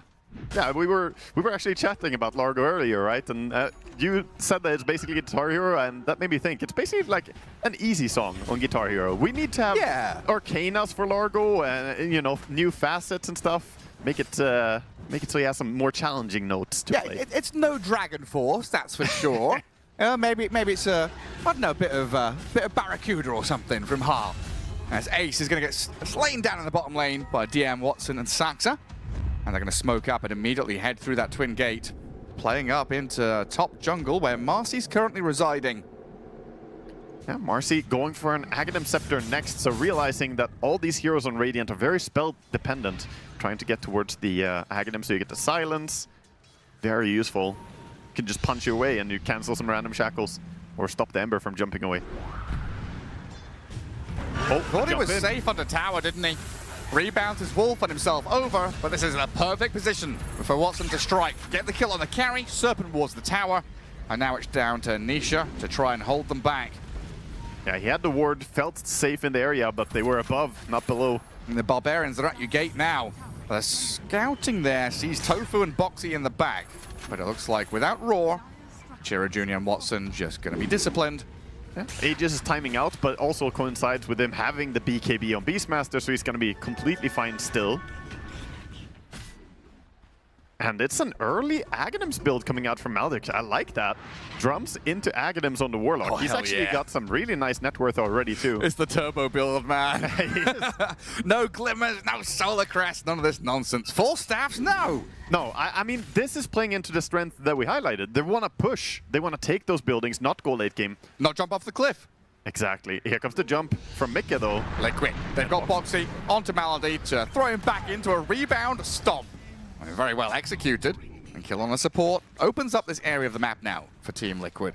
And both teams have this strong chain stun possibility. One team, of course, coming in with the Roar and the Shackles, but at the same time, Team Liquid have a pretty good control as well. Centaur, Tiny, Marcy, and Hoodwink can disable as well. Are they all going Ags on Yandex? Is Saxa going to queue it up as well? Team Aghanims. Just Team Aghanim Scepter? Yes, the Ether Lens for now queued up, so not yet, but maybe we'll get to that point. It's a very rare occurrence that you get that. They got a Roar on the Centaur. He's got Stampede and he'll try to get away, but the Frog is there as the Tinker shackled. Ooh. He's caught and held in place. Watson unloads the damage and Nisha is dead. Man, playing that aggressively without the BKB yet on Tinker is so dangerous. And 2 cores down now for a while means Yandex. They can just spring forward and maybe look for more as Chira Jr. scouts out Mickey. He does have BKB, but he has to use it. Has to use it defensively. Was close to Saxa getting in range for a blink there. If he managed to blink across, could turn into 3 cores dead. And this Ember Spirit, 7-0-2, has had a nice lane into easy game. And he can itemize as he wants. Like, he doesn't have to go for any kind of BKB, Yule Scepter, doesn't need to go for this Kaya-san, Shiva's Guard as defensive tools. He can just go all out aggressive. Yeah, Cheo Jr. is insanely good at playing this type of hero, by the way. Ember is not his trademark necessarily, but it's very similar to what he's good at anyway. Yeah, he plays Puck insanely well, his Queen, and these are jumping heroes to play very similarly. So he adapts very well to this patch. He's in a great spot now with Saxo Serpent Wards doing a lot of chip damage. Boxy makes the jump, and they've got chain stuns galore onto the Ember Spirit. The Caster's Curse is as strong as ever. I just had to try it, you know? He's amazing at Ember. Dies immediately. Just put your thumb on the scale. Give Liquid a chance. Shiro Jr. thought he was invulnerable, but he's going to lose Shadow Shaman in the back as well. So Liquid, they come back with a couple of kills. The question always is, though, what next? Yeah. It's going to be hard for him to do much more than just stabilize and get the waves out. They're looking at the Warlock. Hello. He might have pushed too far. Goes for the TP, but Boxy, he's there with the Avalanche. The Tiny. Lifting up Liquid's spirits with his aggression, this ability to jump on heroes, find targets and kill them. Yeah, this is very important kills for them. They're so far behind already net worth-wise. The tempo that they came out with on Yandex from that laning stage has been immense. Yeah, we have a full nullifier already. Beastmaster recognizing that in this game, Glimmer Cape and Tinker Barrier, it's already so nice to have a Dispel.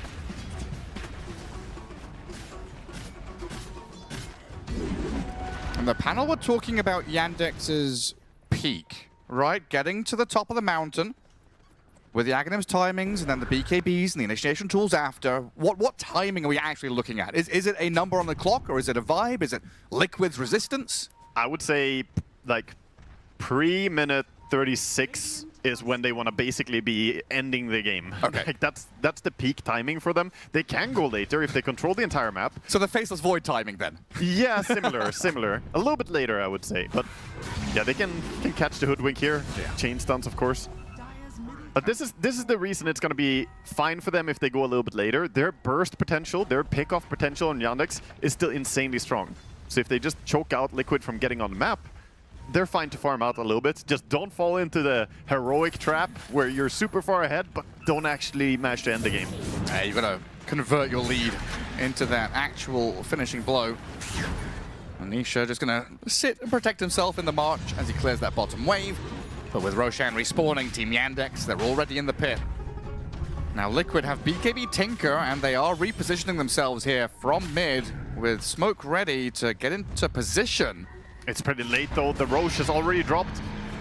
Do they still want to make a jump? They could have this element of surprise, but it's very scary.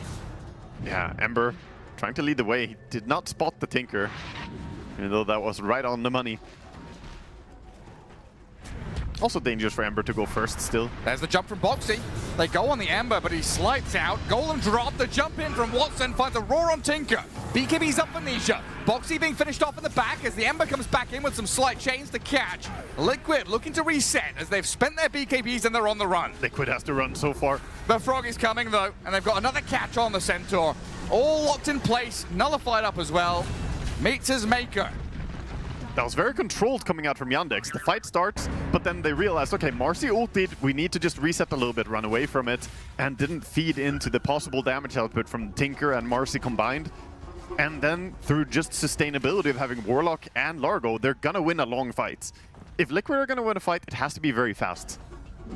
And currently, the proverbial lemmings of Team Yandex, not being guided by the production crew to jump off the cliff, they are currently perfectly fine at the top of the mountain. So we see them grouping up towards the bottom tier 2, attempting to hold on to it, but so dangerous against the Golem. Night Vision can even catch you. Watch out for that Warlock Golem. I see people still in like 13k MMR pubs getting caught out. 14k, it doesn't matter. People forget about this thing. It randomly sees you. That does a lot. And tier 2 tower on the menu. High ground vision from the Dire. Liquid see the approach from Yandex. Boxy tries to make the jump, but Shadow Shaman, he gets there first. Laser comes out, gets blown up, Sax is down, but Lick forward. Marcy goes in on the Frog. Largo trying to be protected by Watson. Gets the BKB and the runaway off. He's too fast. Oh, they can't get the TP from Tinker in. The Centaur's down, so they couldn't follow up with Nisha quite in time, and the Frog is fast enough to survive. Man, Kind of wish he had that basher to hold him in place and keep pummeling him, but Largo just gets to sprint to safety, and once he starts playing that song and running away, you're not catching up to him. It's just too difficult. Still a good pick off. They held on to the area, got the kill on Rasta. Winning any fights when the opponents have Aegis is, you know, difficult order. And this Aghanim Scepter and Marcy is pretty annoying for Yandex. Ember, Largo, Shadow Shaman, I mean, everyone here very reliant on spamming out their spells. Yeah, it also does give her a little bit lower cooldown to ulti, so it's harder to abuse if she pops ulti and then making a power play afterwards. We do have Boxy queuing up the Shadow Blade. That's interesting to see. We've seen a lot of core Shadow Blades, but on Tiny, this game, I think tossbacks are going to be one of their key resources to use. The surprise jump. Exactly. I would have expected him to go Force Staff, Yule, something like that, but Shadow Blade is definitely a more aggressive choice. Liquid trying to put up that brick wall to stop Yandex from advancing across the map. But it feels like it's going to come again with another wave of aggression. Yeah. 2 minutes left or so on the Aegis, and a 5-man smoke from Yandex moves them to high ground where Tofu's smoke breaking. Chira Jr. straight into the back though, and Shadow Shaman, the Lotus bounces the Hex back, Stampede gets off, Liquid jump in. They want to try to go for Chira Jr., but the Golems are dropped with a Fatal Bombs, the damage is too much! Oh, Liquid gets shredded! And now Nisha has to BKB TP. Is he gonna be fine? He gets to safety. What a golem coming out by Maledic there. Beautiful catch onto everyone at the perfect timing. And now they can just siege up. Well, the power of Goroth. Malady comes in, and Fatal Bond's doing tremendous damage as well. Yeah, they're still dead for 20. Tinker is a good defending hero, but not easy to defend against these possible blinks. Here and we go. The Frog just keeps sustaining them as they dive on in onto Tofu. Hoodwink down for 50 seconds, and Tier 3's falling. He's got the attack speed talent. Look at them all go. Smack. The upheaval. The Golem, he's whacking the buildings. But that's a lane gone. Push. And now you have Hoodwink gone for 30. I think they're still going to back out, though. Resources were spent. Yeah, they've got a creep wave in mid, but that's not enough to push up top lane. Controlled aggression. That's going to be the key to success for Yandex. Don't overcommit in the enemy base, get caught by Tinker, and then start feeding him. Instead, gonna back up, farm up a next wave of items. Yeah, I mean, there's top lane to be defended, tons of creeps to be farmed. Tormentor is there now, respawned and ready to be grabbed as well. Yeah, the next timing I think they're going to hit is going to be insane. Once they get the BKB on Ember, so he can actually go in first, because there are so many disables. He has to have played very carefully and precisely on Shira up until this moment. Once he gets BKB, he can just jump in. It doesn't matter. He doesn't have to have any fear. And that will open up the eyes of his team. At the same time, we see Mika going for itemization towards damage. Crystallis into Daedalus is the choice. I think they do need more bursts. Tinker obviously has a lot, but he can't really do much during the BKBs. It still is crazy how quickly this Beastmaster can conduct his team to get faster and faster. The Accelerando from Beastmaster. Massive net worth at 25k. And being able to play out the map thanks to Chira Jr. being so far forward and scouting out moves from Liquid. There's something to be said about this game looking 23-16. Kill score looks pretty even, but then you realize only 3 deaths ever were on Yandex's course. Yeah, that's huge. Tinker, shackled, Tofu trying to break him free. They've got Beastmaster nearby, but it looks like Saxa's Shadow Shaman just going to pop the Lotus to survive. I thought he might die there, but he says no. He'll be all right. Big healing Lotus keeps him safe. And Watson was looking for that second jump. They'll regroup with Largo coming in from the south. As Liquid, the defensive line here, trying to hold and look for a play. But yeah, Golems are back off cooldown already. Yeah, Golems multiple, and he's going for even more. Refresher is in the quick buy. Sick. I love it. I mean, this is what Gareth has been wanting to see every Golem game. Why has he gone for the Black Grimoire? Why not the fists? Get the punches out of the Golems. Oh yeah. Go for the full turbo build. And you're gonna make me sneeze. I'm allergic to turbo, but well, it's my panacea. Keeps me alive. So we now have both Radiant supports out farming the Centaur, by the way. He is officially a support. Ace support? Ace support. Yes, he is a support. Hello, I'm a support. That's a little sad. 9,600 net worth. They'll try and make a move out of their base, though, Liquid. They still have their strengths through the tiny toss back, the Marcy's damage. And that Tinker sustain in the team fights. They maybe could drag this out with a couple of snipes. Yeah, I think DM chose the right item as well, going A on this here, recognizing if Largo doesn't get bursted by Marcy, clever. I don't see how they're going to lose a fight, but Liquid, they're trying to set it up with this smoke. Nisha, a little out in the open there. Could start with a bait on Nisha. He has BKB Lincolns. And they do have Blink Centaur now, so it's not just down to the Tiny. It's like a rich support. Well, not the richest support in the game, but... when your offlaner has 4 TP scrolls, you know, it's been a sad time. Yeah. Why did you buy all these? No, you died. Yeah, I got killed a few times. Yandex slowing things down a little bit, not going for the raw aggression. Yeah. Watson needs to push out that bottom wave, and they're holding the enemy Ancients here so they can push into mid, play through that super creep lane, and then get ready for the tier 2 push down bottom. Yeah, they might take the tier 2 before Aegis is up at least. Tier 2 is still pretty straightforward to push. They just don't want to dive into an enemy base without Aegis. At the same time, Liquid, they don't have too many moves. They're gonna go together, look for a fight. As DM. With his BKB Yandex. Yandex, though, very tanky and difficult to kill. Boxy gets a jump forward, but doesn't find a target. Blocked in the Serpent Wars now, and DM gets his BKB off. So with the golem dropped, Mickey is already at half. Running back and trying to escape as the chase comes forward from Chira Jr. They see the backlines, Hoodwink's in trouble, and so is the Marcy. Shackled up from long range through Saxa's dive, and the Ember Spirit just keeps going in. Maladi's the one to pick up a double kill, while Liquid only have Nisha left alive. Oh, the he's all Tinker alone. behind tier 4s, moves to top lane, but he is all alone. Exposed in the cold and slain as Liquid lose 5. And while the heroes dive the towers, the golems are pushing the buildings. The push is coming in. What a good placement by DM. He knew they were going to go out. He stood there, intentionally breaking their move, going in behind them, gets the BKB out, spams his songs, AoE damage for everyone. So these blink daggers didn't work. You couldn't blink with your Centaur and your Tiny. Liquid tried to turn the heat up, but the frogs jumped out of the cauldron. He knew what was happening to him. Had a nice laning stage, got to his Aghanim Scepter, and then scouts them out. He's absolutely enormous at this stage as well. Defending the last lane of Rax. 6,000 damage through that fight as well. They do have buyback, and a lot of things are on cooldown now. But Ember Spirit so good at scouting them. They scan. Starts with a toss back on Watson. BKB's up.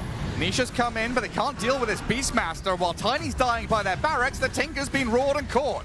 Watson resetting, though. A soft move back. Upheaval's going to slow with a Fatal Bond. Mickey and Ace are dying. The rebound back in. Mickey wants to try and fight, but Liquid, they'll lose out here. Everybody's going to die as Team Yandex take game 1. We got asked in our little frog talk we had earlier. Frog talk is there going to be a Largo in the rest of the playoffs? And I said, no, there shouldn't be. And this game is again a testament to why I say, no, there shouldn't be.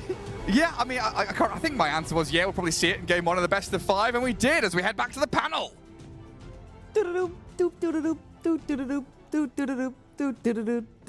That's gonna hunt Liquid in Keep their doing it. nightmares. Keep going, go. More. Doesn't stop. Keeps playing that song. You're not out of mana yet. You're not out of mana. No, I don't think he ever runs out of mana once he has all his Can you items also play with online. Ags to do different tunes Yeah, at the I same can't time? do 2 at the same time, guys. That's beyond me. But that was the story of the game. It's that simple. We knew there was going to be a peak timing for Yandex. So did Liquid. We're like, is Liquid going to be ready? Gunnar, they were not. Yeah, I think they were kind of hoping to stomp the lane with the Marcy. I question the Tinker pick, to be honest. I think that when you play versus the Largo, you want to be able to have like early game, like a mid that rotates. I think that's when it's been most successful. You have the Marcy lane that crushes, takes the tower, and a mid that can rotate. But I think the Tinker, sure, you can say, oh, the Largo's slow, like it gives space to the Tinker, but it's not the type of... I don't know, I think Largo just wins when both teams are slow. I'd argue though for Liquid that I think they thought the safe lane would go better, right? There were some really cool things Yandex did to punish Mickey on the Marcy. We'll get to that later. Not only that, Mickey did die in the laning phase. If Marcy's not dying and is getting kills on Largo, then I'm expecting to watch Hoodwink walk mid. Tiny will also walk mid, and then Tinker not getting pressured will have Kaya, Blink, Aghanims, and that'll be so much damage. I think you overwhelm the Largo and you'll get to this timing, but also, the lanes just went so poorly for Liquid. The Ember killed the Tinker mid solo. Just like straight 1-on-1 just killed him, which I think is pretty disastrous for your 24 pick. Yeah, you don't want that out of last pick. Yeah, to me, it feels like a mixing of 2 ideas where the Marcy against the Largo is like, this early timing thing where you're invading the jungle. And I agree with T. Like, if the game was simply better from the laning stage onward, like maybe Tinker is fine for this because you don't need the Tinker, or the Tinker has timings, or the supports are free to do it. And then you have Tinker, who is kind of like, the idea is, hey, you want to farm for 15 minutes? Well, guess what? We're going to pick the most obnoxious hero in the game for farming for 15 minutes and then just like out timing you, just be stronger than you at that 15-minute mark. But like neither of those two things really happened, and it makes me question, should they commit so much damage entirely to one idea? Yeah, Largo with Warlock just in general, we've seen that be so strong, and there wasn't even very many ways to get rid of the Fatal Bomb then either. It's like, I don't know. The plan did not work. This was beautiful frontlining from DM, by the way. Like, he understood the assignment in this game, picking up the Elon disc, walking around with like 4,000 HP, BKB, understanding that he's gonna, they have to burst him if they want the fight to work.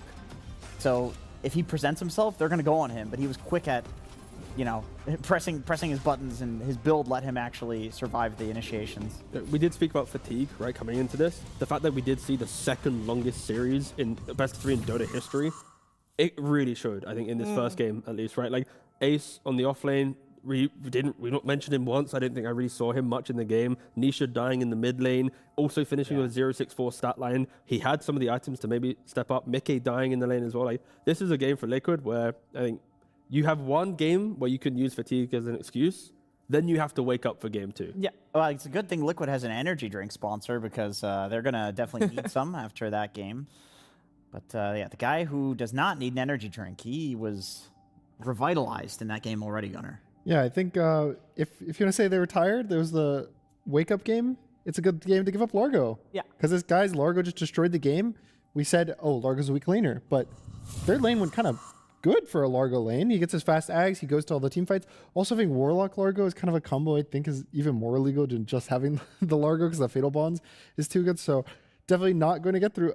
Definitely not going to get through another game of this best of 5 guys ever again. Surely. It will. If Come it on. is, it would be Yandex saying that they can. That's a statement, though, from Yandex. Maybe. Yeah, it's like, well. If you do that game 2 and you beat the Largo, game 3 is, we don't even need to see that be played. That's a GG right there. That is true. I want to see it though now. Now that the thought's in my head, like, that's a baller way to draft. I respect that. Yeah, Giga Chad. Now, we all know that Yandex had a lot of time to prepare for this one because they did not need to play the lower bracket finals. And in their preparation, they noticed something that they could definitely abuse or use, Jenkins. It's smart preparation either way. If you want to learn really cool stuff that you can do in Dota right now, just watch a Yandex replay. You'll see stuff like this where they smoke entirely around the top edge of the map to wrap around from Liquid's side to catch Mickey. What a crazy way to start the game, where you know that the Marcy is picked to counter the Largo, so you say, okay, let's give the Marcy a bad game to start the game. T, you brought up the idea that maybe they looked at Liquid's replays and thought, That's where he Mickey, this is stands. where Mickey likes to stand, so we have to do this weird smoke to get him. I mean, smokes in general have kind of been normalized as you smoke all your heroes, you walk to the rune. If it breaks, they're there. If not, you take the free rune. It kind of... You don't want to fight anymore nowadays, unless there's a tree. But I like the fact that pre-bounties, you always can do something. Yandex, they kill Marcy. Now teams like, God, we can fight again with a smoke. Be ready for it. Maybe even the next game, Mickey's not going to be standing there. Probably. Surely, not 2 times in a row. Surely. They bring all their heroes that surely there's no Largo. Surely there's no guys. Don't call me Shirley. Okay. Okay, so the answer to the draft of Yandex, overall last pick, was the Tinker coming out from Team Liquid. So, Tika, if you want to take a little bit of a closer look at what Nisha was up to at 26.5 minutes. Not much, right? He had a 0-4-3 scoreline, but I just wanted to showcase the itemization from Nisha because he did think about the Aghanims and the BKB, items that he bought in the previous Tinker game as like 5th, 6th, 7th items into his build. So I think Nisha at least identified what he could do to get back into the game. But yeah, unfortunately, it was a little bit too late. But I just like seeing players on heroes showing different item builds, showing kind of they're reading the game rather than just copy-pasting. But it wasn't enough. I disagree. I think he should have played for the 80-minute mark, actually. That clearly worked out in the previous You should have went for years. the Midas because of the innate ability. The The lowers CDR, the the lowers the cooldown, cooldown yeah. items, show Yeah, what the that's Midas should good. have greeted it up. Do you want to quickly run out and go tell Liquid this? Because that Yeah, this game was too I short. think I should have told him to go wanna- Midas Octarine. I can go. I'll go Okay. bring it up. Please. to Well, them. We'll That's a get some good time idea. for you because, of course, the team right now, they can't be doing anything, right? They're not playing right now, so there's definitely some time to tell them what to do. I don't know. We're going to go to a quick break. When we're back, it's time for game number 2. 10 seconds scan. They can have buy on Tinker, focus. I think he both linking. Guys, he farm past, he can yeah, maybe. Just focus. I still have BKB. I can hex first guy that jumps in. Can we have pops maybe? On this high? After tower on the tower. We can just place it anyway, it doesn't matter. Gonna. I can. Chill. Count me. I have BKB. They fucked up. Kill Tinker. Aurora Tinker, guys, Aurora Tinker. Tinker. I got them wrong. Cannot. Cannot help. Chill. Chill. I will nully Tinker soon. I nully him. Is it dying? Nice.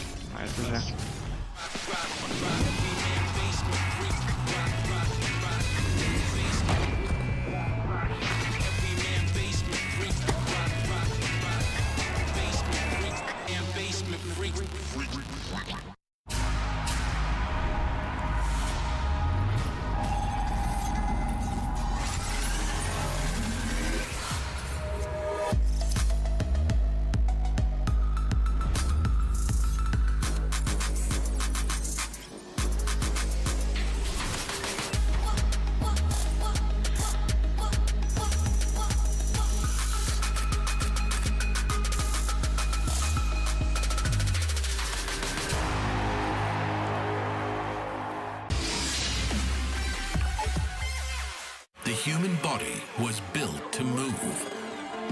Not trapped at a desk in one singular posture for 12 hours a day. It's time your chair evolved. This is Secret Lab Titan Evo. Ergonomically engineered for you. Gamers, hybrid workers, artists. Backing your every move.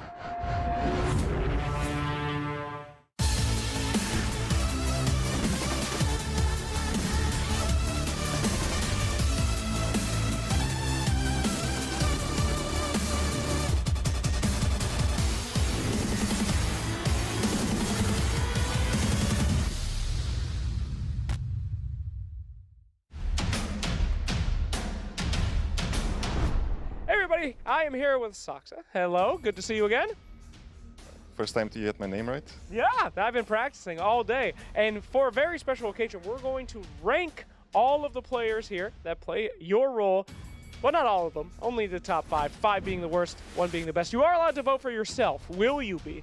No, I'm trash now. Wow, okay, that's what I like to hear. Many would disagree. All right, so who would be number 5 in this tournament and why? I think let's put FY. Xtreme has been doing a lot better.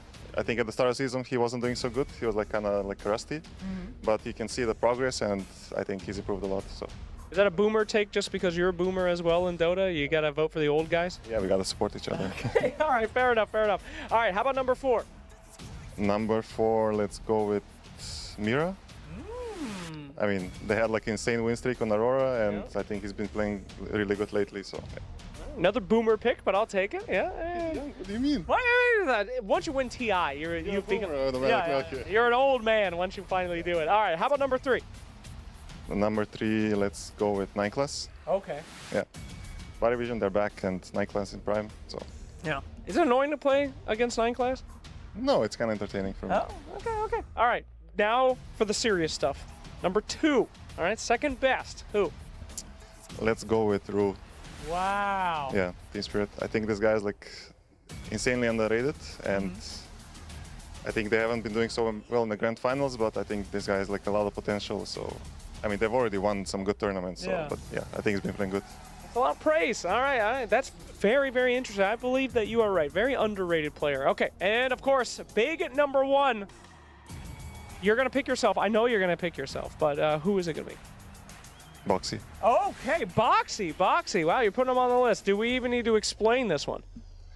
I don't know. He carries like a lot of Liquid's map movements. He does so much for the team, and he's like a really good player. So yeah, rank 1. All right, as always, the support is the most humble man on the team, especially the Sicko 4. So there you go. Incredible job. I have to agree. Your rankings look very good. Thank you. Put yourself on it next time. Nah, I'm good. Okay. All right, he's good.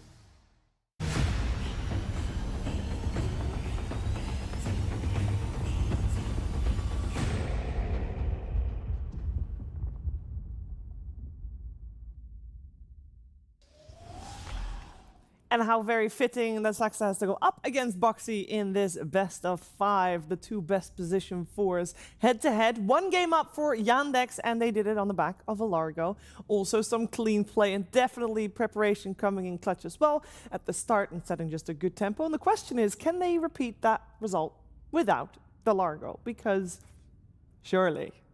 Surely. It's banned. Surely. Who's this Shirley lady, and why does she have such impact on the draft? It's like the ice frog of drafting. Oh. Yeah. She created it. Oh, she's whispering in Blitz's ear, leave the Largo. Leave the Largo. You can counter it. All right, we're going to just assume that Largo is out. We talked a lot about the teams, obviously, beforehand already, and I want to know, like, if Largo's out of the equation, where did we think the teams were going to go before the Largo madness was into the equation? Well, that's where I think Yandex did flood the pool with so many heroes that you kind of feel like, oh, I'm going to get my hands on something great. So I think Yandex has had really good prep coming into this one. And less about heroes, if by chance, I want to praise Cheer Jr. one more time, right? On the Ember. CJ, yeah, as he's been promoted to. Or demoted, depending if he likes the full name or not. CJ, CJ, though, anyway. We have to check with that. Boss man CJ. The way he played Ember was really just forward thinking. Like, he didn't allow Liquid to like breathe. He was like running in, he was contesting jungle. So as much as we praise Alago or Watson on his Beastmaster for the billionth time, I think Chira Jr., CJ just had such a good read on how to play his Ember that everything else just felt like it was the clean game. I think for me, a big thing is, honestly, I think Liquid's draft was a lot weaker than their drafts earlier today. I think, like, sure, we can be like, oh, the Largo, but even their own individual draft, if you look at it, I didn't like the Hoodwink pairing with the Marcy because I don't think it's a strong enough 5 to do the Marcy's job. And I don't think the Tinkers are strong enough mid to pair with the Marcy. Like, I think their draft, like, I think we kind of said it was like fragmented in what it wanted to do. Sure, it's like the offlane 2 is like fine, but I think kind of the other 3 all felt very different playstyles. And I think in their games earlier today, sure, they went very long, but if there was more synergy. Like, they had the same game plan, they did the same things, and in all of their games earlier today as well, they were actually winning the early game. I think in all 3 games, the first 20 minutes, you're like, Liquid's going to win. And then maybe there's a little bit of throwing by Liquid, but they always had this solid first 20 minutes. And I think in this first game, it was Yandex taking away that first 20 minutes. And I think for Liquid, they should try to just like take a step back and go back to having the faster early game. I think they got like second picked in this situation. They got Largoed. They got Largoed, but they also got second picked where like you're trying to create this flexible draft that it's hard to get a read on it because the 18 pick is going to come out and it's going to be like really, really good and the penultimate pick. But then sometimes you're thinking of like flexes too much that you create something that is truly fragmented. It doesn't just look fragmented. So it can happen. I don't doubt that they can adjust again. I mean, especially because now they're first pick. So this is almost guaranteed not going to happen. Unfortunately, Yandex did ban the frog. Yeah. And I do apologize for saying the frog's name one last time, but it's all right. With Largo, it maybe even exposes Tofu's hero pool a little bit because of the Dispel, right? Warlock, Dispel, that makes your lane sad. Jakiro makes your lane sad. Dazzle makes your lane sad.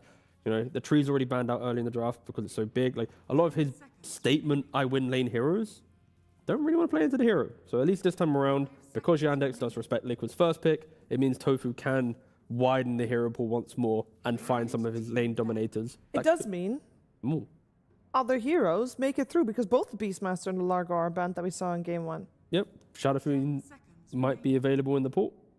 We'll see. I think they're going to leave Shadowfiend. What? And they're going to take Wind.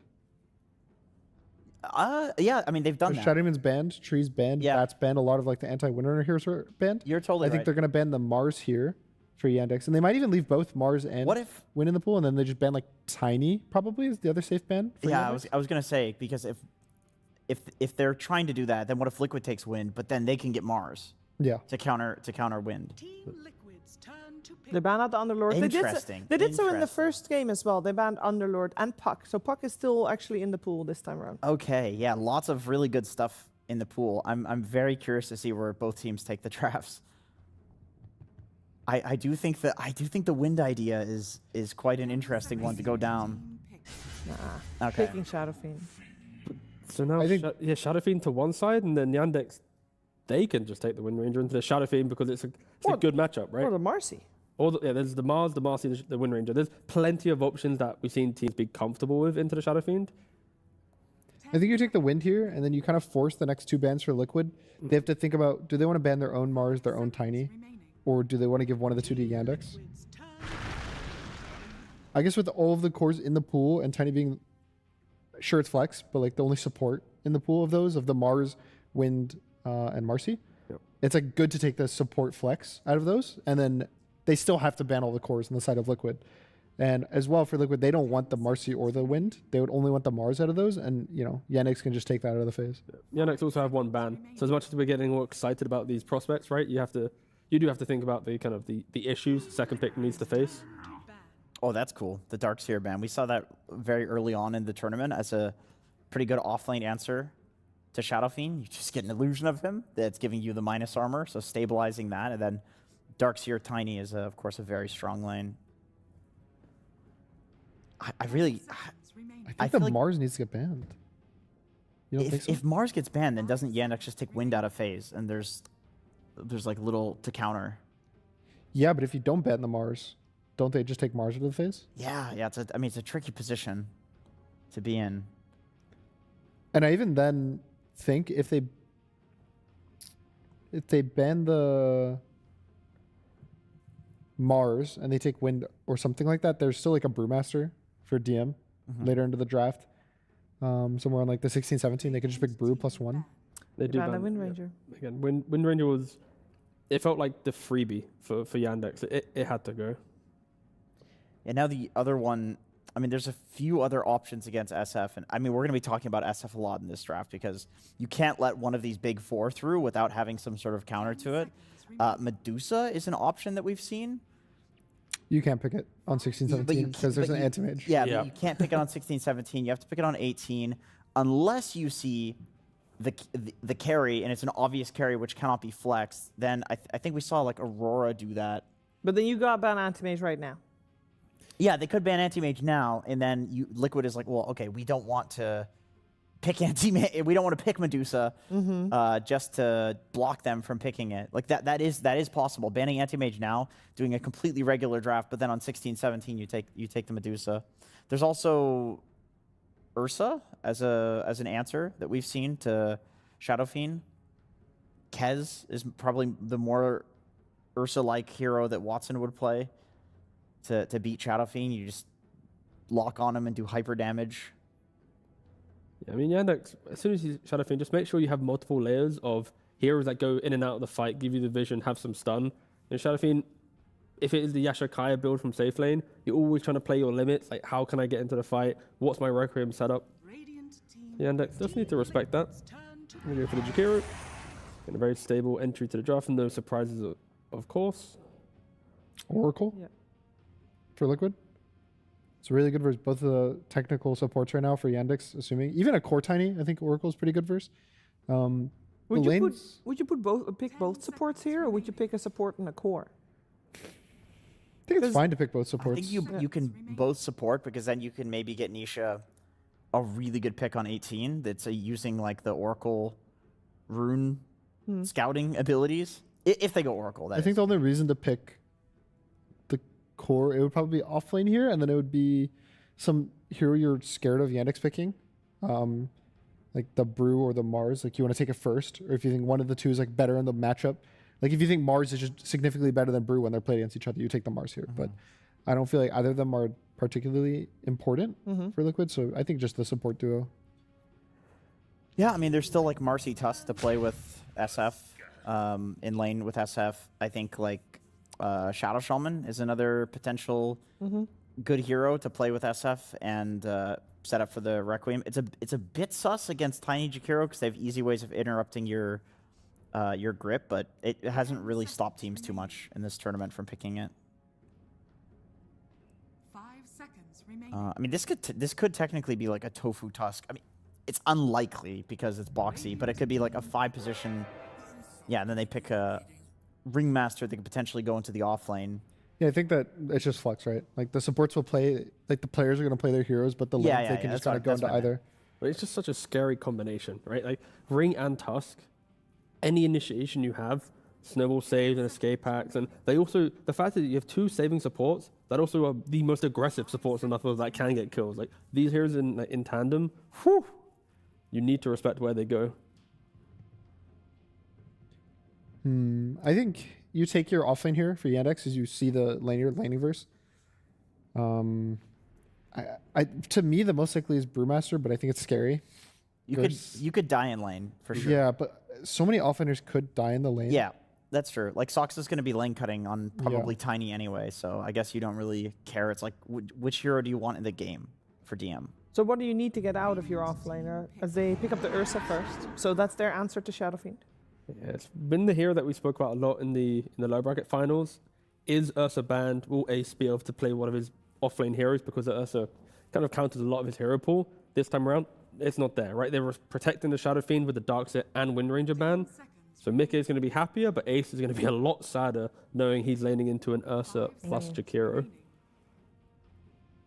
What does Ace even play? They can deal with an Ursa in lane. Like, I mean, old school would be you pick an Enigma and you do that, but he has not touched that hero at all. That's good. That's a great suggestion. Ooh, okay, so Tiny's pretty much confirmed mid now for Yandex. Interesting. Would you like Saxa on the Jakiro or on the Phoenix? Like which lane do you want to put with the Ursa? The Jakiro still, or Jakiro with the Phoenix? And the nice thing about the sub duo is these are the 2 best supports versus Tusk lanes. Okay. So basically, Tusk has no good side lane to go to. I think the third would be Winter Wyvern. It's basically like anti-tag team heroes. You like have some sort of attack speed slow or physical damage reduction so that the Tusk can't like snowball the lanes. But Jakiro just has more kill threat, so I would just lay out the Ursa. And Phoenix is happier to dodge kill combos like Tusk SF. Yeah. Because you can. There's not really stuns. Yeah, you can There's jump only the away. snowball. Yeah, it's like hard to get him in the Icarus dive. We do need to be mindful that DM is one of the few offlane players that still plays offlane Phoenix. That's true. So as much as we're locking in the support duo, Phoenix plus Tiny as an offlane combo could just slaughter the Shadow Fiend 2 or 3 times in the lane. You don't get to play the game anymore. It's a lot of attack speed slow. Jakiro's in your 5. You get to utilize 24 really nicely. Nisha's just going to play Ember here. I wouldn't be surprised if he goes for a Yules either. Gunnar has played his Ember card in another draft. it's just anytime there's a Tiny, I think you just pick Ember instantly. Like that's just such a good 1-to-1 matchup. It is also one of the few games that Puck didn't get banned out. They'll just get. They had Ace on the bristleback yesterday, and he did win the game. What's the chuckle for, Shiva? But because the game that he won yesterday with it was like 80 minutes, stupid game, and they did lose the early game. He did. They lost the early game so hard, and he was not. He showed tenacity and the true spirit of any Dota player. Was that the game that they didn't get a kill from 19 minutes to 53 minutes? Yeah, that it was rough, Gunnar. You were correct. Yes. Yes, they were running out of Ace heroes to pick, and I think T is completely right with this fact that like Ursa really destroys like half of his hero pool in the tournament, like the Tides, the Underlords of the world, where he's looked really good. So like the last remaining thing, other than Mars, which I feel like they're benching for now, is Bristleback. So this makes sense to me. And if Ember is still in the pool, which probably it'll get banned. If the read is Ace is running out of heroes, Nisha's like, I can probably play Puck. I can play Ember. I can play Storm's fine too. Invoker's okay. Yeah. I think that they definitely would value setup for Sunstrike. I think a lot of the teams that are successful in Invoker have like actual stuns.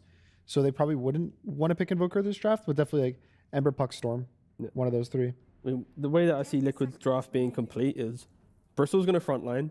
We might see him die a couple times, maybe 9.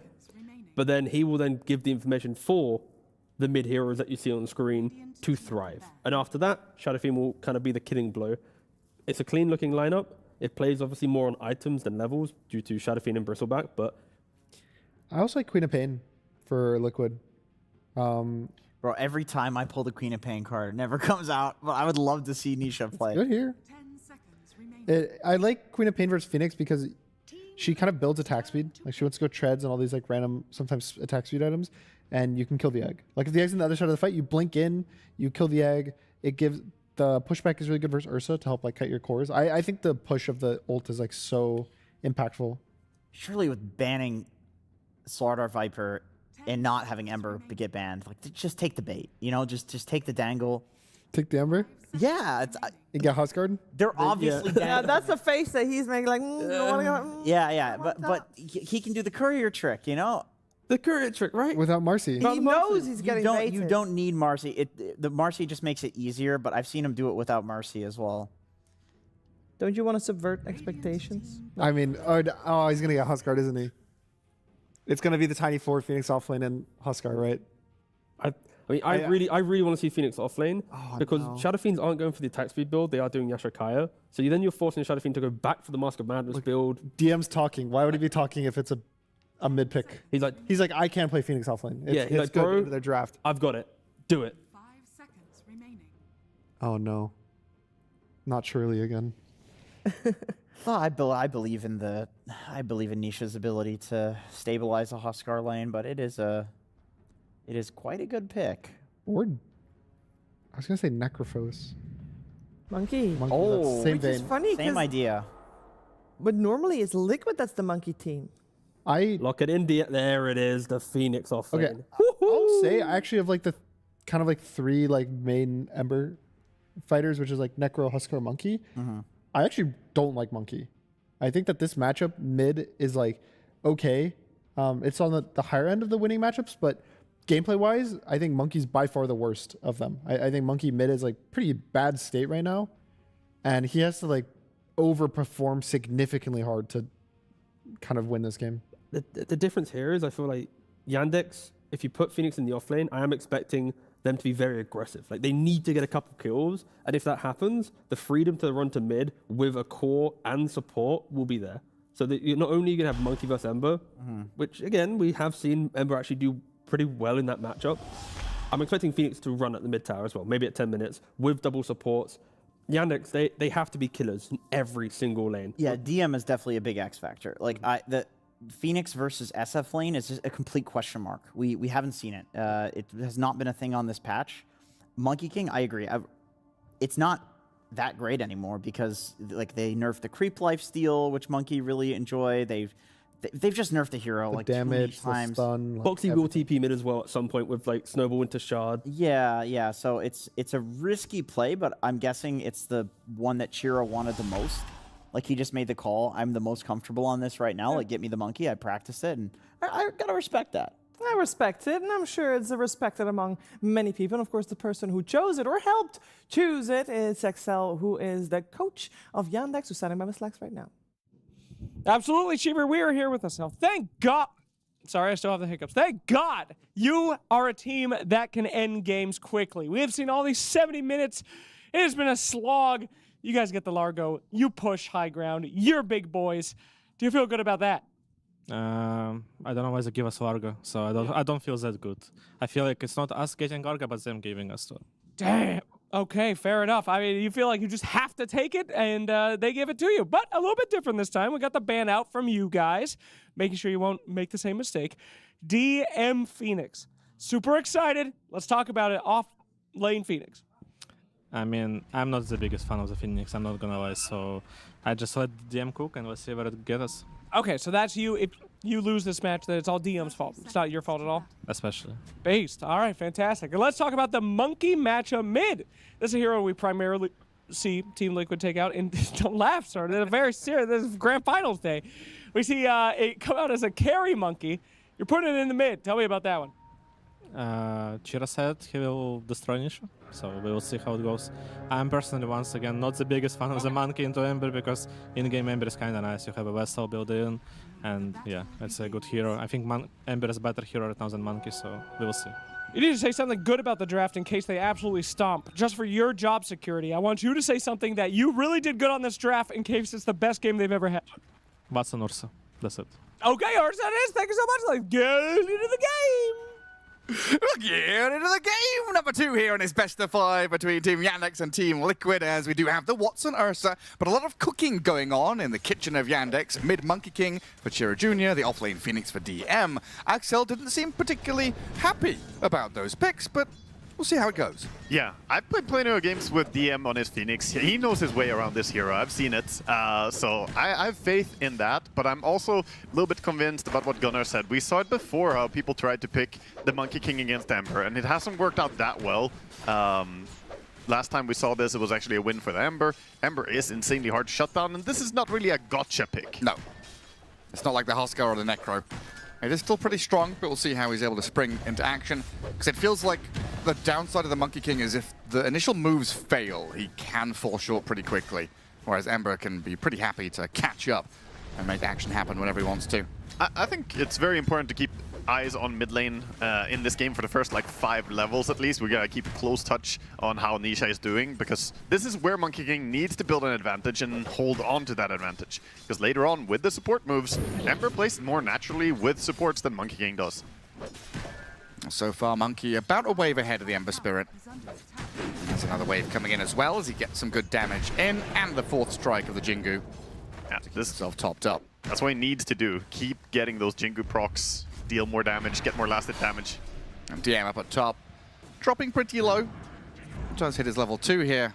But Tiny Phoenix, I mean, this is a lane when they do get level 2 on Saxa in particular, offer a lot of damage.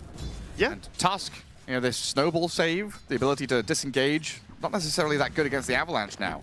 It's pretty funny how the presence of the Dark Lord removes 3 armor, and he's laning against a 0 and a 2 armor hero, so the right clicks are insanely strong from Mikke, but the attack speed slow can also counter it. Oh, well, the old Watson Ursa. There it is, the coach knew it. Hungry Bear comes out to slay Tofu in his bottom lane, as we did have that little swap up of putting Boxy top on the Tusk, Tofu bottom with a Ringmaster, like the panel was saying. They've got these signature heroes, and they don't really care about what lane they play into. Yeah, they managed to hit level 2 and play on a power spike before level 2 on the Ringmaster. Tofu just overstepping a little bit. That mid lane is starting to ramp up pretty quickly for the Monkey now. 16-7 for Chira Jr., 10-0 for the Ember.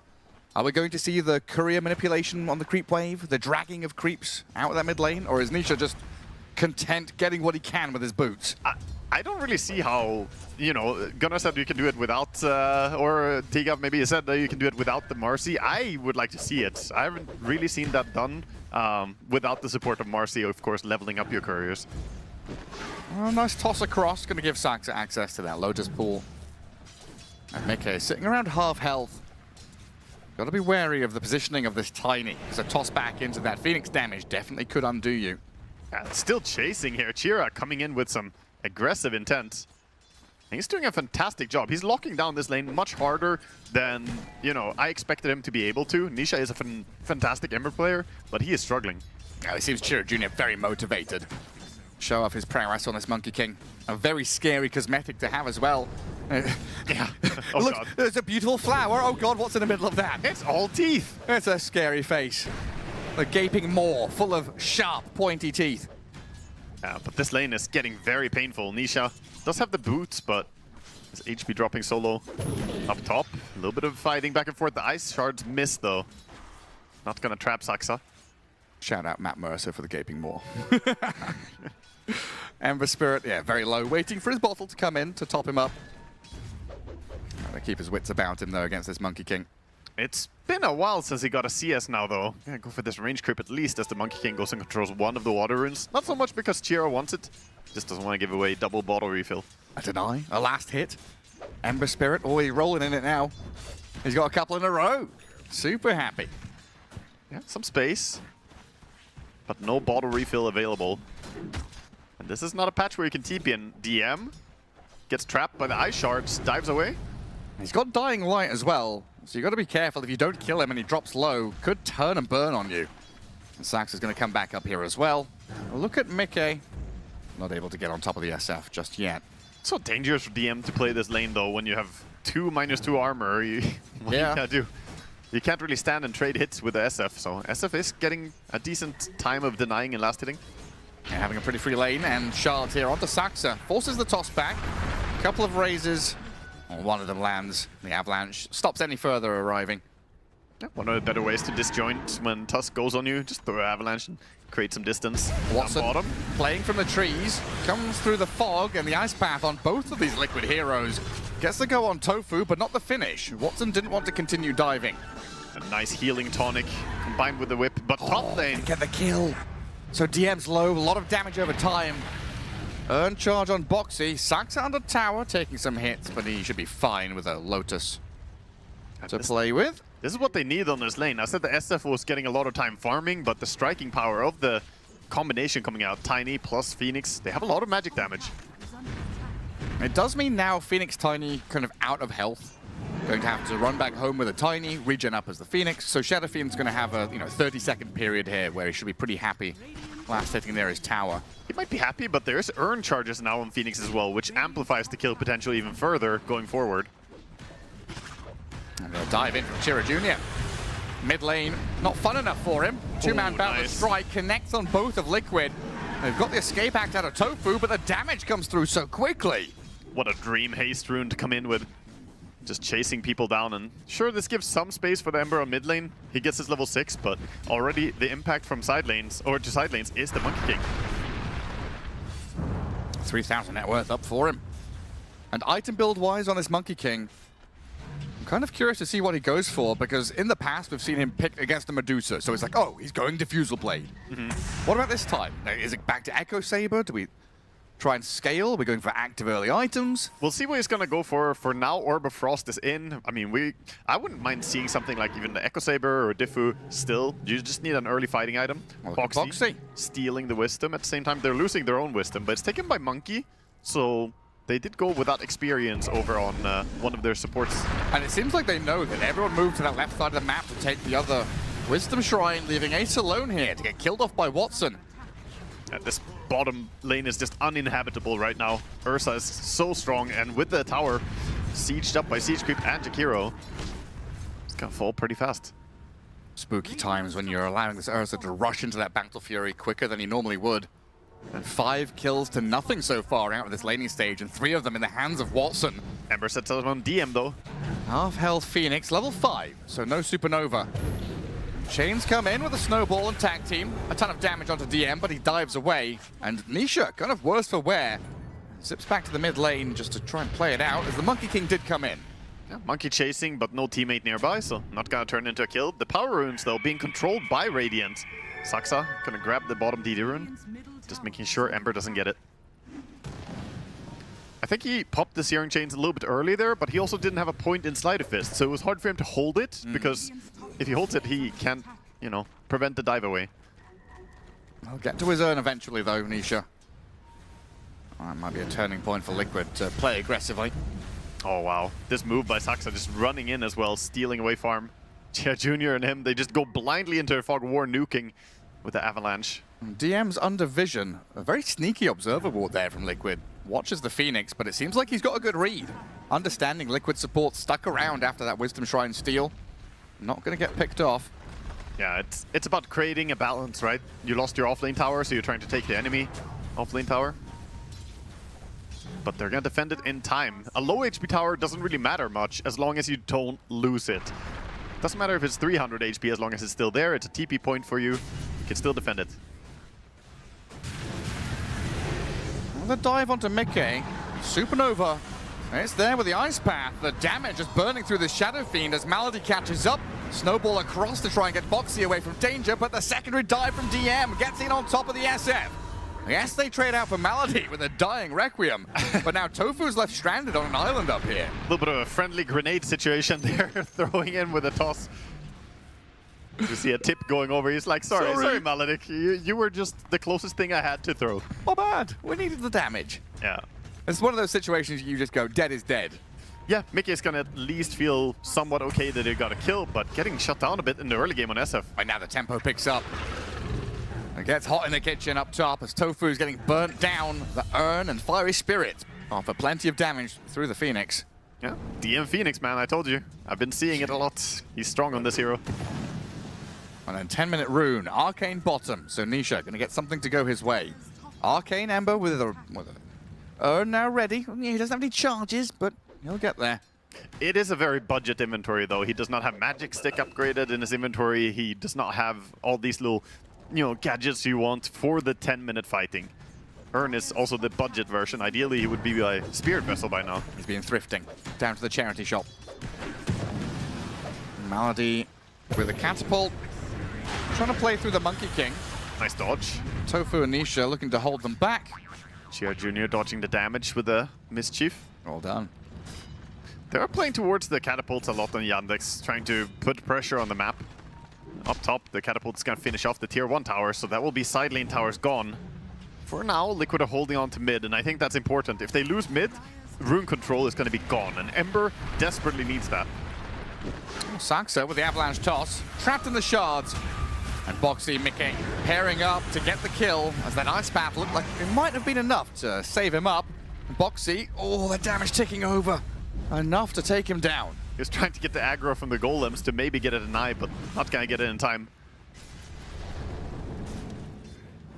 And while all this noise has been happening, top left corner of the map, mid lane as well, a lot of action there through Yandex. Watson's Ursa happily farming. He got those early laning kills, and now rushing towards the Battle Fury. Yeah, not going for anything surprising. Battle Fury into Blink is going to be the timing for Ursa always, and he's looking very on point. 11:30, he finishes the Battle Fury. It's going to fly out now. Very fast timing. Yeah, I mean, it's superb. Anything before like 12:30 is very, very, very respectable. Impressive. And then Monkey King, Diffusal Blade, is going to be coming up shortly as well. He's about 400 gold off of that. While Ace on his bristleback, Bracers, Soul Ring, looking to get back into the jungle and scale. With a Sanjin Yasha queued up, it looks like Liquid maybe want to drag this a little bit later. Get tanky, delay things out. Invisible Monkey, stalking, walking around. Not gonna find anything he can kill just yet, but he is ever on the hunt. So Diffusal was his build. I agree with it. You need a little bit of mana burn, attack speed, it's always nice. Even just hitting into Bristleback or Ember, burning their mana feels amazing. And he's gonna see Boxy here. A dive in from DM, offering the damage. Boxy being burnt to a crisp. Ooh. And Box, not gonna be able to save him. Looked like he got the save on him, but not quite. DM sniped him up from far. Spirit Vessel is giving a lot here. 2 charges still up and up for DM as well, so he can continue to play through this top lane. And Dire put a lot of emphasis trying to ward out this top left corner. Dire Vision trying to play through that top tier 1, that top jungle, protecting Mickey and the Shadow Fiend in his farming area. But this has not been the tempo you normally see from Shadow Fiend. Shadow Fiend is one of the absolute strongest heroes of the patch, and normally you want to have a strong presence on your safe lane, and then turn that into some gate moves, go down and start pressuring the enemy safe lane tower. This safe lane tower of Yandex has only taken 1 auto attack from a melee creep or something. It's completely full HP. A smoke and a move bottom. Yeah, it's the wisdom play. 30 seconds still. They might hunt with the smoke or the scan going red. I know someone was high ground, and Shira Jr., he's there. Atop the canopy of trees, looking for a target, and it's Ace. At already 60% HP, it's a quick burst to jump and kill. Shadow Fiend completes the TP though. Mickey, Ice Path, and a Supernova. Liquid trying to retreat now as Yandex thinking about the dive in. Shira gonna back out. I think they're just gonna back and play for the wisdoms. Very confident to TP in there. Bold. Yeah, bold to say the least. At least the Phoenix had to use his ulti. And Ember is running, stealing some enemy stacks, but also heading towards that wisdom. Mickey knew he wouldn't die. Calculated it. Oh, Nisha. Trying to steal out this medium camp. And obviously with a safety remnant, he's all right. It's still fairly free for Nisha to run in and make these moves, as they don't have the best catch. Phoenix, Jakiro, these heroes don't catch an Ember that easily. It's basically, if you know where the monkey is, you're probably going to be fine. Because it's like boundless strike from trees is what's going to catch you as the nice. Ember. Nice little dodge there by Ringmaster. Gets himself to safety. And his long-legged illusion.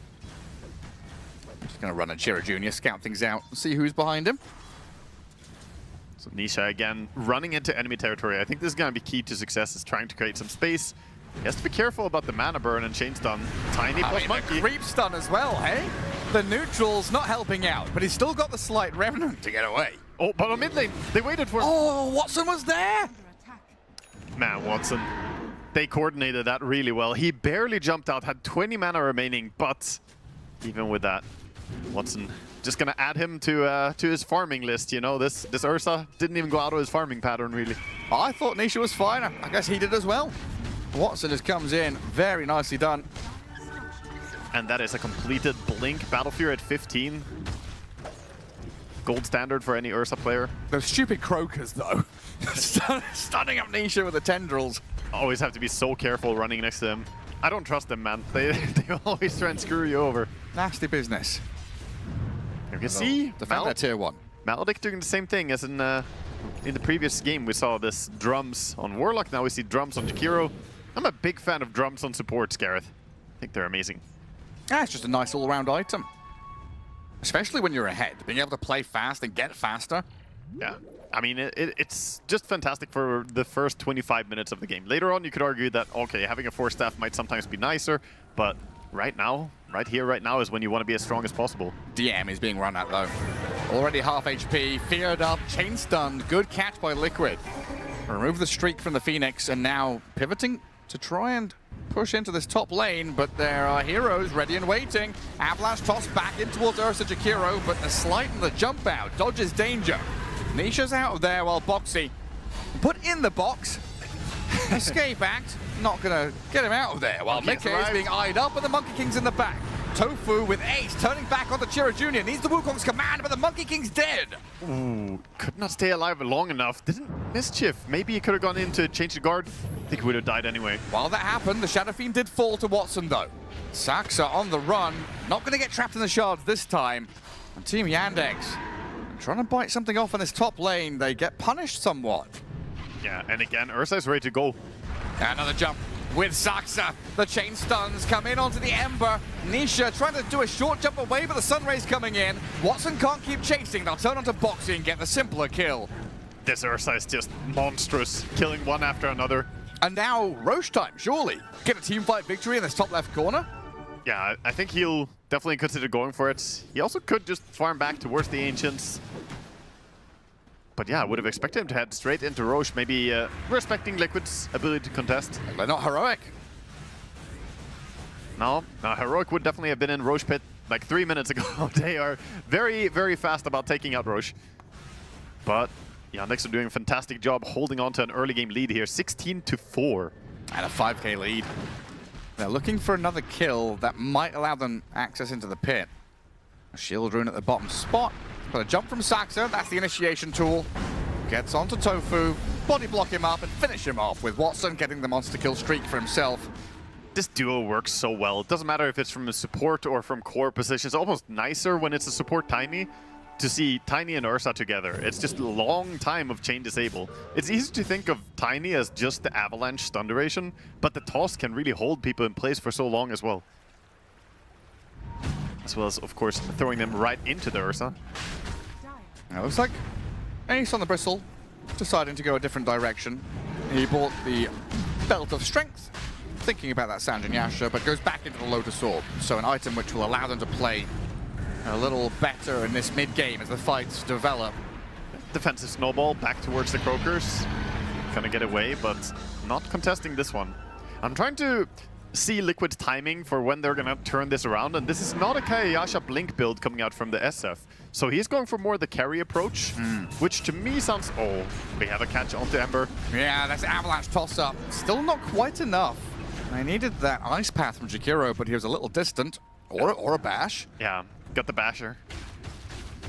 Barely didn't get him. It's so dangerous. Anytime you show yourself, you might just get jumped randomly by Ursa, or maybe there's multiple heroes. So Nisha's game is not easy. And he has to keep creating space until Mickey is strong enough to fight. With this Mask of Madness Hurricane Pike build, I guess it's like BKB Butterfly is going to be the big power spike. Try and play on evasion against Ursa.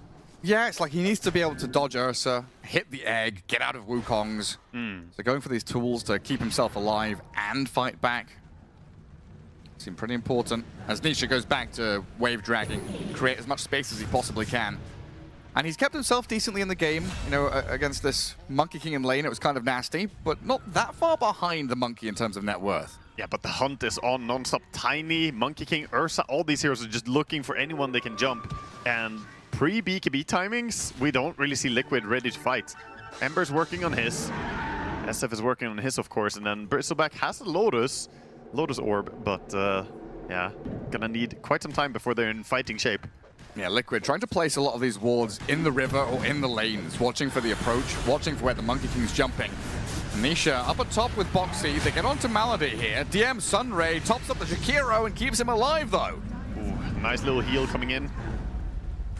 The Sunray keeps him topped off. It's Tormy time.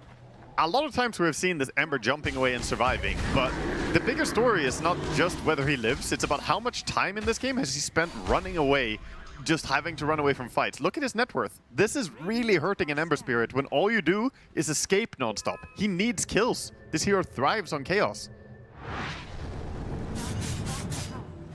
He's doing well to get what he can. It's just that's not a lot. Yeah. Yes, another wave top. Probably going to be halted shortly, though, as Yandex have 3 heroes in the area.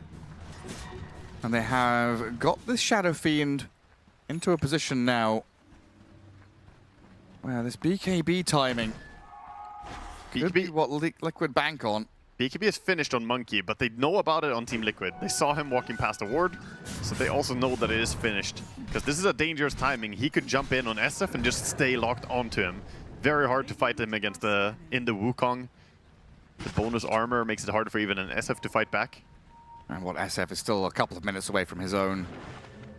So Liquid need to buy time.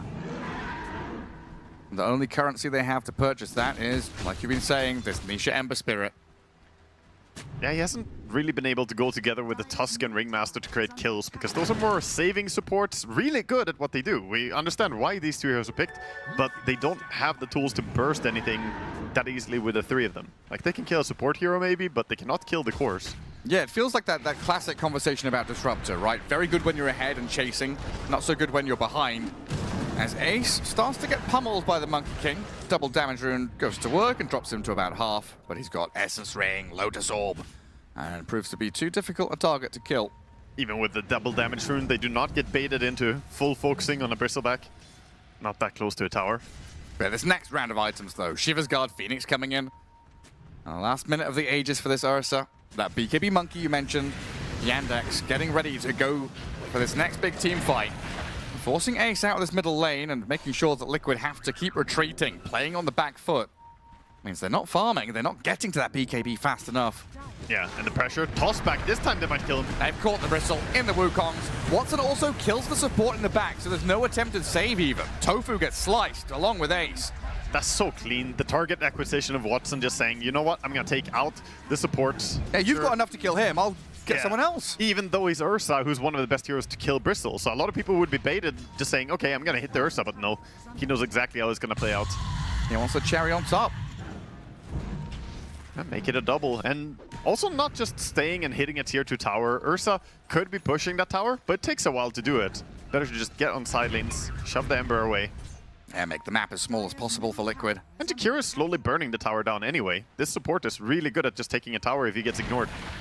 Well, Watson's making the call that I'm up here, I'm at top, pushing this wave. Don't stick around mid, because that's the way that Liquid could get back into this. You know, it is a 10k lead, 21-4. But we've seen how Liquid can drag themselves back into games, claw into awkward situations. You don't want to give them an inch. Yeah, Liquid, they have proven to be the kings of the late game in a lot of the games that we've seen. One of the longest series ever was the one they just played, though, and that fatigue has to get to them, Gareth. They are coming out of lower bracket finals. Yandex had the advantage, of course, watching them play, see what they do, and also not play 3 70-plus minute games back-to-back. No, and the bloodshot eyes, the tiredness here. We need the adrenaline to start pumping for Liquid as Ace gets tossed back into a Monkey and Phoenix. Burst damage is there for Yandex to find another kill, and Liquid once again just on the retreat. And this was meant to be their SF BKB timing. I'm starting to feel like Liquid without Ace having a good game is just really rough for them. The first game, Ace was completely shut down. This game, same story. His farm isn't, like, atrocious, I guess, but he's not having a game. He's 0-5-1 on Bristle. Bristle wants to dominate early. Not been giving the chance this time. Yeah, I mean, laning into an Ursa, I think, counters the majority of his hero pool, right? Yeah, pretty much. And they even banned this Underlord 2 games in a row. Yeah. Making sure he didn't get his hands on it. Yeah, they're respecting him. Nisha gets tossed. Into base. And bash. Nisha is dead. All thanks to that high ground ward that Saxa just placed. And Watson comes back in. They want a D-ward? Absolutely not. The Bear makes this his home. Comes in with the stuns. Tofu has to back away. Now, Watson, he's got BKB. Blinks on cooldown. Feared up and right-clicked by the SF, but he just shocks himself to low ground. He's gonna hop down to safety, and that forced everybody to come and react as well on Team Liquid. And they still lost 2 heroes, almost 3. That bash on Tofu looked dangerous. And meanwhile, bottom lane was pushed out. That's the thing, right? Yandex are doing multiple things on the map. Pushing lanes, farming, playing aggressively, getting kills. And Liquid left in a situation where they have to react. I mean, Yandex are looking so clean. They're playing insanely well. They're not overcommitting, they're not getting caught out alone, and everybody is moving with a purpose. If it's split pushing the lane, like Phoenix up now, making sure to push in lane, preparing for the tier 2 push, or if it's forcing the Ember jump. And Saxa, he sees that coming. Runs down mid, breaks the smoke, and blinks away. Yeah. Scan doesn't connect. And that was also a meditated move. He ran in knowing that, okay, right now it feels like they should be smoking out. He breaks that smoke. Saxa is just such an experienced player. Massive brain. Yeah.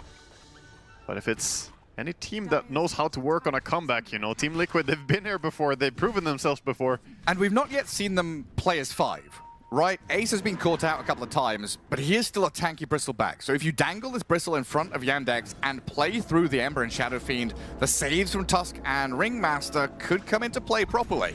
The downside for them is that they don't have the big easy spells to come back with. I normally look towards that when I see a team on the back foot. You want those big spells. There's no Blink Roar. Yeah, and there's also no Blink SF ulti. He didn't go Kayasha, so he has to farm all the way for Butterfly. Like I talked about 15 minutes ago or something, their timing to turn the game will be the Butterfly timing. And he's closing in. It's still a while away, but once he gets there, Ursa might not be ready for it. And I'm assuming Boxy never really wants to Blink Initiate, right? He wants to hold that Blink Snowball to save, so it's Nisha. Nisha has to be the one that scouts, starts, puts the game on his back, basically, and give info and initiation to Team Liquid. Yeah. The problem is taking a good fight right now. Look at Yandex still staying close together for this Roche. Smoke breaking with Chair Jr. He's even pump faking a bit his jump away, making sure he's already looking in the right direction on the tree. Well, Roshan lets out an almighty scream. And Ace moves forward as the Monkey King hops over the top of Liquid and sees them coming. And Roshan inside his pit still as a dive forward from DM, scouts out Boxy. Toss across, Snowball buys some time, saves them up. As Watson enrages, but the Wukong's command zones them out. The Sunray comes out and burns them down. Liquid lose 2, and the third one there in a row as Watson picks up another. Now Nisha, BKB'd up. Can he remnant to safety? No, he can't. He's just bashed and slain. He tries to get the kill on the Phoenix at least, but he cannot move. The Ursa locks him in place. That was really nicely handled by Yandex. They sit back, let them move in, and then Phoenix dives in with the Shivas active to hold everybody in place. Wukong's gets dropped, so nobody can move.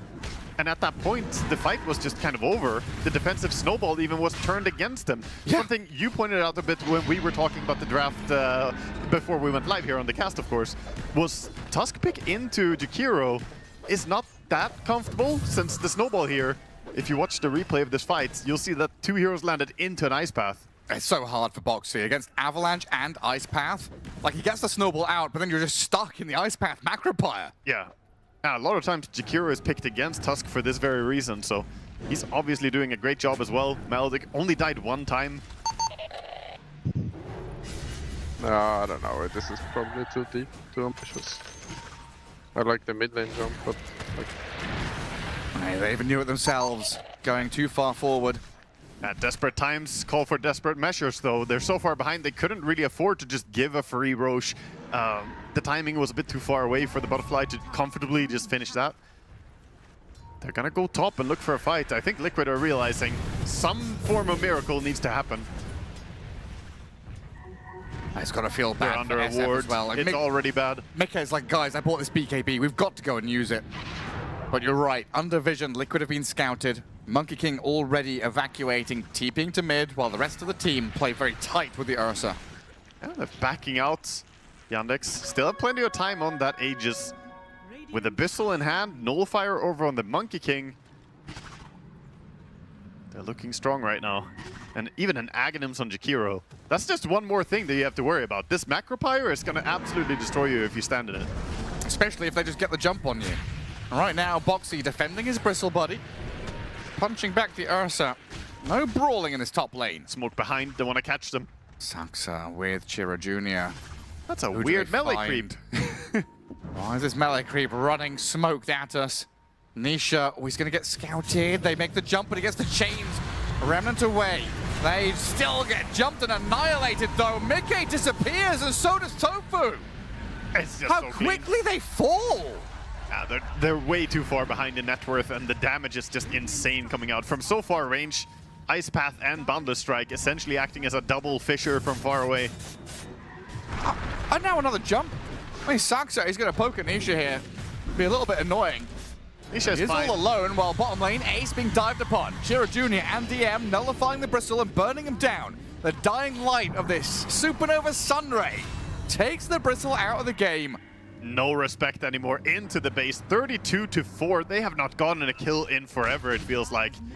Things have just been completely one-sided. And that top lane fight starts with Monkey King role-playing as a melee creep, ends with a Shadowfiend dying like a range creep.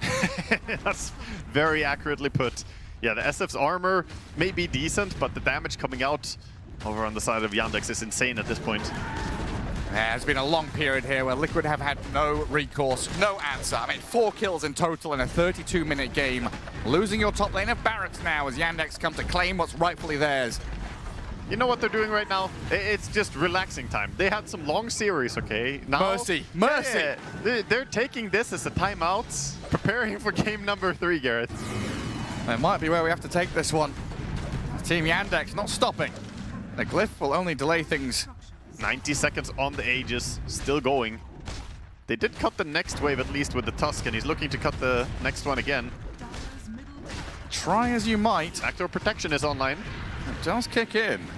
But now, they're going to come back and protect the wave. They've kept one creep alive. The one flag bearer boy is here. Go on, Billy Bob. Get into the enemy base. That's all you need. Break that backdoor protection. Toss back. There's the jump. Toss back in. Ace's Bristle back. Killed off quickly. And another lane of Barracks here for Team Yandex. Saxa has been on point this game as well. His moves, like the smoke break we saw earlier, his toss backs have been really well coordinated. Yandex are just playing like one unit. And I'm not sure if Liquid has what it takes to drag this game out for another 40 minutes. We've seen them do it several games in a row through the lower bracket, but now... Yeah, this one is desperate. They need a massive SF ulti somehow. He's still got a 9-second BKB. And Watson makes the jump to the right-hand side, but Saxa gets rooted, so Tiny can't play forward. Tusk and Ember getting in here. Nisha diving, killing off Saxa, but Boxy's slain, and they've got the control onto Nisha, but he slight chains and dodges away. With the remnants away, he's safe. 2 supports down on the Yandex side. Gem's going to get reclaimed. A sign of life there through Liquid. Nisha pulling out all the stops to get something. Yeah, he committed a lot of remnants for that, so right now doesn't have the resources for another fight, but I think that deterred Yandex push. The Aegis timing out as well. And unfortunate news are coming in, Gareth. I've been hyping this butterfly as the one hope, you know, the timing to play on. The Ursa has an MKB. The butterfly isn't even done yet, Gareth. I mean, it's already countered. Do you just say, screw it, no butterfly? This is going to be a swift blink now? It used to be a strategy, right? You'd buy the talisman, say, I'm going butterfly. Enemy buys MKB, and like, haha, just kidding. You gotta send it just for DPS at this point. I guess. He needs to right-click and get some damage out. That's been the main concern for Team Liquid here. They cannot match the damage output, really. No, it has been an onslaught from Yandex. Liquid. Okay, they spot the monkey. Where Chira Jr. is on top of the trees. He got the shard. He stuns himself to safety. And they've already killed the Tormentor. And smoking out of this top lane. Knowing everyone is outside on the map right now. Yandex are hunting. And they have some good heroes to hunt with. Monkey King is quite mobile, gonna slide after him. Nisha is also unavailable. He's gone Twin Gate down to bottom. He's got himself. He's got a Remnant in the top lane, which is under Radiant Vision. But it doesn't seem like Yandex give a damn. The jump could come any moment mid. They're just playing forward into Dire base. They're pinging out Ember Spirit down south, so maybe a long walk back. And then Monkey King sets up on the Remnant up top. I think that Remnant is gonna time out very soon anyway. Okay. And this long move bottom, Nisha should be sussing out that something is happening. He hasn't seen anyone in a long time. He puts another Remnant down further south, but the chain stun from Watson, Basher, and the Ice Path of Malady makes short work of Ember Spirit. Unfortunately, gets bursted immediately. The chain stun is real. The Blink Jakiro traversing the map very quickly. Boxy, Mickey, they're being walked at by the Ursa. They make a jump, but Malady quicker with the Blink Dagger. He jumps back, and the Tusk now exposed. And they try to unload with Mickey's damage, but Watson seems invulnerable. Monkey Supernova Sunray, Monkey from the high ground, jumps in from the trees, and they're onto Mickey now. Bashing up the Shadow Fiend, Nullifier as well. Watson is dropping low, and they get the kill takedown. Ursa gone. The trouble is, Liquid out of heroes. 5 die. That's one of those moments like, we got him at least, guys. We can GG and, you know, not complete shame at least. We killed the Ursa. That shows the Shadow Fiend can dish the damage. Got some 2,600 gold for killing Ursa, but 4 heroes are coming towards you high ground. And you've got no buyback on SF either. A minute without him. Yes, you got 2,500 net worth swinging into the pockets of Liquid. Bank accounts overflowing as the coffers are full of gold, but your base is being pummeled. Catapults are being literally trebucheted into your building by this Tiny. The moving fortress. They're going for more. Buyback is not going to be available for him. 400 gold needed and no way for him to get it. Still potentially risky without your Ursa. Yeah. Chia Jr. pretty damn tanky though. Eye of Skadi, Nullfire, BKB. Trying to keep the catapults alive. Zoning Wukongs here as they deal with the tier 4 tower. Nisha stunned up, but down. Killed with no buyback. Now it's what? Tusk and Bristle against the world. Your throne's exposed and GG's called. Liquid tap out of game 2. 42-7. What a performance by them. And yet another game where they only died once with the 3 core heroes. Talked about it in previous game, but they're doing such a good job just dominating from start to finish. Most teams will bleed some kills. They barely bleed at all, Gareth. Let's head back to the panel.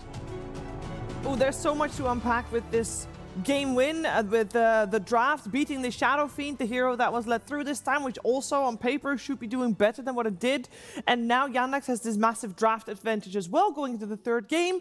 But this game wasn't just about the Shadow Fiend. We saw a Monkey King mid. We saw Phoenix core, Tigov. Yandex reinventing everything. No, they were looking good, right? With the Phoenix offlane on DM. He had to bide his time, wait for level 4, then he connected, getting the kills, and because of the side lane pressure through Watson's Ursa finishing the game 18-1-10, DM's Phoenix finishing 8-1-23, they broke Liquid's ability to help the mid lane, and then Monkey was like, on a 1v1, I will beat you. So yeah, 3 lanes, 1 for Yandex, easy game. Beautiful Monkey King performance from our boy CJ. There's a lot of pressure on you for that last pick. You're playing against the guy who everyone is talking about as like the most skilled mid laner currently in the world, and you have your pick of Huskar, Necrophos, Monkey King, these heroes that will traditionally like destroy Ember as a hero, and he goes for the hard one to pull off, but he does it. And there's an interesting idea here of 2 like effectively melee carries against Shadow Fiend, 2 heroes that can get Basher and BKB and just hard commit to him in the fights, because even in the fight where Watson died on Ursa, still Monkey King is there and able to finish him off. It's just not something you see right now. Like, maybe this is part of why SF is working so well as a carry, is because the mids are just normal mids, nothing that really counters Shadow Fiend. Yeah, I was concerned about the Monkey in the draft. I kind of said, I was like, oh, Monkey's very weak. He's been nerfed a lot. But I think that Liquid never found their opening, and Cheer Jr. kind of made every single opening for himself. Like, he won the mid lane. He also rotated bot with a 6-minute haste turn, and he like opened the bot up tower. He went top. He was just constantly roaming, and he never had that issue of, oh no, I'm getting 2v1 mid and I'm dying to an Ember change. It was always like him starting the moves, him forcing everything, and him not making any mistakes. Yeah, I mean, luckily for the coach, Watson did pop off, right? Because the coach of Yandex didn't like the Phoenix, the 8123 Phoenix. He didn't like the Monkey King, the 6120 Monkey King, but he did say the Watson Ursa at least was, the silver lining, the thing that he liked in the draft. But we're just saying that he's called XL because he has an extra large brain, T-Governor? Is that what that's about? I think he has just an extra large trust in his team to play the heroes that they call for, because he wasn't calling for it. The players were like, give me this hero, let me show you what I can do. So he's just excellent at And there's an extra large mid advantage in this game. Yeah. Between Cheer Jr. and Nisha. And yeah, I again, I'll say it, I was wrong. He kind of popped off on the Monkey King. I didn't believe in the game. I was like, Huskar, Necro, these kind of heroes, but he was comfortable with the Monkey King, and he kind of showed it to us. Yeah, the other MVP has to go to DM, I think. Well, I think we have to once again say, coming in as a stand-in and just, like, sure, I can play this for you, no worries. You want the Phoenix on the offlane? No worries, got it. My only critique of him after such a great game is his inability to point at his team's logo. Like, that is just not good form, right? It's way off. He's kind of pointing at nothing. Yeah. It's just like chest area, no logo, not even a sponsor. It's because he's not that motivated to do it because it's not his team. Yeah, he's like, it's because he also, but maybe his previous logo was there and he's just making. It's autopilot. It's autopilot. The ParaVision logo always was around that. Yeah. All I can think after seeing performances like this, and it is nothing against ParaVision, love that team. I really do. They're one of my favorite teams to watch. How do you kick DM? How does this happen? What went down? What was the exchanging of ideas where people disagreed? Like, he is so useful to have on a team. Just the fact that you can swap Phoenix to the offlane and have him perform like this it's something scary that the enemy team now has to draft for. Yeah. Crazy what you can do when you're supported throughout the entire early game. Truly. When you're in a 2v2 lane as opposed to a 1v2 lane, yeah. Yeah, he's had a pretty rough history of getting griefed in lane. Yeah, that is definitely a little bit of a stylistic change that DM is very happy to have happen here with Yandex. We do have to talk about the mids a little bit more as we are going to look at the mid comparison. Just to drive the point home a little bit, the Monkey versus the Ember matchup was definitely very Monkey favored. Yeah, I mean, you can see the last hits are not so bad for Nisha because I think when you're Ember versus Monkey, all you can really do is farm. But look at the kills and the assists. Chira 1, 0, and 4. He turned like the early decent laning advantage into pressuring the map and like giving the space back to his team. But you also have to give a shout out to Nisha, right? In the matchup, he's only 600 net worth below the Monkey King, and that's a matchup where his team didn't really help him because of how bad the side lanes went. The Jakiro Ursa feeding on Tofu and Ace Bristleback, like, there was problems elsewhere, and Nisha, at least he held his net worth. If the side lanes went a bit better, maybe there would have been some game to be played. Yeah, there was not a lot of game to be played, and that means extra pressure on the Shadow Fiend, which is going to be the first pick coming out for Team Liquid, and it is one of the big four we keep talking about, so you want this hero to deliver. Yeah, I just wanted to highlight his items because due to the Phoenix, against an egg, against minus attack speed, you want to have attack range, you want to have attack speed, so you can't really do the Yashikaya build, popularized by Pure on Tundra. So now he went for Master Madness and Pike, and that's arguably a slower build, right? It takes more time, it's more farm. For Pike and Master Madness to be good, you need the BKB. Unlike the other build with only Yashikaya and Blink, you're kind of in the fight already. You're already looking at, you know what, I want to be here. So not only was the Phoenix offlane a really fun pick to kill in lane, it forces Shadow Fiend to do a slower build. And now with a slower Mickey and a, insert all the other aggression that we mentioned, which core will step up and fix the game for you? None of them. No cores. I don't know who. We talked about it during the draft already. I do want to know how much of this could have been solved if they banned out the Ursa and therefore had a proper offlaner that they're more comfortable on. Close to everything. Oof. That's a big oof, surely. Close to everything. Close to. I will stand on this hill and say Liquid not banning Ursa is just a major L in any draft due to how they want Ace to be on certain heroes and they want Boxy to be free on the map. Saxo in the interview on his content piece said that Boxy is the best at making moves on the map, giving him information. If Ace is in a losing lane, Boxy's having to hold his hand. You don't get that information. You don't get to see Boxy shine on the heroes he wants to shine on because he's having to hold Ace's hand. Ban the Ursa, get rid of TA, you can play a game. I can understand that. I mean, because the heroes that he plays that are good versus Ursa is like Batrider, that's not happening. And then Beast, but that's also, it's not a offlaner anymore. Yeah. Summons heroes, I guess, but these are not popular. Brood Mother. Brood Mother? Ooh. Okay. Oh, I lot of options, a lot of suggestions. I'm sure Team Liquid has something to think about as well, as we are heading to a third game. Yandex is going to be on match point for this Wallachia Season 7. Let's see if they can do it or if Liquid can fight back. Diving up. I cannot think. Can you come closer now? That's why I'm the GOAT. I'm the...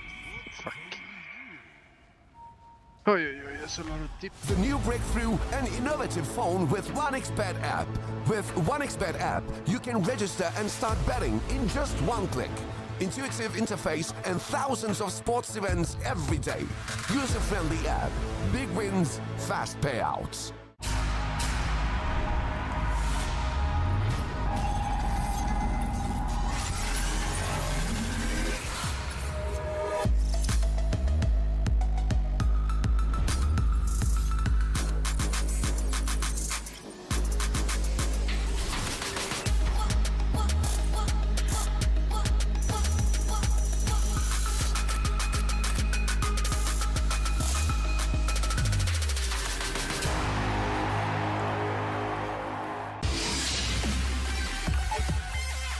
The human body was built to move.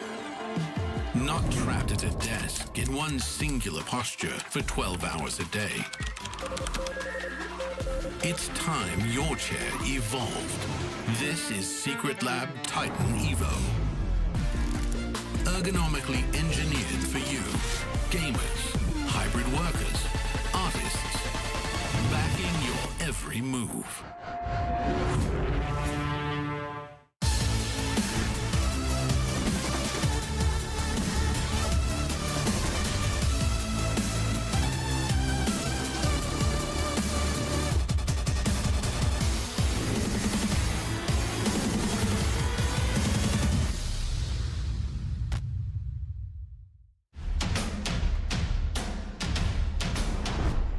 I'm here with the GOAT Nisha, who is going to rank all of the mids in the event.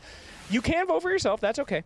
Let's start things off with number 5. Who is the least best of the best? 5 is hard. Can I start from 1? No, you can't start from the beginning. That's the audience needs to grow. The audience needs to grow in expectation. But now I need to think what's 1, 2, and 3. You don't have to do that first. You can start with 5, and we'll make our way there. But I don't know how many slots okay. You have 5. You have 5 slots. Okay. I'll go Hira Junior. Okay, who? Hira Junior. Oh, Chira Junior, number 5. Okay, cool. Yandex, you know, Slardar, you know. Slant King, yes, Puck. Melee, okay, another Puck guy. 5 is fine. How about number 4? I don't know, wait. I need to count the slots. This guy's 1, this guy's 2. Okay, spoilers, don't say. This guy's... Well, let's go Niku. Niku. Can you talk about that one? That's an interesting pick there. He is very good, very young. Plays Kaz, which is respectable. Yes. Very high rank. Good explanation. Okay, number 3. Let's do maybe Larl. Laurel, team spirit, you know? He's had a break, he's locked in, he came back, he's owning, it's good. Okay, team spirit is back. Number 2, since we all know you're going to put yourself at 1. No. Absolutely egotist here. But who's number 2? Okay, let's do BZM. BZM. Okay, is that a... Acceptable play. Acceptable. Is that like a friend? Like one trick on the Invoker. Oh, okay, But for Invoker, I'll put him here. The Invoker's that good. All right, number 1. And you can't choose yourself. 1 is Tai Lung. Tai Lung, really? Yep. Yeah, that's it. He plays Viper, yeah. Yeah, I'm aware of the heroes, thank you. But why him? Personality, skill? Yeah, new player, and he's owning. I guess that's it. Nisha, I gotta say, my heart is actually growing a lot. It's like one of the best mids in the world. I'm sorry to tell you this, but most people voted for you as number 1. I mean, I didn't make it here. Unlucky. Unlucky. Chira Jr. got you. What can you do? But it's nice for you to have so many new blood and talent and skilled guys. Also, BZM is on there and Laurel. But there's so many new guys here. Why is that? Do you think that they're going to one day surpass the heights of you one day? They do already. But yeah, probably. Okay, all right. Well, to the future of Dota 2 players, coming from the best mid in the world, Nisha, thank you for your time.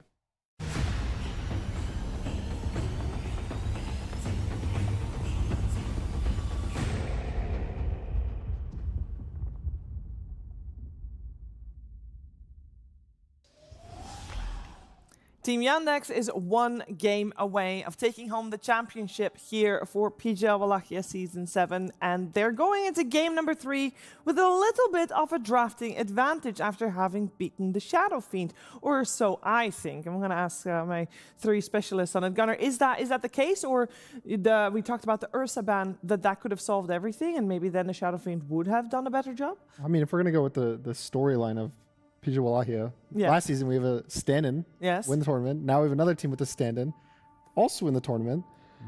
So yeah, I think also the first game they got the Largo, so hopefully no Largo, no Shadow Fiend. Your bans in the first pool are getting kind of limited. I think that Ursa it was good. I don't know if it's necessary to ban, but I definitely think that I don't know what to do for Liquid. Like I think that they're running out of steam. I know. They kind of Oh wow. Okay. That was easy. All right, sure. I have the answer. Team Liquid Jenkins. Yeah, he's the coach. I think Blitz needs to sit down with the boys and say. He is probably doing that right now. He's I think with the boys drafting. Guys, wake the F up. Whoa. And he's gonna drop the actual word. Wow. Really? Frick. Whoa. Yeah, frick. Yeah. Fudge. Sorry. Because I don't. Listen, they're down 2 games. They got stomped. And He's sitting down. Step they got 1. stomped. I really think there needs to be some So you sort think of talk. the giggling's not okay? They're kind of all laughing and having fun. They are The smiling. giggling's good. Maybe this is post talk and they're feeling good. Like I feel like between the games, somebody who's not tired, because the thing is, today has been exhausting for them. That is a fact.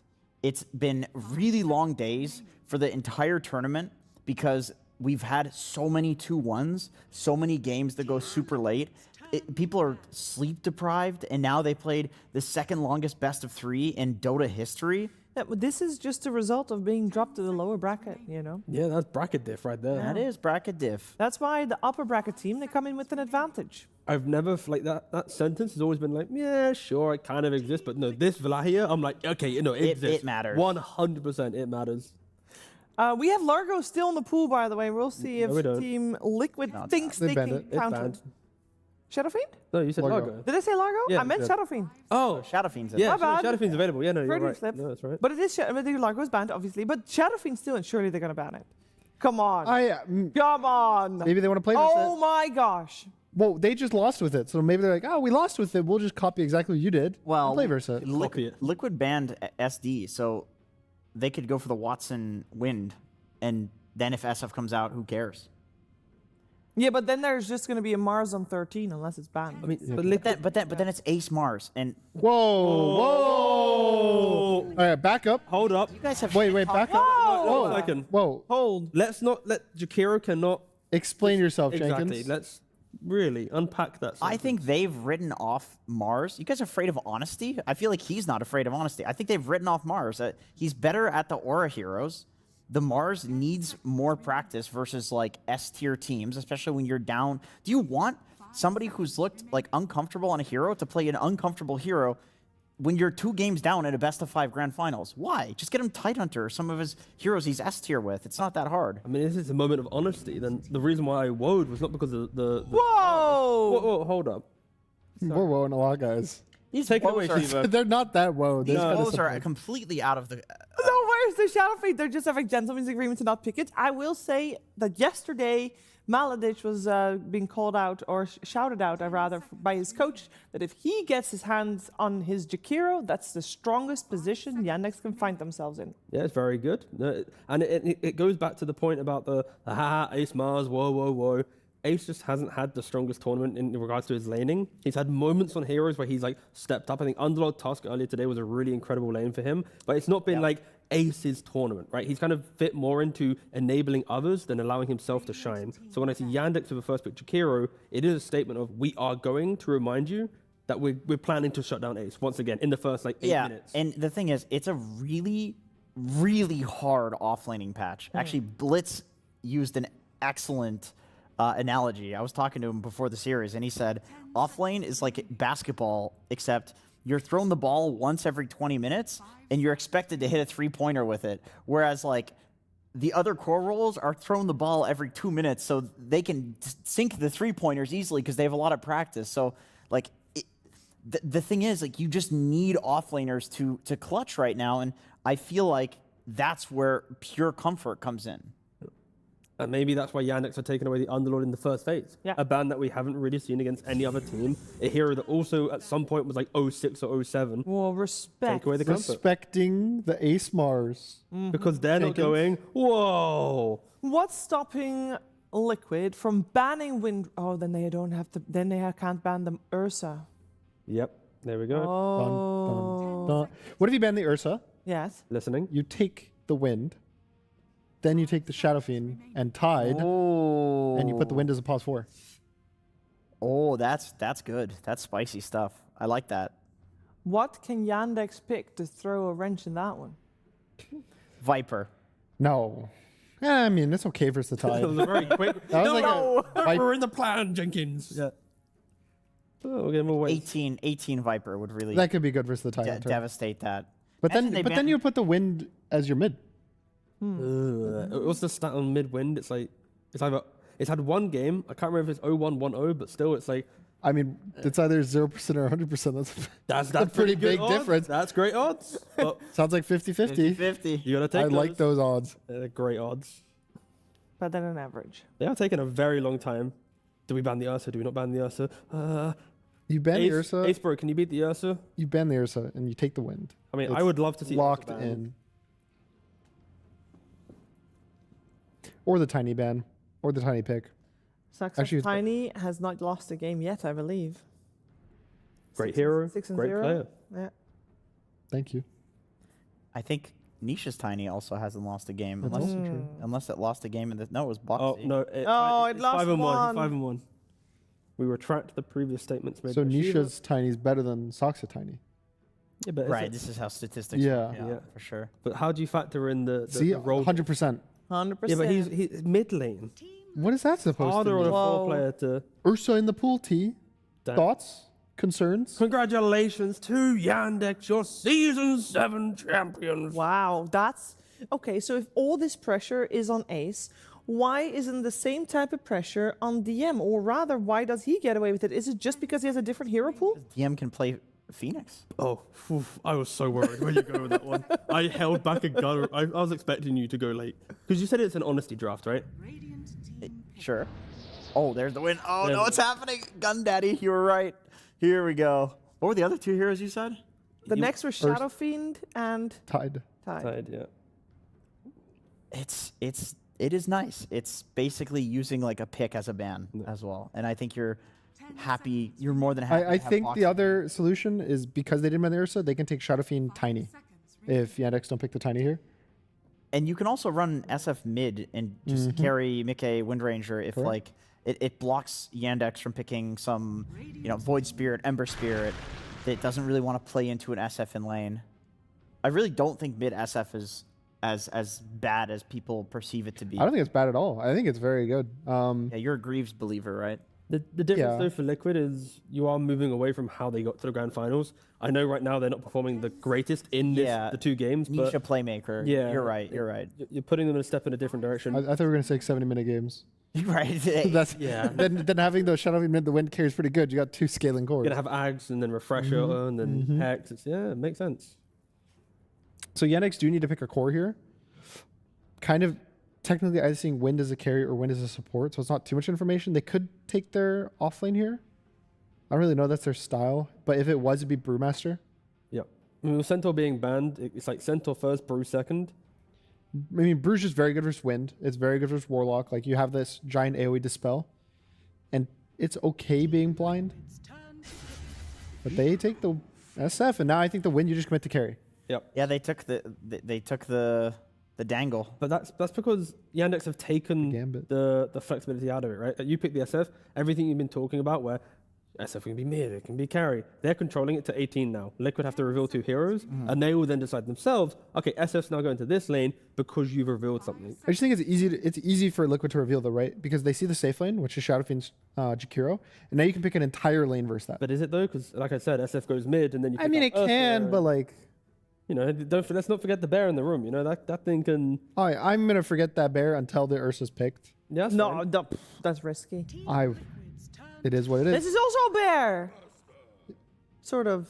Panda. It's a panda. Panda's a bear. Panda's a bear. Isn't their name Panda Bear? Look at the Yeah, ears. true, my bad. Dude, look at the ears. Pandas don't have no bear has ears like that. You know, it costs $1 million a year to rent a panda from China. Yeah. Only? Yeah, they do. Yeah, they're very expensive. I feel like $1 million a year is not like. I mean, the amount of attraction that it bring to a zoo, you probably make it back, but it depends on where the zoo is. Anyway, Shiver. Anyway, Ace has not played Brewmaster this event yet. He has not. But it's in his wheelhouse of like aura buying, tanky boys that kind of follow a flow chart. I would like Dark Willow. A Ringmaster's fine too. I was just thinking of some like team fight kind of control. I was thinking Willow for like the fear, and I really like the Root versus Tiny, but I think the Ringmaster gives them save and also kind of team fight with the ults. The save has looked really strong today in all of the games. Every game Ringmaster's in, it feels so annoying to play versus. Namely, the biggest one I noticed is the box disjoints projectiles when it's in the air. So a nullifier, which would be a counter to that and other save, if you box before the nullifier hits, you dodge it. What? Yeah. I did not know that. It happened a lot in the Liquid game earlier today. They would like go on a guy, it was versus save, right? And save would box him so fast that he would dodge the nullifier. Oh my goodness, that's new tech. Next level save. Cool. Very cool. That's an Evoker coming out on 18, so surely one of the stronger heroes that they meant to revolve their draft around, but they're lacking something to use the Cataclysm with. Yeah, at the moment they're kind of leaning on Tiny and Jakiro to kind of do the lifting on that one. I don't know if they really need it, because already for Watson, I'm now moving towards like potential Lunas and heroes that can like play a good lane against Brew, farm up, get tanky. Wait, with Shadow Fiend offlane? Oh, Shadow Fiend going carry. No, I'm thinking Shadow Fiend. Oh, I'm Shadow Fiend offlane. Yeah. Shadow Fiend offlane is pretty good. That's actually good. I completely just. So for the offlane for DM to set up for Cataclysm. There we go. There's always the Enigma that lanes very well to Tiny. Yeah. Would be the number one. I mean, we could say Phoenix. I don't think it's particularly good here. Tide as well. I would say Tide and Enigma are both very good. Those are like the top two. So we got 2 bans coming out for Liquid aimed towards the offlane. Tide would be one of those. But it's DM, so like Enigma's really scary. That's when you're yeah. against this guy. Most players, I wouldn't be like, oh, you have to ban the Enigma. Yeah. But it's like purely it's DM. I think he's one of the few offlaners this patch that make it look good. A lot of the other ones look okay on it, you know, like eh. But he's consistently good. He consistently hits the black holes. He buys the right items. He changes his items a lot. Sometimes he'll go auras. Sometimes he'll go more like the greedy blinks and try to play off black hole. I've recalibrated my brain now that I realize that. So now they need an offlaner. What are you thinking? I'm thinking Kunkka. Oh, I was looking at Kunkka too. Damage on Liquid is a little lackluster, right? It's you've got to kill within the split early on. You buy Midas and Ags. Wind Ranger, you need like what Maelstrom, BKB. If you're not killing in focus fight, it can be awkward. So a bit of the run buff. Yandex group each other together. I can see a world where it just hurts Liquid too much, where they're kind of chasing kills. It's pretty good against Wind and lane because you're slowly poking him down, and Kunkka's fine with that, and you can hit him through the wind run with Tidebringer. Yeah. What is Nisha going to play against him? Slardar.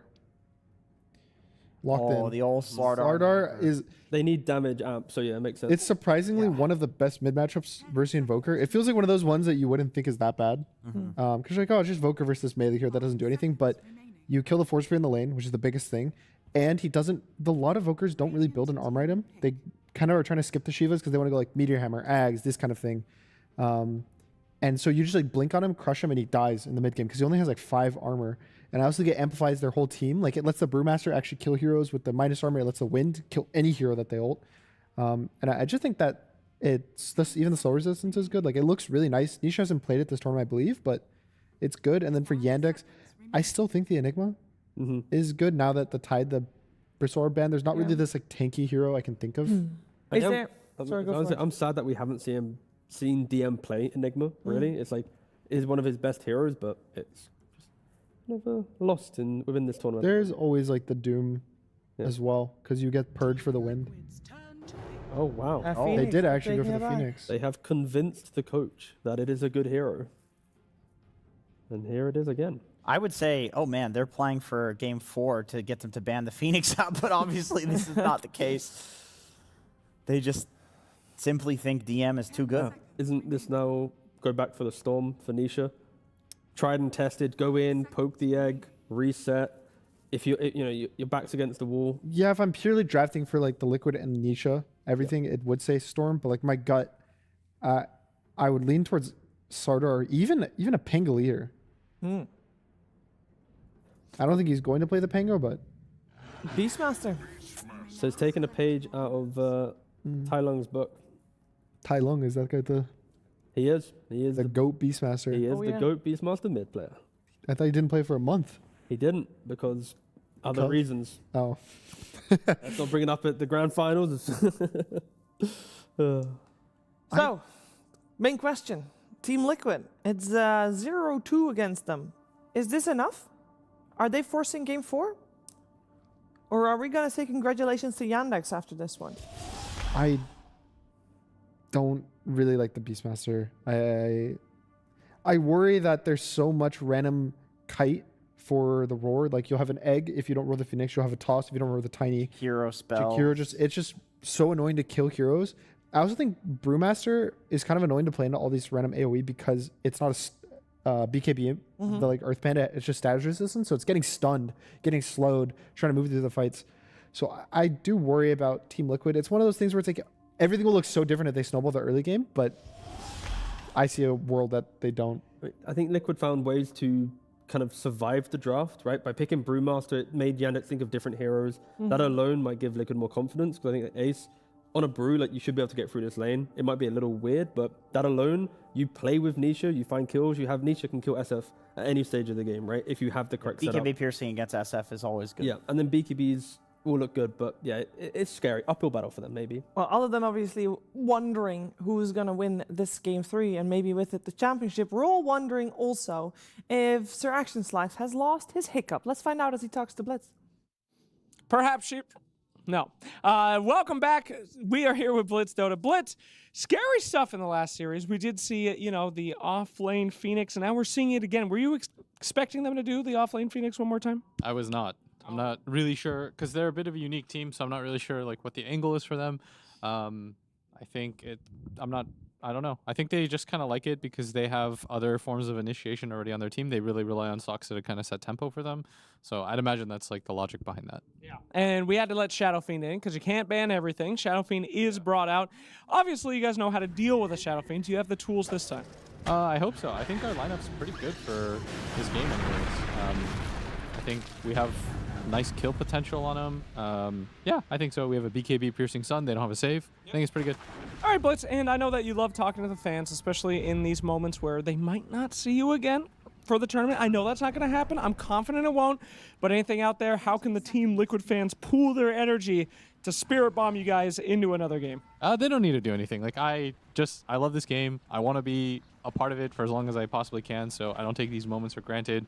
So there's no quit or anything like that. I still want to win, and it's hard to get to finals in the first place. Yeah. And so even though it looks bleak right now, there's no giving up or just we gave it our best shot. I told the guys, just wake the fuck up. Let's get it going.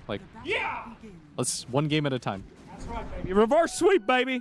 One game at a time. Absolutely. Well, thank you so much. We have Blitz coming in to that booth to go watch the game. Hope you guys are watching too. See you soon. Let's see if they can do exactly that. Cherish every moment of the beautiful game we all know and love as Dota 2 as we head into Game 3 of Yandex against Liquid.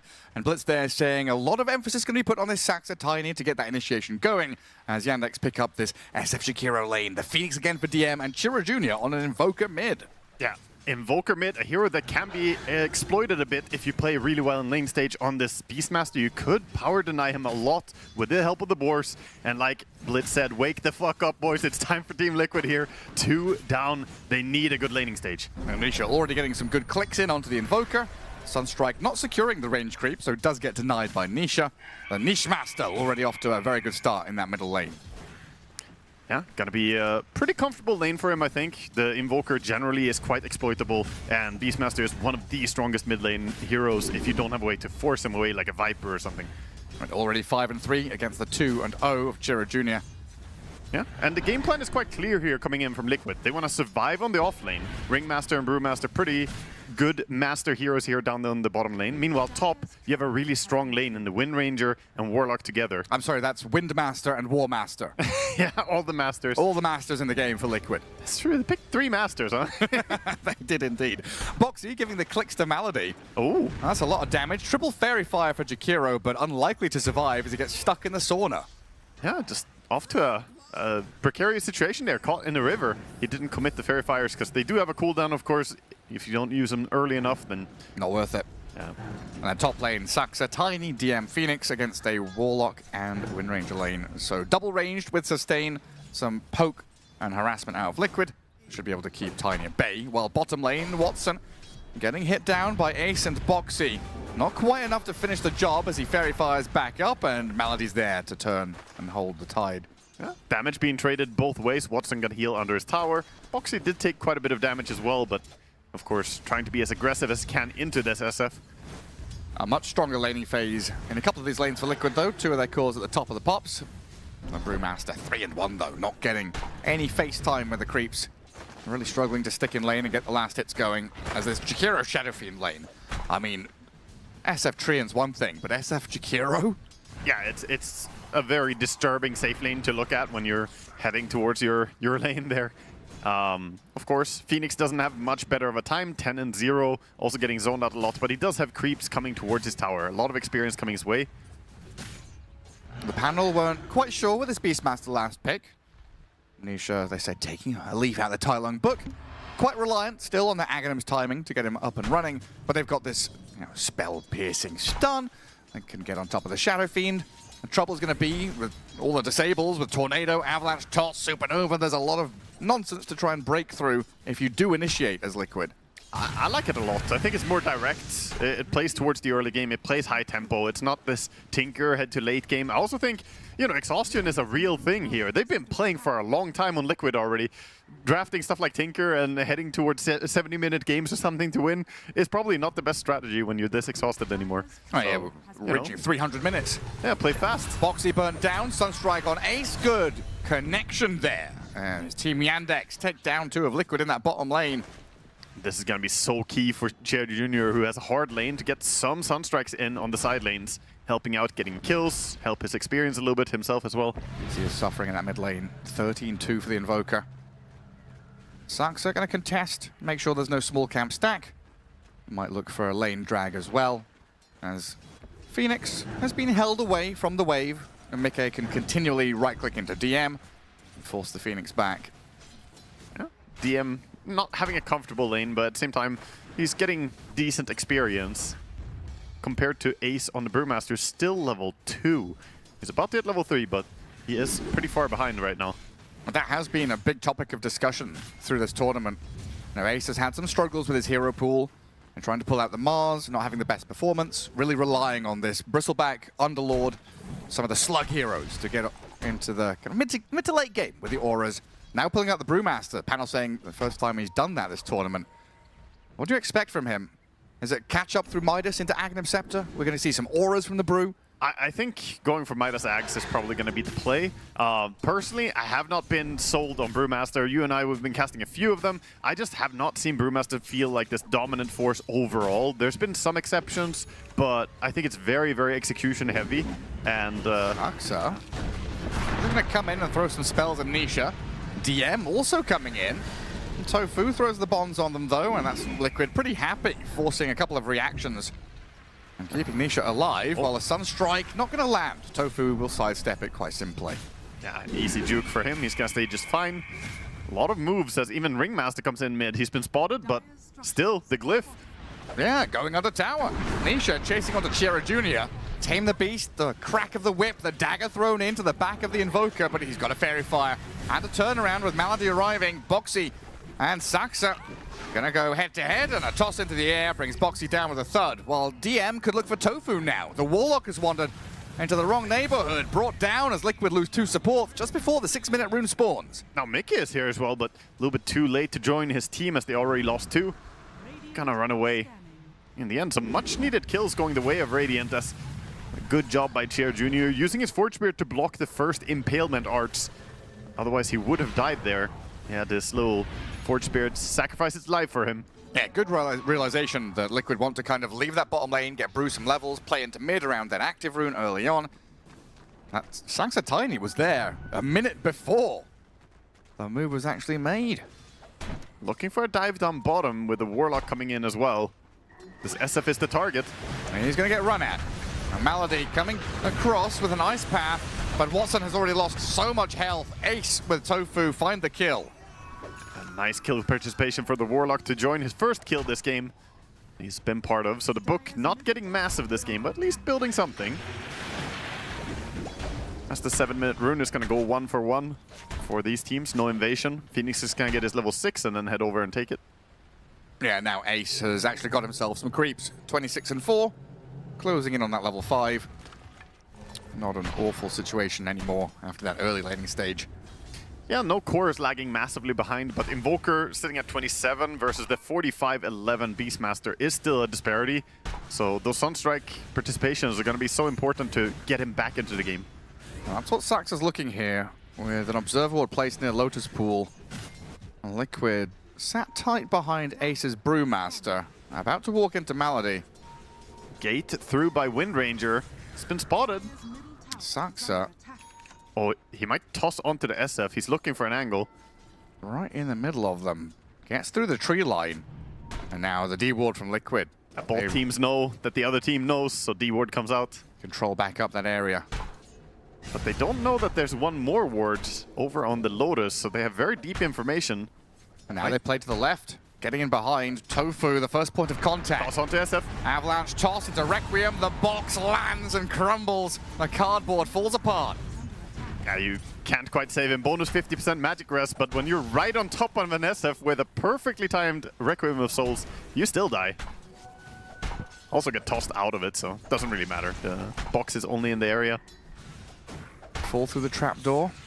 See all the clones. And now you're the one who's dead.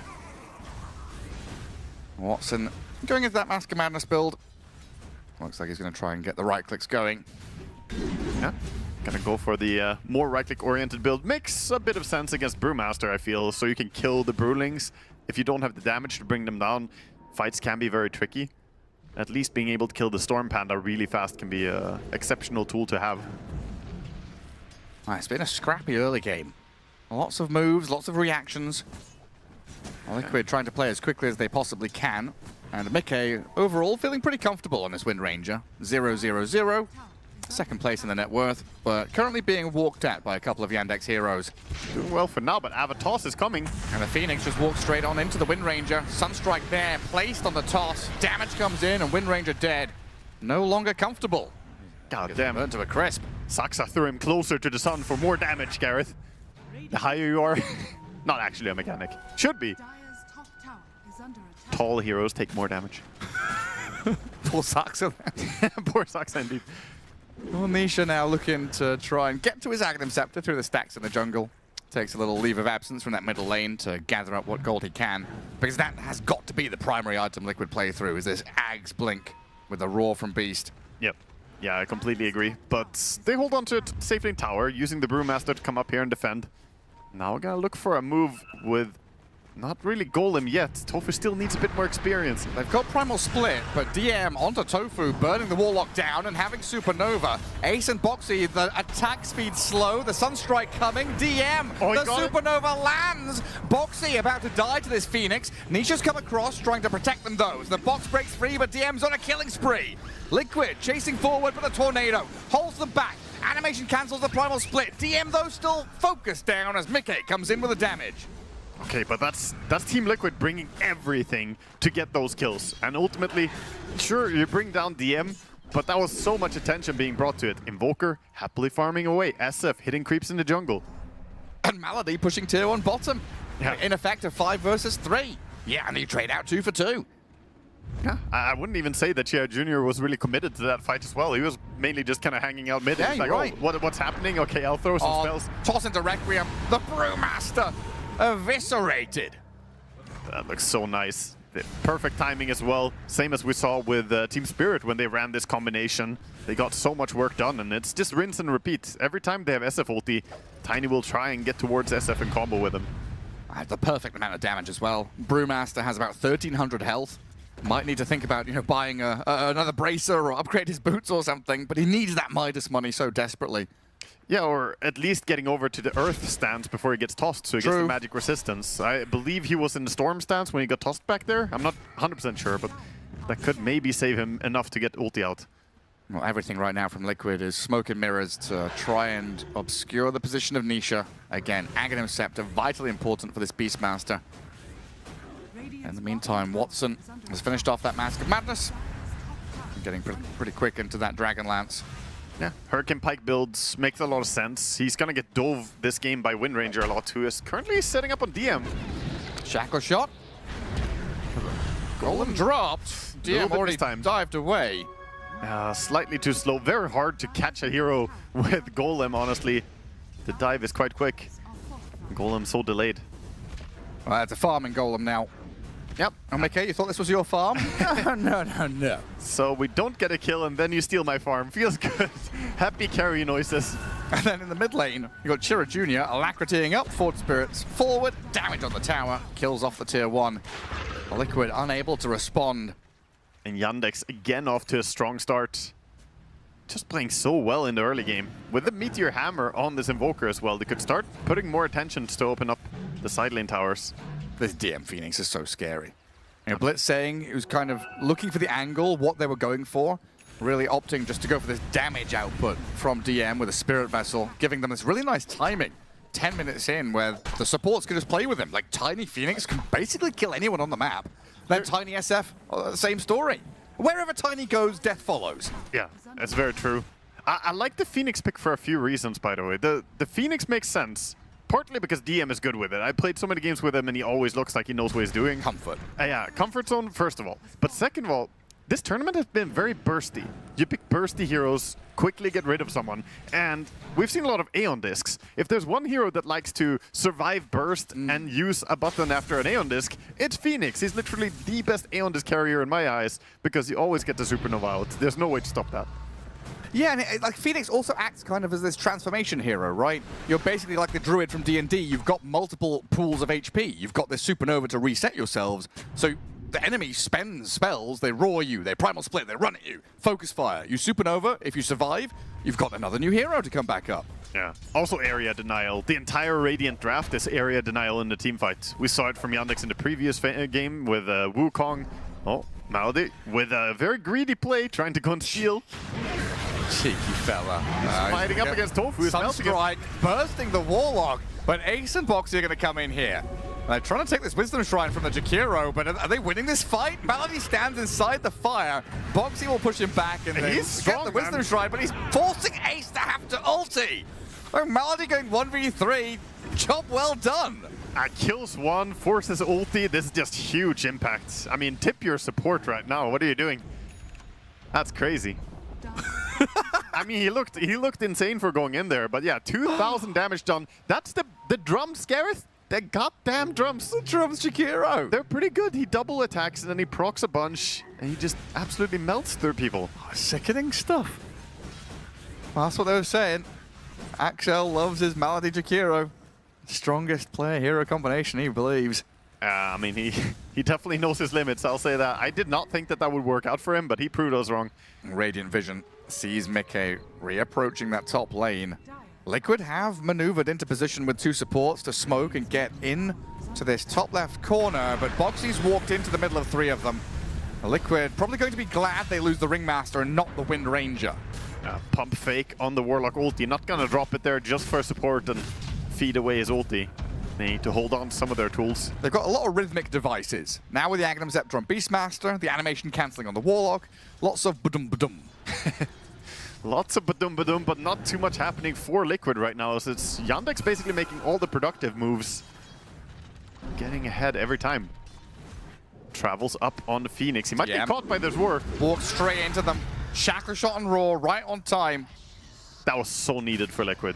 They need to start getting some stuff going their way, because the way I see it, they are the ones who are more on a timer. I think the scaling is insane on Radiant. SF is going to get very strong. Invoker is working towards that Aghanim Scepter as well. 1,200 gold away. I can just see that timing when they have all their big spells ready and group up. It's going to be hard to teamfight into. So the big thing going to be this Brewmaster level 12 with Aghanim Scepter. Beastmaster with Blink BKB after the Ags. And of course Wind Ranger looking for all the damage items she can muster up with Mjolnir being queued up. Not too far away from it. Yeah. It's not like they don't have team fight on Team Liquid as well. They have fantastic spells, but I think they're a little bit more dependent on these solo pickoffs, splitting a map, using Focus Fire and Beast ulti just to get pickoffs. It's been a while since we've activated the SF, though. A little quiet from Watson as he farms through the jungle. Because we had a few moments where Tiny just tosses Requiems, gets the combo going. Yep. But it seems like Yandex pretty happy just to pump the brakes a bit, slow down, defend their tier 1 towers, and not give Liquid any more avenues back into the game. He's been playing the safe area more. He's not really headed into that top area as Liquid are making a very active job of keeping map control, playing up on the tier 1, even though it's gone, playing where it would have been. Yeah, making Yandex fight over every inch of that top left corner. That does mean that he's farming quite safely and almost as complete as Hurricane Pike. So first tool of safety, and a very, very useful thing to have against Beastmaster is multiple Hurricane Pikes, or 4 staffs at least. So we'll see if there will be more 4 staffs coming out, perhaps from the Tiny or from the Jakiro later on. He's queued up the Aghanim Scepter though. Malady probably wants to do what we've seen before. Oh yeah, absolutely. Scary times incoming though, because the way that Liquid want to approach these fights is kind of dogpile on an enemy hero with a roar. With Cataclysm Supernova available, there's so many ways to disengage through aggression, right? Now this Aghanim Scepter on Invoker is done. Liquid, they want to make a smoke play. Oh, but this could be rough for them. It could be. They're getting vision on Phoenix though. They see him coming to a lane. Jump from Nisha as possible. DM in danger. Dive straight in. DM dives away, though. They don't get the Roar or Shackle Shot on him. A blind jump. They didn't know which tree he was behind. And it looks like Brewmaster also had to spend Primal Split down bottom. Yeah, got jumped. Still making an aggressive move, looking to get use out of the Warlock ulti. Feels pretty bad not to crack it. Still all tier 1 towers standing for Yandex. Not what you want if you're a Warlock player. It's so hard to approach. Same with Brewmaster. He's also hero known for his ability to ulti, take a tower. Dive. Yeah, has not happened here for Team Liquid. And now, this is where Yandex start to feel stronger. Tiny Blink. Cataclysm Invoker. And Hurricane Pike SF is ready to join as well. He's not just going to AFK anymore. Is Warlock going to be the first point of contact?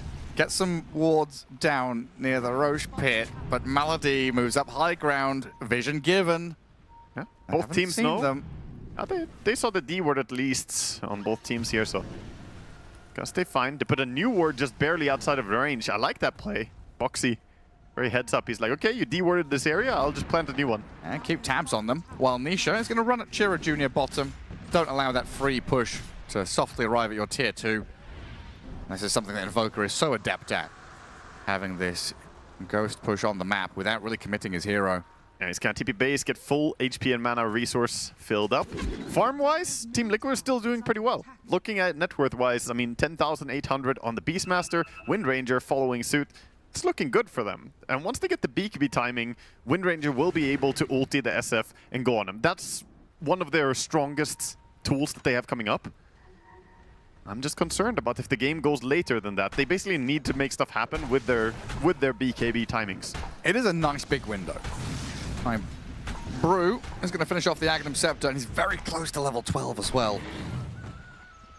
Because then, what is it, Gunnar saying? You basically become, what, a level 18 hero or whatever? Yep.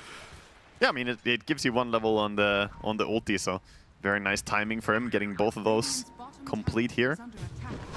A toss up. Send Watson forward.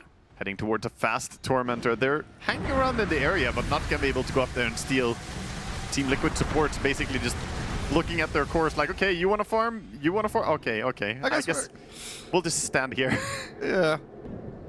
We'll be the mobile wards. Stand in front of you. The bouncers to the nightclub that Liquid have set up for themselves.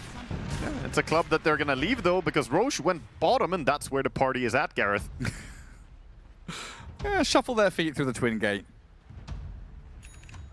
Gonna play that area. I think Tiny's still gonna try and hold on to the Wisdom. Saksa making his move over there. And looking good to go for double Wisdom. Mass TP coming to defend it. Tofu sitting on the high ground. It's just Jakiro. Are we gonna have a repeat? Not this time. Upheaval will keep him at bay. Zoning Upheaval. Even with the drums on Warlock as well. Oh, I love that it's meta now. Drum supports everywhere. I mean, I'm a bounty hunter spammer, so, you know, drums is like bread and butter for me. It's your favorite item. And Chira Jr. and DM both getting boots of travel, so they can continue to play this split map and dodge the Liquid fight. There's peak and strength for Team Liquid. Of course, Yandex know exactly what's going on, so they can do what they want on the map. I think Yandex wants to fight now before those Magic communities come in, force a Roche, or maybe just get some pickoffs at least. Because Team Liquid are still in a little bit of a window where they are not quite ready to fight. Need 600 gold over on your Beastmaster, need 700 over on Wind Ranger. But Team Liquid have a good read. They're drawing on the map. They know this invasion is coming. They sure do. The Forge Spirit's leading out, trying to give vision. Smoke breaks, and Boxy in position to get sniped. Support on Tofu also going to happen here. Chira Jr. gap closes on the Warlock. Nice path to stop any ideas of Tofu TPing. Gives them 2 kills, which leads them into the Roche pit. Throw 2 ice walls on that poor guy.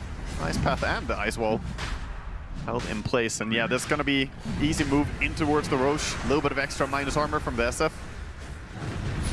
Not as stompy as games 1 or 2.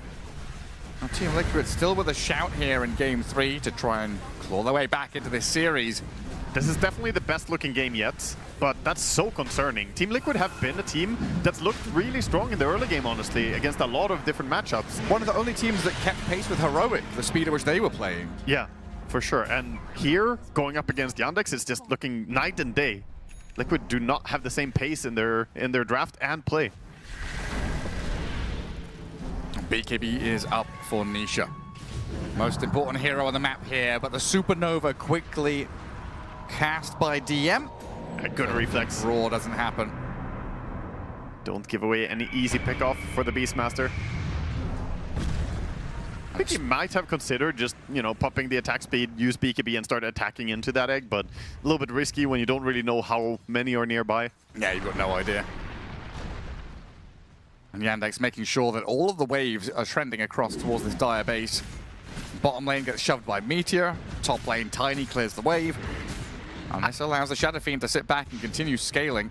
I wonder which mid laner is going to be the first one to die here, as Chira Jr. and Nisha both sitting with 0 deaths so far. It's got to be Chira Jr., right?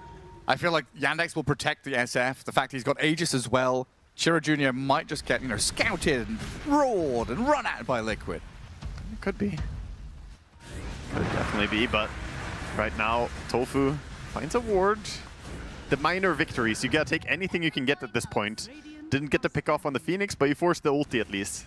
Didn't get a gank connected, well, you got a D-ward. You gotta start somewhere. I must feel sad for the Brewmaster, though. Like, oh, I'm buying Midas and Aghanim Scepter, guys. I'm hitting my timing, guys. I've got my items, guys. And then the game just slows down to a crawl. That's Liquid kind of stuck in the mud now, thinking, okay, we've farmed, we've scaled, we've got to this point now where we have 2 of the top net worth heroes. That's what I don't like about Brewmaster. I've been hating on the hero a little bit, and big reason is why. I think Brew, when you fall a little bit behind, doesn't really have the ulti to bring you back in from nowhere, because it's hard to initiate with it. You can't jump someone and pop ulti and just kill them. This is more of a big team fight spell. And usually when you're behind, you come back by pickoffs. And Brewmaster is horrible at pickoffs. He can't kill anything. Yeah, playing tug of war against a tiger, basically. The way Yandex are dragging them from one side of the map to the other. And Chira Jr. is going to force the reaction to come and defend bottom lane. Saxa's just been sitting top as well, and you've always got to be afraid of where Tiny is, right? Coming back to that point of Saxa being the initiation tool, if Tiny's in an area, he's got the ways to catch you, and Brewmaster, he's come in here, but does slip into the tree line to dodge away from Tiny, at least for now. That's a good ward. SF gonna walk into him. Ace links to safety. How safe is he, though? With the Cold Snap Tornado, Chira Jr. has him. In comes the Cataclysm, blowing up the Brewmaster. Just clean. They catch him, see him for a millisecond there, and just immediately go on him. And that gives information as well. Wind Ranger and Warlock both in that top jungle. They know the Ringmaster and Beastmaster are both down towards bottom, so it's a quick little move into tier 2. Yeah, very nice pick-off timing for them. And they're not overcommitting to the fight either. Phoenix is still farming, has travels, so feels ready to join if need be. And with that, Shivas as well. It really has been so clean from Yandex. They bring the right amount of heroes to the right place on the map to get the objectives they need. And Nisha will get a haste rune bottled up down bottom. But just eyes on Saxa to see what this man does with the Tiny. The way they play the map is really impressive, using as much as possible while not getting too shameless to the point where you get picked off. As I say that, you can see Chair Jr. trying to ghost push. Gets dusted though. Oh, he does. The roar, does he get it off? Nisha BKB's up. Chira Jr. roared, caught by Nisha, and no backup is coming. Nice pick off for Nisha there. I was right. The haste rune helped him get that one. Otherwise, I think he may have gone to safety again, but Beast was able to keep chasing. Punish that Invoker for pushing this bottom lane for what feels like an eternity. The past 6 minutes has been just him meteoring and sending Force Spirits forward. Yeah, we see him going for the Disperser build over on Beastmaster. Ace. He's on to Saxa here with a Primal Split. Trying to chase into this Tiny, but the reactions are coming. Risky business for Liquid to dive this as the Phoenix puts the Sunray out. Tiny half HP being burst down. Watson stands his ground and punches back into the Brew, but he's Cyclone for now. Roar is coming off cooldown in 10 seconds. They could extend this fight. Aegis timing out to 30. Hurricane Pike and holding the BKB. You're right, he has Aegis for 20, but it looks like with the ending of the Primal Split, Liquid going to be happy. Ace on the hunt. The kill on Tiny, but they're chasing forward onto Watson. There's DM roared up, hunted down by Mickey and Nisha. Tornado not going to buy enough time, but the Deafening Blast Meatball, that's good damage. The box will save Nisha, keep him back. Well, Watson, oh, he's on the run. Mickey chasing forward, Ace making the dive under the tier 2 tower. Watson healing back to full, pops the BKB and thinks about the Requiem. The Yandex, though, they've been shaken. Beautiful there by Team Liquid, taking one kill and turning it into something more, and something more. Yandex, for once, falling into his trap of 1-by-1 feeding a little bit, using a lot of their resources and getting picked off. And that big swing, 2k gold going back towards Liquid. Nisha's pickoff was the catalyst to all of that, though. Finding the Invoker was the starter to this. And it wasn't far away from missing the dust. Invoker chose the correct path, just wasn't quite fast enough. But a good phase of play from Liquid. Right back in the game. Yeah, Invoker has a Linken's coming out, but he's prepared for this. Beastmaster already having Diffusal, still gonna be able to pick him off if he finds him. I think that's the reason why he didn't go Silver Edge instead. Just make sure that he's ready to always go for those pickoffs, even if SF went for our Linken's. Yeah, we've seen some players struggle with the sequence of items for the Beastmaster. The Silver Edge, the Disperser, the Refresher Orb, all things that you would love to have, but you've got to figure out which order. Just a Scouting Cataclysm this time, as they want to buy a little bit of time, checking where everyone is. So they get information that, okay, Liquid are not making a move right now. And now we've got a game on our hands. Pretty much dead even. The Yandex no longer having Aegis. Big timings are closing in for Liquid as well. Building towards the Daedalus on the Wind Ranger. She will have the DPS needed to go through the SF. And at the same time, that Disperser on Beast is not a pickoff that you should scoff at either. Being able to dispel is insanely good here. And the speed, of course, as well. It's like, although they have been rattled, the Jakiro's getting his Acronym Scepter being delivered. Yeah, Yandex, I mean, by pure numbers, they're still ahead. 3,000 gold advantage still going their way. We did see a Force Staff being built on Tiny. I would love to see even more Force Staffs just to keep people safe. No Nullifier yet. Oh, Chira Jr. Is he under vision? There's the dust that comes. Linken's popped. Nisha's in with a roar. Force Staff to low ground, though. Chira Jr. saved, but pushed back up to high ground. Dragged back in as Sax is being burnt down. And Yandex, yet again, being initiated on by Liquid. The first mover here has the advantage. A Cyclone on Jakiro is going to get them a bonus kill if they look to take down Malady. DM dives in, but it's not a fight that Yandex can take. That's some good damage being returned, but they have to get out losing too immediately. Don't want to fall into losing more and more heroes. I think that's the first time I've ever seen Ringmaster ulti pushing someone from low ground to high ground. That's a funny mechanic. It's shoved all the way back up. Yeah, nice little tech there. I don't know if it was intentional. Either way, it was a good ulti coming out from Boxy. Liquid, though, flip the script a little bit here. When Yandex get the jump, when they're the ones initiating, it's looked really good. Through the Tiny, the Phoenix, the Invoker. But now Liquid have hit their stride. They're the ones playing forward with the Brew, with this Beastmaster, getting on top of people. And we'll see it again. The same catalyst as before. The Invoker getting picked off, just slightly too aggressive on the map, gets found by Beast. And that push, Ringmaster bounces him up, man. And then, of course, gets pulled down. There's no fucking that, guys, because I am the GOAT. He's the GOAT. He's the GOAT. What can you do, man? A bouncy castle. Yeah, push that guy all the way back up. That's crazy stuff right there coming out. Oh, Cataclysm. Oh, almost stole it. That was so close. Jeez. Almost got some kills, but even more closely, almost got the Tormentor. Well, I mean, Tormy goes to Tofu, gets the shard. Very close from Chira Jr. And now quickly, Liquid spring into action, TPing back down to their outpost. Making sure they can control up this Roshan area because the big man's respawned. Oh, hello, goodbye. That was close.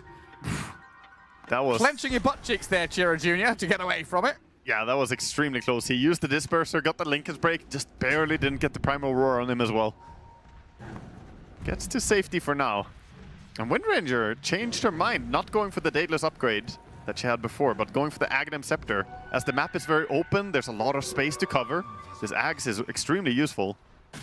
Also makes you pretty hard to kill even if there's MKB on SF. So he can go through the evasion. Obviously against Brewmaster and Windranger, he kind of had to go for that. But that damage reduction is still good. Oh, Radiant Vision being dewarded by a boar. DM trying to scout things out, but Nisha nearly had the roar. Saxa will toss it back in though.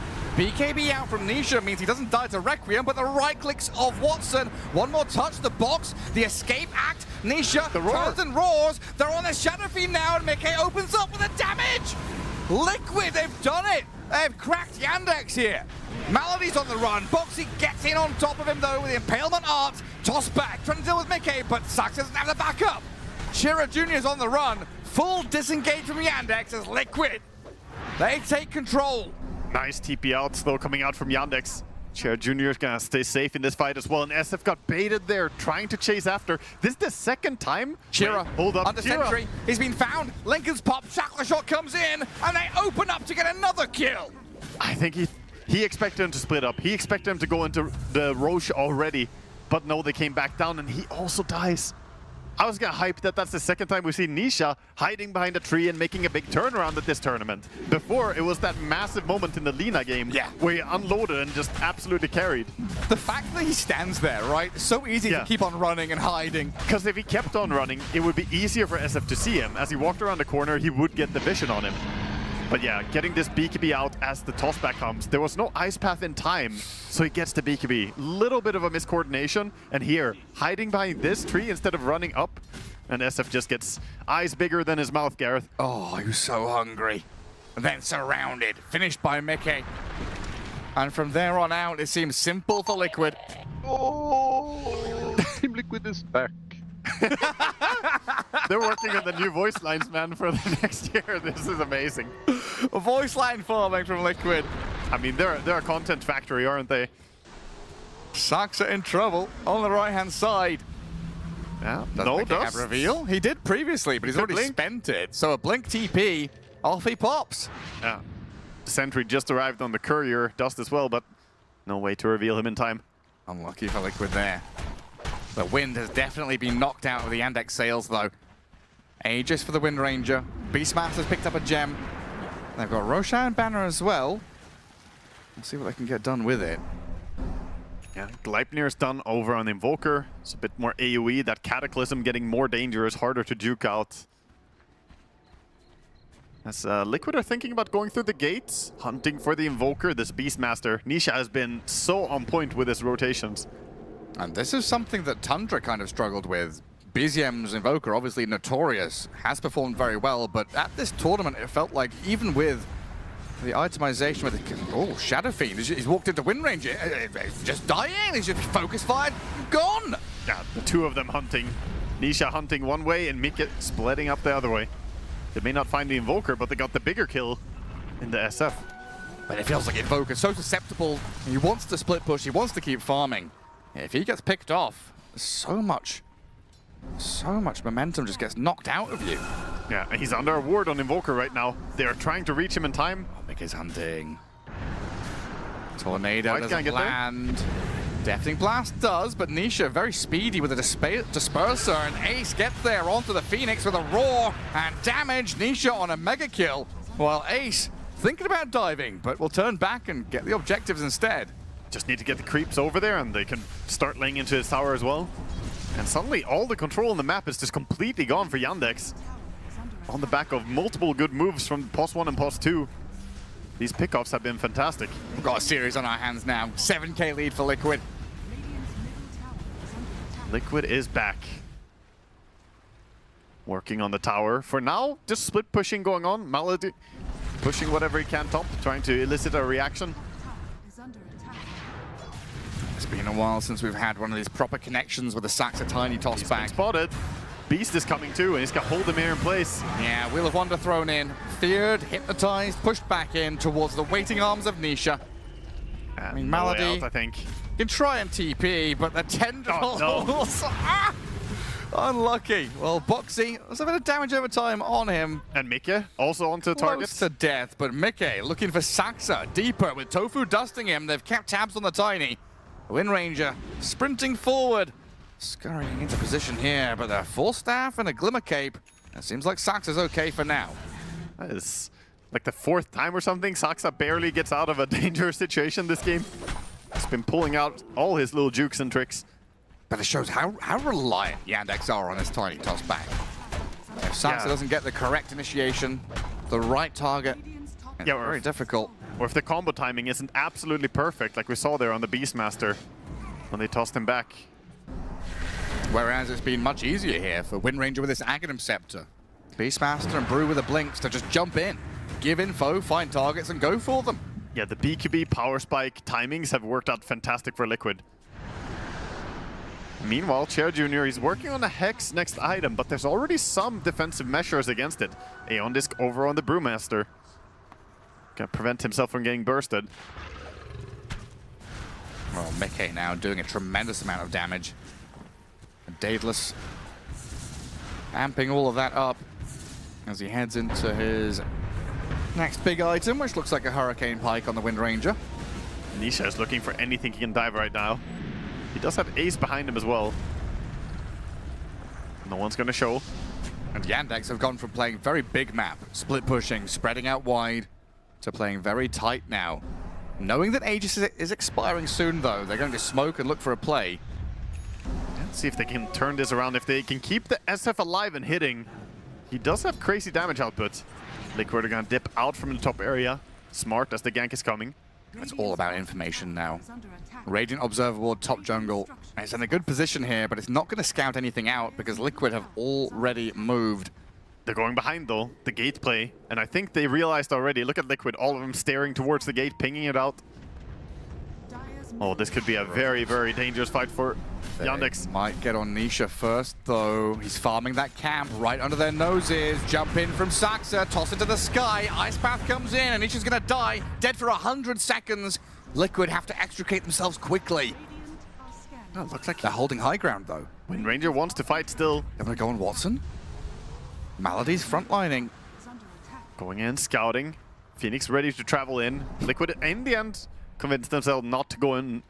I mean, fighting when you have 25,000 net worth, that's gone, dead, would be a very difficult fight to take. Move back and hold the high ground near their Ancients instead. Looked like they had the right read on Liquid, and then he just went and farmed the Ancient camp. I think he was close towards a key item, perhaps, trying to finish something. Not sure. Well, either way, we've now got Refresher Orb up on DM. Double damage rune going to be grabbed by Watson. That's timing to play on 50 seconds. No buyback available. He did spend out his gold as well with no tier 2 tower. But is it a high ground siege, or like, what are we looking at? Toss out. There's no towers. Yeah, I think they want a toss out play. I don't think they're going to be able to force it. Just 30 seconds remaining. They would have to be fast about it. With no Roche, Tormentor, no objectives to go for, it is a little awkward when you find yourself in this position. A big kill doesn't lead you into anything apart from regaining map space. Success looking, though. He might go on Brewmaster. He's looking at Ace, but Avalanche won't land. I'll try and keep the catapults alive for that chip damage onto tower and push out that bottom lane with the SF. Some time and space to farm up. SF has the full Daedalus now with MKB. He is at the point where he can delete people. 3 more levels, and we have the race applies attack damage as well, and that's when it really gets out of hand. This is a pretty glass cannon build. No Satanic yet. So his defense is going to be killing whatever comes his way before they kill him. And that primarily means, Saxa, your job, put people within range of the SF. Yeah, if they can get them there and chain stun them, they do have a few good tools for it now with the Hex on the Invoker, Ice Path, Tiny Avalanche. Plenty of spells. It's crazy how Liquid got themselves back into this. Got that lead. 1 kill on Nisha, though, just completely separates them from the momentum they'd built up. Basically bringing this game back down to level. He got level 2 travels on the Brewmaster, so he's ready to join even if they find someone far away from the creep wave. This is just getting ready for those smoke moves or for the pickoffs from Beastmaster and Windranger. Well, Tormi is up, and Roshan is 45 seconds away. It looks like Yandex just going to give up the top left corner, though. Allow Liquid to get that boxy shard. Not a bad shard to have. Bit of detection can be good against the Invoker as well. As there's, of course, that Glimmer Cape Tiny who has snuck away a lot of times. Well, they're calling for the Wisdom over on Phoenix. Wants to have perhaps the extra count on the Supernova, or maybe even just get the range this game. 50-50, basically. Yeah. Nothing in it. It's hard to rely on the egg to survive when Beastmaster hits so fast, and there's this Mjolnir Windranger also out-attacking pretty damn quickly. Brewmaster with 110 attack speed talent, so maybe he just goes for the range. Especially during BKBs, because like you've got Tornado, Deafening Blast, the Requiem Fear. There are some tools here to try and contend with it. But yeah, DM Supernova placement has to be good. Okay, he's queuing up the Aghanim Scepter, so then you basically know which level 25 talent is going to be. Aghanim Scepter to have some saving tool. Very good in reaction to the roar. For more hits. I mean, this could be a game where multiple heroes die in an egg, though, so you got to be very cautious how you use it. Oh, you absolutely do. Chira Jr. is going to lead with Saxa. This move around. Scythe of Ice Invoker. They want to toss back on the SF. If they can get vision on anyone. Of control here for Yandex as they draw the line to wrap around in behind. Tofu had the right idea there, holding a staircase and looking to smoke break, but they have Observer Ward. They're going to put it down on the high ground. Incredibly deep play here, and they see Nisha first, the best target they can go for, but it's put in the box. Can they save the Beastmaster? Ace has gone in to create chaos in the back, but Nisha's dead and blown up. Supernova's well placed as well with the Sun Ray, but it's not enough to heal Watson up. They've lost the SF. Mickey unloaded on him. DM dives forward though, looking for Boxy to continue. Liquid lose 2, 3. And Yandex, even though they dropped their SF, they still hold the area. Whew, that Phoenix impact. Chira Jr. He's still here looking at Ace, but he's got the blink away on Brew. Gonna stay safe for now, I think, running away. Difficult to keep chasing here. The initial tossback play caught the Hawk instead of the Beastmaster, so it looked like it was all gonna backfire. The box actually ended up saving him for a long time, but the right click of the SF was still strong enough. But that put Watson in a situation where he just dies to Windranger. Here we can see it. Yeah, even if he's standing on the high ground, Windranger, look at the toss. The Hawk! Yeah, and then the right clicks of the SF secures the kill in the end. But yeah, Windranger's DPS is insane. He did stay in Manfighter though. Maybe he could have even ran south. Yeah, maybe he thought the Sunray heal would be enough to stay alive? Well, he lost vision, I think. He was trying to trade with her because he has lifesteal. So trying to lifesteal into the Windranger with the Mask of Madness, but when Wind just pops into Invis, he couldn't fight anymore. And I guess that is a situation which will change when he gets Satanic. But a fight that allows Liquid to hold onto the game. No one really gaining traction. Saxa forgot one of the bounty runes. He gets pinged. SF is dead. He's like, yo, grab my money. Roche is making his way up towards his other home. Wind is soon closing in on a very important talent. Getting level 25, get the focus fire, kills, advance. Ooh. Forming under vision. Oh, Ace jumps in. The roar on Jakiro here. That should lock Malady down. The fight over the high ground ward while Nisha goes and blinks forward. Finds the Saxa Tiny. Lotus Orb up. There's no saving him though, is there? Chira Jr. thinking about turning. Deafening Blast pushback, Cataclysm coming.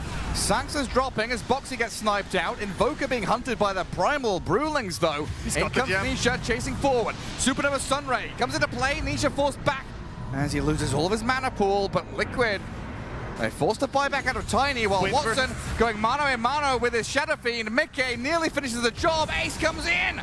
They've killed Watson off.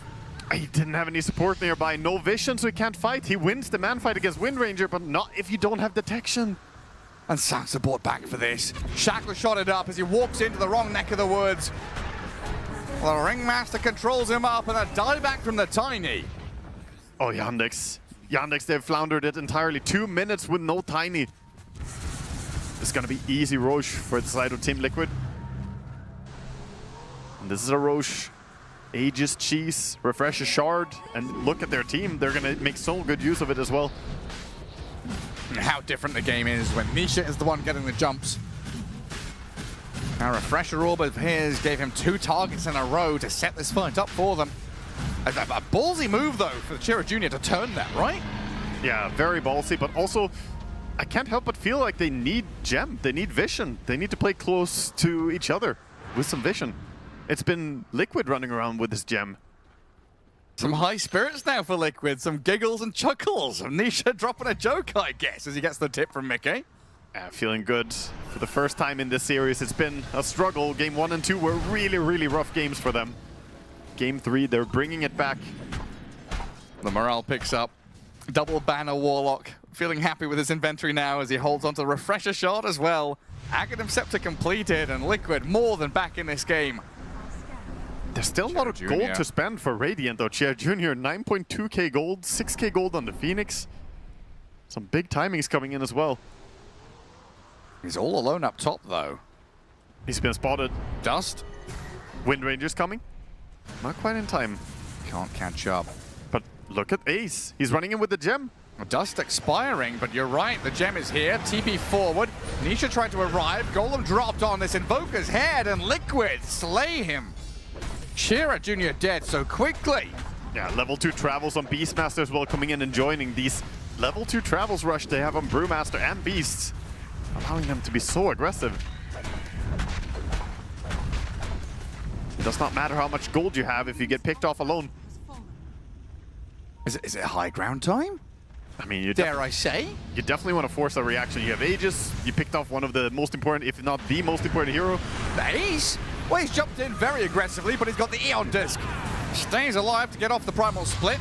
They're onto DM. Shatter shot on 2, catching them out. 3 caught up in the stuns. 2 dead. And they have to buy back Yandex in their base. They're being shredded by Liquid. Dive in from DM, trying to catch up to a target. The box is there, though, to buy time and save Mickey. Forced to low ground, got out of danger.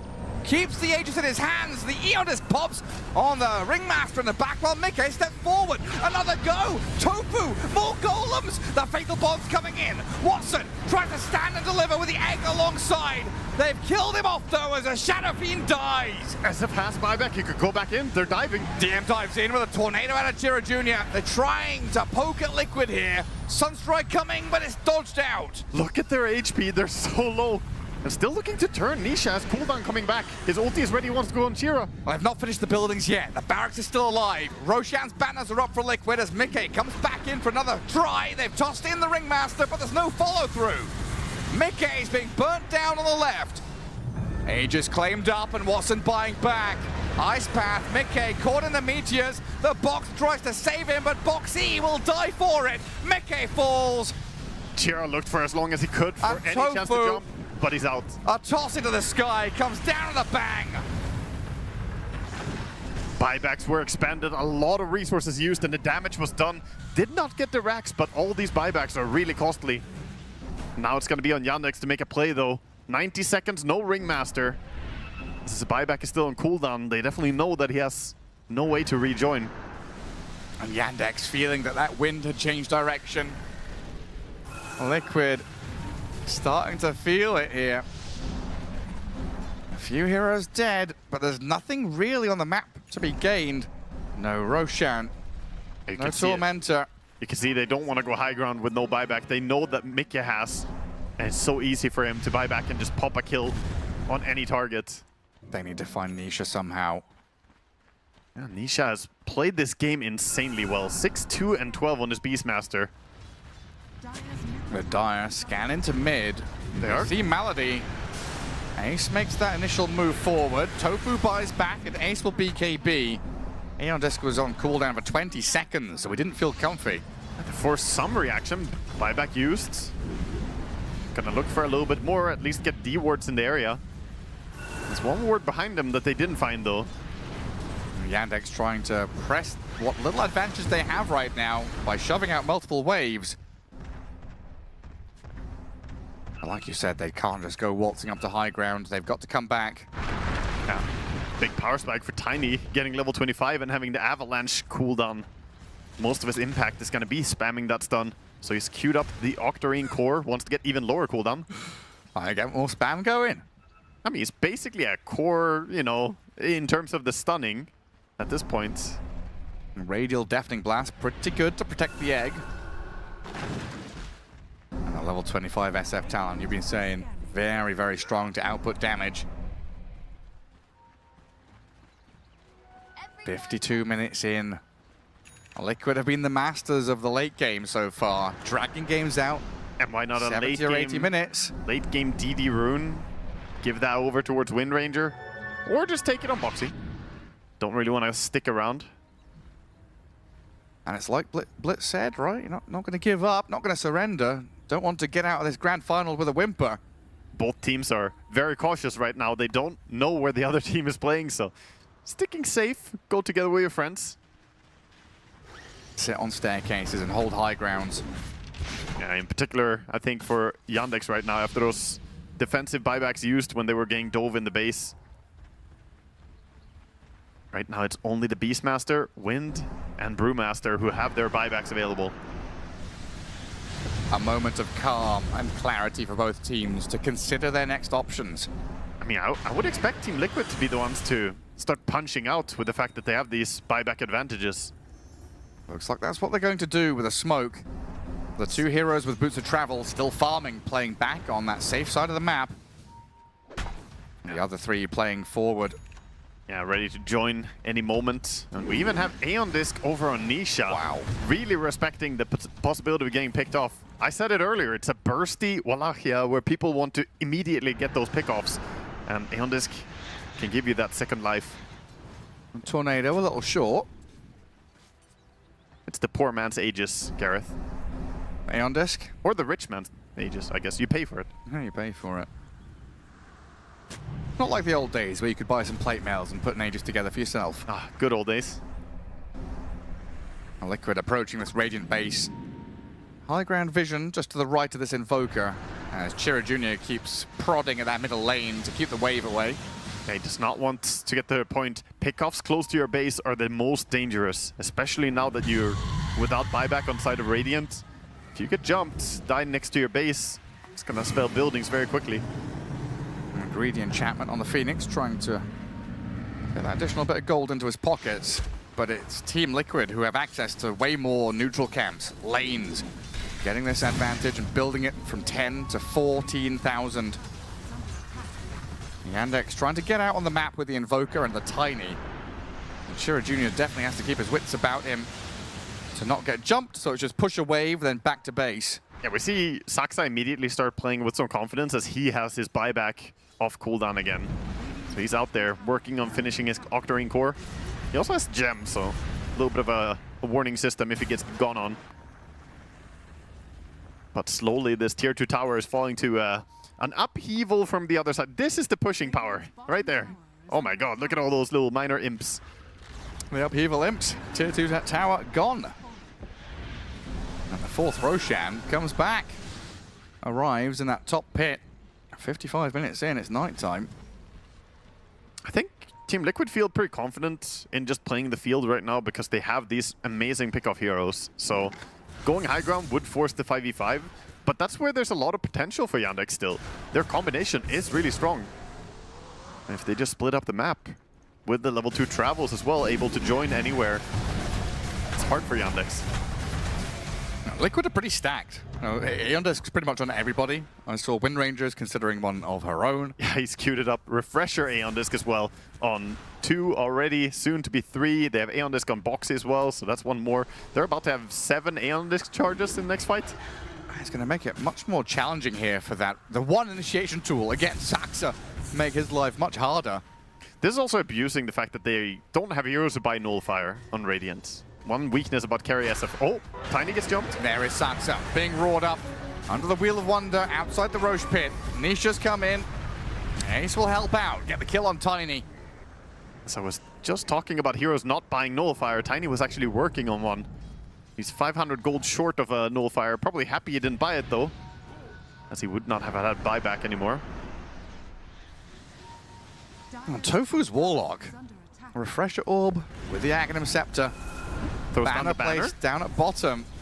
And do we just drop some rocks on his tower? I mean, he could, but at this point, I think he can just hold it, wait for someone to come up for the banner. For now, it's the Forge Spirits. They're doing a good job. Yeah, not quite enough to kill it off. And now the Imps are sent forward with the Gale Force, making Malady a little irritated. Liquid just with his chip damage, soft push onto tier 3. Trying to force Yandex to do something. And now we drop the Golems. And the Primal Split. Meteors come to try and clear wave, but there's banner and protection. Low commitment push. A glyph up from the Radiant. It protects the tier 3 tower for now, but a roar forward on the Phoenix. Lincoln's came late, but they protected him still. The box comes out, saving up Nisha, but Aeon Disc is popped as the tier 3 drops. Barracks are exposed. Just wait for the next round of spells. I don't think they want to refresh for this, because then you're all in committed for the racks and would lose any continuous fight. So just gonna chill for now. Wait out their normal cooldowns coming back. This is a possible moment where Yandex could strike out. As Roche is also up, they would have to be fast if they want to get over there. Yeah, Ace and Mickey already in the pit. And look at Tofu, just sending a little bit of imps, using the upheaval. It's being annoying. First point of contact could be Boxy here. He gets a blink and a Force Staff away. Tofu keeping vision with high ground wards. And Roshan dying pretty swiftly. Aegis for Mickey. And all the goodies picked up by Liquid. All running. Would be running straight through Vision. With the smoke breaking from Ringmaster, it's impossible to just walk in like that. Gonna have to play it safe instead. So Aegis on Wind Ranger. Gonna be big for him to dive next time. He also didn't buy the Aeon Disc still, so maybe this is a chance for him to hold on to the gold, maybe go for some other item. He queues up the Satanic now, as Aegis basically gives the defensive purpose of the Aeon Disc. Oh, Liquid hitting their second wind at this point. Having those long games in that previous series, getting a little bit tired, bloodshot eyes, but now 25k to the good here in game 3. Yeah, I bet none of these players are strangers to a full day of Dota. You know, that's basically every day for most of them. Just get ready for it. You've got to keep focused though. Saxa trying to break free of Ace, getting chased by the Primal Split. Wheel of Wonder zones them out, but Supernova comes in. Nisha trying to focus down the egg, but the Cataclysm keeps them out. Yandex spend a bunch of spells to protect their Tiny, and Liquid still have this ability if they want to play forward, but they don't have vision. They can't see where Yandex are sitting. Huh? Gotta be pretty happy getting the first egg forced. Only one available now with the refresher. So many tools, so many ultis in the next fight. It's so hard to keep track of Lincoln's Aeon Discs, all the ultis, all the BKBs. We can see it. We know Liquid in a good spot here. I mean, with 7 refreshers, it can be cataclysmic more than just one way. Slowly though from Liquid. Not gonna rush up high ground. Brewmaster pivots up the top to push out lane. Even the threat of like... They come out with their base. Even the threat of Ringmaster just catching someone. He has the Refresher and Hex. Of course, the Refresher Shard. Could hold someone in place for a long time. They want to try and find this Brewmaster. Maybe expecting someone sat behind Ace as they go the long way around. Aeon Disc. Wrapping. BKB Refresher for this Brew. They saw him. Toss up in towards Watson. First Aeon Disc used. Nullifier comes in, but Ace got off the BKB and he'll run back. Shira Jr. doesn't want to keep going. Yeah, with the gem, you could see Invoker easily juke and blink to safety. It's a minor win, but if you can't make something happen before the Aeon Disc comes back, they're just safely getting to farm it. And speaking of, farming the tier 5 items. Yeah, bit of Scoutaclysm. See what's going. The Scoutaclysm. I gotta figure out where Liquid are hiding. Stygian Desolator over on Nisha. With spell amplification and debuff duration for a longer ulti duration. Oh, he's a monster now. They have a Stygian Deso on Wind Ranger as well, so... I mean, the two of them are rarely gonna go on the same target at the same time anyway. it's not really that much lost value to overlap it. And like Beast wants to go on Phoenix, Wind wants to go on SF. Yeah. Shadow Fiend, what do you reckon? Divine Regalia? Oh, he went with the Book of the Dead. Oh. Really tells you how much these players are valuing having a way to get vision from far away. Get some scouts. The Audacious Book of the Dead. Attack speed and magic damage, but more incoming damage. I mean, 10% more damage taken is definitely a gambit here for Watson, but that damage increase as well. Yeah. It's a bold move. It's a risk he's willing to take. Does not surprise me. It's very Watson playstyle. Minotaur Horn for DM, also pretty cool. Try and keep this Phoenix protected. As Liquid again approaching this bottom lane. Ace has to fall in Sky. He could just drop in all of a sudden. He doesn't have Aeon Disc just yet, though. And Chiro Jr. is out on the map trying to gather up any additional farm he can find. 10,000 gold saved up on this Invoker. He wants buyback and what? What's he saving for? He still hasn't bought his... taking his tier 5 item. Ace? It's a lot of damage from Watson. Making this Brewmaster a little afraid in this Primal Split form. One Brewling remaining as Ace has to pop out. Saved by the box, gets a bit of distance. And the push is pretty fast. Range racks almost fall. The Golems do a good job, but the Ice Path has dealt with them. They're just stacking Lincoln Spheres and protecting SF. They know Liquid want to jump him. He's gonna stay safe for now, but yeah, slowly Liquid are chipping away, working towards any bit of racks. I can't believe, by the way, we are 63 minutes in. Not a single barracks has fallen yet. It's pretty crazy. The amount of times we've approached this bottom and mid lane on opposing sides. It's bizarre. I can't remember seeing a game where no racks was taken at 63 before. It's been very tight. It's been extremely close. We see the teams. We do have 3 Book of the Deads total. The one on Warlock, and then of course Chair Jr. and Watson. Probably the 2 least likely to see it on Radiant, but both of them going for it.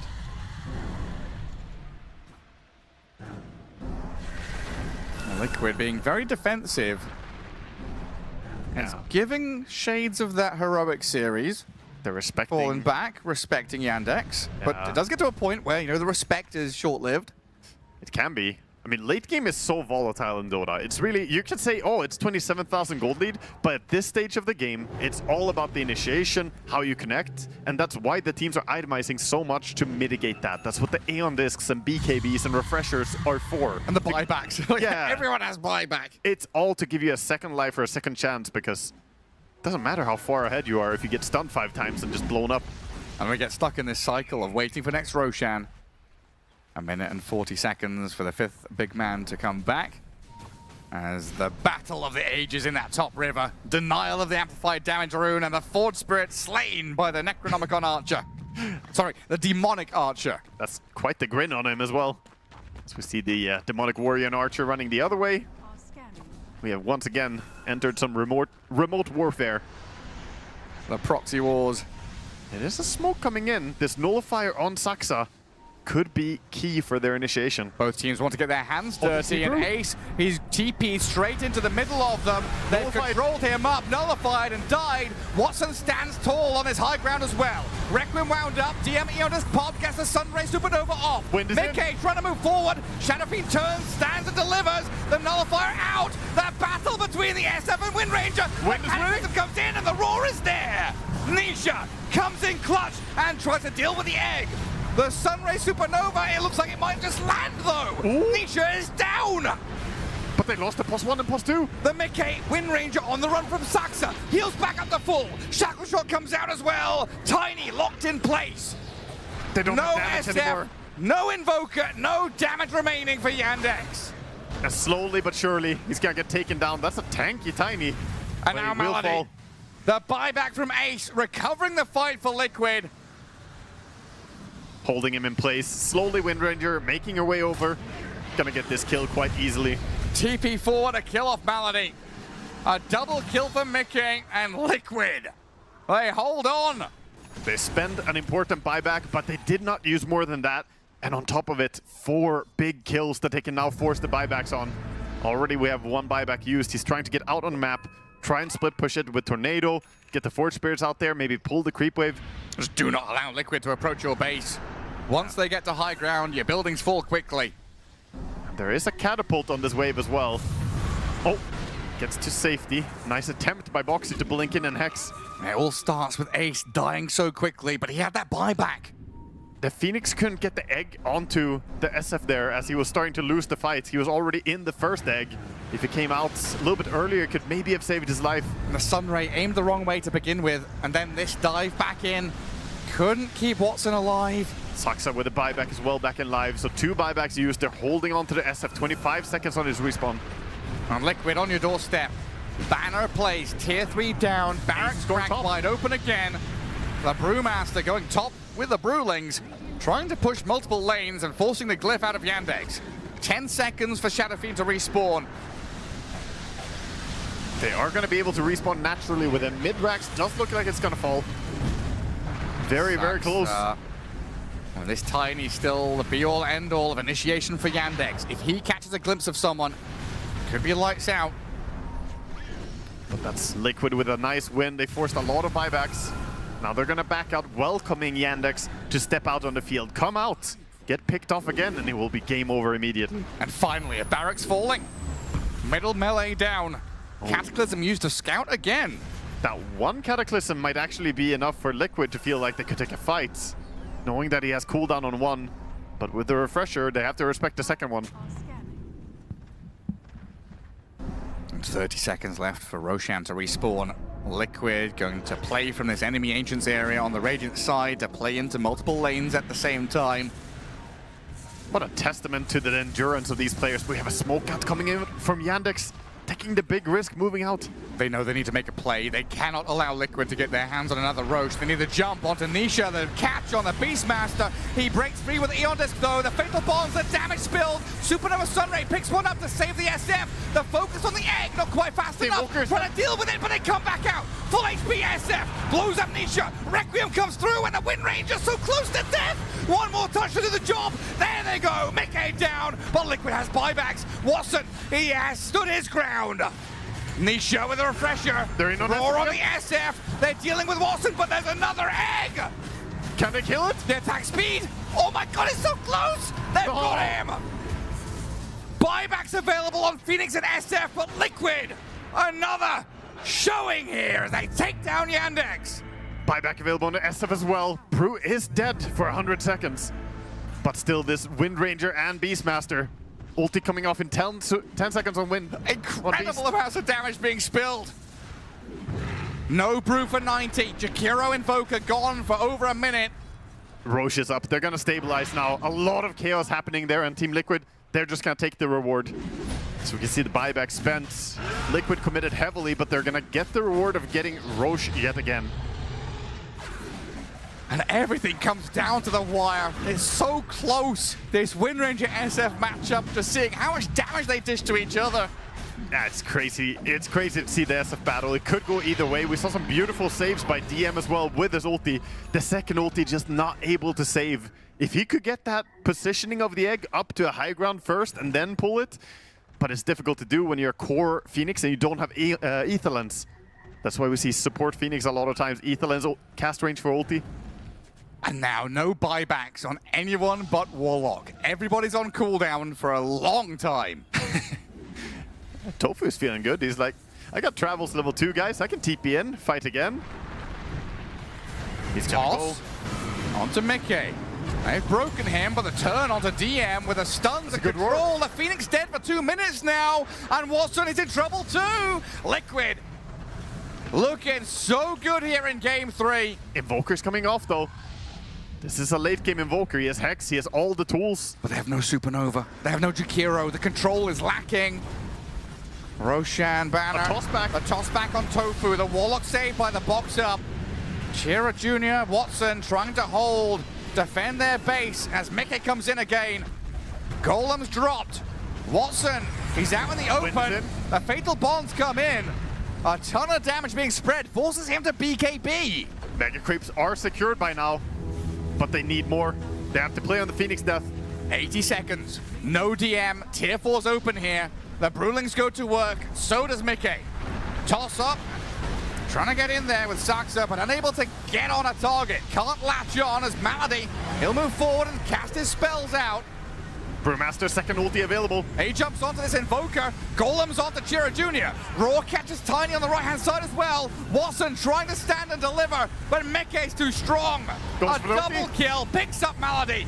Watson can't do it all on his own.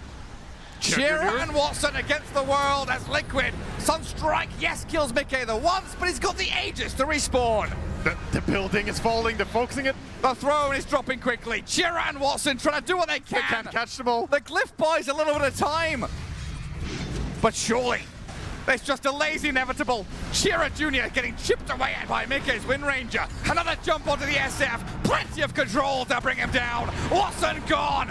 Throne exposed, and Liquid have done what it takes to take game 3. Holy, they had to fight for that game though. That was, look at the boys. Smiles all across, but yeah, look at the hands on the face. Like, God, this is a long day at the office for the boys.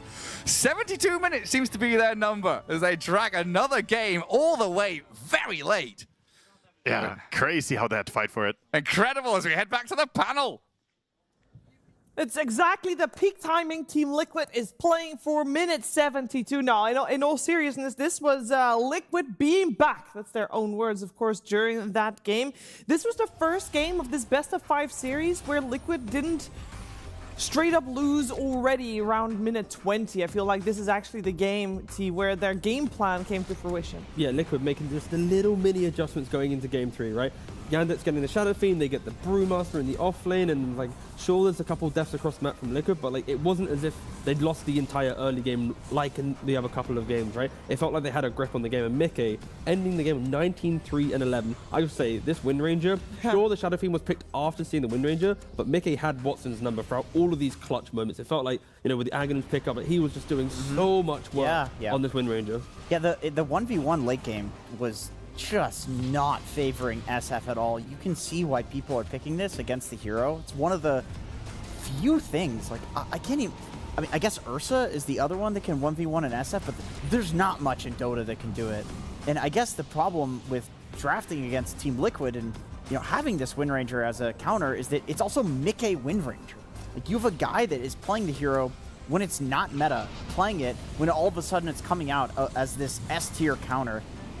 You gotta be careful picking SF now, unless the wind is out. You also have to be careful going 60 more minutes against Team Liquid. Maybe you start going for the Midas, you start going for some techies, start delaying the game. I don't, just kind of what she was saying was like, they got past the 30-minute kind of hump in this game, and it was still kind of bad. I think Yandex was looking really good at the start of the game, and I was a bit worried for Team Liquid, but they kind of found themselves how to take the fights. I think a lot of it, to me, was the Brewmaster. His ability to kind of control the backline in the fight. And I mean, DM's Phoenix, the eggs were going off for the majority of the game, but I think at some point there was too much damage that the team would die. Like, the Shadow Fiend would die even with the egg placed on top of him. It would stun the heroes post the Shadow Fiend, but it didn't really matter. I think it was actually this fight. This is the moment for me with Yandex. I was like, there's so many fights. Maybe it's not this clip, but either way, there was an egg in this position where DM could have maybe saved the Shadow Fiend, it was this. But he wasn't able to. And right now, it's like, this is the moment for me. I'm like, Yandex, you've done it. You're forced to buy back. If you save the Shadow Fiend here, you're gonna probably clutch up the fight. In that one, it was actually, I think it was the Beastmaster Roar. So he roars the SF and it pushes the Phoenix away. So then he can't get the egg, which was really cool. I don't know if it was intentional, but let's assume it is intentional. But the point is, if he saves Shadow Fiend here, the fight's gonna be very, very different. So yeah, unfortunate for Yandex that it wasn't really able to connect there, because they made the moves. Like, Saxo thinking about Octarine and then going, wait a second, I can't agree if I buy Octarine, I need Nullifier. He buys Nullifier. The Nullifier then gives life to the fact that Liquid are all buy on Aeon discs. So Saxo alone is able to give like a second win to Yandex's pick of potential, knowing that he has the gold to fix some of the problems. To be honest, I think that's what makes this game so impressive from the side of Liquid, is that there were so many things on the side of Yandex that they had to be careful about. There was there was 3 Lincoln Spheres, there was a Lotus Orb, there's Satanic from SF, there's the SF ulti, there's the Phoenix save, like, there's the tossbacks, there's all of these dangers in a fight. And still, like, Nisha, I feel like in the last 30 minutes of gameplay here, he was hitting roars on units that had no Lincolns, that were not Lotused, and it was like, you know, on the SF. In this situation, yes, the egg saves because there's like 5 different saves that he has to deal with, but then because Boxy is alive, he forces to the high ground, and then he helps kill the egg. Yeah, I was like, if Boxy doesn't get that additional right click or 2 on the egg, it is going to pop once again, and then it's a whole nother The game's story. over. Like, what happens, right? So, yeah, Boxy clutching up with that final right click. Nisha obviously knowing he needs to kill it. It's just an incredible game. I just want to shout out Nisha's item build. I think, obviously, we can just say the basic, oh, it's good Andisc game because he's scared of getting jumped, but I think his mentality in every fight was he kind of used the Andisc as, if I'm BKB and I have 2.5 seconds to hit the egg, and they can't do anything to me because even though I don't do damage, he does egg damage. So like every single time he would pop his BKB, he would press his the Inner Beast, and he would just kind of kill the egg for 100-0.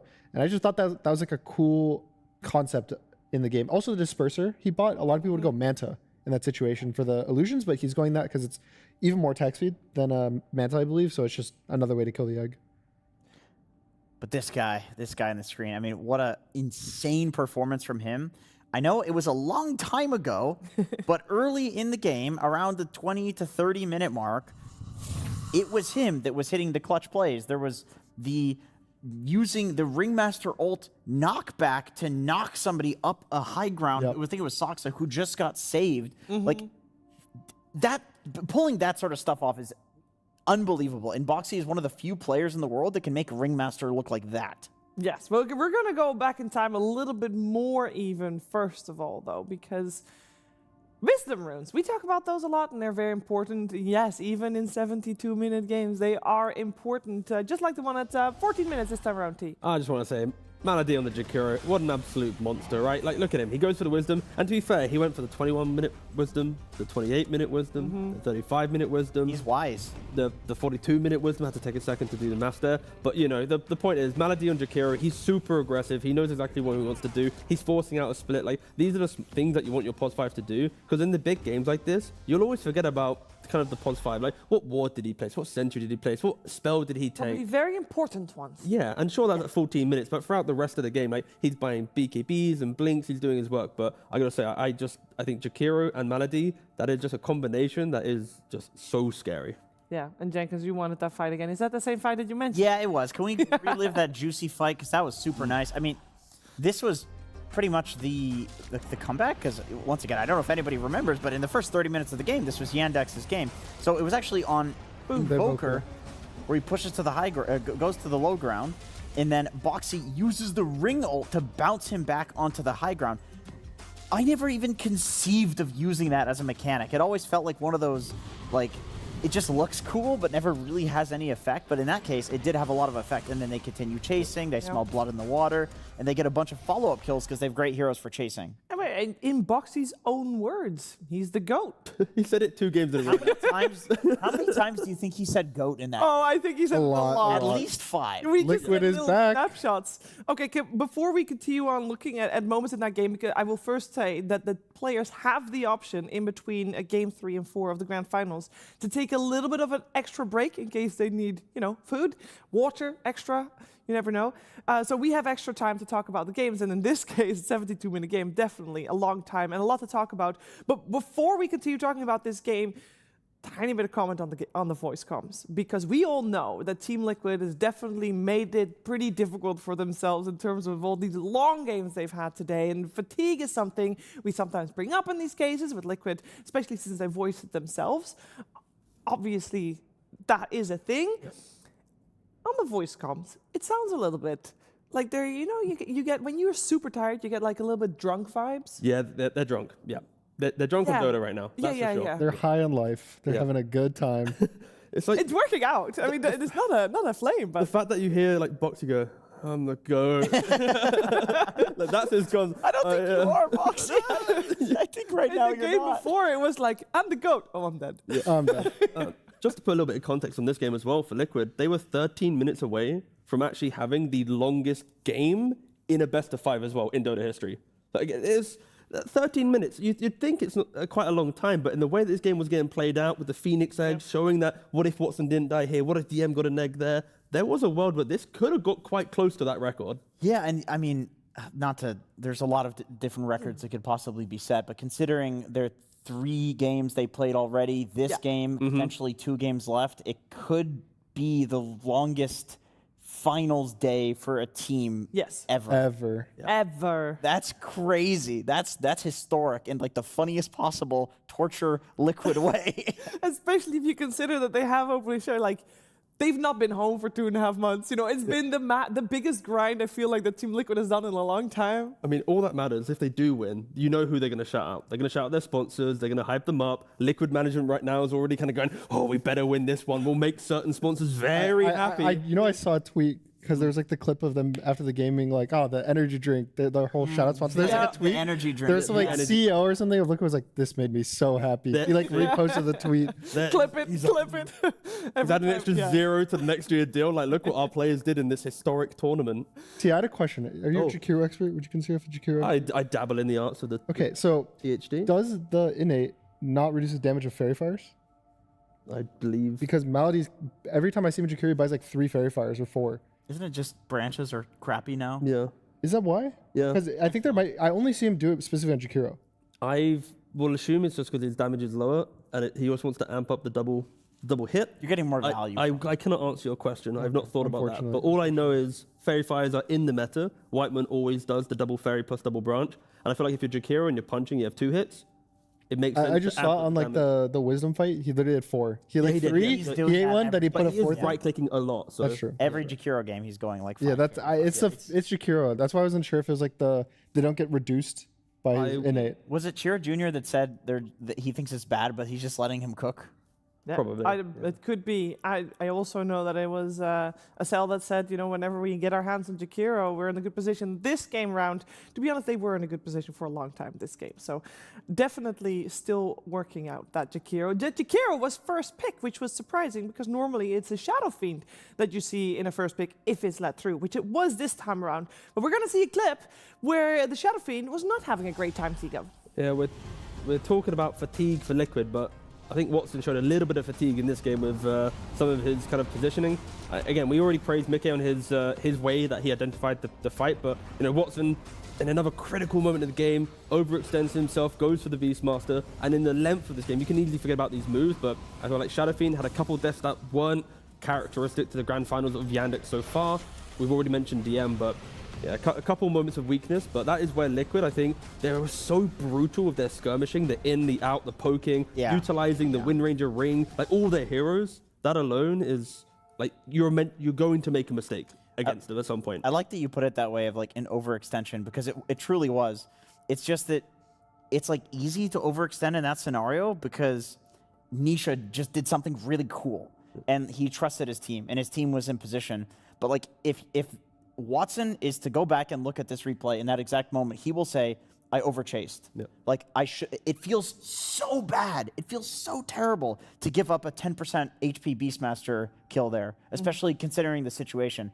But that is the correct play, to just not chase after that moment. And then, you know, if it happened and he killed the Beastmaster in that chase, then it's like a completely different thing because then he doesn't get baited and he gets to walk backwards, play with his team. Yeah. There's like so many small things that happen when you chase. I don't know. It's like such a basic concept for pro players. It's like chasing's bad. Don't chase. Astini used to yell at me. It usually every single scrim. He's like, chasing's bad. I'm not allowed to chase. And he'd show replays. I forget what team it was at the time. There's some team who would always, maybe it was Falcons. They watch their team fight, and every single team fight, they like always walk backwards. Even when they're winning the fight, they like walk enough forward to cast spells, and they walk backwards to make you go fight into them.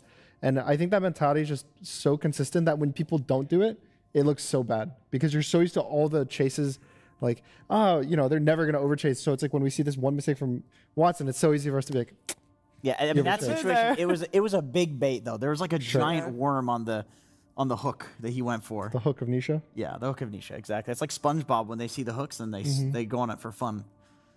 You know the SpongeBob movie, right? You know SpongeBob. Yeah, I do. Isn't it the one where he does the thing in the water? And the Hugh Hefner. Yeah, he gets it. yeah, that's all I know.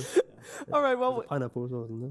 I don't think the Shadow Fiend conversation is done just yet because we saw Wind Ranger picked up before the Shadow Fiend, and this is because it is considered to be one of the few counters that the hero has.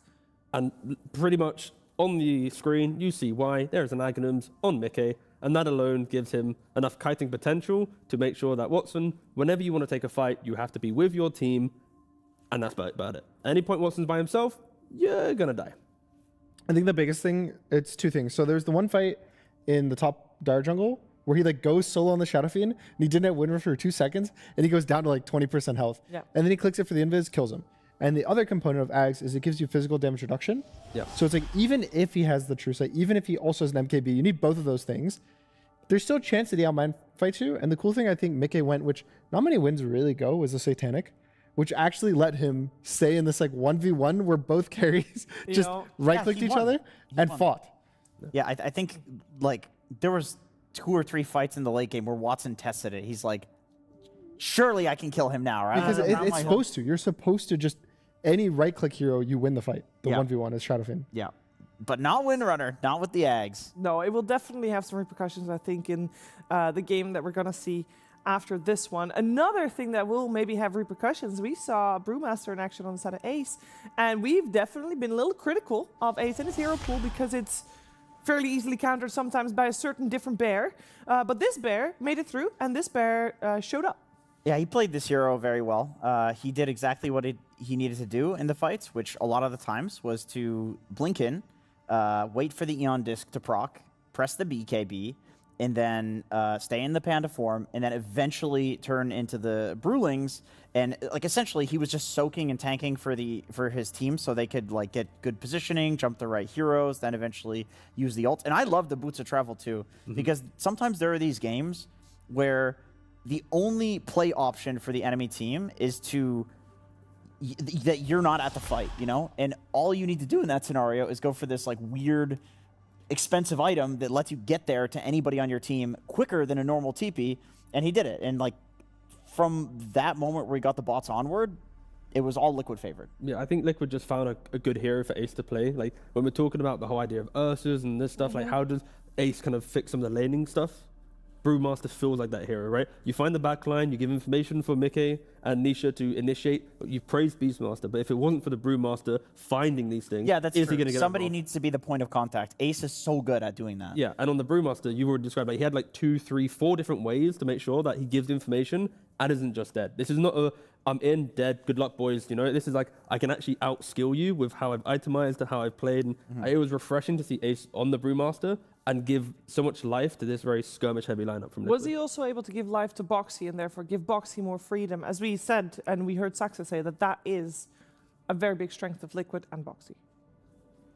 Anyone want to jump on that one, guys? Or I think so. I mean, if you're playing any like backline caster support, whether it's Ringmaster, Skywrath Mage, Rubik, you want somebody to soak the attention of the enemy team.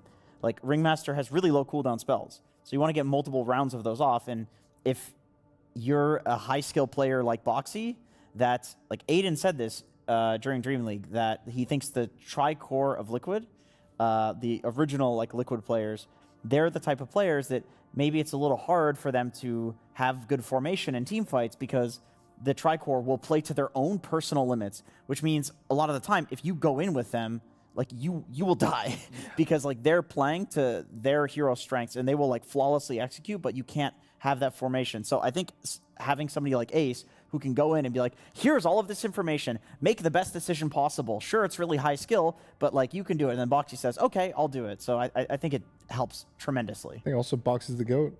He's the GOAT. He's the GOAT. I don't know if he needs help. He's the GOAT. I'm the GOAT. He said it one time very excitedly, though. He did. I also think that there's going to be a lot of voice lines that Team Liquid can use for any possible potential voice packs that are coming out, as we have heard a lot of cool voice lines from the teams. I've got one very important question, and it's something that stands out to me when you have these 72-minute games. And Gunnar, is a question for you, because all right, we saw a clip, one of the clips, I forgot what it was, but it was super late, and we saw both teams with the smoking up. They went to the dire triangle, and this was like 60 minutes, I think, or maybe 65. How do teams, both of them, still have smokes at that time? Because they're super long cooldown, and no one's like, oh, let's save that smoke for 65 minutes. That makes no sense. A lot of the time, late game, basically, the whole game revolves around Roshan at that point, because you want the Aegis and the Banner, are like the two real things from Roche. So you either smoke to fight Roche or you save your smoke. So it's kind of like you only use one smoke every 8 minutes. And then the only time that there would be a potential other smoke was like the downtime between Aegis and the next Roche. So there's like a 3-minute window there. But I think it's mostly, surprisingly, there's less moves late game because every move matters so much that you don't want to do like this one bad move because you just lose. There's stalemates that happen. But there's also like 7 boots of travel too in that game, right? So there is a world where one guy who doesn't need to be smoked, he can just walk in. It's like, oh, it's just one guy. He goes to fog for 2 seconds. Now suddenly the team's in the fight, right? So as the later the game progresses, you're looking at the value of like, Shadow Blades and Boots of 2 and shoving waves constantly. So you're playing more on the fog. You have gems, you're de-warding, so you can play on the trust of, have we walked through this area recently? Can we have the confidence there's no ward here? So there's a lot of layers to it, but yeah, got to be careful. Don't waste your smokes. Even though Boxy did misclick one when he got jumped. That can be very costly. He smoked dust at the top fight when DM saved and then he died to the egg. But then Boxy also put the last click to kill the egg. So he was like, I don't need no smoke because I'm smoking you, sending you to a game 4. The problem with smoke dust is that you can have the smoke in the backpack now. So Yes. Well, do you want to go tell him that, or what? Can you even hotkey the backpack? No, you can't. No. So why would it be in his so it's inventory? in the inventory. Why? It old habits. It is Sure. it is old habits. Yeah, that's true. I actually saw first in a Herald replay that somebody smoked from the backpack, and I will say, in my defense, it was right after they added that. Okay, you're But like, how did he do that? I was like, this guy's hacking. But it's truly It's a mechanic? it's one of the most convenient changes that they've added to What Dota. is the next item you can use from backpack? Observer wards, sentry wards. Dust would be nice. That's OP. Then you're gonna potentially be able to Dust in backpack would be so bad for just like Invis or Shadow Blade. Yeah. I feel like I hate the Invis guys. I guess you can make the same argument for sentries. Like if you could put sentries. Yeah, if you can put sentries, you can put also. What about observers though? Crazy idea. Okay. Every item, but it's like half duration of the active. So if you put in your backpack, you're giving yourself an additional slot, but you know like the 4 staff will only move you half the distance. A BKB will have half the duration. So you're halving its effectiveness because it's in your backpack. You're glimmering, but only for half the duration. I think we'll have to workshop that one. That's a workshop right there. What about like a passive, like And butterfly? it adds to the game. I'm so sorry, guys. That we're gonna workshop that Okay, one. we'll workshop that. We're gonna these are think on this. crazy I'm sure the ideas. teams also have a lot to think about because yes, Team Liquid won, but for the first like 20 to 25 minutes, it was still Yandex that was in the driver's seat of that third game of this series. So a lot to think about, a lot to adapt potentially for an upcoming Game 4 of this Best of 5 Grand Finals for PGL Wallachia Season 7. Hey, on you, right side, tiny. Yeah, I couldn't get off at 5 or something. Yeah. But I don't know if we I'm were killing now. info is dying. It was dying. Info Big egg from them. I'm killing SF too. I'm killing SF. I'm running. SF dying. SF dead. Info 1 HP here, right side. This board really low. Boxy, kill him. Getting egg. I need mana. I put in cheese. Can we fight still, guys? I can buy. Tiny on me. I need 2 seconds of cheese. I kill. I'm healing you, Mickey. I'm healing you. I cheese. Is Brew okay? Yeah, I'm coming to you. Kill. I think I'm 5 for good.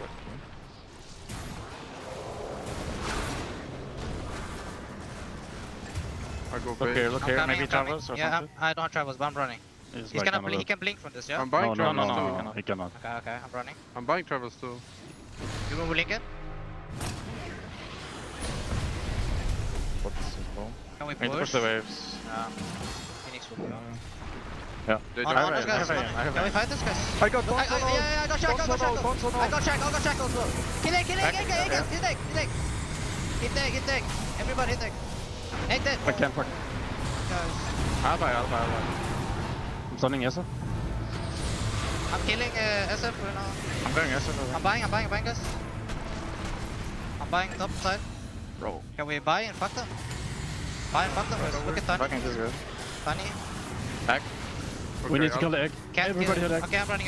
Hitting egg. Egg dead. They're both dead. Dead. Careful buybacks. Careful buybacks. They have no buyback. They only have buyback on the guys that I'm not typing right now. SF has. SF and that's it. And Phoenix. Oh shit. I got super macro part. The new breakthrough, an innovative phone with 1xBet app. With 1xBet app, you can register and start betting in just one click. intuitive interface, and thousands of sports events every day. User-friendly app.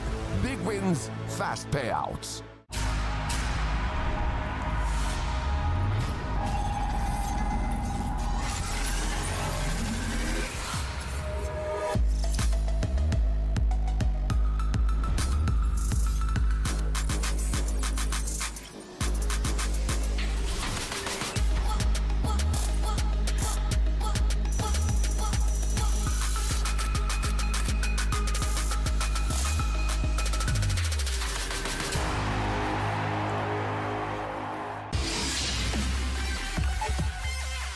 The human body was built to move. Not trapped at a desk in one singular posture for 12 hours a day. It's time your chair evolved. This is Secret Lab Titan Evo. Ergonomically engineered for you. Gamers, hybrid workers, artists. Backing your every move.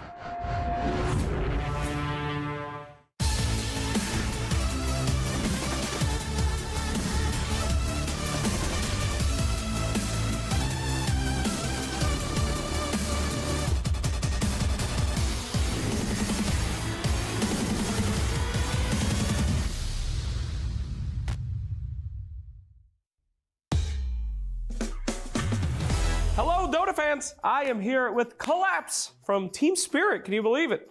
Whitemon from Tundra, Mr. Nisha. Hi. Today we'll be playing a very simple game. I'm going to describe some heroes with some very long descriptions. You have to say who it is, all right? Easy. That's easy. There's like 5 heroes in Dota. Jakiro, Warlock, SF. That's it. All right, number 1.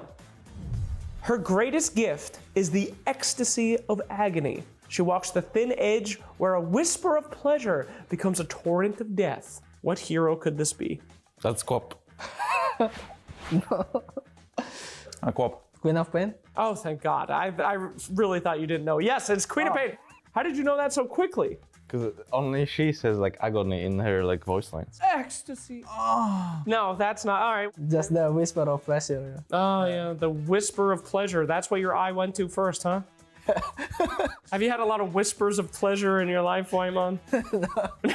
I'm so sorry. Let's move on then. Okay, here we go. A librarian of the dark arts, whose greatest trick is making the heavens fall, only to find that the demon within is his only friend. Who's probably this? Oracle? Need you to take a deep breath and really think about this one, all right? He's got a book and a demon. Probably a Warlock. Book and demon. A shadow demon? Okay, really deep breath. I want you to meditate here. Take a few seconds. Okay, this has to be Warlock. Did I play the hero?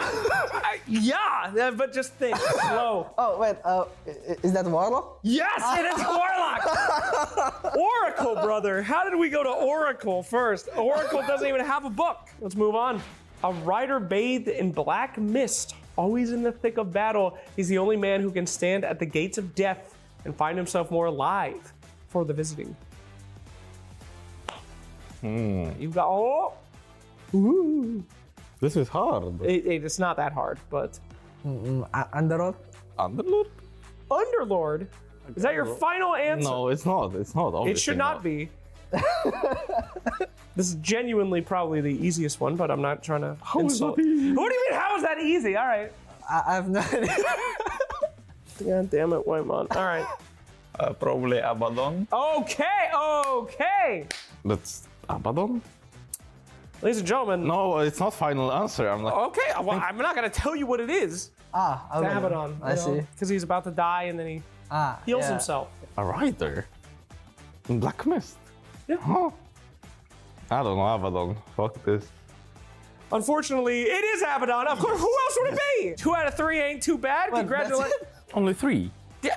You want more? Going. No, we're done. Thank you so much.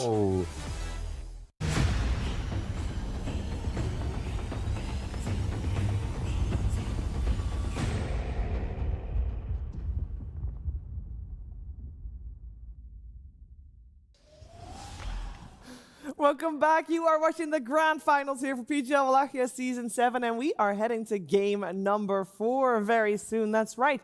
Yandex is still on match point. They're 2-1 for Liquid right now. We're going to find out if Yandex can take that championship or if Team Liquid will have a good chance of a reverse sweep. They will look to take down a game number 2. Well, their game number 2, that is. Game number 4 in total. Minute 72. Of course, they're playing for the late game. No, I want to talk about how Liquid's going to address their early game, because all 3 games so far have been similar for those first 20 minutes. We often talk, Jenkins, about the flow chart, about how teams should be playing, like at the Roche, get the Tormentor, you know, doing all that. Yandex is doing that every single game, and they get away with it. Shiver, I would like to completely ignore your question and raise my own point, which is That's that... great Let's hear paneling. it. That's really good paneling. I Let's believe... hear it. It better be good. I no believe... pressure. What do you believe? That I believe... What do you believe? This is very confusing to me. In this. I understand how but do you believe in what you're about to say? I understand how Americans feel. Do you believe it, though? American politicians, especially. Hey, you're focused on the important stuff. Come What on. is it? I believe that Team Yandex picked for fun in that game. Okay. Okay, guys, get him off the panel. Let me Get him explain. off. Let me explain. Yeah. CJ, a.k.a. Chira Jr., a.k.a. soon-to-be Chira Sr., said in an interview, oh, guys, I won this series with my favorite hero, Invoker.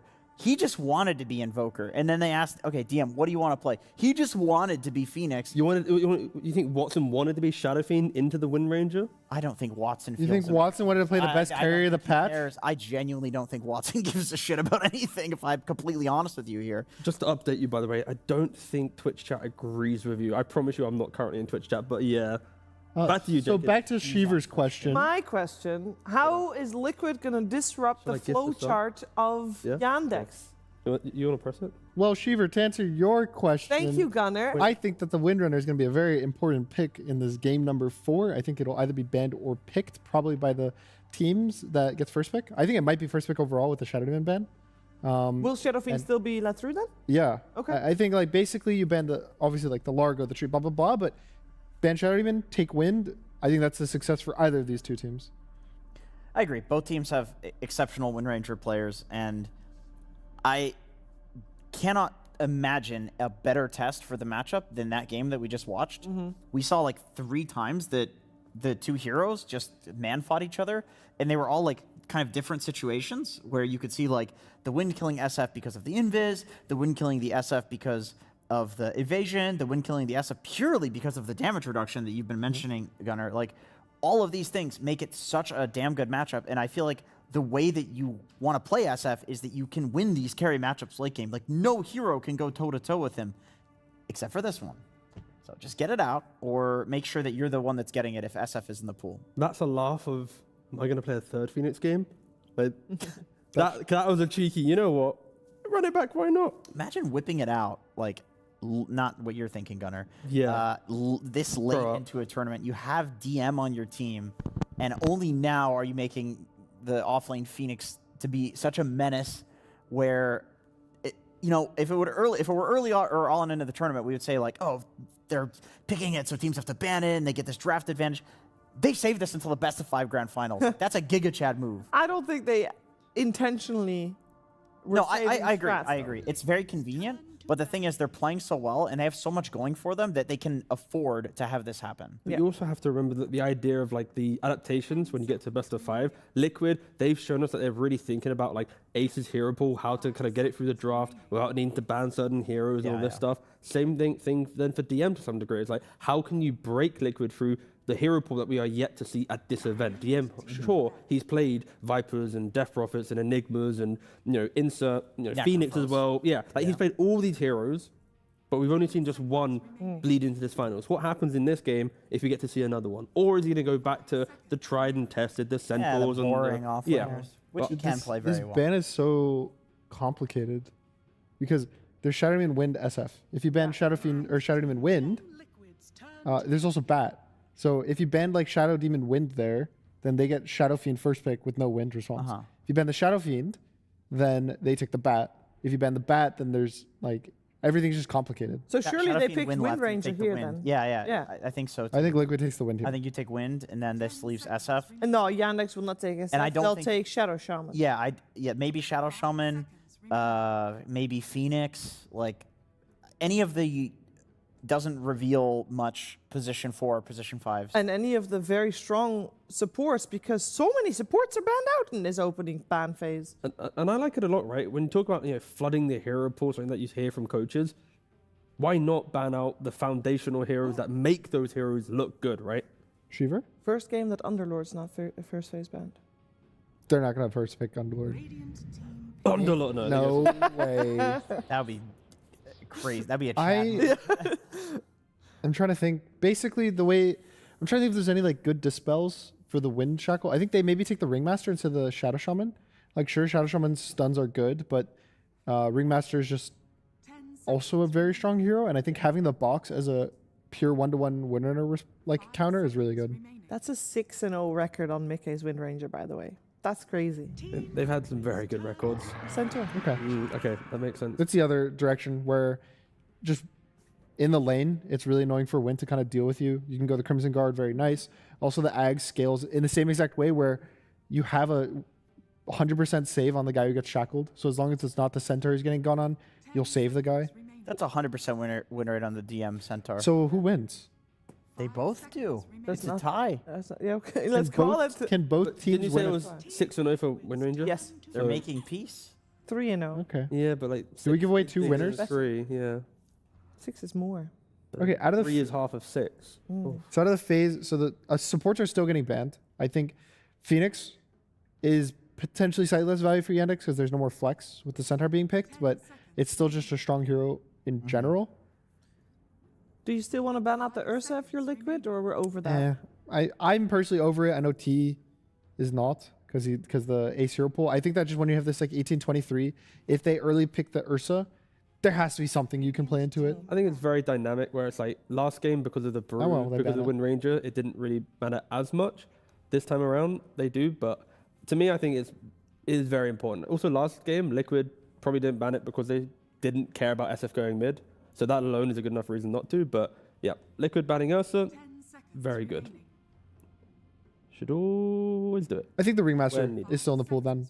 You take the Ringmaster on Yandex, ban Tiny. I guess you could take the Tiny too. It's looked very good in their games. I just think the Ringmaster is like such a solid hero for the draft. I would prefer they ban the Tiny, take it. I agree. It's looked really good in this series. And I think part of why it has looked really good in the series is because obviously the meta changes within a best of 5. You have these, Wind Ranger picks into SF and potential swapping of SF to mid. Maybe Wind Ranger could be a position 4, position 5, whatever. Basically, the meta is shifting, and like within this series, Ring has looked good in both of the games that it's been played in. So has Tiny, by the way. Tiny's looked great. That's a big one too. Both teams should think about that. I mean, Tiny Centaur's very strong.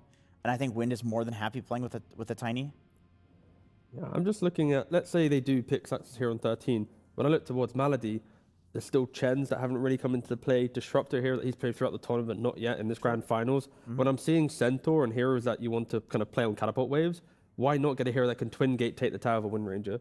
Like, she's kind of weak in the early game. Like, don't forget last time, she's good in lane, and then rotations she can struggle, just to be very clear. And that's what they did. They rotated on her, but again, they scaled through it. Ooh. I did not anticipate the Oracle. It is a 1-to-1 save. Your guy gets shackled. What did you say? Previous game. If they pick Wind, they can now pick Shadow Fiend Tide. Is that still something they might want to do? Or not? If you can pick Shadow Fiend and Wind Ranger, too much power. I do. They had a similar draft with that where it was a Lina mid, but they kind of had like the 2 artilleries, and that looked really good. I think the difference was, I believe Liquid was second pick in the last game. Yeah. So it kind of changes up what they require for the drafting order. Right now, I think you want to set up for your 18 to be really strong, which would be probably you take Ace Hero plus the 5. Or 4, I guess. Or Tiny's like a flex, I guess, which kind of like fits the like position 5 support. But you just take Ace's Hero and you want to set up for like some Nisha, some Mickey, some whatever it is on 18 to be very, very strong. I mean, honestly, I don't mind just running back the Brew. I like the Underlord. They played a very similar lane. It was Underlord versus Oracle. But why do they need to pick that now? Whilst like picking 5 position, you get to see more information, and then you get like the best hero. Why would you sacrifice him now by holding like Tofu's pick position? Because not many supports are in the pool, so you actually get to pick something. You're not going to just pick some OP blind hero, and when you pick it later, you actually got to pick like some specialized 23 for the game, because they'll actually see the position 4. When you take like Ace's hero is realistically not going to change that much, and since there's no Ursa in the pool, he can't get countered like too hard, and there's an Oracle 5. Like anytime I see Oracles or IOs or something like that, it just gives you like a free. Okay, they did think. Okay, well they just sure. The reason why I was hesitant to hype up the Ace part is like there's still other options for Watson to play that can be quite damning to weaker offlaners. Like there's still Medusa arguments, and there's Morphlings and Lunas and all this stuff, right? That can play into it, but they just run back the Nisha Tinker. Also, if you're having such a long day of Dota, right? If you're playing this much, what is wrong with them? Do you want to play Tinker? I am full agreement. I don't even mean because Tinker plays long games. I just mean more like mechanically. Rearm, click laser, rearm, blink. Like, is there a world where in scrims they practice both the mid and support Tinker, and they wanted to like start using this in their drafts, and we just haven't seen the support Tinker yet? I mean, Insania did it when he was on the team. I have been seeing Tinker in top level pubs, but it old school. You have the Marches healing, you buy auras, so it is a possibility with Oracle Centaur, very kind of passive heroes. Have they even picked Tinker before today? No. They played 2 Tinkers so far today. And, they lost both, but they lost one against BetBoom this morning. So it must have been they didn't play a Tinker in the grand final so far, did they? Am I already forgotten that? I think they did. I believe they did. They lost like game 2 against BB, and they lost game 1 against. Yeah, it's the first game. It was the first Imagine game. losing with Tinker twice in a day, And then you pick just on run it back. You run it back on 3 times the charm. That's crazy. You know, they are going to go up against a Puck. I believe they've had Tinker banned against them in the tournament, but coming into today, this was like the ta-da, we're going to lose with Tinker. He just woke up today and he's like, Today's Tinker. Today's scientist. Yeah. And there's a Muerta. That is a Muerta coming out for Yandex. It's Flex. Flex. Yep. Yes. Now what does... This is a weird pick for Liquid. I'm trying to... Is there some ace hero that seems like just super good versus the Muerta? Okay, I know I say it a lot, and it's not getting picked, but Queen of Pain. Brood Mother. Oh, okay. Oh, that would like it. I don't think that hero is that bad that it's unpickable. No, it's good. It should be played more. I think that when you see heroes like the Oracle, the Puck, the Muerta, these heroes are so bad into the super Brood. punishable. Yeah. You have 2 bans to protect it. But can you Brood Tinker? Yeah, why not? Yeah. What do you run Tinker Sup? Yeah. No. No.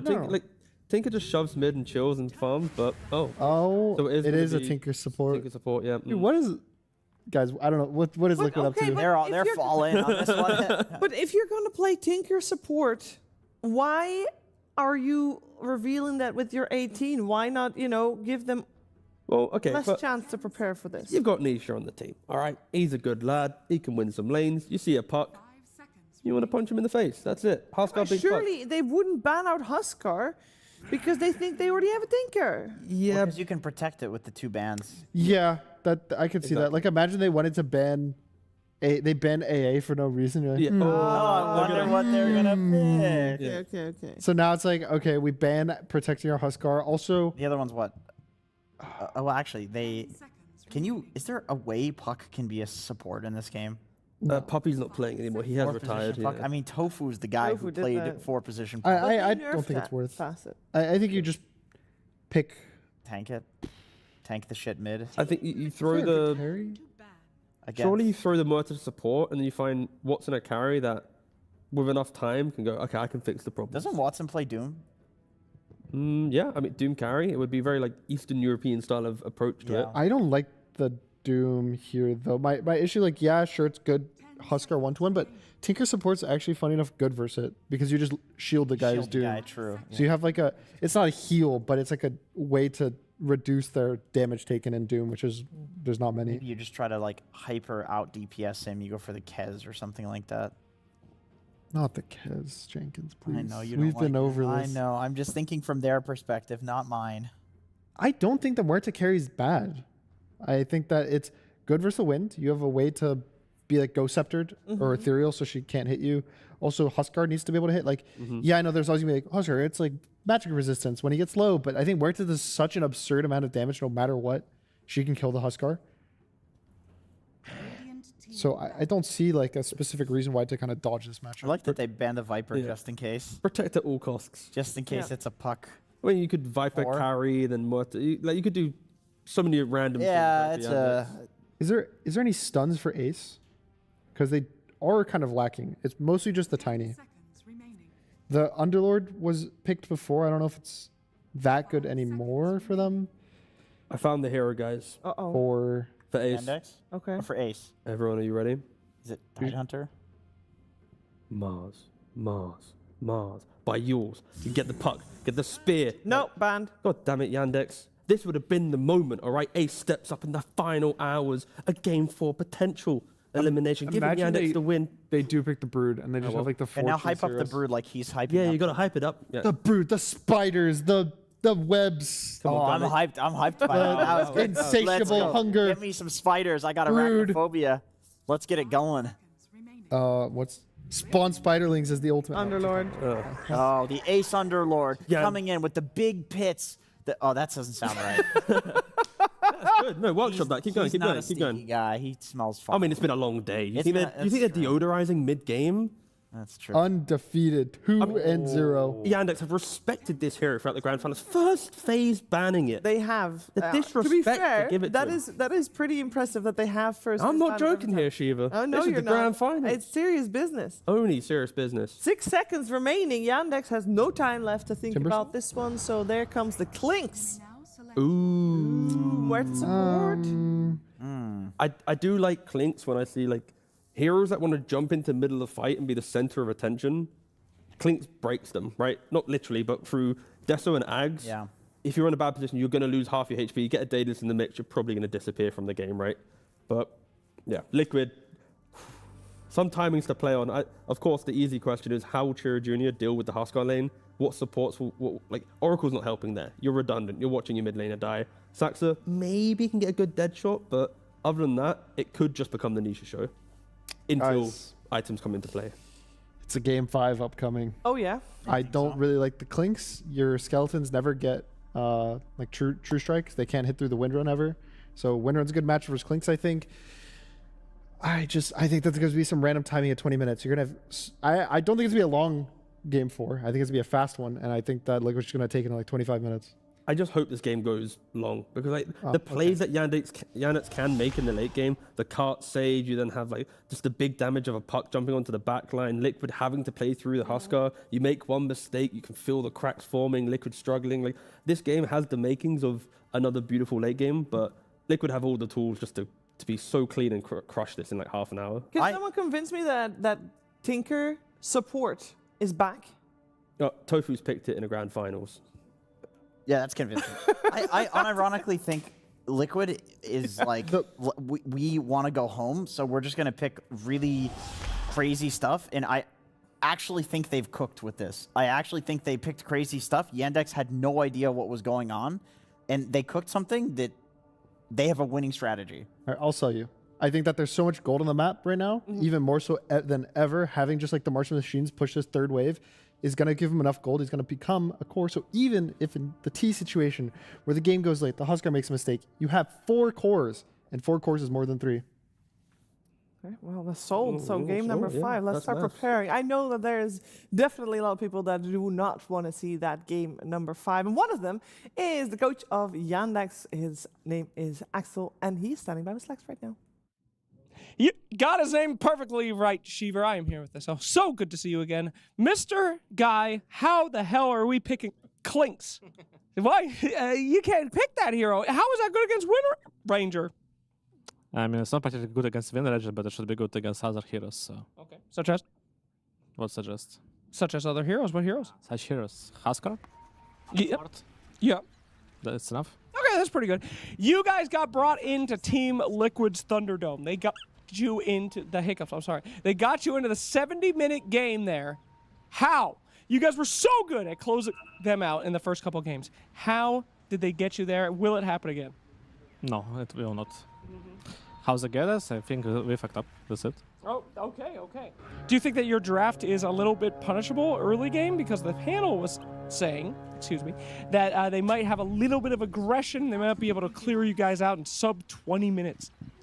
Yes, we have an idea what we will do with it. You will see. I'm not sure it's going to work out, but I hope. We never tried it before, but let's see. Okay, all right. Well, we will keep spoilers and hopefully see it in the game. Thank you guys so much. Let's get into the game. Liquid were down but not out, managing to roll their death-saving throws and get themselves into another game here in the grand final as they pull out something magical, some cooking going on in the draft for themselves. But Axel, they're the Yandex coach, saying they're also trying something. Yeah, I mean, both these teams are bringing very new stuff we haven't seen that much of here coming out. And already we saw something we haven't seen much as well in the tiny move. Boxy snuck all the way around, stole one of the bounty runes, so getting them a little advantage from the start. Oh, very nice early on. And we'll see our lane set up here as Saxa also lurking around the mid lane to help out Chira Jr. against this Nisha Huskar. And puck against Huskar, not fun. So they're adding a little bit of touch of help from this Muerta to Deadshot and get some chip damage onto Nisha. I also have this high ground observer ward to keep tabs on him too. Oh, that's dangerous though. The Huskar gets his level 2. You gotta be careful not to stay too close to him. And then Malady down bottom has also been shoved away from the lane as this Tiny and Underlord, two tanky boys, even into double-ranged heroes, can get on top of them. Yeah, boots first on Malady, so he's going to be able to keep his distance. But yeah, Saxa is committing to mid. Just straight dual laning. Double lane mid. He's even staying and taking experience as well. So, well, this is helping the puck get some nice start. It is going to hurt his experience gain too. That's something we're not seeing for a long time, but you used to be an expert at this back in the day. We had the Crystal Maiden anti-mage lanes as we lose DM because of this.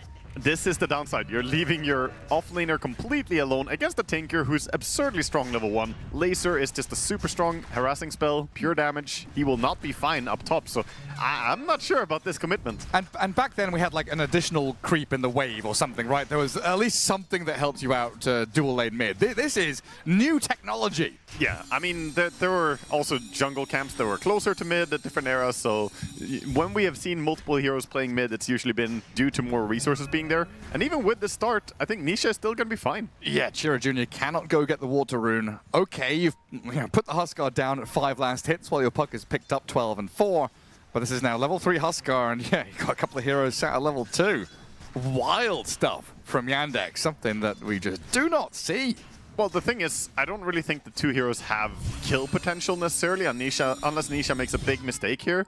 So it's going to be difficult for him to do more than bother his CS. And with the HP regen coming out from 2 points of Berserker's Blood, I think it's a lot of resources invested for having a level 2 Centaur offlane who's just struggling.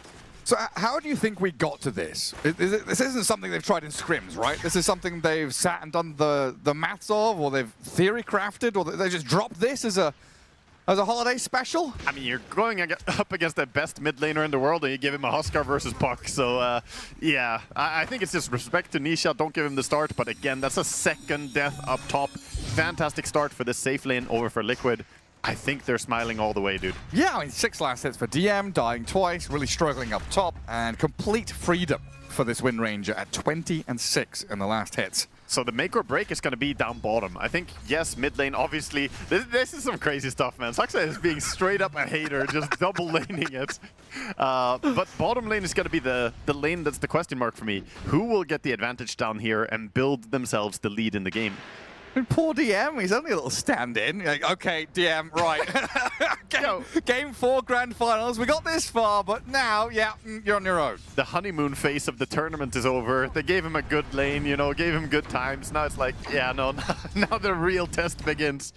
This is his trial period, you know. If he passes this test... Maybe he looked at Saxa wrong, but they do get the water rune here for the Muerta. Nisha actually surviving, pops his regen with that wand, get themselves a killing spree for Tofu as the Tinker comes in. And Chira Jr. also having to disengage now. Well, dodge that final burning spear, but not easy here for Yandex. 3-0 start for Liquid. Gets himself to safety over on the puck, but Nisha is back in control on the mid lane. Tofu's like, oh, I want to get involved in this. Yeah. Dual lane mid, why not? I'm a tinker. Yeah, with this start as well, it's going to be difficult for the Centaur to have the pressure he wants against Windranger. Typically a good matchup, but when you're set back in gold and experience, it's hard. It's like the equivalent of a goalkeeper coming up for a corner kick. You're trying to figure out what's going on, left the goal wide open. Now, Saxamu's bottom, though, trying to shift the aggression into one of the side lanes. Ace getting dud-shotted, blood grenaded, the burning arrows coming through. But they don't have any more stuns or slows, so they require the calling and the catch-up of Saxa there to get into position and finish the job. And this is a nice move coming down bottom. They have a huge creep wave as well. Experience that Underlord would like to get, so Boxy wants to pull the creeps, but going close is dangerous. It is. I mean, we've got 4 ranged heroes across the board for Yandex. They miss out the dead shot, though, so Boxy able to skip back behind his tier 2. Yeah, he's gonna respawn and TP back in. Ultimately, Underlord will be able to farm most of this. I mean, we've been praising teams through this tournament of playing fast. Heroic, Liquid, very adept at speeding up the game, playing into these lanes very quickly to find kills, accelerate, and look for advantages. But this Yandex side, all of a sudden, shifting into 6th gear. Yeah, I mean, it's hyper roaming Murta, essentially. This is a playstyle that has been pretty dead for a long time, especially starting out by just laning mid. Especially for ranged heroes. Yeah. We used to have Earth Spirit, Tiny, Clockwork, roaming. DM.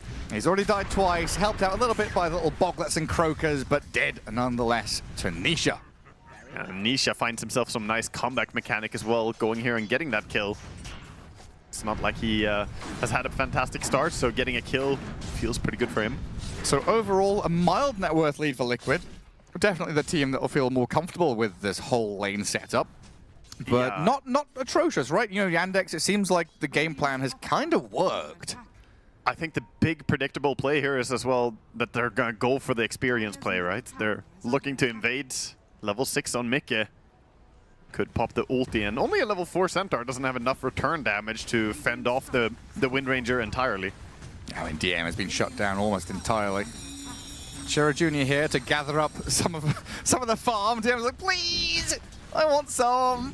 Yeah, solo experience? No, you share with Shira Jr. now. What's yours is mine. And Shira Jr. sat near the Wisdom Shrine, actually jaunts behind Liquid there. Down bottom. Get to safety. Well, you're right. Nisha and Ace get themselves the other shrine, so double for Liquid. Gonna get themselves the double and feel pretty good about that and run away. So a little bit awkward for the Yandex squad. And Puck simultaneously working on getting level 6, but this is the negative downside to putting 2 heroes against the Huskar. Yeah. You took a lot of EXP from your mid. Only now did Puck hit level 6.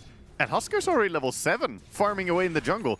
So if your intention is to shut down the Huskar, you might inadvertently shut down your mid laner by leeching.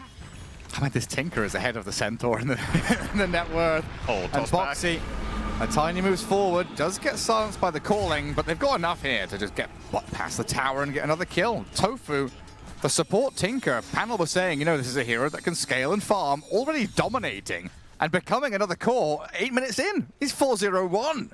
Yeah, he's rushing towards Holy Locket as well, which is common for the support Tinker build. I have seen this quite a bit as well. Tiga was talking how he's seen this a lot. And, it's been brewing. I'm not sure if it's finally cooked, you know, if it's done, but Tofu, brave enough to try it out. Might have to put it back if it's raw. We'll see how it goes.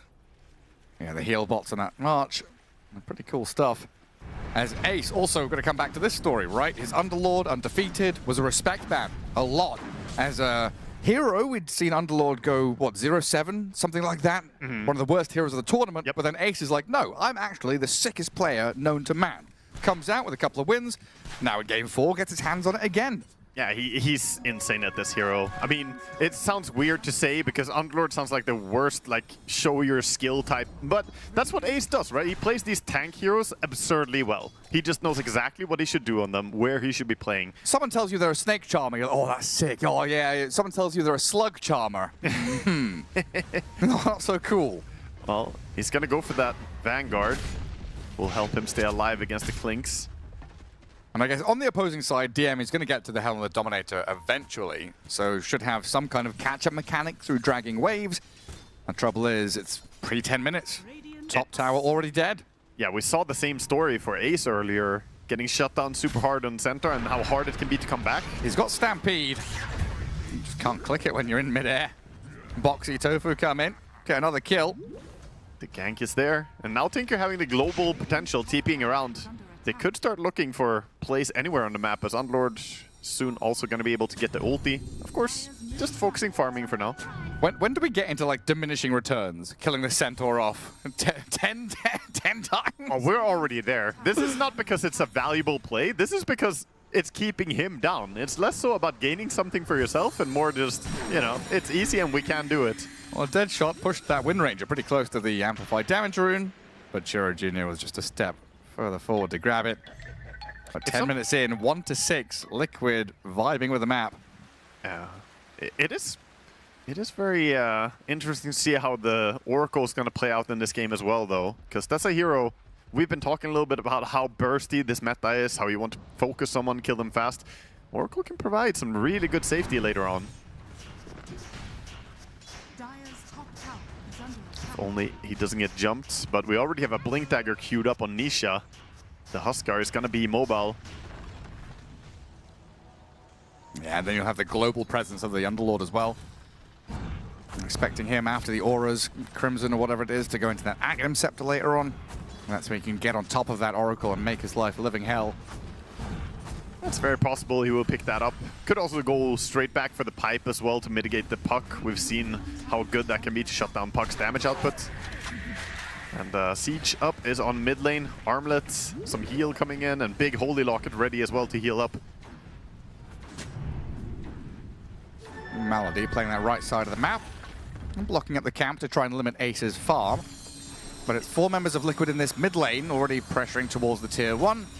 Nisha with that armlet just steps forward, gives it the clicks, as it seems like Yandex bringing a couple of heroes over to defend. We'll hold on to it for now. That's a lot of heroes for Liquid, and they don't end up getting the tower immediately, respecting the potential catch of a coil, multiple heroes just swarming around them. Centaur ulti is always a little bit intimidating. Oh, DM's laughing now. He's, oh, yes. Oh, I've got so much farm to gather up. I can get levels, use my home creep, get something done on the map. And to be honest, he's only 1,000 gold behind that Underlord. Yeah, he's not too far behind. He can start working his way back. He's definitely done everything he can in this game so far. The downside is just that a lot of Centaurs want to take over and be number 1, number 2 in farm. He is now behind and has to work on the back foot. That's difficult on a hero who wants to frontline. Yeah, especially when it was picked first, right, to deal with the Wind Ranger in that kind of matchup in the lane. And then all of the utility from that gets shut down. Sanx is going to find a courier snipe there as Mikael will lose out on the gloves. That means no Maelstrom for a minute. Delays his damage a little bit, his farm rate. Both teams pretty happy to just play the farming game for now. Tofu is starting to use the map as well, playing on Tinker. Also quite easy for him to get around and put down wards. Having that global TP around. Well, I think we've talked about everyone but the Clinks now. Watson on this hero, the last pick from Yandex. The coach saying, you know, maybe not necessarily a good hero against Wind Ranger, but can be very good against the Huskar, the Underlord. Watson has his Desolator ready now, and it's a hero we've seen pop off. It's good power spike. Get the Deso. He's queuing up the Dragonlance. Can only expect him to get the Shard at 15 as well. Liquid looking to pick up the pace, though, playing into the Clinks' lane. 3 smoked and moving forward. It's going to be protected by Malady, who walks into everyone. Just walk into the Oracle, snipe him down and let the Clink slip away. And then transfer their energy onto that tier 1. Keeps Clink safe at least, but they're not really getting a split push for a different tower right now. They're starting to siege mid with Saxa. But that's going to be defended by Tofu as well. So annoying playing into this Tinker. Maxed out March. Very good at zoning out any kind of push. Clearing the wave, gathering up his own farm. And difficult to dive. Don't want to go walking into his March of the Machines. Getting some nice help though. This mid tower is going to take a lot of damage. Glyph on cooldown. Tiny does not have a blink yet, but Saxa is low. He's going to walk in. Avalanche toss. Some good damage in towards them, but the heals already being stacked up by the Oracle. And Boxy, he's just going to deny the tower. The knockout punch. Too strong, 150 damage. It's quite a lot for a little support. Easy last hit. It feels like DM right back in the game. Had a very awkward phase in the first 10 minutes, but now more than recovered. in the most recent 4. The smoke from Yandex, putting them in position here to contest enemy Ancients.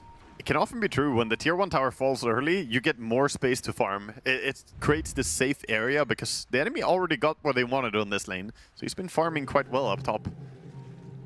He is going to lose his Dominator creep to the Huskar, who kills it quite fast, of course, having Blink Dagger now. Oh, I thought Yandex were going invading there.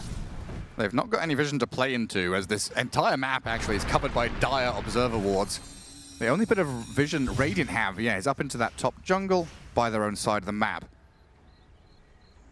Yeah, I mean, would be nice for them to get some value out of the coil. The Witchblade is also ready, ganking towards the Wind Ranger, but it's difficult to get out there when all the time lanes are being pushed out by Tinker sitting somewhere, Tiny just spamming toss. They're using their supports as a shield on the side of Team Liquid. That's good. That's what supports should do. Protect the course. Bodyguard. I mean, they get to farm. It's a good deal. It's a very symbiotic relationship. Yeah, farm and die. And then let me survive. Well, Saxa, level 7, going to hold out on top. But Liquid, we're seeing their timing start to hit here. Holy Locker and Pavis on the Tinker, Crimson on the Underlord. This is where the Illusion Rune and Dominator can be nice, though. You can actually push the tower even if Tinker is here clearing out creep waves. You can wrap around, try and root them out. Mickey going to start off on DM Centaur. Little dead shot pushed back by Saxa. As Boxy going to avalanche toss the puck illusion. Try and clear out this wave and defend the tower. As Yandex, they've brought 4 heroes up here. Liquid with just the 3. Huskar isn't too far away, but he's under Radiant Vision, so Yandex know exactly what's going on in this area. He blinked to safety, he's gonna stay fine for now. Nisha not going too aggressive this game, but working on Assange. Very key item for Huskar to get that extra bit of regen, stay a little bit higher HP. And the siege is being held at bay quite effectively by the 2 supports, while Wind Ranger keeps farming. And if you do bring all your numbers top, 4 heroes here committed to this zone, that means Liquid are being able to farm back. Build up this lead to about 3k now. We might see an onboard ulti immediately. He has Crimson Guard ready. Still not easy to break this tower. Yeah, March of the Machines, Boxy, bodying, defending back against the puck. And Yandex, looks like there's no intention to bring the Clinks in here, so Nisha makes the jump. Stampede disengaged. Pretty isolated. There's a Fiend's Gate coming in. They've silenced the Underlord, so no control until now. Sax are going to break free with Pierce the Veil. And Liquid responding to Yandex's move here with all 5 members joining in. That's a good defense in the end, but I mean, the tower does drop to the creeps and nobody really died. So Clinks happily farming away, has the shard. I have to say it's a minor win for Yandex as we see him in the jungle.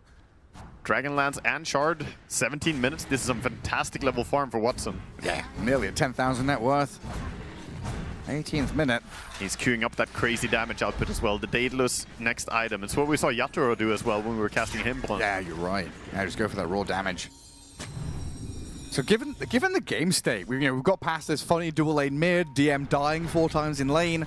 We're back to just a normal game of Dota, aren't we? It's 18 minutes in, we're looking at Roshan, Tormentor, the jump on the Wind Ranger with a coil there. Mickey, where's the backup? He needs team to come help him. Boxy will arrive with the avalanche toss. Mickey still alive. 3-man pit, trying to catch them up. Saxa drops. There's the Huskar, though, dropping low, turning and fighting into DM. Watson tries to finish it, but the toggle from Nisha stays alive!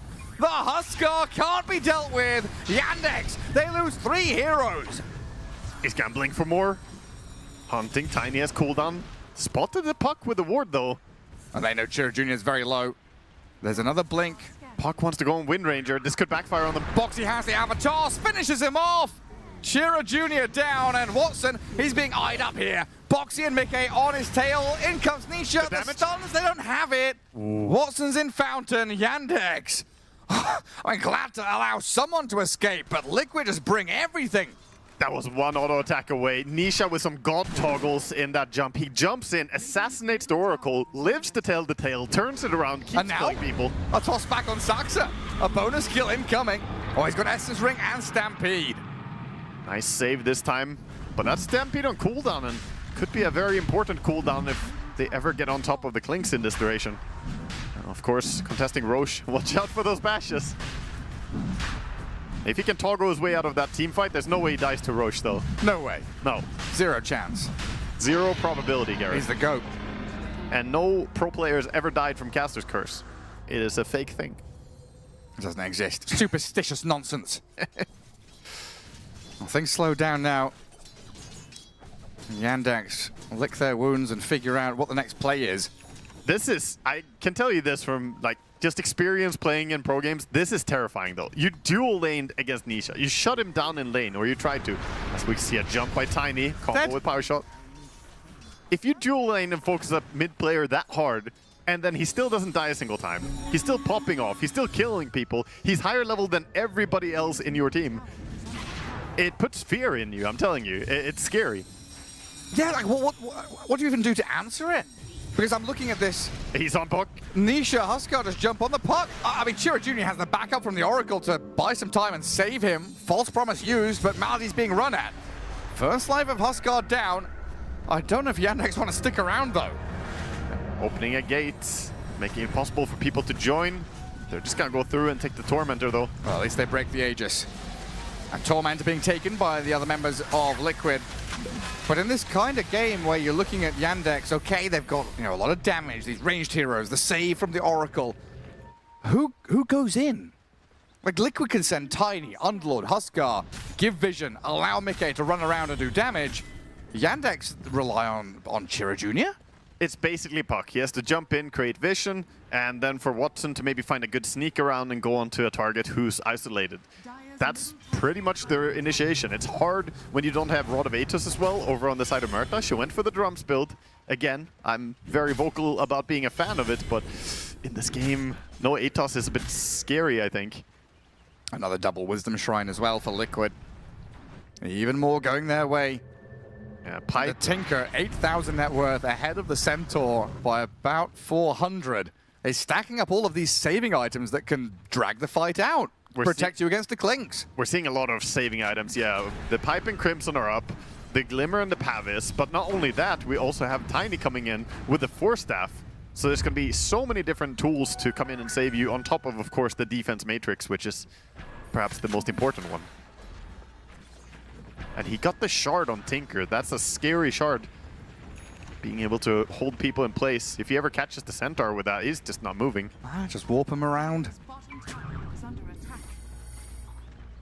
Liquid pivoting down to bottom now. Chira Jr. trying to farm out this bottom right-hand corner, but was playing under a dire ward for a long time. And they're moving. Blink. Oh, this puck might just die. Power shot scouts. In comes Boxy. Avalanche toss. Catches Oracle. Has to save himself. False promise. Used up while Puck does TP out. He kills the range creep. He does what he can before dying. Managed to at least get some gold. Job well done. Puck survives. Yeah. Puck didn't really get caught fully there. The shackle didn't connect. But again, they're onto DM now. Ace hiding behind a tree. And dips into the fog. 1-13 after how the first two games went. This is crazy to see how much it has flipped. 7k lead at 23 minutes. Just the change in expectations, right? Because there's a certain flow to the game. You're expecting your items to hit a certain timing. Or if you do get shut down, it's okay, catch-up mode. But with all the little knobs and levers that have been pulled and pushed and twisted here by Liquid and Yandex, you don't have this same idea of where the game is heading, what the next move is going to be. There's just so much chaos, so much fluctuation in what's actually happening. All right, I'm gonna go on a theory here. So the Clinks pick, I think might backfire a little bit here, because a big part of what makes Clinks so good is he sneaks up and kills some support. Okay, as we see a support game gone on. Yeah, Warp Flare. Push back he's in. just gonna die. He's dipped alone. He's gone. They don't know him. Who is he? Not affiliated with that poor Murta. Clinks will struggle in this game because there's no easy kills on Liquid. Their supports are first of all quite tanky. The Tinker farms a lot across the map, and Tiny is just a very durable hero to begin with. And then you have Underlord who can always reinforce. So who is Clinks gonna feed on? Because he usually requires some sustenance, something to eat, Gareth. He needs calcium. But there's none. All we see is Maladich dying.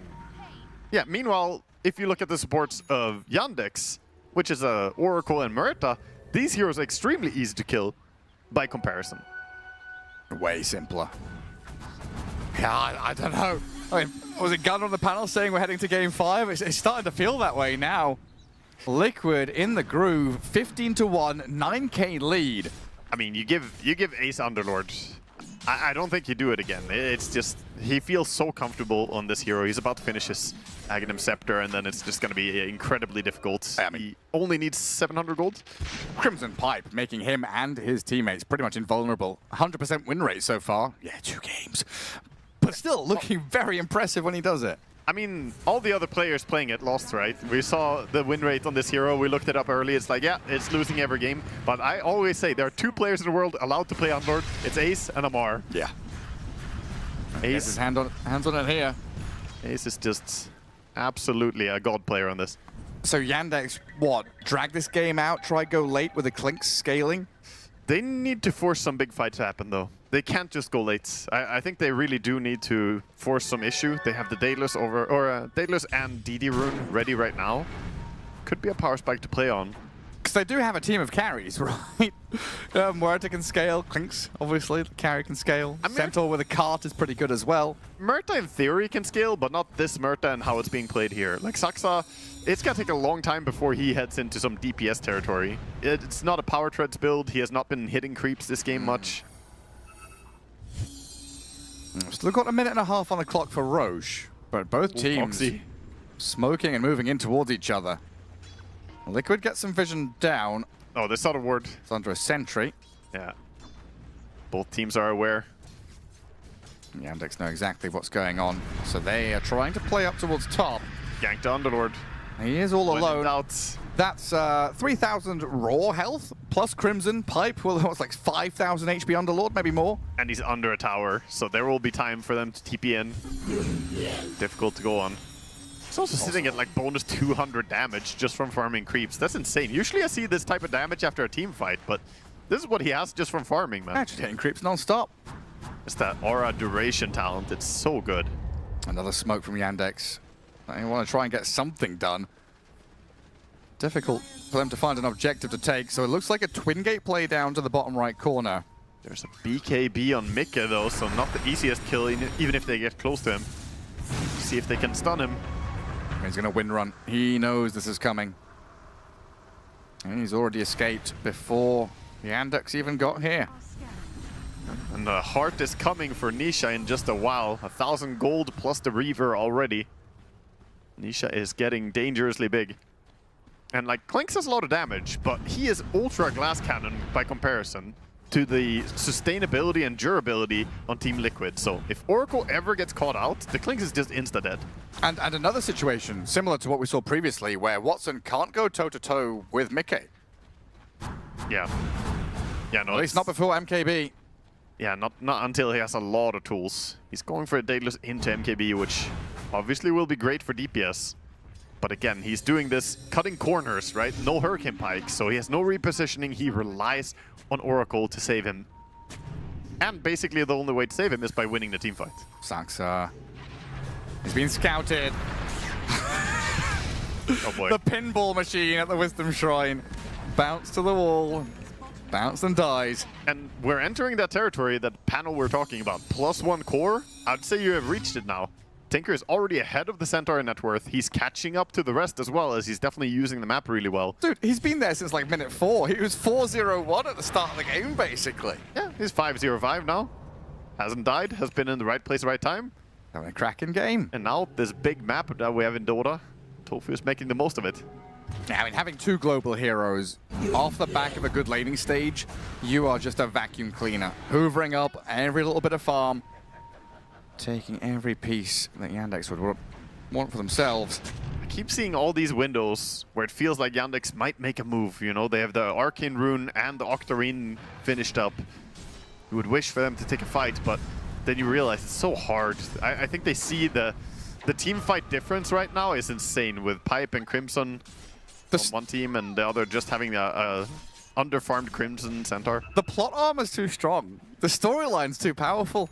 Liquid going through these long games against Heroic, in our lower bracket against BetBoom, now into this grand final. You know, they've had 70-minute games. Oracle. And he's going to get jumped here with that Aghanim Scepter Underlord and a jump from Boxy.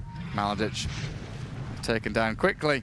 It's also just how Wallachia finals should go, Gareth. This to 5? Is, yes, this is what this is tradition. It absolutely is. I'm sorry. No, but seriously, we have to have this conversation again about the notoriety of Team Liquid. Because, okay, this was a bit of a wonky draft, but you definitely sense the fear of Yandex, knowing that the game's slipping away from them, but not being able to find purchase on the map. There's no traction here. Liquid are literally just too slippery. Ooh, trying to catch the puck, but he's gonna be fine. Quick phase shift there from Chira. But it's another Roshan and Aegis for Nisha. How much of it is even respect for Team Liquid in this game, and how much of it was respect for Nisha? Because that double lane mid was some heavy investment that basically put them in a guaranteed, we're not going to run over the game early, we're going to go late, and as we head late, I think Team Liquid's draft is enjoying the map much more. It's all of those things, but it's in addition, Liquid's ability to outplay people and find these avenues, find the goes. You know, Boxy